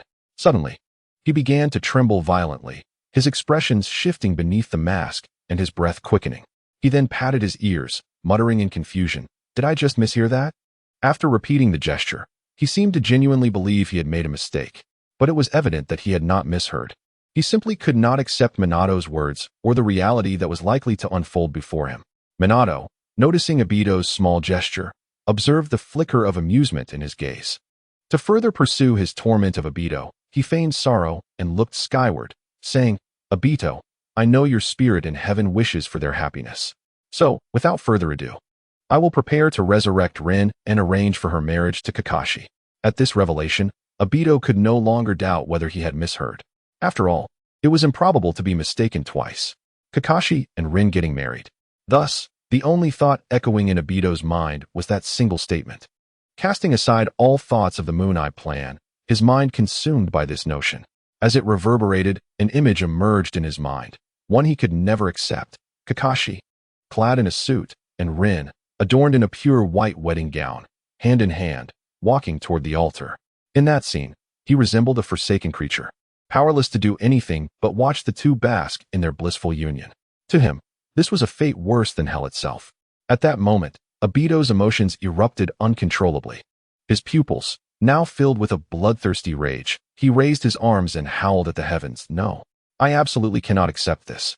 With that, he unleashed a piercing scream, akin to an abandoned dog howling in the wilderness. At this juncture, all he wished for was to vent his feelings through his cries, disregarding Minato entirely. Minato, witnessing Obito's despair, could scarcely contain his amusement, a smile breaking through his face. Yet, to make the situation more entertaining, he pinched his thigh to suppress his laughter. Then feigned confusion as he turned his gaze toward Madara, asking Madara, "What is the matter? Did I not tell you to leave? Why the sudden declarations of denial? Have you stumbled upon some sorrowful thought?" At this, Minato sighed, then shook his head, continuing, "Never mind, I shan't pry further. Now, I must go and resurrect my fallen disciple, Rin." As he spoke, Minato turned to depart, heading toward a different direction, as if truly intent on reviving Rin. However, Obito could not allow Minato to resurrect Rin. If she were to return and marry Kakashi, it would be far more unbearable than death itself. No amount of suffering could compare. Thus, Obito abruptly ceased his howling, extending his hand towards Minato's retreating figure, his voice tinged with desperation. "No, please, do not resurrect Rin. I beg you." Upon hearing this, Minato could hardly suppress the laughter bubbling within him. The thrill of tormenting his wayward disciple was infinitely more gratifying than merely eliminating him. "I beg you. I plead with you." Obito continued to cry out, his voice a haunting blend of despair and supplication, oblivious to Minato's amusement. Fixated solely on his urgent plea to halt Rin's revival, Minato inhaled deeply, striving to suppress his mirth, and turned to face Obito, adopting a deliberately perplexed expression. His voice laced with incredulity. "Obito, what do you mean? Why should I not resurrect my disciple? What do you truly mean?" Obito, upon hearing this, found himself at a loss for words, hesitating as his body trembled, his hands clenched tightly, caught in a web of profound indecision. Why the hesitation? Just moments before, Obito had contemplated revealing his true identity to Minato, hoping to persuade him to abandon the idea of reviving Rin. After all, given Minato's previous display of sorrow, Obito believed revealing himself would hold some weight. Yet, as he prepared to speak, he remembered the Moon Eye plan he had steadfastly pursued. If he were to disclose his identity now, the plan would likely be doomed to failure, leaving him in a state of turmoil. What should he do? Obito was engulfed in a sense of despair, overwhelmed by a feeling of helplessness, utterly uncertain of his next step. Had he been capable of overpowering Minato, he would have resorted to force to prevent Rin's resurrection, but that was simply not feasible. The only strategy that came to his mind to thwart Minato was to reveal his identity. Yet the price for such a revelation would mean the demise of the Moon Eye plan. "Very well, I shall take one step at a time. I cannot allow you to marry Kakashi, Rin." Ultimately, amidst his profound indecision, Obito made his choice. The Moon Eye plan succumbed to the power of emotion. Thus, in the next moment, Obito clenched his fists, fixing his gaze upon Minato, and shouted with great fervor, "Teacher, Obito has never died. I am Obito." With that, he lifted his hand and removed the mask that adorned his face, revealing a visage marred by scars, a sight that bore a menacing countenance. Minato, upon witnessing this, felt his pupils constrict with disbelief, his body recoiling as he stammered, You are Obito? How is that possible? He was dead." As he spoke, Minato's eyes glistened with unshed tears, his expression shifting into one of profound sorrow, his voice trembling as he continued, "And Obito could never, ever harm me or Kushina." The heart of Obito began to race violently, his eyes filled with guilt as he spoke with deep self-reproach. "Sensei, I'm sorry. I did not die back then. I have let you all down. I apologize, Sensei." As he uttered these words, Obito lowered his head, unable to meet Minato's gaze. Minato, meanwhile, crouched down, cradling his head in his hands, emitting a sound of profound anguish. "Obito, it truly is you. But why? Why have you done this?" "Sensei, please don't crouch down," Obito implored, his remorse intensifying. He immediately dispelled his intangibility and rushed to help Minato up. However, in the next moment, a pained groan escaped Obito's lips, his complexion turning ashen. What could have caused such a sudden change? It was because, as Obito approached Minato, he suddenly stood up and, with terrifying speed, seized Obito by the throat, lifting him off the ground with ease. At that moment, the sorrow on Minato's face had vanished, replaced by an endless mockery. He gazed at Obito, who struggled to breathe, and taunted, "Obito, How do you find my acting? Quite impressive, wouldn't you say? Surely you didn't believe. Here. The mockery on Minato's face almost overflowed as he ran his fingers through his dazzling golden hair and continued with derision. You didn't truly think I was grieving for you, did you? You really thought I recognized Madara as you? Chapter 62. I'll pluck your eyes out. Without giving Obito a moment to respond, Minato, with a fierce grip, admonished, you need to be taught a lesson. He then delivered a series of powerful blows to Obito, before suddenly twisting his wrist and violently hurling him like refuse against a nearby concrete wall. With a resounding crash, the seemingly solid wall shattered upon impact, and Obito was sent crashing into a shop. The once orderly establishment was instantly thrown into chaos, with various items strewn about, burying Obito beneath a mountain of debris, leaving only his upper body exposed. As he lay buried under the wreckage, Obito's pupils began to whiten, feeling an excruciating pain in his back, as if his very bones were breaking. He let out a series of anguished cries, nearing unconsciousness. Clearly, in this world where ninjas possess high attack and low defense, even a ninja of Obito's caliber would suffer greatly from such a collision with a concrete wall. Moreover, the force with which Minato had thrown him was akin to Tsunade's full-powered punch. Yet, Minato did not pursue him further. Instead, a disdainful smile crept across his face as he coldly remarked, "You truly are worthless, merely barking like a dog." With that, Minato crossed his arms and regarded the spot where Obito lay. After a while, Obito's cries of pain finally subsided, and the clarity returned somewhat to his previously clouded vision. Once his consciousness had mostly returned, he fought through the searing pain in his back to glance at Minato, only to be overwhelmed by an intense sense of humiliation and despair. He was utterly astonished that his former teacher had known his true identity all along, feigning ignorance merely to toy with him, much like one would with a dog. It was no wonder Minato had deliberately mentioned Rin and Kakashi. It was to provoke him. In that moment, bastard. Obito, buried beneath the debris, clenched his hands tightly, the feelings of humiliation and despair gradually morphing into an unrestrained urge to kill, directed at Minato. The guilt he had felt towards his former teacher had vanished, replaced solely by the desire to extinguish his opponent. Minato's earlier provocation using Rin was perceived by Obito as a grave insult, sealing Minato's fate as a target on his list. Furthermore, Obito believed that Minato's claims of a method to revive Rin were likely false, intended solely to incite him. Otherwise, given Minato's character, he would have surely resurrected his beloved wife, Kushina, by now. Having come to this realization, Obito's expression twisted into a grimace, and he fixed his icy gaze upon Minato, speaking in a voice that dripped with cold resolve, "Sensei, until we meet again, I will ensure you pay for today's events." With that, Obito intended to use Kimui to escape, for the agony in his back rendered him incapable of remaining any longer, not to mention confronting an adversary. At this moment, he was confident that the distance between them was sufficient for him to evade Minato's interference and successfully enter the Kimui dimension. Yet, in the next instant, no portal to Kimui appeared. Instead, how is this possible? Obito's expression shifted dramatically as he stared at his hands, disbelief etched across his face. He realized that his chakra and ocular power were surging uncontrollably within him, akin to a raging tide, rendering him incapable of directing it. This meant that he could not use Kimui, let alone even a basic fire release technique. It must be the work of my teacher. In shock, Obito immediately recognized that this transformation was linked to Minato, exclaiming, "What have you done to me? Why can't I control my chakra and ocular power?" As he spoke, Obito concentrated his entire being, attempting once more to harness his chakra and ocular power, but to no avail. He could sense it, yet could not manipulate it in the slightest. Minato, observing this, intensified his mocking gaze and chuckled, "Obito, such language towards your teacher is quite impolite. I haven't done much. I merely disrupted the chakra within you, rendering you unable to utilize any jutsu temporarily." When Minato had seized Obito by the throat, it had not only been an act of humiliation, he had also employed a technique he had used against Itachi upon returning to Konoha, forcibly disrupting Obito's chakra flow.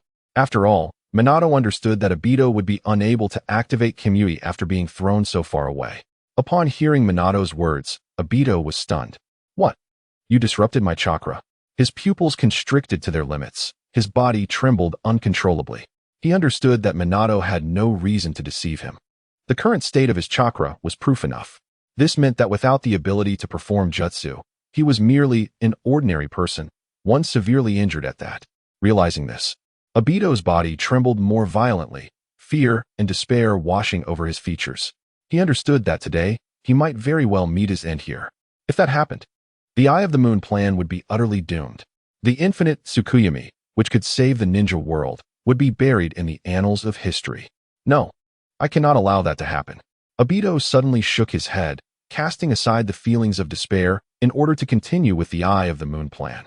He began to seriously contemplate how to turn the situation around. Remarkably, under such immense pressure, Obito devised a plan that seemed plausible. He decided to feign unconsciousness due to extreme emotional distress. Then, upon awakening, he would pretend to have lost all memories following his fall into the Kamui Bridge, reverting to the kind-hearted Obito of old. Perhaps then, he believed, his teacher would let him go, seeing him as a memory-lost innocent. Thus, in the next moment, I am unwilling. I cannot fall here, absolutely not. With a sudden tilt of his head, Obito let out a desperate howl towards the sky, hoping to convey to Minato the immense blow he had suffered. Just as Obito felt the moment was right and was about to feign unconsciousness, in the next instant, he unleashed a heart-wrenching scream, blood streaming from his right eye socket. Minato, having appeared at some point before Obito, shook the bloodied eye he held in his hand and scoffed. "What are you babbling about? I've taken your eye." Chapter 63. The dual torture of body and spirit. Upon finishing his taunt, Minato's palm, holding the bloodied eye, emitted an eerie aura, identical to the one Obito exuded when unleashing his divine power. Indeed, that eye was the very source of Obito's formidable presence in the ninja world, the Sharingan capable of phasing out of existence. Just moments before Obito attempted to feign unconsciousness, Minato had dashed forward with remarkable speed, forcibly extracting the eye before Obito could react. At that moment, Obito's right eye socket was nothing but darkness, with crimson blood continuously flowing down his cheek to the ground. Simultaneously, he cried out in agony. "It hurts." It appeared that he was truly in excruciating pain. In truth, for a Uchiha, gouging out an eye was akin to a mere hot-swapping process, not something that would induce such suffering. However, Minato's violent extraction sent waves of pain crashing through Obito, intensifying the lingering agony from his back. The combination was utterly indescribable. Even at this moment, Obito had not lost consciousness, which could be considered a testament to his superior constitution compared to others. "Are you beginning to comprehend the pain?" Minato sneered, clearly relishing the moment. He then disregarded Obito's plight, securing the divine Sharingan in preparation to present it to Kakashi, ensuring the latter would possess a complete pair. After all, the true power of the Sharingan could only be realized when united as a pair. Of course, Minato did not intend for Kakashi to immediately implant the eye. He planned for Kakashi to first assimilate some of Hashirama's cells before the transplantation. Otherwise, relying solely on Kakashi's meager chakra, the newly acquired Sharingan would likely be extinguished before it could even fully manifest. At that moment, accompanied by a muffled groan, Obito ceased to make any sound. Having succumbed to the pain, Minato observed him with a glint of mockery in his eyes and said playfully, "So you wish to sleep? It won't be that easy." With that, Minato stepped forward, gripping Obito's collar with one hand while the other clenched tightly, delivering a series of resounding slaps to Obito's face. The sharp sound of slapping echoed throughout the area, visibly reddening Obito's cheeks at an alarming rate. Even in his unconscious state, Minato brutally roused him with each slap, forcing him to experience the torment of pain repeatedly. Upon awakening, Obito could only feel an overwhelming agony coursing through his body. He attempted to speak, but was cut off by Minato's relentless slaps, unable to articulate a single word. Each time he fell back into unconsciousness, he would be forcibly awakened moments later by Minato's merciless hand. This cycle of torment allowed Obito to truly understand the essence of suffering, caught between the desire for life and the inevitability of pain. Eventually, after what seemed an eternity, Minato observed that Obito's face had swollen to such an extent that his features were unrecognizable. At this point, he finally released his grip. Obito could no longer articulate any coherent words, only muffled whimpers escaping his lips. Minato, satisfied, chuckled softly, "Seeing you like this lightens the burden of my hatred considerably." He paused, a mischievous glint appearing in his eyes before continuing, "Obito, I will not allow you to die. I intend for you to endure a lifetime of torment and suffering. I must also let Kushina have her share of vengeance." Upon hearing this, Obito trembled violently, seemingly struggling to utter a response, but his swollen visage constrained him, resulting in only frantic, muffled sounds. Minato, with a smirk, observed, "Such excitement. It seems you wholeheartedly agree with my words. Since the physical pain is nearly exhausted, let us delve into the realm of mental anguish." With that, Minato closed his eyes. Upon reopening them, the crimson and sinister patterns of the Manjiki Sharingan emerged. "Tsukuyami!" he exclaimed, unleashing a terrifying power that surged towards Obito's left eye. The transplanted ordinary three-tomo Sharingan was no match for the onslaught of the Tsukuyami illusion. In an instant, the original appearance of Obito's left eye vanished, replaced by the reflection of Minato's Manjiki. Obito's body began to shake violently, an expression of extreme agony etched upon his swollen features, seemingly enduring a torment far worse than before. Minato, noticing the intensity of Obito's suffering, momentarily withdrew the Manjiki and, with a slight smile, said softly, "Obito, savor this exquisite illusion I've crafted for you." Obito did not respond. His body trembled uncontrollably. Even the debris that had obscured him was shaken loose. This was a testament to the profound impact of the illusion Minato had woven. In reality, the illusion was not as grand as it seemed. It merely forced Obito to witness the fabricated journey of Kakashi and Rin's marriage and childbirth, rendered immobile, forced to witness it frame by frame 1,000 times. Although it was 1,000 times, that was merely the passage of time within the Tsukuyami realm. Outside, time moved swiftly. Thus, it was not long before the Tsukuyami illusion concluded. As Obito emerged from the illusion, his left eye had turned a pale white, and he emitted whimpers and foam from his mouth. Soon after, he lost consciousness entirely, yet even in his stupor, he continued to froth at the mouth, clearly suffering from the immense mental strain. However, Obito's current state was quite normal, considering he had been forced to witness the same scene 1,000 times without a single blink. That he had not succumbed outright was a small mercy. Chapter 64. The Three Tails Naruto pummels Obito.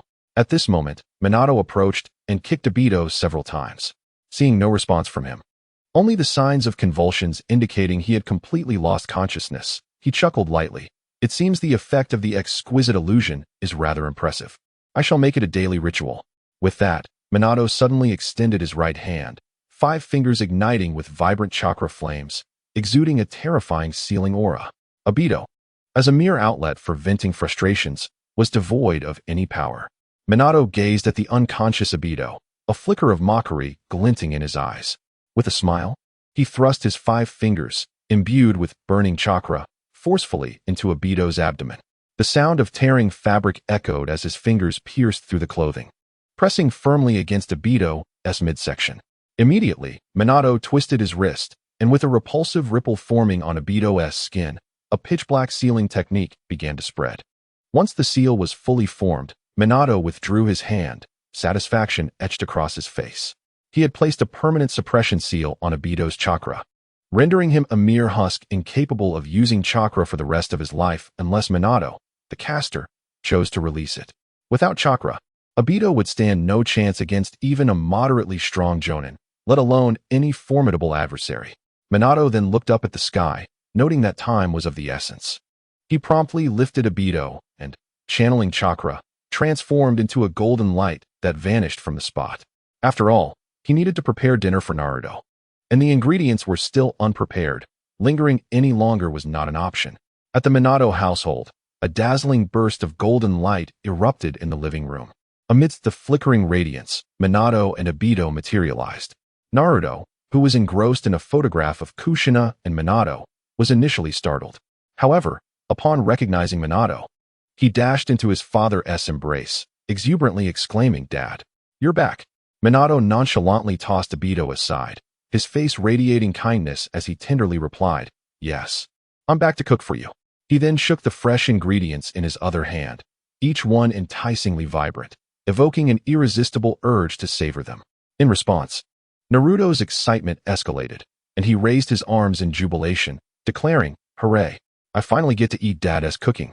But, just as he finished speaking, a trace of confusion washed over his face as he pointed at the still unconscious Obito on the floor, asking Minato, "Dad, Who is this pig-faced uncle? Minato, ruffling Naruto's hair, gently explained. He asked the scoundrel I told you about, Uchiha Obito. I've dealt with him now, and you can take out some of your frustration on him. With that, Minato headed into the long-neglected kitchen, and the flickering lights signified the return of this little family. Uchiha Obito. At that moment, Naruto stared at the unconscious figure on the floor, lost in thought. Yet, he quickly regained his composure, though a sinister glint emerged in his eyes. The name Uchiha Obito was all too familiar. He was the very one responsible for the tragic separation of their family. Everything Naruto had endured was indirectly attributed to this man. He was his greatest enemy.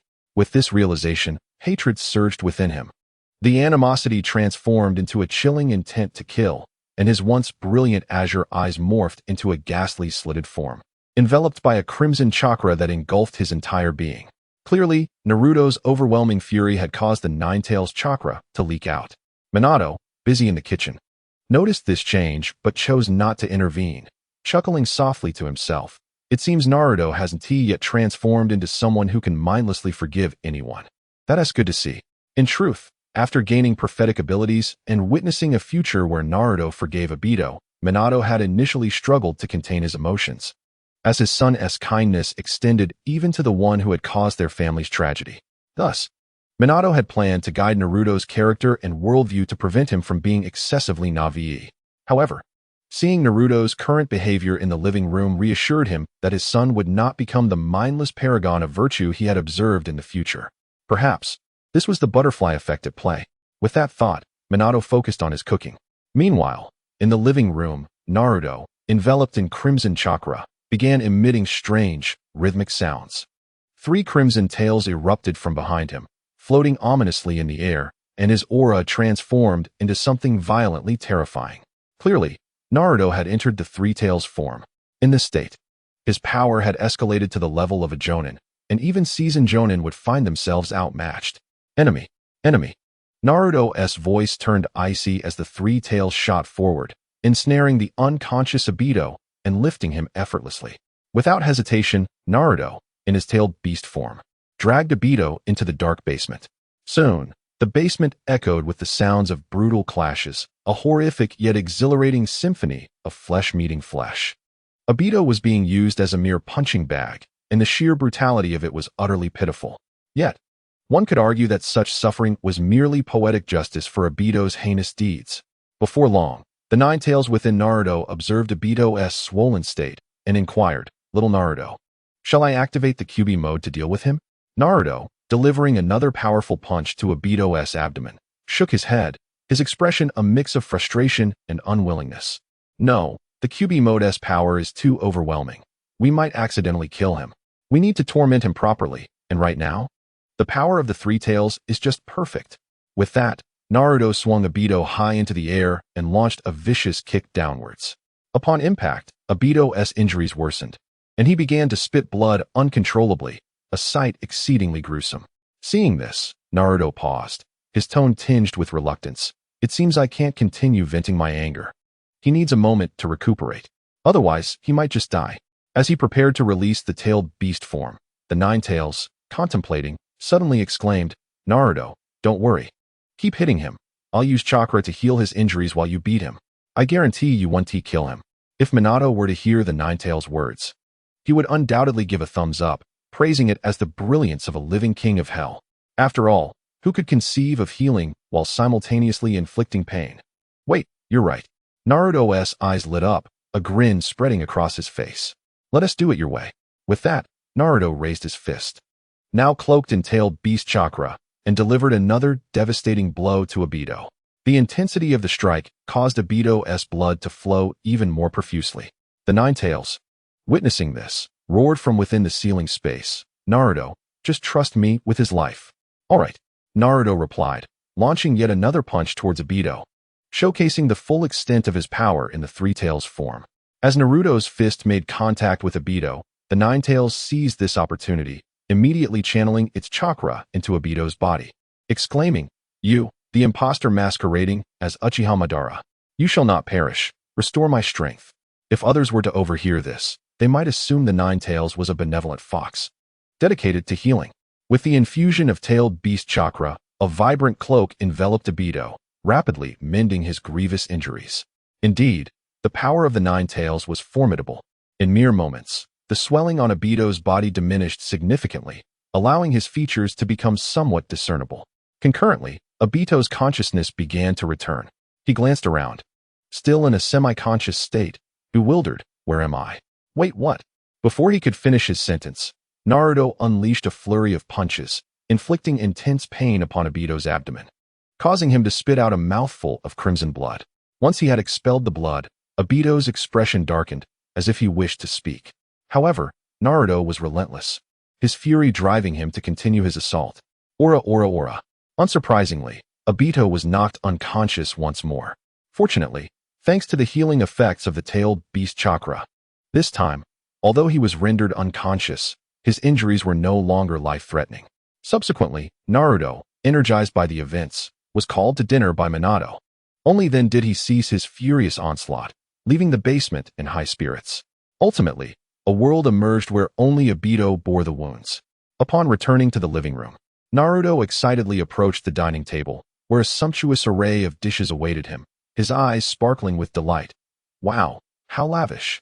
Minato, smiling as he emerged from the kitchen with 2 steaming bowls of fragrant ramen, placed one before Naruto, urging, "All right, eat up. It'll taste terrible if it cools down." "Okay, thank you, Dad," Naruto exclaimed, raising his arms in triumph, then eagerly grabbed his chopsticks, picking up a chicken wing to savor with his ramen, radiating pure happiness. Witnessing this scene, Minato's smile widened, murmuring softly, "This is the life you deserve." With that, he sat down to join Naruto in enjoying the meal. The dining room soon filled with their cheerful conversation, embodying sheer joy. Time flew by, akin to Ultraman battling small monsters. In the blink of an eye, it was already the next morning. Despite the sun having just risen, the meeting room in Iwagakure was already bustling with high-ranking officials, each possessing the authority to determine the fate of ordinary citizens. At the head of the conference table sat the legendary third Tsuchikage, Inoki. However, Inoki now sat with his arms crossed on the table, his gaze fixed on the intelligence reports before him, a look of perplexity etched on his face. The other high-ranking officials shared a similar expression, clearly moved by the alarming information contained within the reports. What news could possibly evoke such a reaction from Iwagakure's elite? Undoubtedly, it was the series of events surrounding Minato's resurrection and the demise of the third Hokage. At this moment, Inoki unfolded his arms, his expression serious as he addressed the assembly. "Do any of you have insights regarding the matter of the Golden Flash's revival?" As his words resonated, the officials' thoughts were drawn back to the present. A relatively young elder stood up, his tone hesitant. "Lord Tsuchikage, could this information be a deliberate fabrication by Konoha? Perhaps a means to deceive us for a surprise attack?" In response, others quickly echoed his sentiments, asserting their belief that the reports were indeed deceptive. Soon, the majority of the meeting room leaned towards the notion that the elder's assertion was correct. After all, the reports claimed that the fourth Hokage had been resurrected, and the legendary Sarutobi Hiruzen, along with many from Konoha, had perished, suggesting Konoha had been utterly obliterated. Individually, each claim seemed implausible, collectively bordering on absurdity. However, standing beside Inoki, the imposing figure of the elder, Kuratsuchi, interjected, shattering their illusions. "There is no doubt about this matter. Our spies have returned to corroborate the truth. If it were false, they wouldn't have mobilized such force." Upon hearing Kuratsuchi's words, the previously skeptical officials fell silent, realizing he spoke the truth. All their spies embedded within Konoha had returned, confirming the turmoil that had engulfed the village. Just then, Inoki's eyes glimmered, narrowing slightly as he proposed, "I wish to attempt to recruit the Golden Flash. What do you all think?" At this proclamation, the room fell into stunned silence. The high-ranking officials of Iwagakure exchanged incredulous glances, unable to fathom Inoki's suggestion. To recruit the Golden Flash? This was utterly ludicrous. As the most feared adversary during the Third Shinobi World War, he had thwarted all of Iwagakure's schemes and was considered a sworn enemy. The notion of their Tsuchikage seeking to recruit him was as absurd as a lowly ninja single-handedly defeating the first Hokage, Hashirama Senju.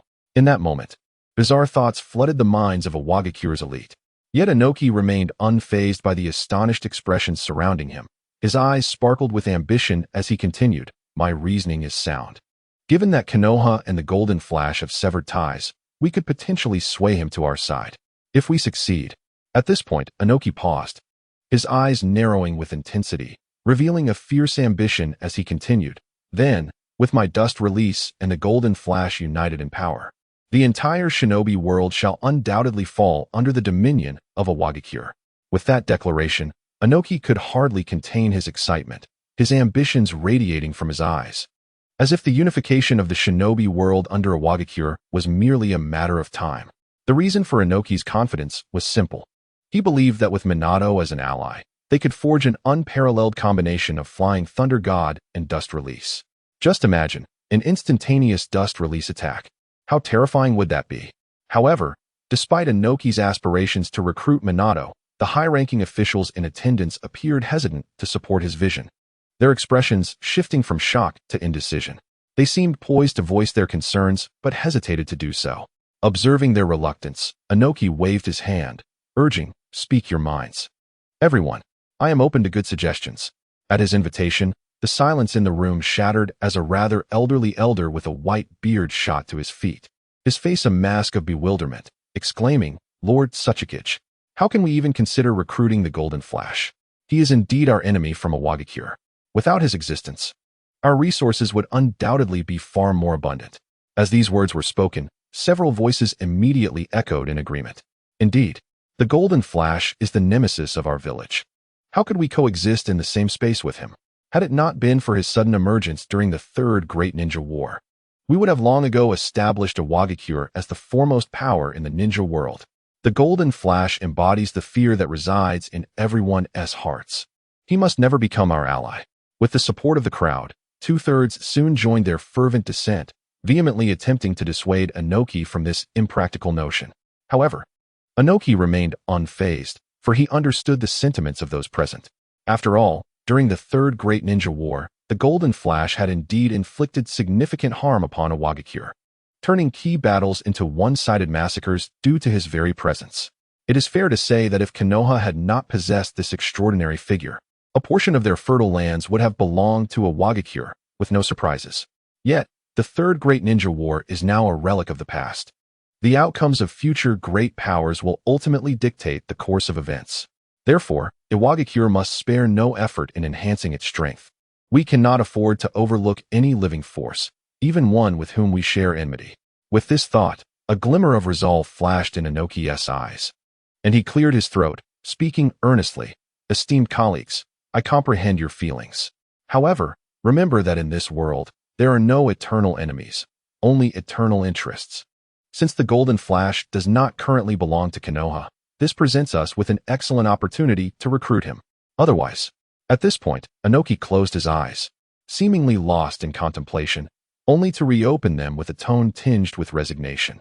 "If we fail to seize this opportunity, and he is recruited by another great power, you may very well encounter the Golden Flash on the battlefield in the future." With that, Inoki fell silent, leaving the decision in the hands of those present. In that moment, those who had previously opposed the recruitment of Minato ceased their objections. However, their pupils dilated, and their breaths became increasingly rapid. The others in attendance shared the same sentiment, for Inoki's words painted a vivid picture in their minds. A future ninja war reigniting, where a Wagakure, initially on a victorious path, encounters the Golden Flash, now allied with another great power. Then, a Wagakure would once again face unilateral slaughter, perhaps even unaware of their demise. As the thought settled in, a wave of tremors coursed through their bodies, a chill creeping along their necks, as memories of the fear they experienced during the Third Great Ninja War resurfaced. Seeing this, Inoki seized the moment to deliver a final blow. There are no everlasting hatreds, for the Golden Flash was merely a blade wielded by Konoha.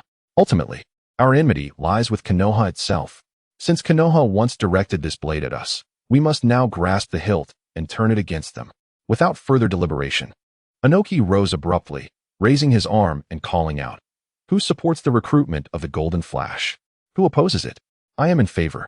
As Inoki's son, who had already attained the status of a Kaga-level ninja, Huangtu stood up for the first time in support.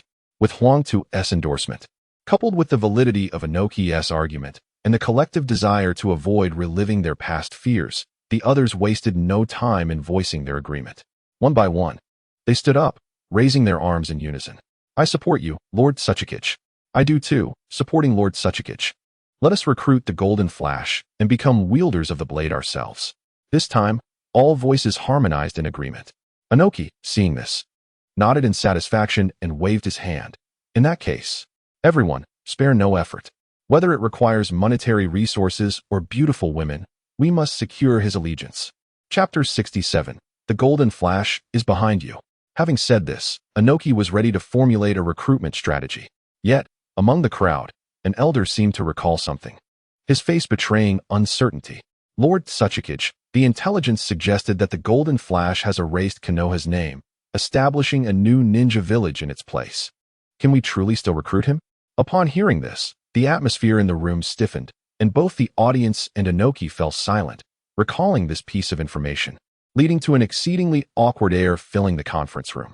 The group exchanged glances, unsure whether to continue their fervent support, especially since the Golden Flash seemed to have established a new power of his own.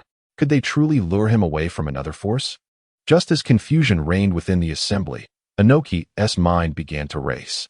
Suddenly, enlightenment struck him, and with a spark in his eyes, he proclaimed, "No worries. Even if he has established a new village, it surely has not yet gained the recognition of the Land of Fire, and thus cannot truly be considered a ninja village. If we discreetly instigate discord between the Golden Flash and the Land of Fire, we may still secure his allegiance." Upon hearing this, the previously bewildered crowd brightened. Finding the plan exceedingly plausible, they immediately raised their hands once more, chanting, "Lord Suchikage, your wisdom is unparalleled. Suchikage, Suchikage, Suchikage." Inoki couldn't help but swell with pride at their response. Iwagakure truly could not function without him. However, he feigned modesty, saying, all right, it's just basic procedure. Nothing remarkable." With that, Inoki began plotting how to sow discord between the Land of Fire and Minato, setting the stage for his recruitment strategy. Of course, whether it was Inoki recruiting Minato or Minato leveraging this opportunity to conquer the entire land of Earth remained to be seen. In the village of Kumogakure, thunder rumbled as if the gods were expressing their wrath. On the rooftop of the Raikage's office, a robust man with a dark yellow pompadour and a physique as solid as iron stood, gazing upward at the tumultuous thunderclouds. Undoubtedly, this man was the fourth Raikage. However, as a paragon of masculinity in the ninja world, it wore a complex expression on his face, and then he uttered with deep resignation, "Minato, you have returned. It seems I must relinquish the title of the fastest in the ninja world once again." With that, I was about to close his eyes in remembrance of the soon-to-be-lost title of the fastest. Yet in the next moment, a voice brimming with mockery cut through the air from behind him. "Oh, brother, you're feeling sentimental. How astonishing." A's previously mixed emotions of complexity and resignation evaporated in an instant, replaced by a surge of rage. He swiftly turned around, raising his hand toward the source of the voice, bellowing, You're asking for a good lesson." With that, A's hand descended upon the head of another muscular man, lifting him off the ground with ease. From the recent rap and the way AI addressed him, it is evident that this new formidable figure is none other than the Eight-Tails Jinchuriki, Killer B. "Oh, brother. Ouch. Let go." At this moment, Killer B found himself grasped by the head, feeling as if his skull might explode, yet he still attempted to articulate his thoughts. "Do you dare to challenge me?" AI, fueled by anger, exerted his strength, manipulating Killer B's robust form as he slammed him repeatedly against the ground, trying to quiet him down while venting his frustration over having his title of the fastest ninja snatched away by Minato once again. Of course, he justified it as disciplining his mischievous younger brother. How about it? Do you still dare to act recklessly? It was only when Killer B fell silent from the blows that AI ceased his actions, sternly reprimanding him. "Brother, I was wrong." Killer B, now bruised and battered, longed to retort, but, under AI's oppressive presence, temporarily yielded. "Now this is my brother." Seeing this, AI's anger subsided, and he nodded in satisfaction. Turning away, he gazed again at the rolling thunderclouds and addressed Killer B, saying, "Can you believe that Minato managed to defy death and return? Do you think that with our current strength, if we challenged him as a duo, we could win?" As he spoke, a glimmer of desire flashed across AI's face. He had never been able to defeat Minato, a thorn in his side that had lingered for far too long. Now, perhaps with the passage of time, they could finally rectify the humiliation. However, AI believed that such a feat could only be achieved with Killer Bee by his side, for he regarded Minato as an adversary too formidable to be faced alone. Upon hearing this, Killer Bee, disregarding his injuries, waved his hands in refusal. "Oh, brother, are you crazy? Don't involve me. I don't want to face the Rasengan. Enjoy it on your own." With that, Killer Bee was suddenly reminded of the harrowing memories of their first encounter with Minato, where he and his brother had been utterly defeated. They had not merely fought to a draw. Rather, it had been a complete loss on their part. By some twist of fate, he had inadvertently positioned the blade toward Minato, creating the illusion of parity. Otherwise, even in his tailed beast form, he would have stood no chance against Minato, who effortlessly dispatched tailed beasts and wielded the flying thunder god technique with ease. "Brother, I'm leaving. No need to see me off." Killer Bee sprang to his feet, eager to escape the scene, fearful that AI might insist on challenging the Golden Flash. Witnessing this, AI's anger flared once more, ready to scold him. But suddenly his expression froze, and he shouted, "Bee, watch out, the Golden Flash is behind you." Upon hearing AI's warning, "What? The Golden Flash is behind me?" Killer Bee halted abruptly, his body tensing as his pupils dilated, and he swiftly distanced himself from his previous position, turning to see what was behind him. Killer Bee understood that while his brother often enjoyed thrashing him, he would never jest about something so serious. Indeed, as he turned his gaze, he spotted two figures, one large and one small, both with striking golden hair. The smaller one was unfamiliar to him, but the larger figure was unmistakable, Minato Namikaze, the Golden Flash who had once dominated the battlefield during the Third Great Ninja War. Without a moment's hesitation, Killer Bee swiftly drew two sharp blades from behind him, gripping them tightly with an intensity that radiated a fierce resolve aimed directly at Minato. Although he was unclear how Minato had suddenly appeared, Killer Bee recognized the necessity of remaining vigilant in the presence of such a man. Any lapse in concentration could lead to dire consequences, a lesson learned through blood. Meanwhile, AI, too, adopted a defensive stance, gathering his lightning chakra and preparing to enter the lightning release chakra mode. Though AI appeared brash, he possessed enough sense not to charge in recklessly. Once assured of his readiness, he fixed a serious gaze on Minato and spoke gravely. "Minato, why are you here?" After scanning the area and confirming the absence of any flying thunder god markings, he was left with confusion and shock. How could Minato have appeared here without any indication? The question swirled in AI's mind, but he knew he needed answers. Otherwise, the hidden cloud would be in peril. Just as AI and Killer Bee stood on high alert, Minato chuckled softly. "No need to be tense. I merely came to catch up with you both." He then affectionately ruffled the hair of the small boy beside him, continuing, "And to bring my son to meet the other Jinchuriki." As he spoke, a tender glimmer of paternal affection shone in Minato's eyes. He was not lying. Just earlier, while chatting with Naruto, they had unexpectedly broached the topic of the nine-tailed beast Jinchuriki, sparking Naruto's curiosity about the others. Naturally, as a father, Minato sought to fulfill his son's wish. And who better to introduce than Killer Bee, the Eight Tails, whose unique flying thunder god seal was a direct link to him. With this thought, a gentle smile graced Minato's face as he pointed to the now wary Killer Bee, announcing to Naruto, "Naruto, this is Killer Bee, the Jinchuriki of the Eight Tails. He was my old rival." Upon hearing this, Naruto's eyes lit up with excitement as he exclaimed, "Wow, Uncle, you're the Eight Tails Jinchuriki. You seem so powerful. What does your tailed beast look like? Is it a big fox with 8 tails?" With that, Naruto gazed eagerly at Killer Bee, expecting a response, apparently under the impression that all tailed beasts resembled the 9 tails, merely differing in tail count. An 8-tailed fox. Killer Bee's expression became peculiar at Naruto's words. However, seeing the boy's eager curiosity, he felt compelled to respond, albeit cautiously. "Oh, little one, the 8 tails is not the 9 tails. The 8 tails is simply the 8 tails. It's an octopus, a bull-headed octopus." "Oh yeah. Oh, so the 8 tails is a bull-headed octopus. Thank you, Uncle." Naruto replied with a smile, nodding politely. Noticing this, Killer Bee ceased his responses and redirected his full attention back to Minato, aware that despite the latter's earlier explanation, he could not afford to let his guard down. This was the proper attitude to adopt in the presence of the Golden Flash. Minato, however, seemed unfazed by Killer Bee's wariness, instead focusing on Naruto's joyful demeanor, and smiled at Killer Bee, saying, "Bee, there's no need to be so tense. I harbor no ill intentions towards you. Consider me a friend. Friends. At this, Killer Bee hesitated, gazing at Minato's gentle expression, feeling an urge to lower his weapons. Indeed, the unexpected arrival of the other party took him by surprise.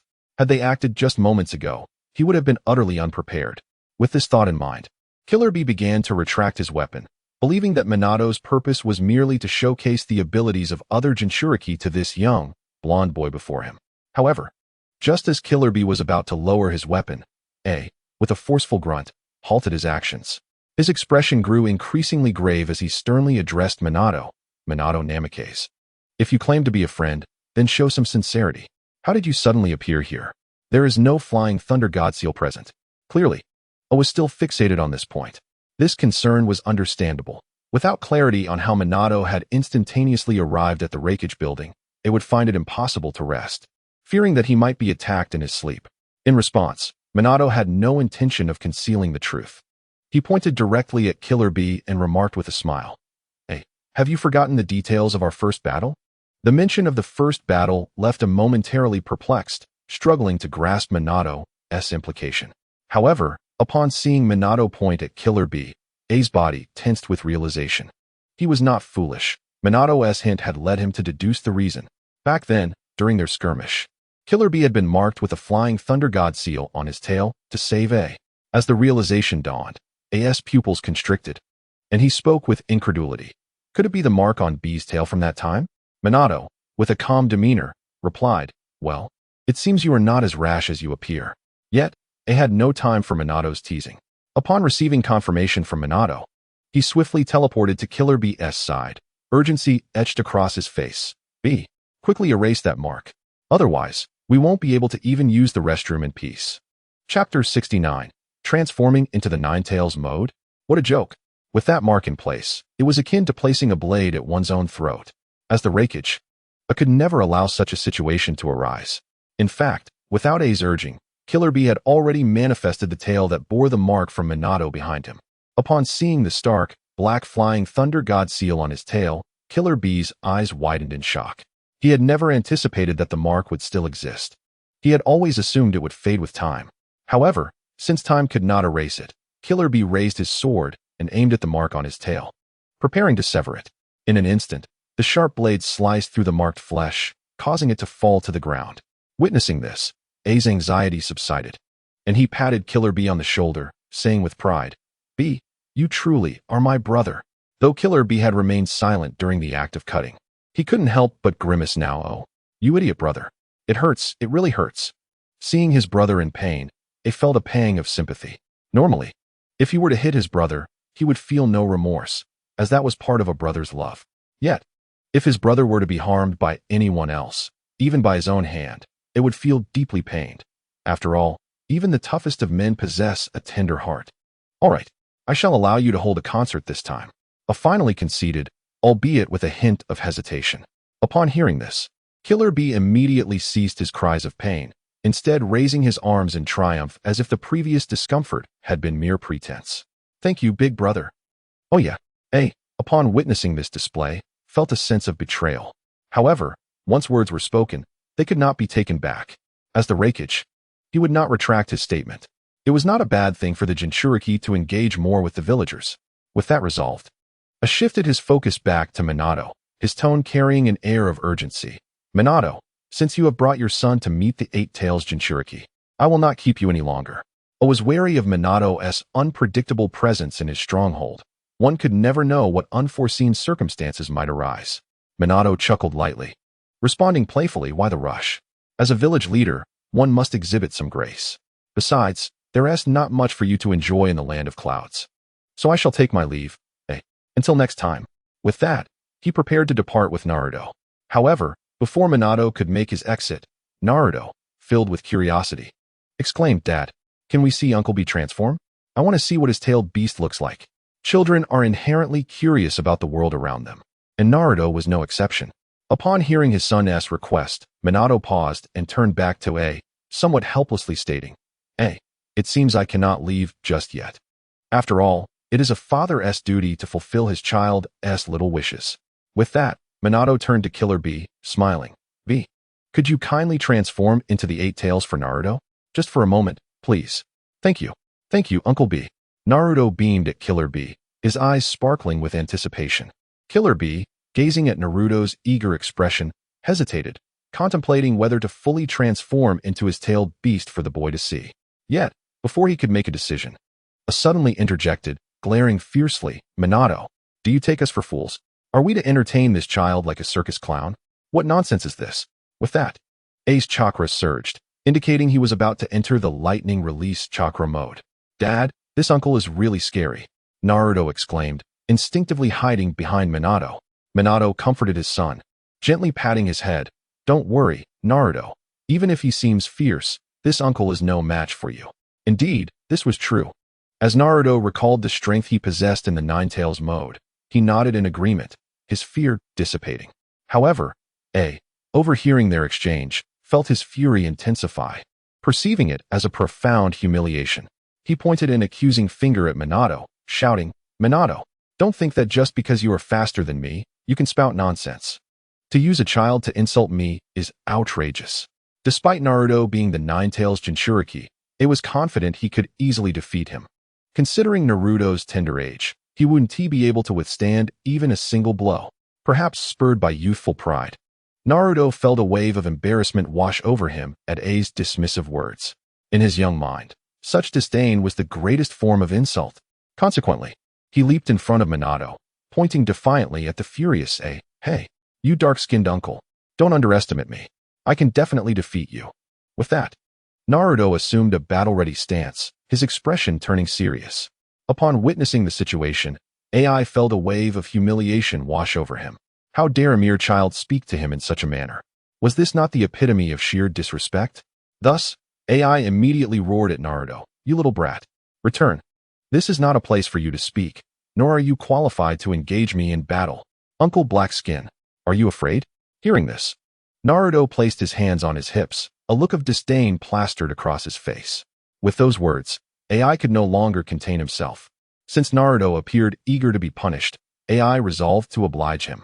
Therefore, he bellowed, you little brat. If you seek a fight, then come. I shall grant you 3 punches, if you dare. Really? Naruto asked, a hint of uncertainty in his voice. Of course, AI confirmed with a nod. Receiving a definitive answer, Naruto wasted no time, clasping his hands in a fighting stance and shouting, this uncle is letting us have 3 punches. Let's go, Kurama. Hiya. Chapter 70. A single punch to stun the Raikage as he spoke, a chilling aura erupted from Naruto's body, transforming into a fearsome illusion of a demon fox behind him, evoking a sense of dread in those who beheld it. Simultaneously, Naruto smirked disdainfully at AI and said, Uncle, you said I could have 3 punches. Upon hearing this, AI did not respond immediately. Instead, his brow furrowed slightly as he murmured with a heavy tone, this little brat is capable of wielding the power of a tailed beast. Clearly, AI was no fool. By observing Naruto's current, unmistakable aura of a tailed beast, yet noting his coherent and rational behavior, he could deduce whether Naruto had indeed mastered the power of the 9 tails. Once he confirmed that Naruto might possess the strength of the 9 tails, AI's demeanor shifted to one of caution, and his gaze towards Naruto was no longer laced with disdain for a mere junior. At the same time, AI felt a twinge of regret for his previous bravado. After all, if Naruto truly had harnessed the power of the 9 tails, allowing him 3 punches would be nothing short of madness. Are you afraid, uncle? Naruto taunted, seeing AI fall silent. AI, who had been wavering in his resolve, found his hesitation dissipated upon witnessing Naruto's mocking grin. The instinct of a brash warrior surged forth, compelling him to wave his hand and roar, as the Raikage, how could I lie? If I say you can have 3 punches, then you shall have 3 punches. With that declaration, AI stood tall, a proud expression upon his face, as if challenging Naruto to come forward. Naruto, seeing this, beamed with delight and exclaimed, Uncle Blackskin, you are truly honest. Then, I shall prepare to strike. With a whisper, Naruto invoked, Kurama, enter Kurama mode. Let us go. I've longed to strike this Raikage AI. Kurama, the 9 tails residing within Naruto, eagerly responded. In the next instant, a terrifying wave of chakra burst forth from Naruto, creating a tempestuous wind as he transformed into a brilliant golden figure. Strange, swirling symbols adorned his body, and a majestic cloak materialized behind him, fluttering in the wind. As the symbols solidified, the aura radiating from Naruto no longer resembled the weakness he had displayed upon arrival, nor did it match the typical presence of a shadow. It instead exuded the undeniable pressure of a super shadow. For now, he had perfectly entered Kurama mode.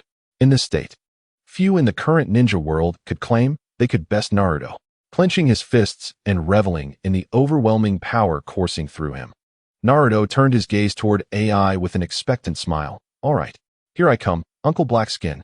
At that moment, AI was completely taken aback, his pupils constricting in disbelief. He had never anticipated that this child, now wielding the power of the Nine Tails, would exude such super shadow-level pressure. Allowing him 3 punches? That was nothing short of a jest. After 3 punches, the Hidden Cloud Village could easily select the 5th Raikage. Thus, hearing Naruto's proclamation, AI involuntarily shuddered, quickly exclaiming, "Wait. However, AI did not finish his sentence. Whoosh! Naruto had already transformed into a dazzling beam of golden light, charging toward AI at an unfathomable speed. In an instant, encased in golden light, Naruto gathered immense power in his right fist and struck toward AI's chest with a thunderous blow. This punch was the fastest and strongest that Naruto could unleash in his current Kurama mode. Consequently, AI, who had just been dazed, had no time to react adequately. He could only force himself into lightning chakra mode in a desperate attempt to bolster his defenses. He didn't even have the time to raise his arms in defense. The next moment, as Naruto's fist connected, it was no surprise that the overwhelming force of a full-powered strike in Kurama mode was beyond what someone of AI's shadow level could withstand. Thus, a muffled grunt escaped AI's lips, and he lost complete control of his body, being sent hurtling off the rooftop by Naruto's punch, crashing into the road below and creating a massive crater that sent dust and debris flying. "Big brother!" Killer Bee exclaimed in shock, rushing toward the site where AI had fallen. "Quick, we have a situation." The tremendous sound attracted the attention of the Hidden Cloud ninjas, who hurried toward AI's location, while some rushed toward the Raikage building. As the dust settled, AI coughed twice. Emerging from the deep pit looking utterly disheveled, his lightning chakra mode dissipated, and a trace of blood at the corner of his mouth. It was evident that under Naruto's swift and powerful punch, AI had sustained injuries. Even with the formidable defenses of lightning chakra mode, he had still been harmed. This exemplified the stark disparity in power between shadows and super shadows. Killer Bee and the Hidden Cloud ninjas soon reached AI's side, with Killer Bee urgently asking, "Big brother, are you all right?" This time, his concern was genuine, devoid of his usual accent. The Hidden Cloud ninjas were equally stunned, their expressions shifting to fury as they shouted, "What happened? How did Lord Raikage get injured? Who ambushed him? Damn it, I shall tear that person apart. Look, someone is on the rooftop of the Raikage building. That is not from our village. And their aura is formidable. They must be the ones who harmed Lord Raikage." Quickly, someone pinpointed Naruto's location, and upon confirmation, what a hassle. "But everyone, capture him," commanded Darui, AI's right-hand man, raising his hand to issue the order. Upon hearing this, the ninjas sharpened their blades, ready to storm the Hokage rooftop and exact vengeance, determined to annihilate the one who dared harm their village's leader, the Raikage. However, just as they were about to spring into action, AI interjected, "Do not move. Stay right here." He then wiped the blood from his lips and glanced at Naruto, before addressing his comrades, "Stay put. Do not provoke him. The Hidden Cloud must not fall under my watch." Chapter 71. The Yielding of AI, killing you 9 times in a second once the words were spoken. AI refrained from further elaboration, suppressing the tumultuous blood surging within his chest as he hastened towards the Raikage building. Why, oh why? Why does Lord Raikage prevent us from intervening? What is it about Yunin that cannot be destroyed by his hand? The members of Yunin, upon hearing this, were filled with confusion, struggling to grasp AI's meaning. However, since clarity eluded them, they discarded their doubts. They could not stand idly by while Lord Raikage fought alone against the enemy. "I must assist Lord Raikage." Some Yunin shinobi resolved to disregard AI's command and prepared to rush towards the Raikage building. Yet, before they could take a step, Killer Bee raised his hand to halt them. In a tone as grave as AI's, he stated, "Listen to your elder brother. Do not proceed. The enemy's strength surpasses that of all Yunin combined. No matter how many of us go, it would be futile for they possess the power to annihilate all of Yunin. As he spoke, a look of solemnity enveloped Killer B's face. As a fellow Jinchuriki, he could intuitively sense the overwhelming power unleashed by Naruto moments ago, making him realize that even if he activated the full form of the Eight Tails, he would not endure long against such an opponent. The power of the Nine Tails far exceeds that of any other tailed beast. Subsequently, Killer B offered no further explanation to the Yunin shinobi and immediately darted towards the Raikage building, the power to obliterate all of Yunin at that moment. The Yunin shinobi stood frozen in place, their pupils having involuntarily contracted, their faces etched with shock. Soon after, they collectively abandoned the thought of rushing to assist. For after hearing Killer B's words, they understood that even if they were to confront an enemy with the capability of annihilating all of Yunin, they would merely serve as fodder, perhaps even less than that. Meanwhile, on the rooftop of the Raikage building, Naruto, glowing brilliantly in his Nine Tails mode, caught sight of AI approaching and turned to Minato with a grin, saying, "Dad, am I impressive, or what?" That dark-skinned Raikage uncle was sent flying so far with one blow. With this, Naruto placed his hands on his hips, wearing a proud expression. Minato responded, his tone filled with admiration. "Our little Naruto is the strongest. From now on, I will need you to protect me too. Rest assured, Dad, I will keep you safe," Naruto replied, his eyes gleaming with determination. Just then, with a crackle of electricity, AI reappeared on the rooftop, though his aura was noticeably disordered compared to before. Upon seeing AI, young Naruto's eyes sparkled. He crossed his arms and cracked his knuckles, excitedly exclaiming, "Dark-skinned Raikage uncle, are you ready for my second punch?" At these words, AI felt a shiver run down his spine, as if he could foresee himself being sent flying once more, collapsing completely. He hurriedly waved his hands, saying, Wait, I won. Take it. You've won." What a joke, AI thought, preferring to lose face rather than endure another punch from the clearly superior opponent. After all, he had already lost to the Golden Flash. Losing to the son of that same person would not be so disgraceful. With that thought, AI felt somewhat relieved, although he felt a tinge of embarrassment. It was nothing more than that. However, even as AI conceded, Naruto was not satisfied, pouting, "Dark-skinned Raikage uncle, you're a fraud. We agreed on 3 punches. How could you go back on your word?"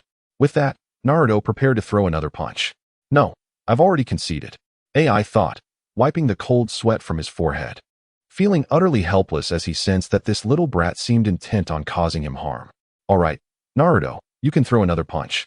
But your dark-skinned Raikage uncle has to go meet his good father now." Thankfully, Minato timely intervened, stopping Naruto. Seeing Minato speak, Naruto finally lowered his fist and, with a sudden jolt, dispelled his Nine Tails mode, stating, "Let us listen to Dad. It just feels like we didn't really fight much, which is a bit boring." Upon hearing this, Minato approached Naruto, ruffling his hair, and smiled. "All right, next time, I'll practice with you. I promise to let you fully experience the release of power." "Wow, thank you, Dad." Naruto's earlier disappointment vanished, replaced by immense joy as he raised his arms in celebration. Seeing this, AI finally exhaled in relief. He then composed himself and, feeling somewhat embarrassed, turned to Minato and said, "Minato, I admit my tone was a bit loud just now.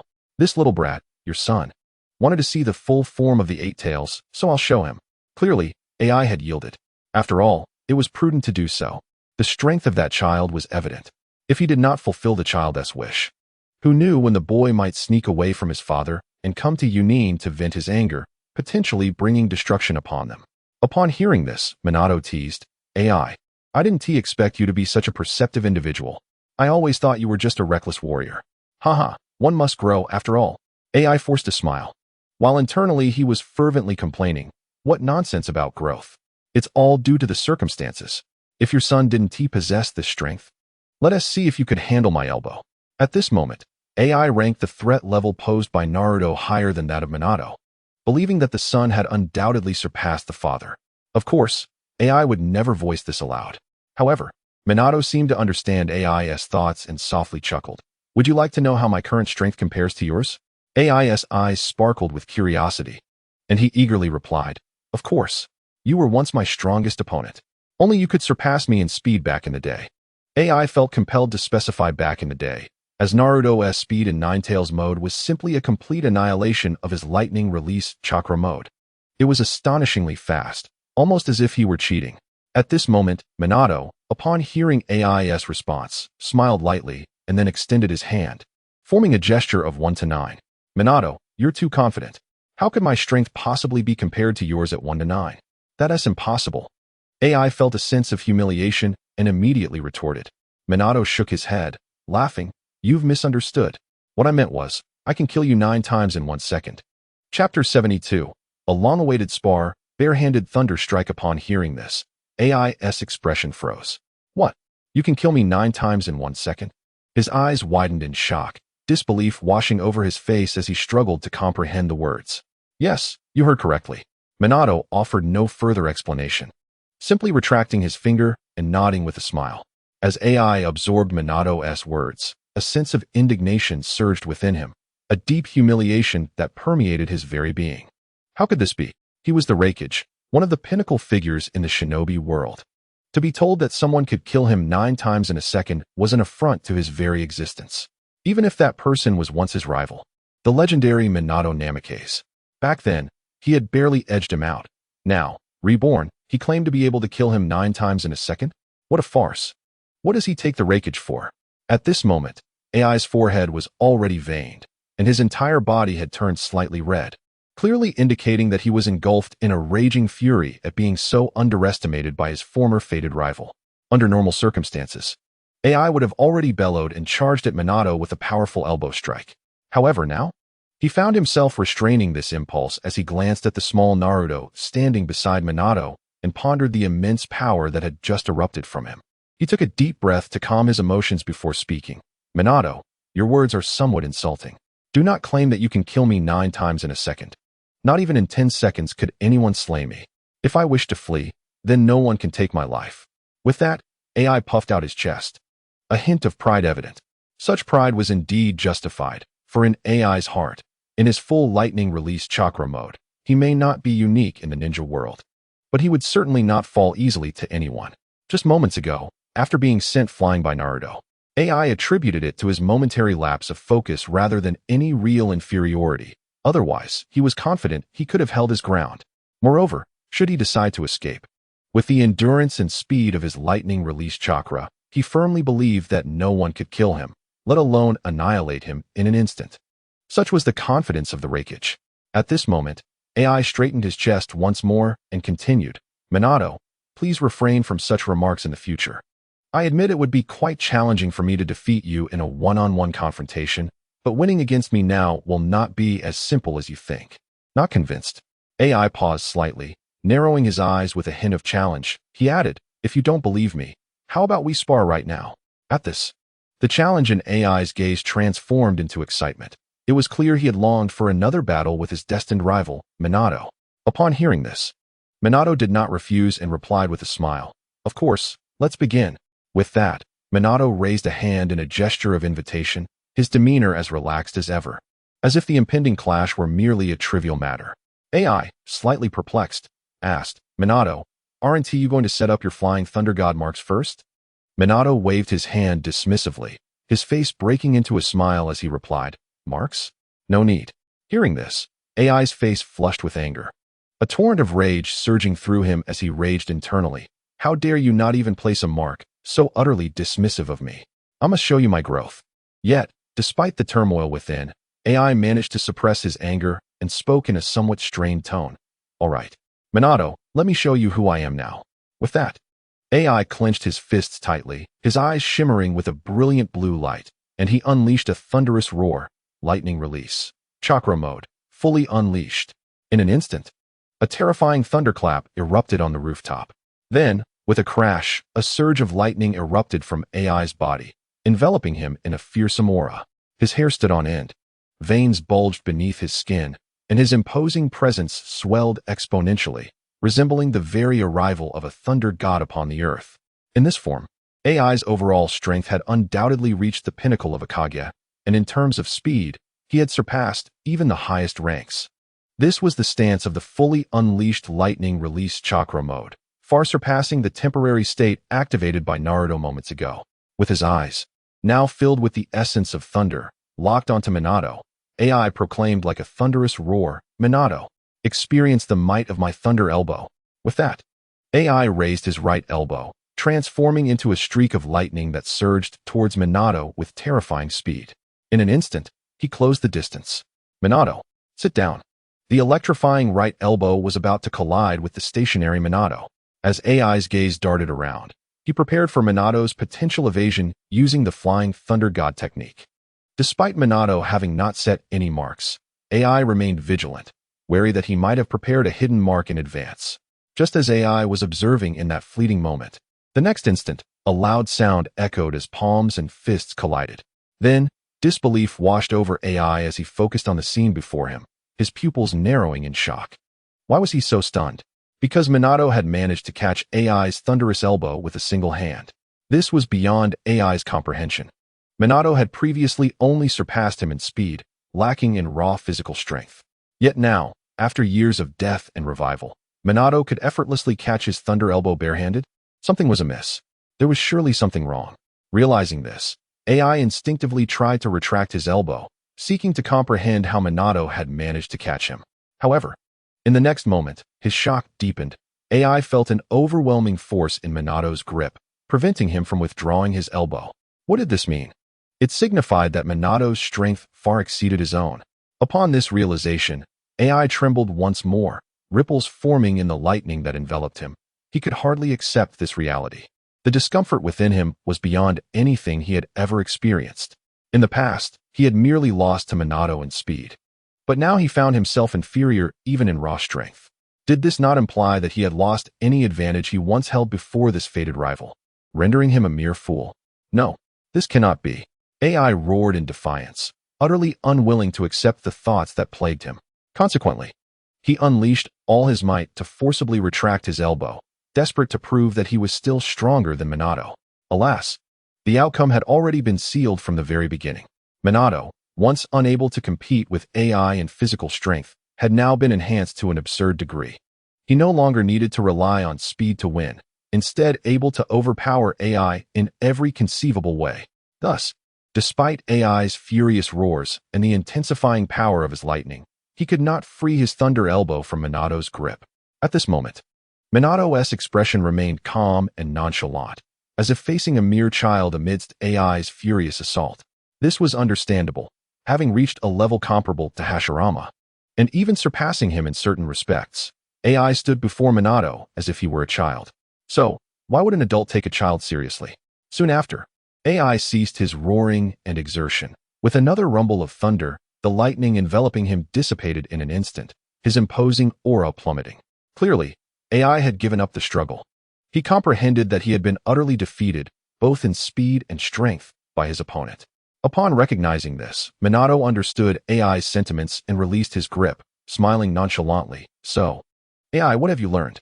At that moment, AI pressed his reddened elbow and, with a resigned expression, admitted, "Minato, I concede. I have completely lost to you. Perhaps you truly can kill me 9 times in a second." This statement was made with genuine sincerity, devoid of any insincere flattery. The reason was simple. Minato, in such a casual state, had been able to exert all his strength, yet AI could not break through his limits. This indicated that Minato's prowess far exceeded his own. And for a strong individual to face a weaker one, achieving such a feat was not beyond possibility. Minato, upon hearing this, merely chuckled awkwardly. "I was just joking. How could I possibly kill you 9 times in a second?" Upon hearing this, AI felt his spirits lift significantly, interpreting Minato's words as a gesture of respect. However, the truth was that AI was overthinking. Minato merely believed that AI had only 1 life to spare, which was sufficient for a single kill, leaving no room for 8 additional deaths. Nevertheless, Minato would not voice such thoughts. As former destined rivals, although they were no longer on the same level, a degree of mutual respect was still warranted.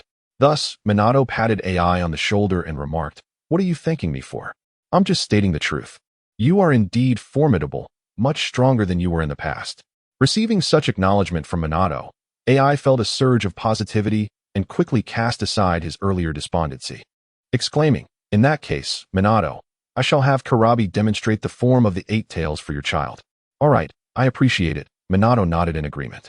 AI then approached the edge of the rooftop and called out towards the open space next to the Raikage building. Karabi, are you ready? You can transform into your full-tailed beast form now. Due to the immense size of the tailed beast transformation, Karabi had chosen to remain in the unoccupied area rather than on the rooftop to prevent any damage.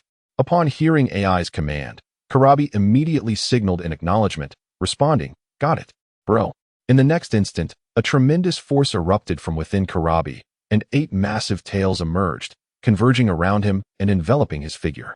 Following a peculiar surge of chakra, a colossal creature, resembling an octopus with a bull's head and towering several dozen meters high, manifested before the Raikage building. Undoubtedly, it was the 8 tails, Gyuki.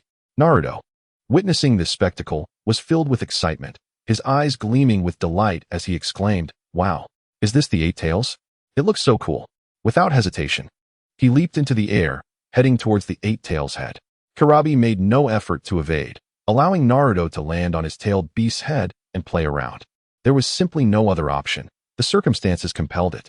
Given the 8 tails' enormous size, the entire Hidden Cloud village could see its appearance.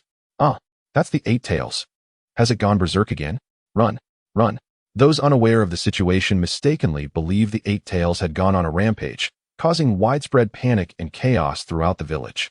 Upon observing the disorder from the rooftop, AI felt a flicker of urgency, but waited several minutes before tentatively addressing Minato. "Minato, is it time? If the 8 tails doesn't disappear soon, the village will descend into chaos." Minato, sensing that Naruto's playful antics had reached their limit, nodded with a smile. "Of course, it's time. I'll call Naruto back." He then shouted towards Naruto, who was still frolicking. "All right, Naruto, come back. You can play with the 8 tails next time." Hearing his father's voice, Naruto responded eagerly, "I'm coming, Dad," and gracefully leaped away from the 8 tails. Consequently, Karabi reverted from his tailed beast form, and with the reassurance of the ninja, the chaos in the Hidden Cloud village was swiftly restored. At this moment, Minato ruffled Naruto's hair, saying, "All right, Naruto, let's head back now." With that, he took hold of Naruto's hand, preparing to utilize the Flying Thunder God technique to leave the area. However, before they could depart, a sudden, urgent cry rang out from a distance. "Raikage-sama, urgent news." Upon hearing this, Minato halted his actions, intrigued to discover what had caused such alarm in the Hidden Cloud. Soon, AI received a letter from one of his subordinates and began to read it. His brow furrowed in surprise as he processed the contents. Minato, noticing AI's reaction, became increasingly curious and remarked, "AI, would you mind if I took a look?" Without hesitation, AI handed the letter to Minato. As Minato read the letter, his expression shifted to one of bewilderment upon seeing the names, Shimura Danzo, Nara Shikaku, and Mito Gate. They wished to join the Hidden Cloud village. What in the world? These 3 high-ranking figures from Konoha are actually seeking to join the Hidden Cloud village. This was an utterly outrageous turn of events. Minato felt as though the ninja world had become surreal due to his rebirth, to the extent that top-tier leaders from Konoha would attempt to join another village. As he continued reading the letter, the odd look on his face dissipated, replaced by a calm smile as he finally understood why Danzo and the others were making such a request. The letter revealed that after contributing to the Hidden Cloud, they sought to gain some authority to deploy its forces, aiming to expand the Land of Lightning, with their first target being the territory formerly occupied by Konoha. The implications were clear. Danzo and his associates were aware that Minato had taken control of their original territory and intended to leverage the strength of another nation to reclaim it. Upon realizing this, a cold smile crept onto Minato's face. "These 3 old dogs, I haven't even sought them out. Yet they dare to attempt to use another nation to retaliate against me? Truly relentless." He never anticipated that Danzo and his cohorts would not take the opportunity to hide in the vast ninja world, but instead would audaciously attempt to resist him. It was simply foolish. One had to question how such intellect had ascended to the upper echelons of Konoha. At that moment, AI cleared his throat and, with uncertainty in his tone, asked, "Minato, what do you think about this matter? Should we?" He paused briefly, then narrowed his eyes, raising his hand to make a slashing motion across his throat, his voice icy. "Should I eliminate them for you? I can guarantee your satisfaction, and it will be quite clean." Upon finishing, AI's gaze was fixed intently on Minato, as if ready to execute Danzo and his companions at a moment's notice.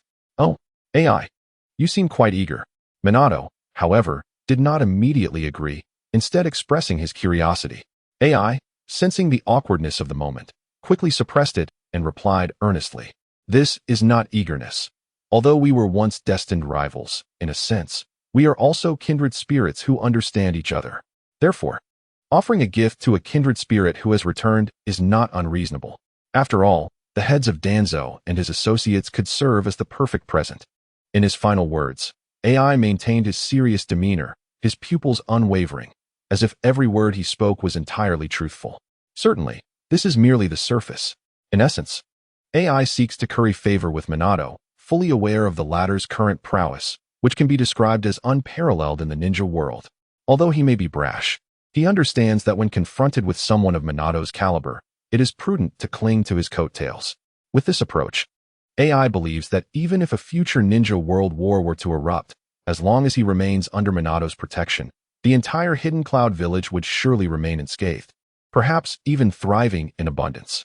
Such is the reputation that transcendent power bestows. From his brief exchange with Minato, AI has come to grasp this truth profoundly. Upon hearing AI's words, Minato's mind had already discerned AI's intentions. However, he chose not to confront him directly. Instead, a glimmer of amusement flickered in his eyes as he replied in a tone laced with mockery. "To kill them immediately is often the least entertaining course of action. I want you to bring them here and instill in them a great sense of hope. Then, I shall utterly shatter the hope they have ignited. Let them experience the taste of despair." With these words, a sardonic smile spread across Minato's face, as if he could already envision the expressions of utter hopelessness on the faces of Danzo and his companions. Feeling a chill run down his spine, AI inwardly rejoiced at his own prudence. Had he failed to recognize the situation, he might have shared the same fate as Danzo. Without daring to ponder further, AI quickly responded, "All right, Minato, just wait here while I send someone to bring Danzo and the others." With that, AI summoned several members of the Hidden Cloud Zambu to escort Danzo and his companions to the Raikage office. Danzo and his group were currently positioned at the entrance of the Hidden Cloud village, and before long, they were brought before the Raikage office. As they entered, they found AI seated at the head of the table, arms crossed, and exuding an air of keen interest while observing Danzo and his companions. Beside AI stood a masked man draped in a dark cloak, undoubtedly Minato. Naruto, on the other hand, had been sent to enjoy himself with Killer Bee in the village, as the upcoming torment of Danzo and his group was anticipated to be excessively brutal. Once Danzo and his few bodyguards fully entered the office, the Umbu members secured the door from the outside. Danzo immediately sensed something amiss but, lacking understanding, chose to smile instead and respectfully addressed AI. "Raikage-sama, I have long heard of your esteemed reputation, and you truly live up to the rumors. Young and accomplished." Indeed, chimed in Mito Minion and TKSH Rin in agreement. Hearing their flattery, AI felt no joy. Instead, he harbored profound disdain and contempt for Danzo and his ilk. They claimed to be the shadows of the ninja world, but in truth, they were merely rats engaging in underhanded schemes. Under normal circumstances, they would have already faced his wrath, and he had no intention of indulging their empty words. However, considering Minato's earlier instructions, AI suppressed his emotions and forced a smile, feigning politeness as he replied, "Oh, it is merely the exaggeration of outsiders, not worth mentioning." He then gestured for them to take a seat. 3 chairs were already positioned at the desk, clearly prepared for Danzo and his companions. Seeing AI's unexpected courtesy, Danzo felt a surge of elation. Convinced that their inner plans were secure, they gratefully responded, "Thank you for the honor of your hospitality, Raikage-sama." As they settled into their seats, AI stroked his beard. His gaze fixed on Danzo and smiled as he spoke. "Danzo-sama, I am a man who values sincerity. If you are genuine, I shall lend you my support." Therefore, AI's pupils narrowed slightly as he scrutinized Danzo and his companions, continuing in a tone that revealed his understanding. "You wish to leverage the power of the Hidden Cloud to reclaim Konoha, do you not?" Upon hearing this, Danzo felt a jolt of surprise. The rumors had suggested that AI, the Raikage, was merely brawn without brains. It was precisely this assumption that had led Danzo to seek refuge in the Land of Lightning rather than other great nations. However, the reality before him was far from the expected lack of intellect. AI exhibited a remarkable shrewdness. Indeed, the Raikage-sama is astute, just as the rumors suggest. You have discerned our intentions. Danzo responded, adopting a serious demeanor. You are undoubtedly aware that the name of Konoha has been tarnished by that wretched Minato Namikaze. As someone who has devoted himself to Konoha, I am deeply pained to see its decline. Thus, I implore you, Reikage-sama, to lend us sufficient military strength to eliminate Minato and the rebellious factions, restoring Konoha's name within the ninja world. Danzo's eyes radiated unwavering determination, as if he were genuinely devoted to Konoha's revival. Indeed, we feel the same, echoed Mito Menyen and TKSH Rin, their expressions mirroring Danzo's, all professing their willingness to sacrifice for Konoha. Yet, this was nothing but a fade. The trio knew full well that their declarations of loyalty were mere pretense. Their true desire was power, yearning to once again bask in the glory of supremacy. The thought of being unable to return to Konoha, forced to live in hiding, was far too daunting. Is that so? You truly care for Konoha? AI feigned admiration, nodding. He then resumed, tapping his fingers on the table, slightly teasing. But the question remains, why should I lend you my forces? What benefits do I stand to gain? Hearing this, a flicker of confidence crossed Danzo's face. He had long prepared a countermeasure for this very moment. With a smile, he replied, rest assured, Reikage-sama, you will not suffer any losses. Upon achieving our goal, half of Konoha's territory will belong to you. What do you think? At this juncture, Danzo's eyes glimmered with a barely perceptible cunning smile, which quickly vanished as he continued in a tone filled with temptation. And as Minato's destined rival, do you not yearn for another chance to battle him? Perhaps this time, you could truly surpass him in speed and reclaim the title of the fastest ninja in the world.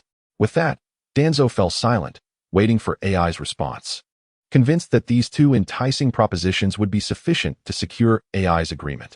As for fulfilling these promises, naturally, only one would be honored, ensuring that AI and Minato would be mutually weakened, allowing him to reap the benefits. The prospect of Konoha's territory? That was mere fantasy. At this thought, Danzo nearly burst into maniacal laughter, but he ultimately managed to suppress it. However, the conditions laid out by Danzo, if they had been presented to the usual AI, might have easily led him to acquiesce, perhaps due to his brawn overshadowing his intellect. After all, one must admit that a person capable of striking down the fierce Amaterasu with sheer physical prowess is indeed more brawn than brains. Yet, the unfortunate truth is that AI is no longer the same as he once was. He has faced off against the resurrected Minato and has been thoroughly overwhelmed. Now clinging to the hope of survival, everything he does now is merely an act. Thus, Danzo's scheme was futile from the very beginning, serving only to heighten his excitement and anticipation. Subsequently, AI, having listened to Danzo's words, feigned contemplation to enhance the realism of the act, ensuring Minato's satisfaction. After all, a hasty agreement might arouse Danzo's suspicion. Surprisingly, upon witnessing AI's pensive demeanor, Danzo's smile widened, confirming that his scheme might indeed bear fruit. He then said with a grin, Lord Reikage, there is no hurry. Please take your time to ponder this significant matter. With that, Danzo subtly adjusted the bandage covering his right eye, as if allowing his long-sealed skin to breathe. In truth, he was preparing to activate the Sharingan hidden within his eye socket. Although he spoke of patience, Danzo's heart raced with impatience. He intended to subtly employ the Sharingan's Genjutsu to persuade the Reikage to comply should he hesitate further. However, to Danzo's astonishment, the next moment, AI's hesitation vanished, replaced by a broad smile revealing his gleaming white teeth as he declared, Lord Danzo, I shall proceed with your plan. Upon hearing this, Danzo was momentarily taken aback. He had not anticipated such a swift agreement. Yet, he quickly regained his composure, and a wave of exhilaration surged within him as he envisioned leading the Cloud Village army to reclaim Konoha and ascend as Hokage. Thus, Danzo promptly closed his Sharingan hidden beneath the bandage, approached AI with gratitude, and grasped his hand, exclaiming, Thank you, Lord Reikage. Rest assured, not only will you face your long-awaited opponent in battle, but you will also acquire half of Konoha's territory. Truly a win-win situation. Indeed, it ought to be so. AI nodded, a smile gracing his lips. After the excitement subsided, Danzo cautiously inquired, If I may ask, Lord Reikage, how many troops do you plan to allocate to us? Without a moment's hesitation, AI replied with a resounding slap of his hand, The entire army of the Cloud Village shall march forth. This proclamation left Danzo momentarily stunned. He had not anticipated AI would commit the entire army. He had expected at most a quarter of the forces to be lent. At this realization, Danzo trembled with excitement. All previous concerns dissipating. What of that pesky Minato? Before the might of the Cloud's forces, he would be compelled to submit. As for Minato, along with Mito and Konoha, they shared similar sentiments. Observing the fervor in AI's demeanor, he seized the moment to suggest, "You should accompany these esteemed individuals to familiarize yourselves with our ninja forces." Of course, Minato replied, deliberately lowering his voice. He then approached Danzo and the others, gesturing for them to follow. Danzo, now overwhelmed with exhilaration, eagerly said, "Then I must trouble you to lead the way." With that, he straightened his sleeves, striving to appear more dignified. At this juncture, Minato did not proceed to lead but instead retracted his arm, gently removing the mask from his face to reveal a warm smile. "Very well, Lord Danzo. For the path to the Pure Land can be quite elusive." At that moment, a profound silence enveloped the room. The atmosphere grew oppressively tense, as if the grim Reaper himself had fixed his gaze upon them, compelling everyone to breathe cautiously. Only Minato's handsome visage remained unfazed, adorned with an amiable smile that exuded warmth and cheer. Yet, beneath this sunny exterior lay an ocean of malice and hatred directed towards Danzo and his associates. At that instant, Danzo, Mito, and Konoha found themselves paralyzed with dread, their earlier excitement morphing into shock. The vision of reclaiming Konoha that once danced in their minds was now eclipsed by the sight of Minato's radiant smile, which sent chills down their spines, making them feel as though their heads were about to roll. With Minato's appearance and AI's earlier eagerness, even the dimmest of minds would realize they had been ensnared, trapped in a web woven by the very forces of the ninja world. Escape. The imperative thought resonated loudly in Danzo's mind amidst the overwhelming pressure. They understood that failure to flee would lead to a fate far worse than their old comrade, Hiruzen Sarutobi. In a state of sheer terror, Danzo shouted, "TK, quickly hold him off and cover my retreat." With that, he propelled himself into action, channeling chakra to its utmost limits, enhancing his physical capabilities to escape at breakneck speed. Concurrently, his loyal subordinates, F and TK, charged towards Minato without hesitation, while the other two advisors directed their own warriors to stall Minato, fleeing themselves at the fastest pace possible. Alas, how could they hope to restrain Minato? What chance did mere J-Nin have against a being that even Kage-level shinobi could not contain? It was nothing short of a delusion. Thus, it was no surprise that as F and his comrades charged forward, Minato merely raised a hand, his figure shifting with grace as he chuckled softly, "Apologies. But might I pass?" With that, Minato effortlessly maneuvered through them. In a flurry of motion, the J-Nin fell to the ground, their lives extinguished without uttering a single word, their pupils dulling as they lost all vitality. To Minato, these shinobi were no more than ants, laughably insignificant, easily dispatched with a mere flick of his wrist. After dispatching F and his comrades, Minato instantaneously appeared in the corridor, hands tucked into his pockets, a beaming smile blocking the escape route of Danzo and the others. "Where do you intend to go, my friends? The path to the Pure Land does not lie this way, does it?" Upon seeing Minato before them, Danzo's pupils constricted in disbelief. "What? How did you get here so fast?" He could not fathom how Minato had blocked their path in an instant, given that F and the others had just attempted to stall him. Thinking of this, Danzo quickly cast a glance behind him, eager to ascertain the fate of Kaze and his companions. However, upon realizing the grim truth, a shiver coursed through his entire being, his voice laden with disbelief. "How is this possible? Kaze and the others are all dead. This cannot be." With that, Danzo staggered backward several steps, utterly unable to accept this harrowing reality. In his mind, his two loyal subordinates, along with the two trusted allies, should have been able to hold off the enemy for a while. After all, they were seasoned jonin. Although they were not the pinnacle of combat prowess, united, they represented a force capable of withstanding the might of an elite opponent for a brief period. Yet, in a mere instant, they were vanquished by Minato, without even a final cry to mark their demise. With this thought, a profound dread of death enveloped Danzo, for he recognized from Minato's swiftness in dispatching Kaze and the others that escape was no longer an option. Was he to perish here? At this moment, Mito and Konan shared the same fearful contemplation, their bodies trembling uncontrollably under the weight of their terror. What should we do? Ultimately, Both Mito and Konan turned to Danzo, seeking the wisdom of the usually astute strategist, hoping for a glimmer of hope. Yet, Danzo found himself devoid of any viable plan. Even granting him 100-fold the intellect of Narashikaku would be futile in such dire circumstances. In the face of overwhelming strength, any scheme was rendered trivial. In truth, the very act of fleeing that Danzo and his companions had undertaken was an epitome of folly. After all, who could hope to escape the fastest shinobi in the ninja world? One might as well believe the god of ninjas could be felled by seduction techniques. In this moment of unrelenting fear and tension, beads of cold sweat began to pour from Danzo's brow, quickly soaking his garments and the white bandages that concealed his secrets, rendering him a picture of utter disarray. Observing this, Minato's eyes sparkled with a hint of mockery as he teasingly remarked, "Oh, my dear Danzo, are you feeling a bit weak? Why the excessive sweating? You hardly resemble the formidable figure who sought to reclaim Konoha moments ago." Hearing Minato's words, Danzo felt a surge of humiliation, his palms instinctively clenching.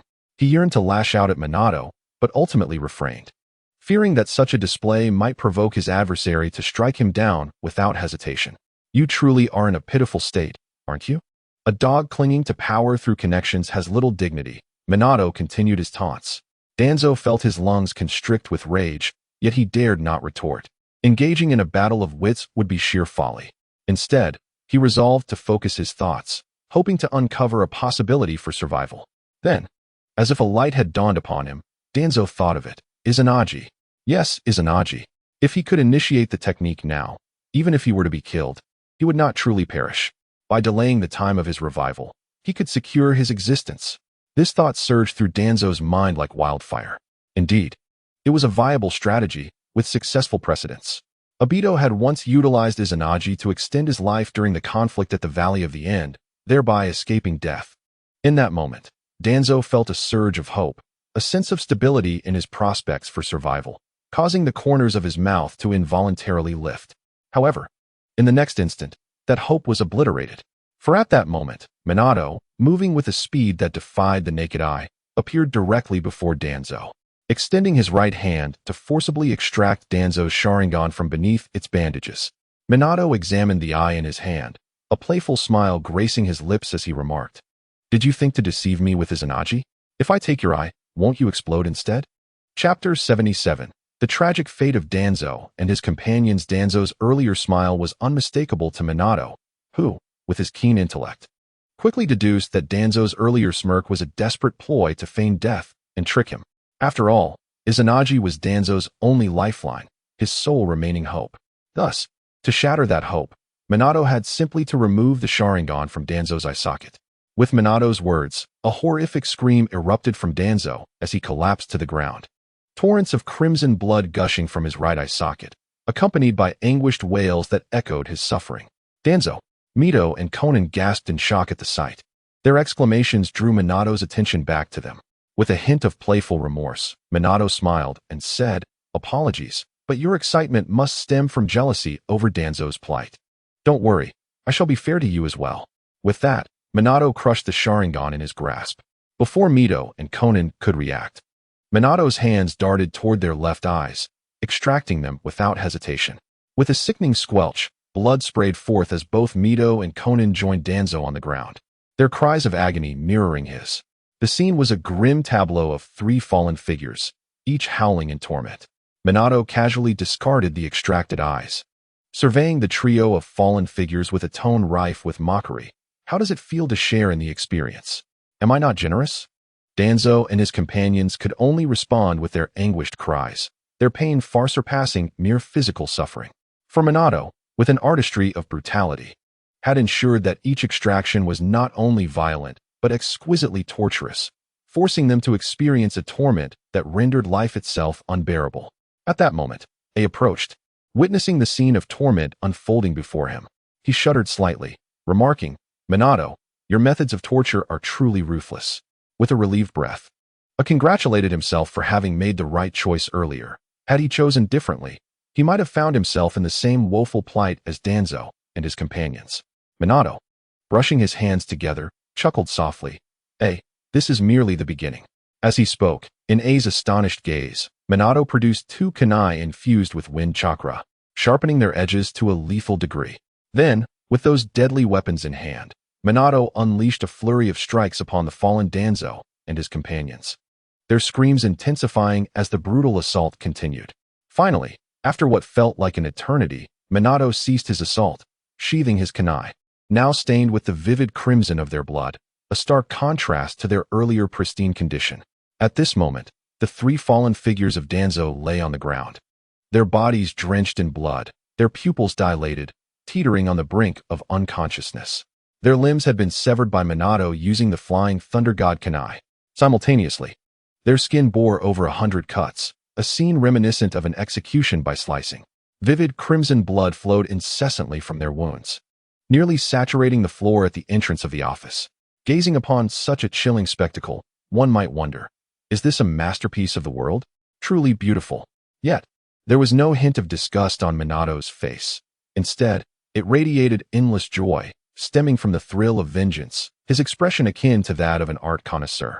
Upon witnessing this scene, AI couldn't help but swallow hard, discreetly giving a thumbs up, murmuring, "Minato, am I the shallow one, or are you the ruthless one?"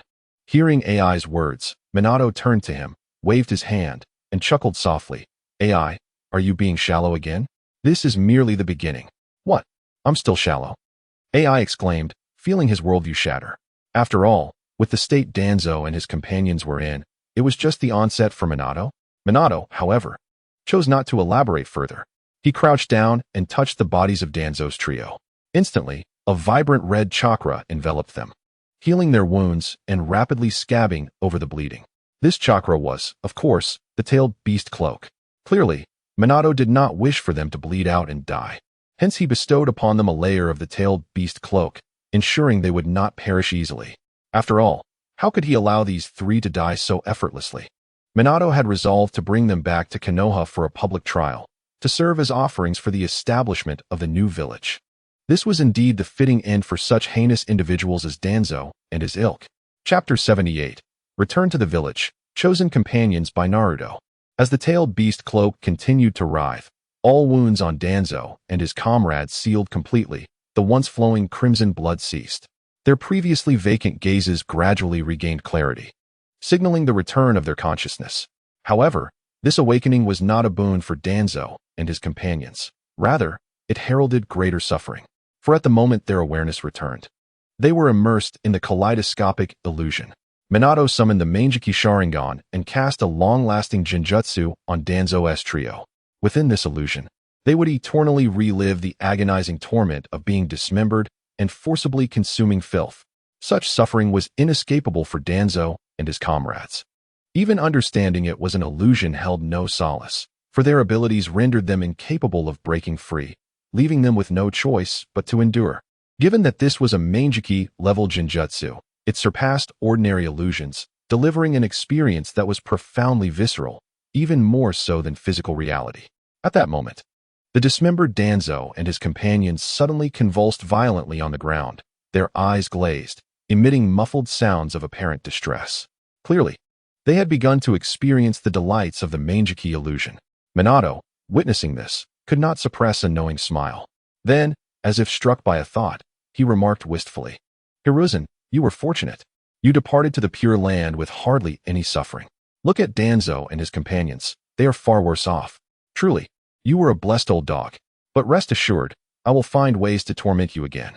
With that, Minato shook his head, casting away unnecessary thoughts, ready to transport Danzo's trio and return to Konoha. AI, upon hearing Minato's words, wiped the cold sweat that had inexplicably appeared on his forehead, shaken to the core. After all, Minato's actions, coupled with his words, painted him as the living embodiment of the Grim Reaper in the ninja world. It was terrifying beyond measure. To oppose him would be the act of a madman. Sensing AI's trepidation, Minato turned to him with a calm smile, saying, "AI, do not worry, we are friends now. Such things will not happen to you."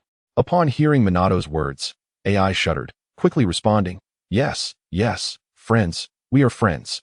With that, a broad smile spread across AI's face, seemingly genuine and heartfelt. However, even if AI wanted to feign insincerity, he dared not do so, especially with the pitiful sight of Danzo, and his comrades before him. Minato then clapped his hands and said, "AI, please pack these 3 old dogs into a bag for me. I am off to fetch Naruto and will return shortly." Upon finishing, Minato slightly relaxed his perception and summoned his chakra, transforming into a streak of golden light that vanished from the spot. His destination was, of course, where Naruto was located. As his son, Naruto's attire had already been marked with the Flying Thunder God seal, allowing Minato to reach him anytime. Who would have thought that the Raikage would assist in packing? Who would dare believe such a tale? After Minato departed, AI's robust smile gradually faded, and he muttered in dissatisfaction, "Well, that's just great." Nevertheless, despite his complaints, AI's body was honest, and he immediately called his subordinates to meticulously pack Danzo and his companions, even tying a ribbon on the bag for good measure. After all, having resolved to cling to Minato's leg, it was only fitting to execute his commands flawlessly. Not long after, when the familiar golden light erupted once more in the Raikage's office, AI sprang from his chair, exclaiming, "Minato, the trio has been packed." With that, 2 figures appeared before AI, Minato and his son, Naruto. Upon hearing AI, Minato smiled and replied, "Thank you, AI. Since that's the case, I shall take my leave. We will gather again next time." With that, Minato took Naruto by one hand and the bag containing Danzo's trio in the other, activating the Flying Thunder God technique to depart from the Raikage's office, heading towards the root of it all, Konoha. Thus, the vast Raikage office was left with only AI. Through the floor-to-ceiling window behind his desk, AI gazed at the swirling thunderclouds in the sky, contemplating. "I hope my humble submission today will ensure the prosperity of the Cloud Village in the future, allowing it to thrive endlessly." AI understood that with Minato's current strength and character, he could no longer remain cooped up within the Land of Fire. An upheaval that would alter the ninja world was undoubtedly on the horizon. His current compliance and submission to Minato might just secure the survival of the Cloud Village amidst the coming turmoil. This tactic is aptly named, "Those who recognize the times are the true heroes." At the entrance of Konoha, a dark mark emitted a faint aura of spatio-temporal power. In the next moment, this power surged forth. Suddenly, a brilliant golden light erupted from the mark, and with it, Minato and Naruto appeared at the gates, the bag containing Danzo's trio in tow. As Minato materialized, the 4th Hokage had indeed arrived. A voice, unknown to him, echoed just outside the gates of Konoha, followed by a surge of fervent shouts. "4th Hokage, I wish to become a companion of the new village. I truly desire it. Indeed, 4th Hokage, I have never committed any wrongdoing against Lord Naruto. Please allow me to join the new village. 4th Hokage, 4th Hokage." Upon hearing this cacophony, Minato turned his gaze towards the source, spotting a densely packed crowd just beyond the gates of Konoha. A number so great that it was impossible to count with the naked eye. Clearly, these were the original villagers of Konoha, temporarily expelled. The Uchiha and the other prominent clans formed a barrier, preventing these individuals from secretly entering the village. After all, this was the task assigned by Minato, and the clans were determined to remain vigilant for their own survival. Should anyone dare to breach this line, they would face immediate execution. As the cries of the crowd intensified, Minato looked towards Naruto beside him, affectionately ruffling his hair, and said with a gentle smile, "Naruto, you shall choose the companions for the new village. If you encounter anyone who has bullied you, you may handle it as you see fit." With that, Minato stepped back, entrusting the authority to select companions for the new village entirely to Naruto. His words were overheard by Fugaku, who had just arrived in a flash. What in the world? Who is doomed now? Fugaku's lips twitched involuntarily, an expression of astonishment crossing his face. He had always believed that tales of the Grim Reaper marking those destined for death were mere legends, yet here they were, unfolding before his very eyes. Naruto, in this moment, was akin to the Grim Reaper of the ninja world. With this thought, Fugaku silently prayed for the original villagers who had oppressed Naruto, hoping they would recognize the gravity of the situation and flee, rather than attempt to join the new village. If Naruto recognized them, the outcome would surely be dire. Of course, Fugaku did not pity these individuals. He simply wished to avoid the cleanup duty that would inevitably fall to the Uchiha after these people met their demise at the village gates. After all, the Uchiha clan was the only true member of the new village, and such responsibilities would naturally rest upon their shoulders. Enough of this, Fugaku thought, shaking his head to dispel the other thoughts swirling in his mind, and he approached Minato, adopting a respectful demeanor. Fourth Hokage, I have eliminated all those with malicious intent from the root and the Sarutobi clans. Now, all the villagers have been driven outside the village.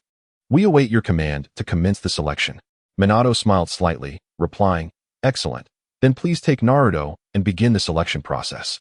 With that, he nonchalantly entered the security room beside the gate and sat down, adopting a spectator's demeanor. Fugaku understood that Minato had truly relinquished the choice to Naruto. He turned his gaze to Naruto and gestured respectfully. Please, young Naruto, it is your turn to select companions for our future village. All right, Naruto exclaimed excitedly.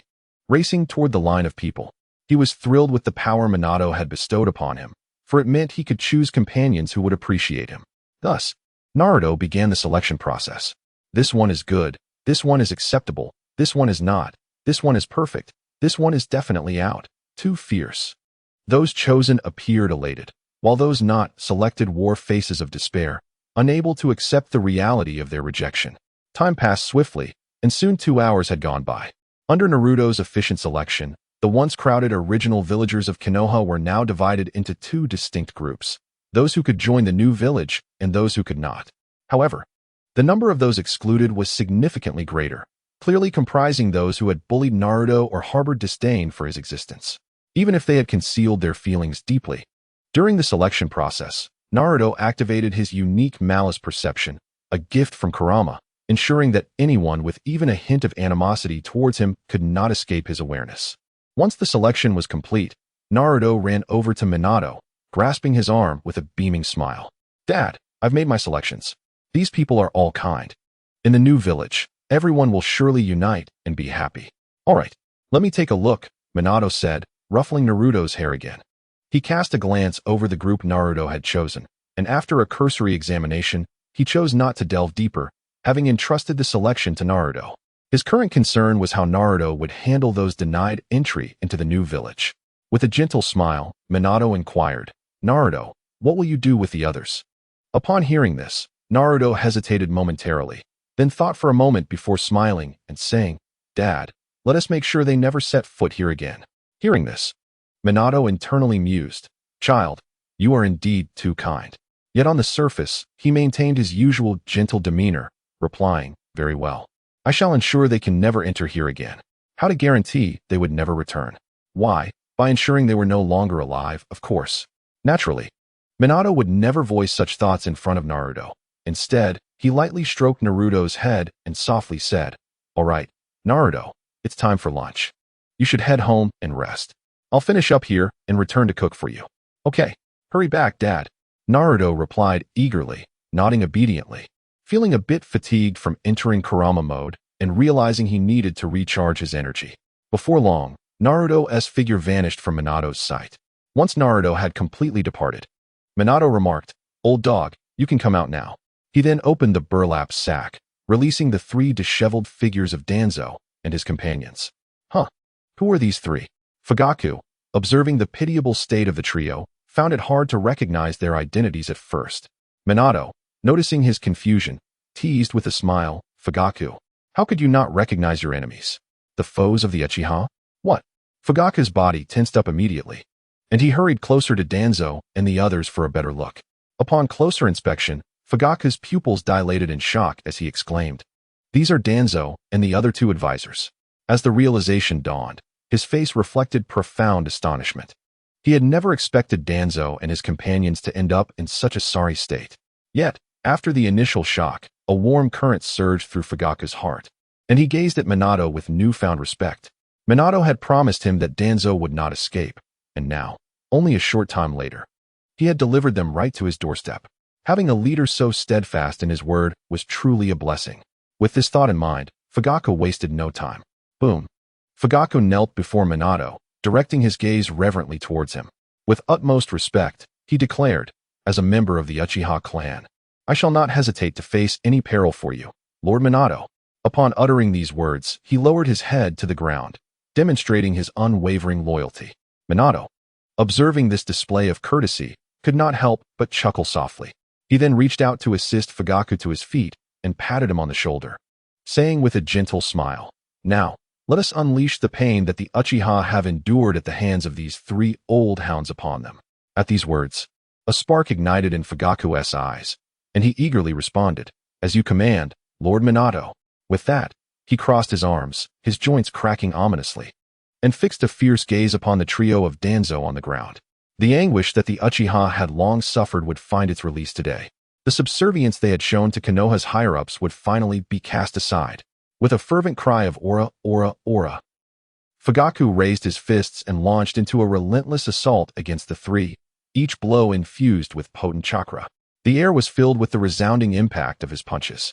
Simultaneously, anguished cries of "Ugh, ah, ah," erupted from Danzo and his companions, who had been ensnared in the kaleidoscope Jinjutsu, as Fugaku's strikes jolted them back to reality.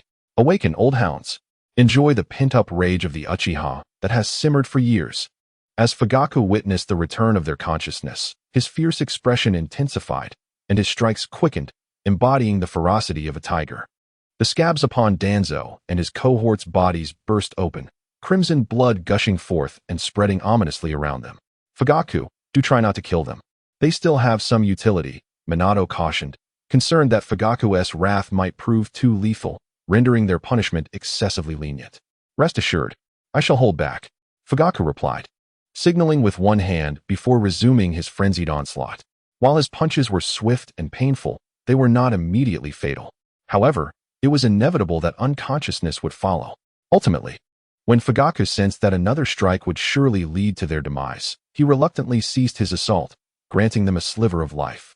"That should suffice," Minato remarked, promptly distributing tailed beast cloaks to each of the three, enabling their formidable healing abilities to mend their injuries. Then, turning to Fugaku with a teasing smile, he inquired, "How does it feel to vent the grievances that have long been suppressed?" Upon hearing this, Fugaku wiped the blood from his knuckles and, with a respectful and relieved tone, responded, "Thank you, Lord Minato, for granting me this opportunity. The humiliation we endured has finally been released. I am truly grateful." With a deep breath, he seemed to shed all the lingering resentments in that moment. Minato, seeing this, patted him on the shoulder and replied casually, "No need for such formality. As long as you can let go of your grievances, that is what matters. Keeping it all bottled up can affect your health." Then, pausing for a moment, Minato glanced at the patrolling Uchiha ninjas nearby and continued, "By the way, would your clan members like to vent their frustrations as well? I imagine they harbor quite a bit of resentment towards Danzo and the others." There was no need to speculate, given the methods Danzo had employed against the Uchiha. Anyone familiar with him would surely wish to rend him to pieces. "Lord Minato, is that truly permissible?" Fugaku exclaimed, excitement flooding his eyes at the prospect of releasing his clan's pent-up emotions. However, before Minato could respond, Fugaku hesitated, recalling, "But, Lord Minato, you intend to keep these three for a reason, do you not? If we Uchiha were to act in unison, they might not survive the onslaught." Fugaku's concern was not unfounded. The Uchiha clan was indeed numerous, and even if one excluded the elderly and children, those capable of wielding the Sharingan represented a significant force. If each of them unleashed their fury upon Danzo and his companions, it would not be long before they found themselves in the afterlife. Minato, stroking his chin thoughtfully, began to devise a plan that would allow the Uchiha to express their grievances without leading to Danzo's demise. After all, the Uchiha were his direct allies, and it was essential to handle this matter with care. Noticing Minato deep in thought, Fugaku felt a twinge of guilt, recognizing all that Minato had done for their clan, and refrained from making further requests. Finally, Fugaku spoke up, "Lord Minato, it's all right. We no longer need to suffer under Konoha's oppression. Even if there are remnants of past grievances, they matter little now." However, as soon as he finished speaking, Minato's eyes lit up, and he raised a finger with a beaming expression, exclaiming, "I have an idea. Have your Uchiha clan members line up, and inform them that each may deliver their strongest physical blow to Danzo and his companions. Meanwhile, I will continuously restore their health with the tailed beast cloak, ensuring they do not perish." With those words, the excitement that had momentarily waned in Fugaku surged once more, and he eagerly nodded, his voice brimming with enthusiasm. "Thank you, Lord Minato. I will gather the clan members to form a line at once." Thus, Fugaku swiftly summoned the Uchiha, and in no time, a long queue formed, during which he explained the situation to them. The Uchiha erupted in jubilant cries, exclaiming, "This is splendid. We long to punish those old hounds.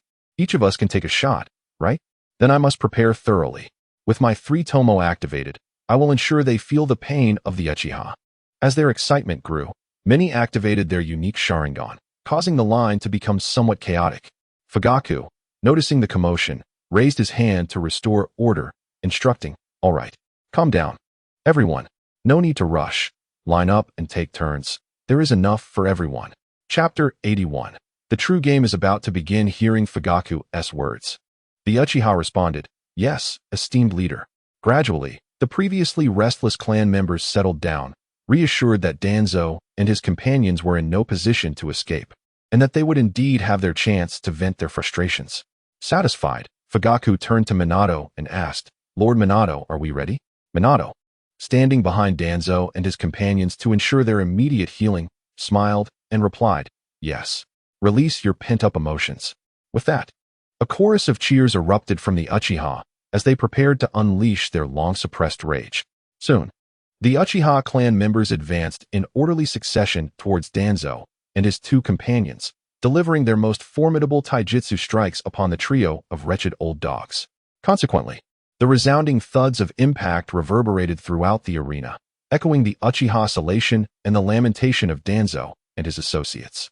During this tumult, Danzo was jolted from his stupor, only to witness the line of Uchiha poised to strike him, provoking a cacophony of frenzied howls. "Cursed, inherently malevolent Uchiha clan. I should have eradicated you long ago."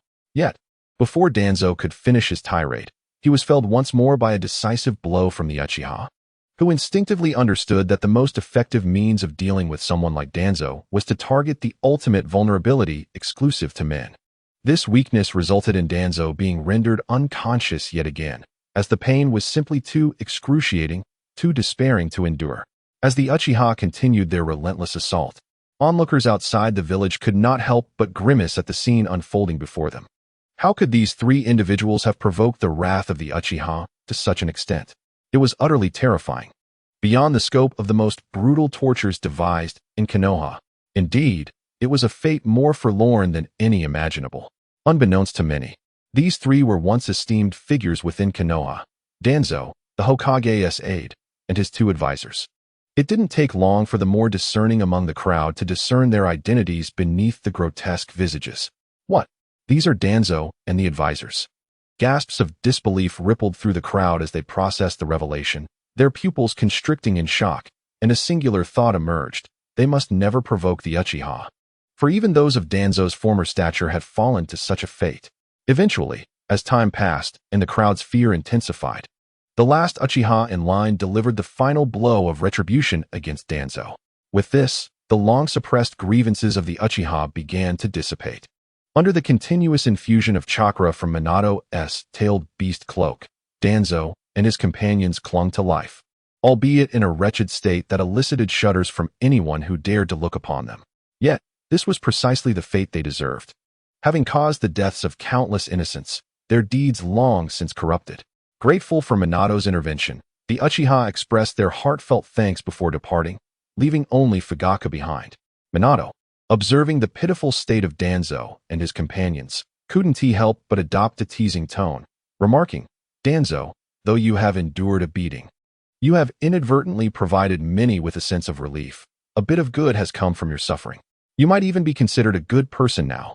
With that, Minato playfully kicked each of them, chuckling, "A little kick, and my spirits are lifted. It seems you've done another good deed." At this point, Danzo had regained consciousness but was unable to articulate his thoughts due to the severity of his injuries. He could only glare at Minato with venomous eyes, emitting garbled sounds. "I will."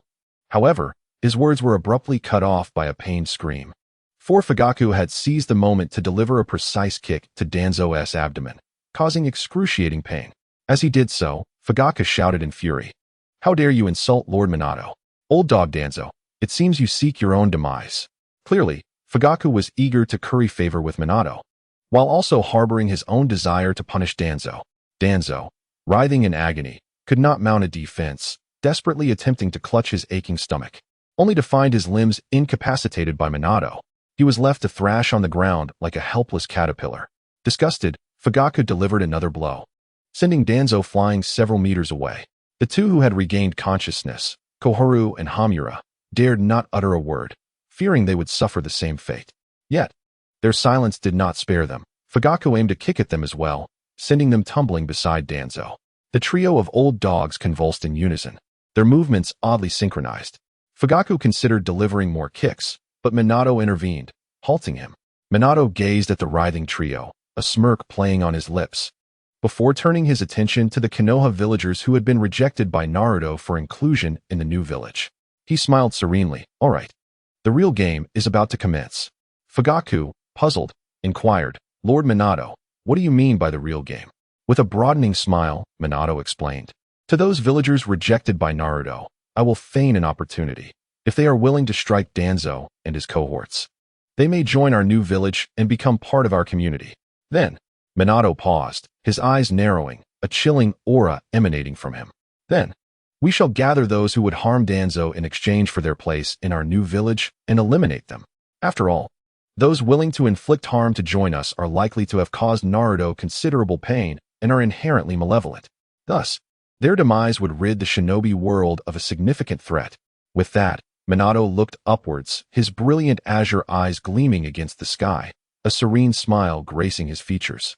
He understood that should his plan succeed, it would signify the closure of his quest for vengeance.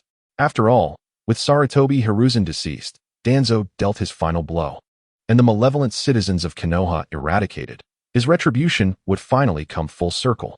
Fugaku trembled slightly, astonished by Minato's cunning strategy.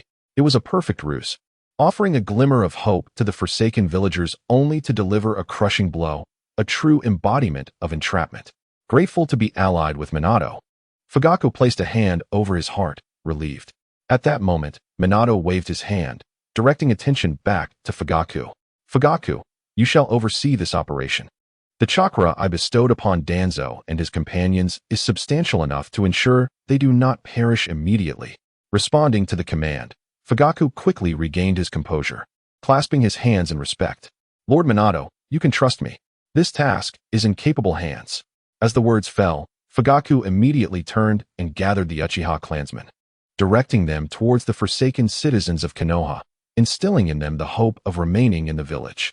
Upon hearing Fugaku's declaration, a fervent cry erupted from the crowd. I want to stay. Let me stab him. I can take a few stabs. At least half of those present were filled with immense excitement, their faces brimming with eagerness. Eager to inflict pain upon Danzo in exchange for the chance to remain in Konoha, Fugaku's Sharingan spun continuously, capturing the faces of these individuals, before he commanded others to drag Danzo and his companions forward, gesturing. All right, everyone line up, one by one. As long as you stab these three old dogs, you can join the new village and become our comrades. The crowd erupted again in enthusiasm, each person sharpening their knives, ready to approach Danzo. Thus, the air was soon filled with the anguished wails of Danzo and his companions, their cries resonating with despair and genuine emotion. It was only natural, after all. Danzo and his cohorts were enduring a form of torture akin to slow slicing. If they did not scream in agony, they would indeed be considered formidable.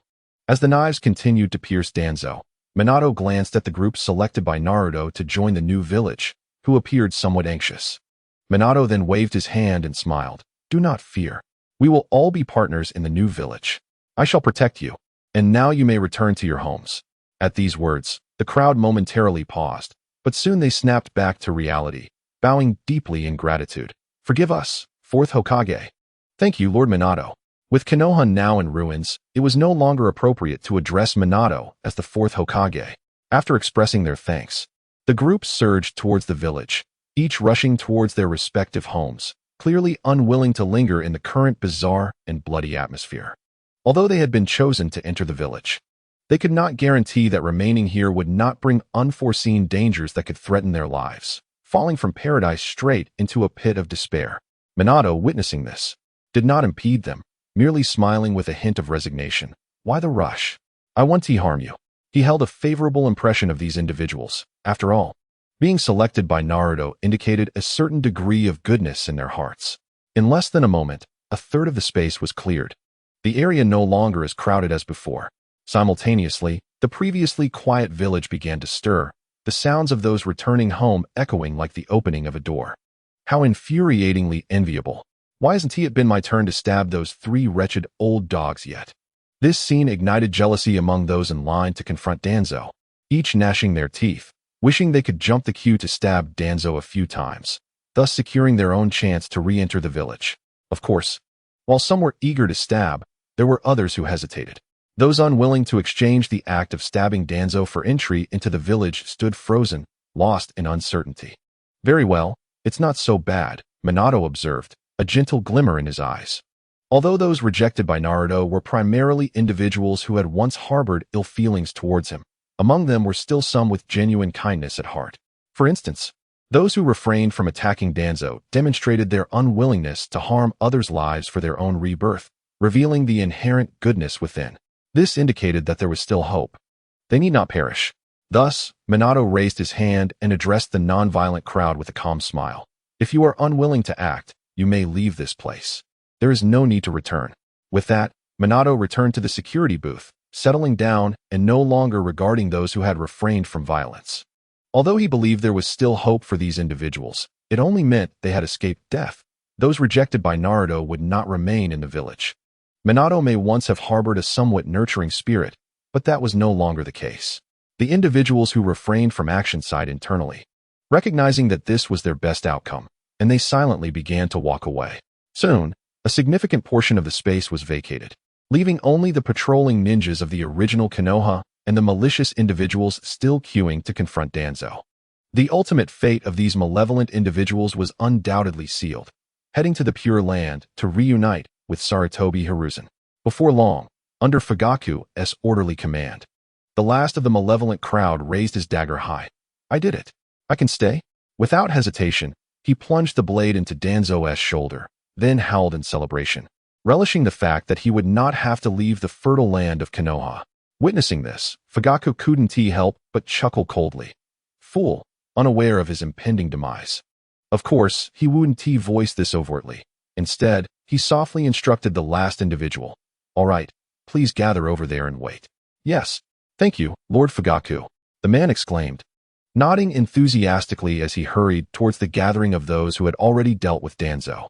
Fugaku, without further comment, hoisted the nearly lifeless Danzo and his companions, swiftly appearing before Minato in the security booth and respectfully stating, Lord Minato, these individuals have all confronted Danzo and now await your orders. Shall I pausing briefly? Fugaku drew his hand across his throat, continuing in a tone imbued with menace. Shall I assist you in eliminating them? Understanding the need to align himself with Lord Minato, Fugaku was acutely aware of his current standing. The more attentive he was before Minato, the more secure the future of the Uchiha clan would be. Minato, upon hearing this, did not refuse Fugaku's offer, smiling in response. I would appreciate it if you could take them far away and dispose of them. I trust you will leave no trace. Upon hearing this, Fugaku knelt on one knee, clasping his hands in respect, and replied earnestly, Yes. Fugaku will not fail in his mission. With that, Fugaku promptly summoned the Uchiha clansmen and led the group of malevolent individuals towards the forest outside the village. Why are we heading this way, Lord Fugaku? The individuals initially questioned, puzzled as to why they were not entering the village but instead moving in the opposite direction. With a forced smile, Fugaku replied, The village currently requires some timber. We need your assistance. Once we finish, you may return. Ah, I see. They acknowledged, nodding in understanding. And without hesitation, they followed Fugaku's lead. Ultimately, these individuals would follow him into oblivion, disappearing forever from the world of shinobi. It is not that I deny you the chance to survive, but rather, your greed has clouded your judgment, Minato murmured to himself as he observed the departing crowd. He harbored no sympathy for these individuals, as they had already been granted their chance. A stable departure from Konoha was their greatest opportunity, since they failed to seize it. He could not be blamed. His gaze then shifted towards the wretched Danzo and his companions, whose bodies were marred with the gruesome wounds of blades. A sight that was truly chilling. It was only due to the protective effects of the tailed beast cloak that they clung to life. Hey, Danzo, are you still conscious? Watergate paused momentarily, reaching out to pat the bloodied face of Danzo while bestowing upon him a layer of enhanced healing power from the tailed beast.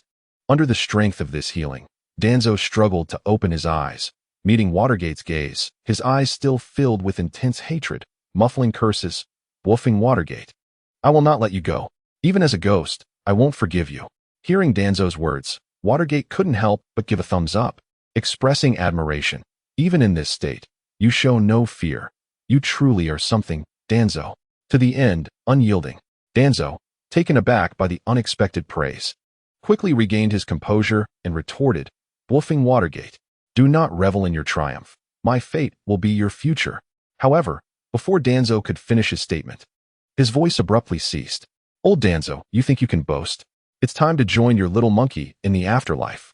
Watergate's eyes glinted ominously, and a surge of killing intent filled his expression as he summoned a Rasengan in his palm, directing it towards Danzo's head. With the overwhelming might of the Rasengan, there was no surprise. Crack! Danzo's head shattered like a fragile watermelon, a shower of crimson liquid erupting in all directions, a horrifying sight. This signified the end of darkness in the ninja world. Shimura Danzo was no more. All that remained was a headless, limbless body, riddled with bloodied scabs. Meanwhile, Mito Minyin and Tkish Rin, who had long since regained consciousness, trembled in fear, lacking the fortitude of Danzo. They were genuinely terrified of death. Unfortunately, having chosen decay, their only inevitable conclusion was demise. Watergate's gaze shifted towards them, a smile spreading across his face as he mockingly declared, You too. Do not envy Danzo's fate. Soon you'll join him. With that, Watergate's hands trembled, unleashing two formidable Rasengans directed at Mito Minyin and Tkish Rin's heads. No, please don't kill me. The two, terrified, pleaded for mercy, desperate to avoid being obliterated by the Rasengan. They wished to live. Alas, their fates had already been sealed. Farewell. Watergate smiled nonchalantly, controlling the Rasengans as they surged forth, the process seamless and fluid. Thus, their heads too met the same fate, following in Danzo's footsteps. Observing the lifeless forms of Danzo and his companions, Watergate wiped the blood from his hands, gazing up at the brilliant sky with a smile. At last, my revenge is complete. Chapter 84. The endless love of family representing the decayed higher-ups of Konoha, led by Sarutobi Hiruzen, had thoroughly tasted the bitterness of judgment, their souls returning to the Pure Land. The name of Konoha had been reduced to mere historical dust, and the malicious portions of the populace who insulted Naruto were swiftly fading, soon to be eradicated by the Uchiha clan, led by Fugaku. In this moment, every target of Watergate's vengeance had received their due punishment. His mission was finally achieved.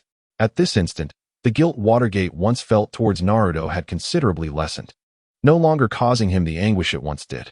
Now, his primary concern was to resurrect Kushina, to reunite their family completely. Thus, Watergate lowered his head, suppressing his smile, and murmured to himself, System, oh system, I wonder when you will awaken. I can hardly wait to revive Kushina. Watergate would call out to the slumbering system every so often, yet it remained unresponsive, evidently still in a state of sleep. This left him somewhat vexed, as his desire to bring Kushina back was akin to avenging Naruto.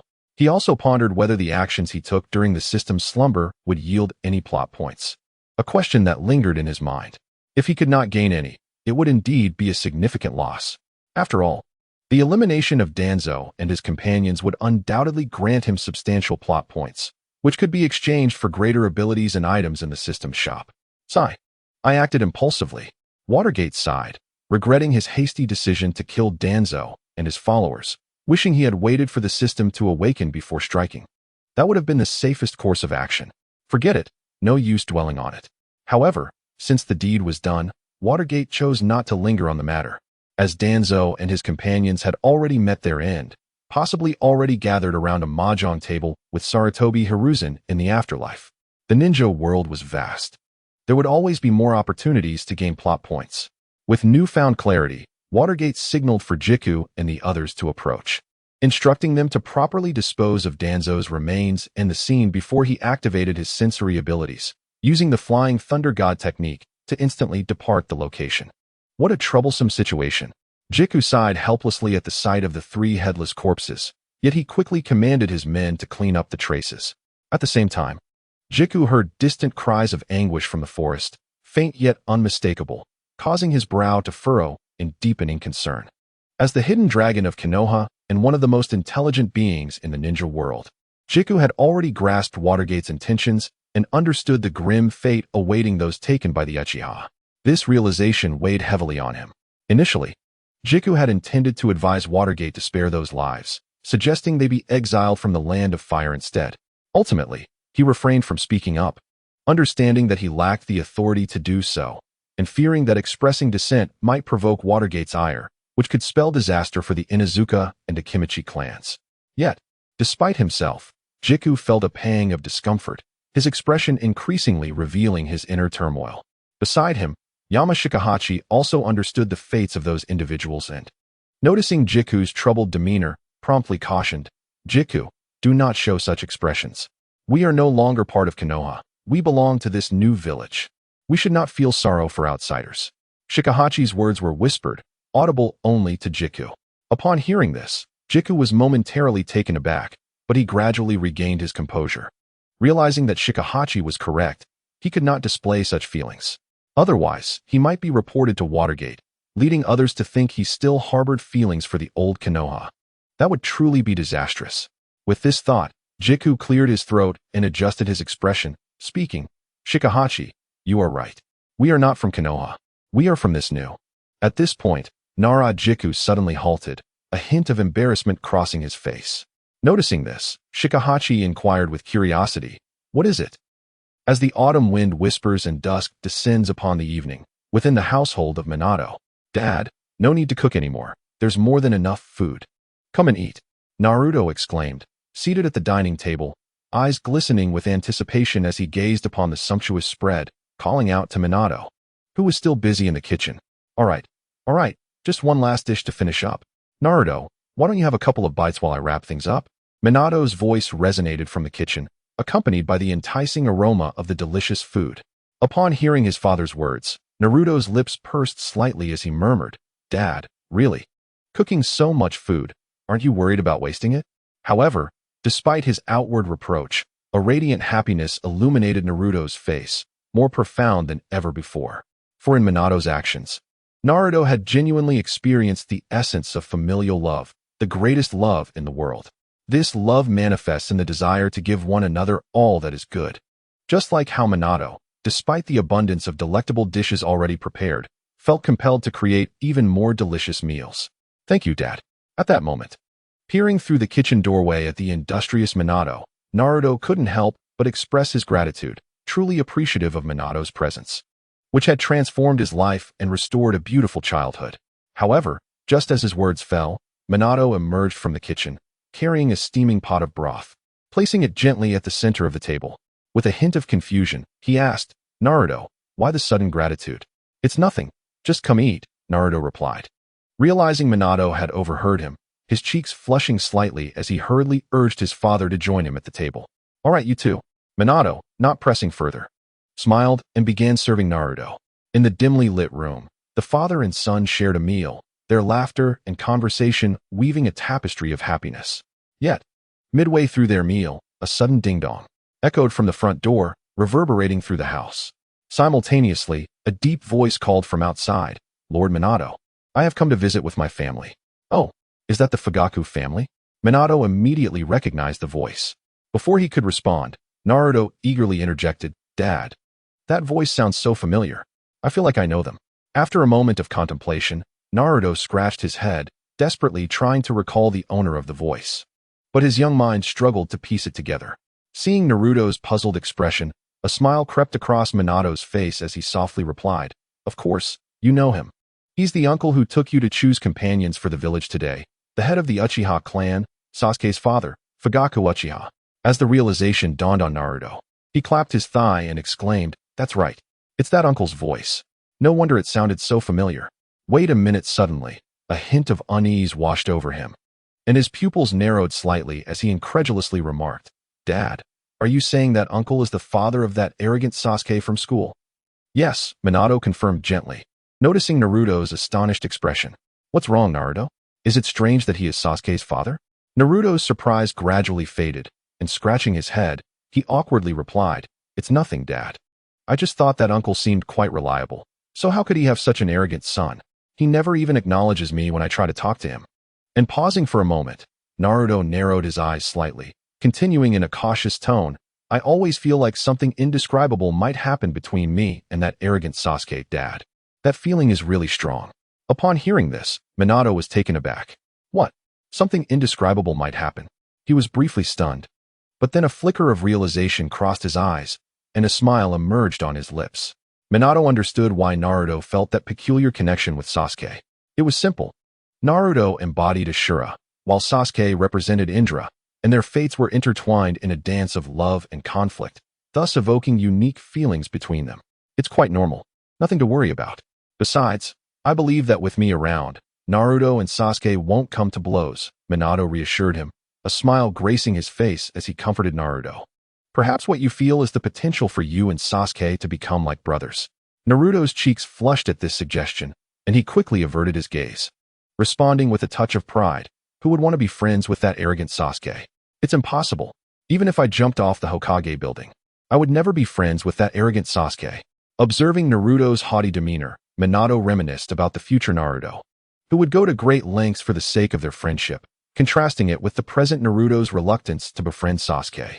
A soft chuckle threatened to escape him, yet he restrained it, instead tenderly affirming, All right, our Naruto can do as he pleases. Just then, ding-dong. The doorbell chimed again, and a familiar voice resonated from outside, this time tinged with a hint of apprehension. Lord Minato, are you home? Did I come at a bad time? Or have I done something wrong that has led you to not wish to see me? Hearing Fugaku's anxious tone, Minato felt a tinge of embarrassment and chuckled wryly. Naruto, I got so caught up explaining that I forgot to open the door for them. All right, you keep eating. I'll go see who's there. As Minato began to rise, Naruto interjected, Dad, let me open the door. He leaped from the table, racing toward the entrance. Such a good boy, Minato praised gently, allowing Naruto to take the lead. Arriving at the door, Naruto grasped the doorknob and turned it with a gentle twist. With a creak, the door swung open, revealing Fugaku and his family. Naruto recognized only Fugaku and Sasuke. Upon seeing the door open, Fugaku let out a relieved sigh, having feared that his previous visit had displeased Minato. That would have been a devastating blow, considering how formidable Minato was. Thank goodness, it seems everything is all right, Fugaku sighed, patting his shoulder before turning his attention to Naruto. His tone filled with concern. Hello, young Naruto, have you eaten yet? Looking up at Fugaku, Naruto politely replied, I'm eating now, Uncle Fugaku. Would you like to join us? He then turned to Fugaku's wife, Mikoto, and greeted her with a smile. Auntie, you look beautiful. Wow, thank you, Naruto.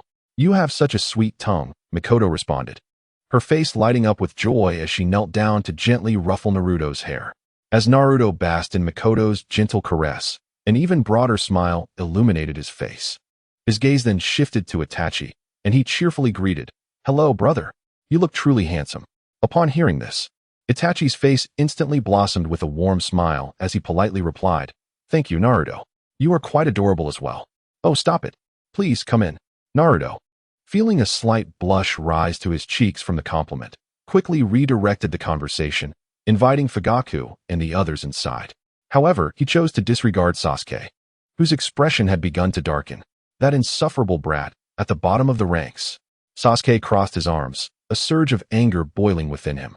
Initially, he had expected Naruto to greet him as well, contemplating how he might respond. To his dismay, Naruto completely overlooked him, rendering him invisible. Unable to contain his frustration any longer, Sasuke strode forward and grasped Naruto, who was about to turn away, his voice laced with irritation. Hey, the loser. Did you not see that I am here too? Naruto, taken aback by Sasuke's abruptness, feigned ignorance and replied with a teasing tone. Huh. It feels like someone is talking to me. Who could it be? Sasuke, incensed by Naruto's deliberate act, leaped into his line of sight and exclaimed, I am the one speaking to you. I am Uchiha Sasuke. His breath quickened, clearly agitated by Naruto's antics. Observing Sasuke's flustered demeanor brought a sense of delight to Naruto, especially since this arrogant Sasuke had often flaunted his superiority in class and had the audacity to ignore him. I shall continue to disregard you, Naruto thought to himself, resolutely choosing to ignore Sasuke. Hey, respond to me. Sasuke, now even more infuriated, shook Naruto's body in an attempt to elicit a reaction. Yet, Naruto remained unresponsive, further igniting Sasuke's agitation. Inside the room, Minato couldn't help but shake his head with a smile, remarking, "Indeed, they are quite the amusing adversaries."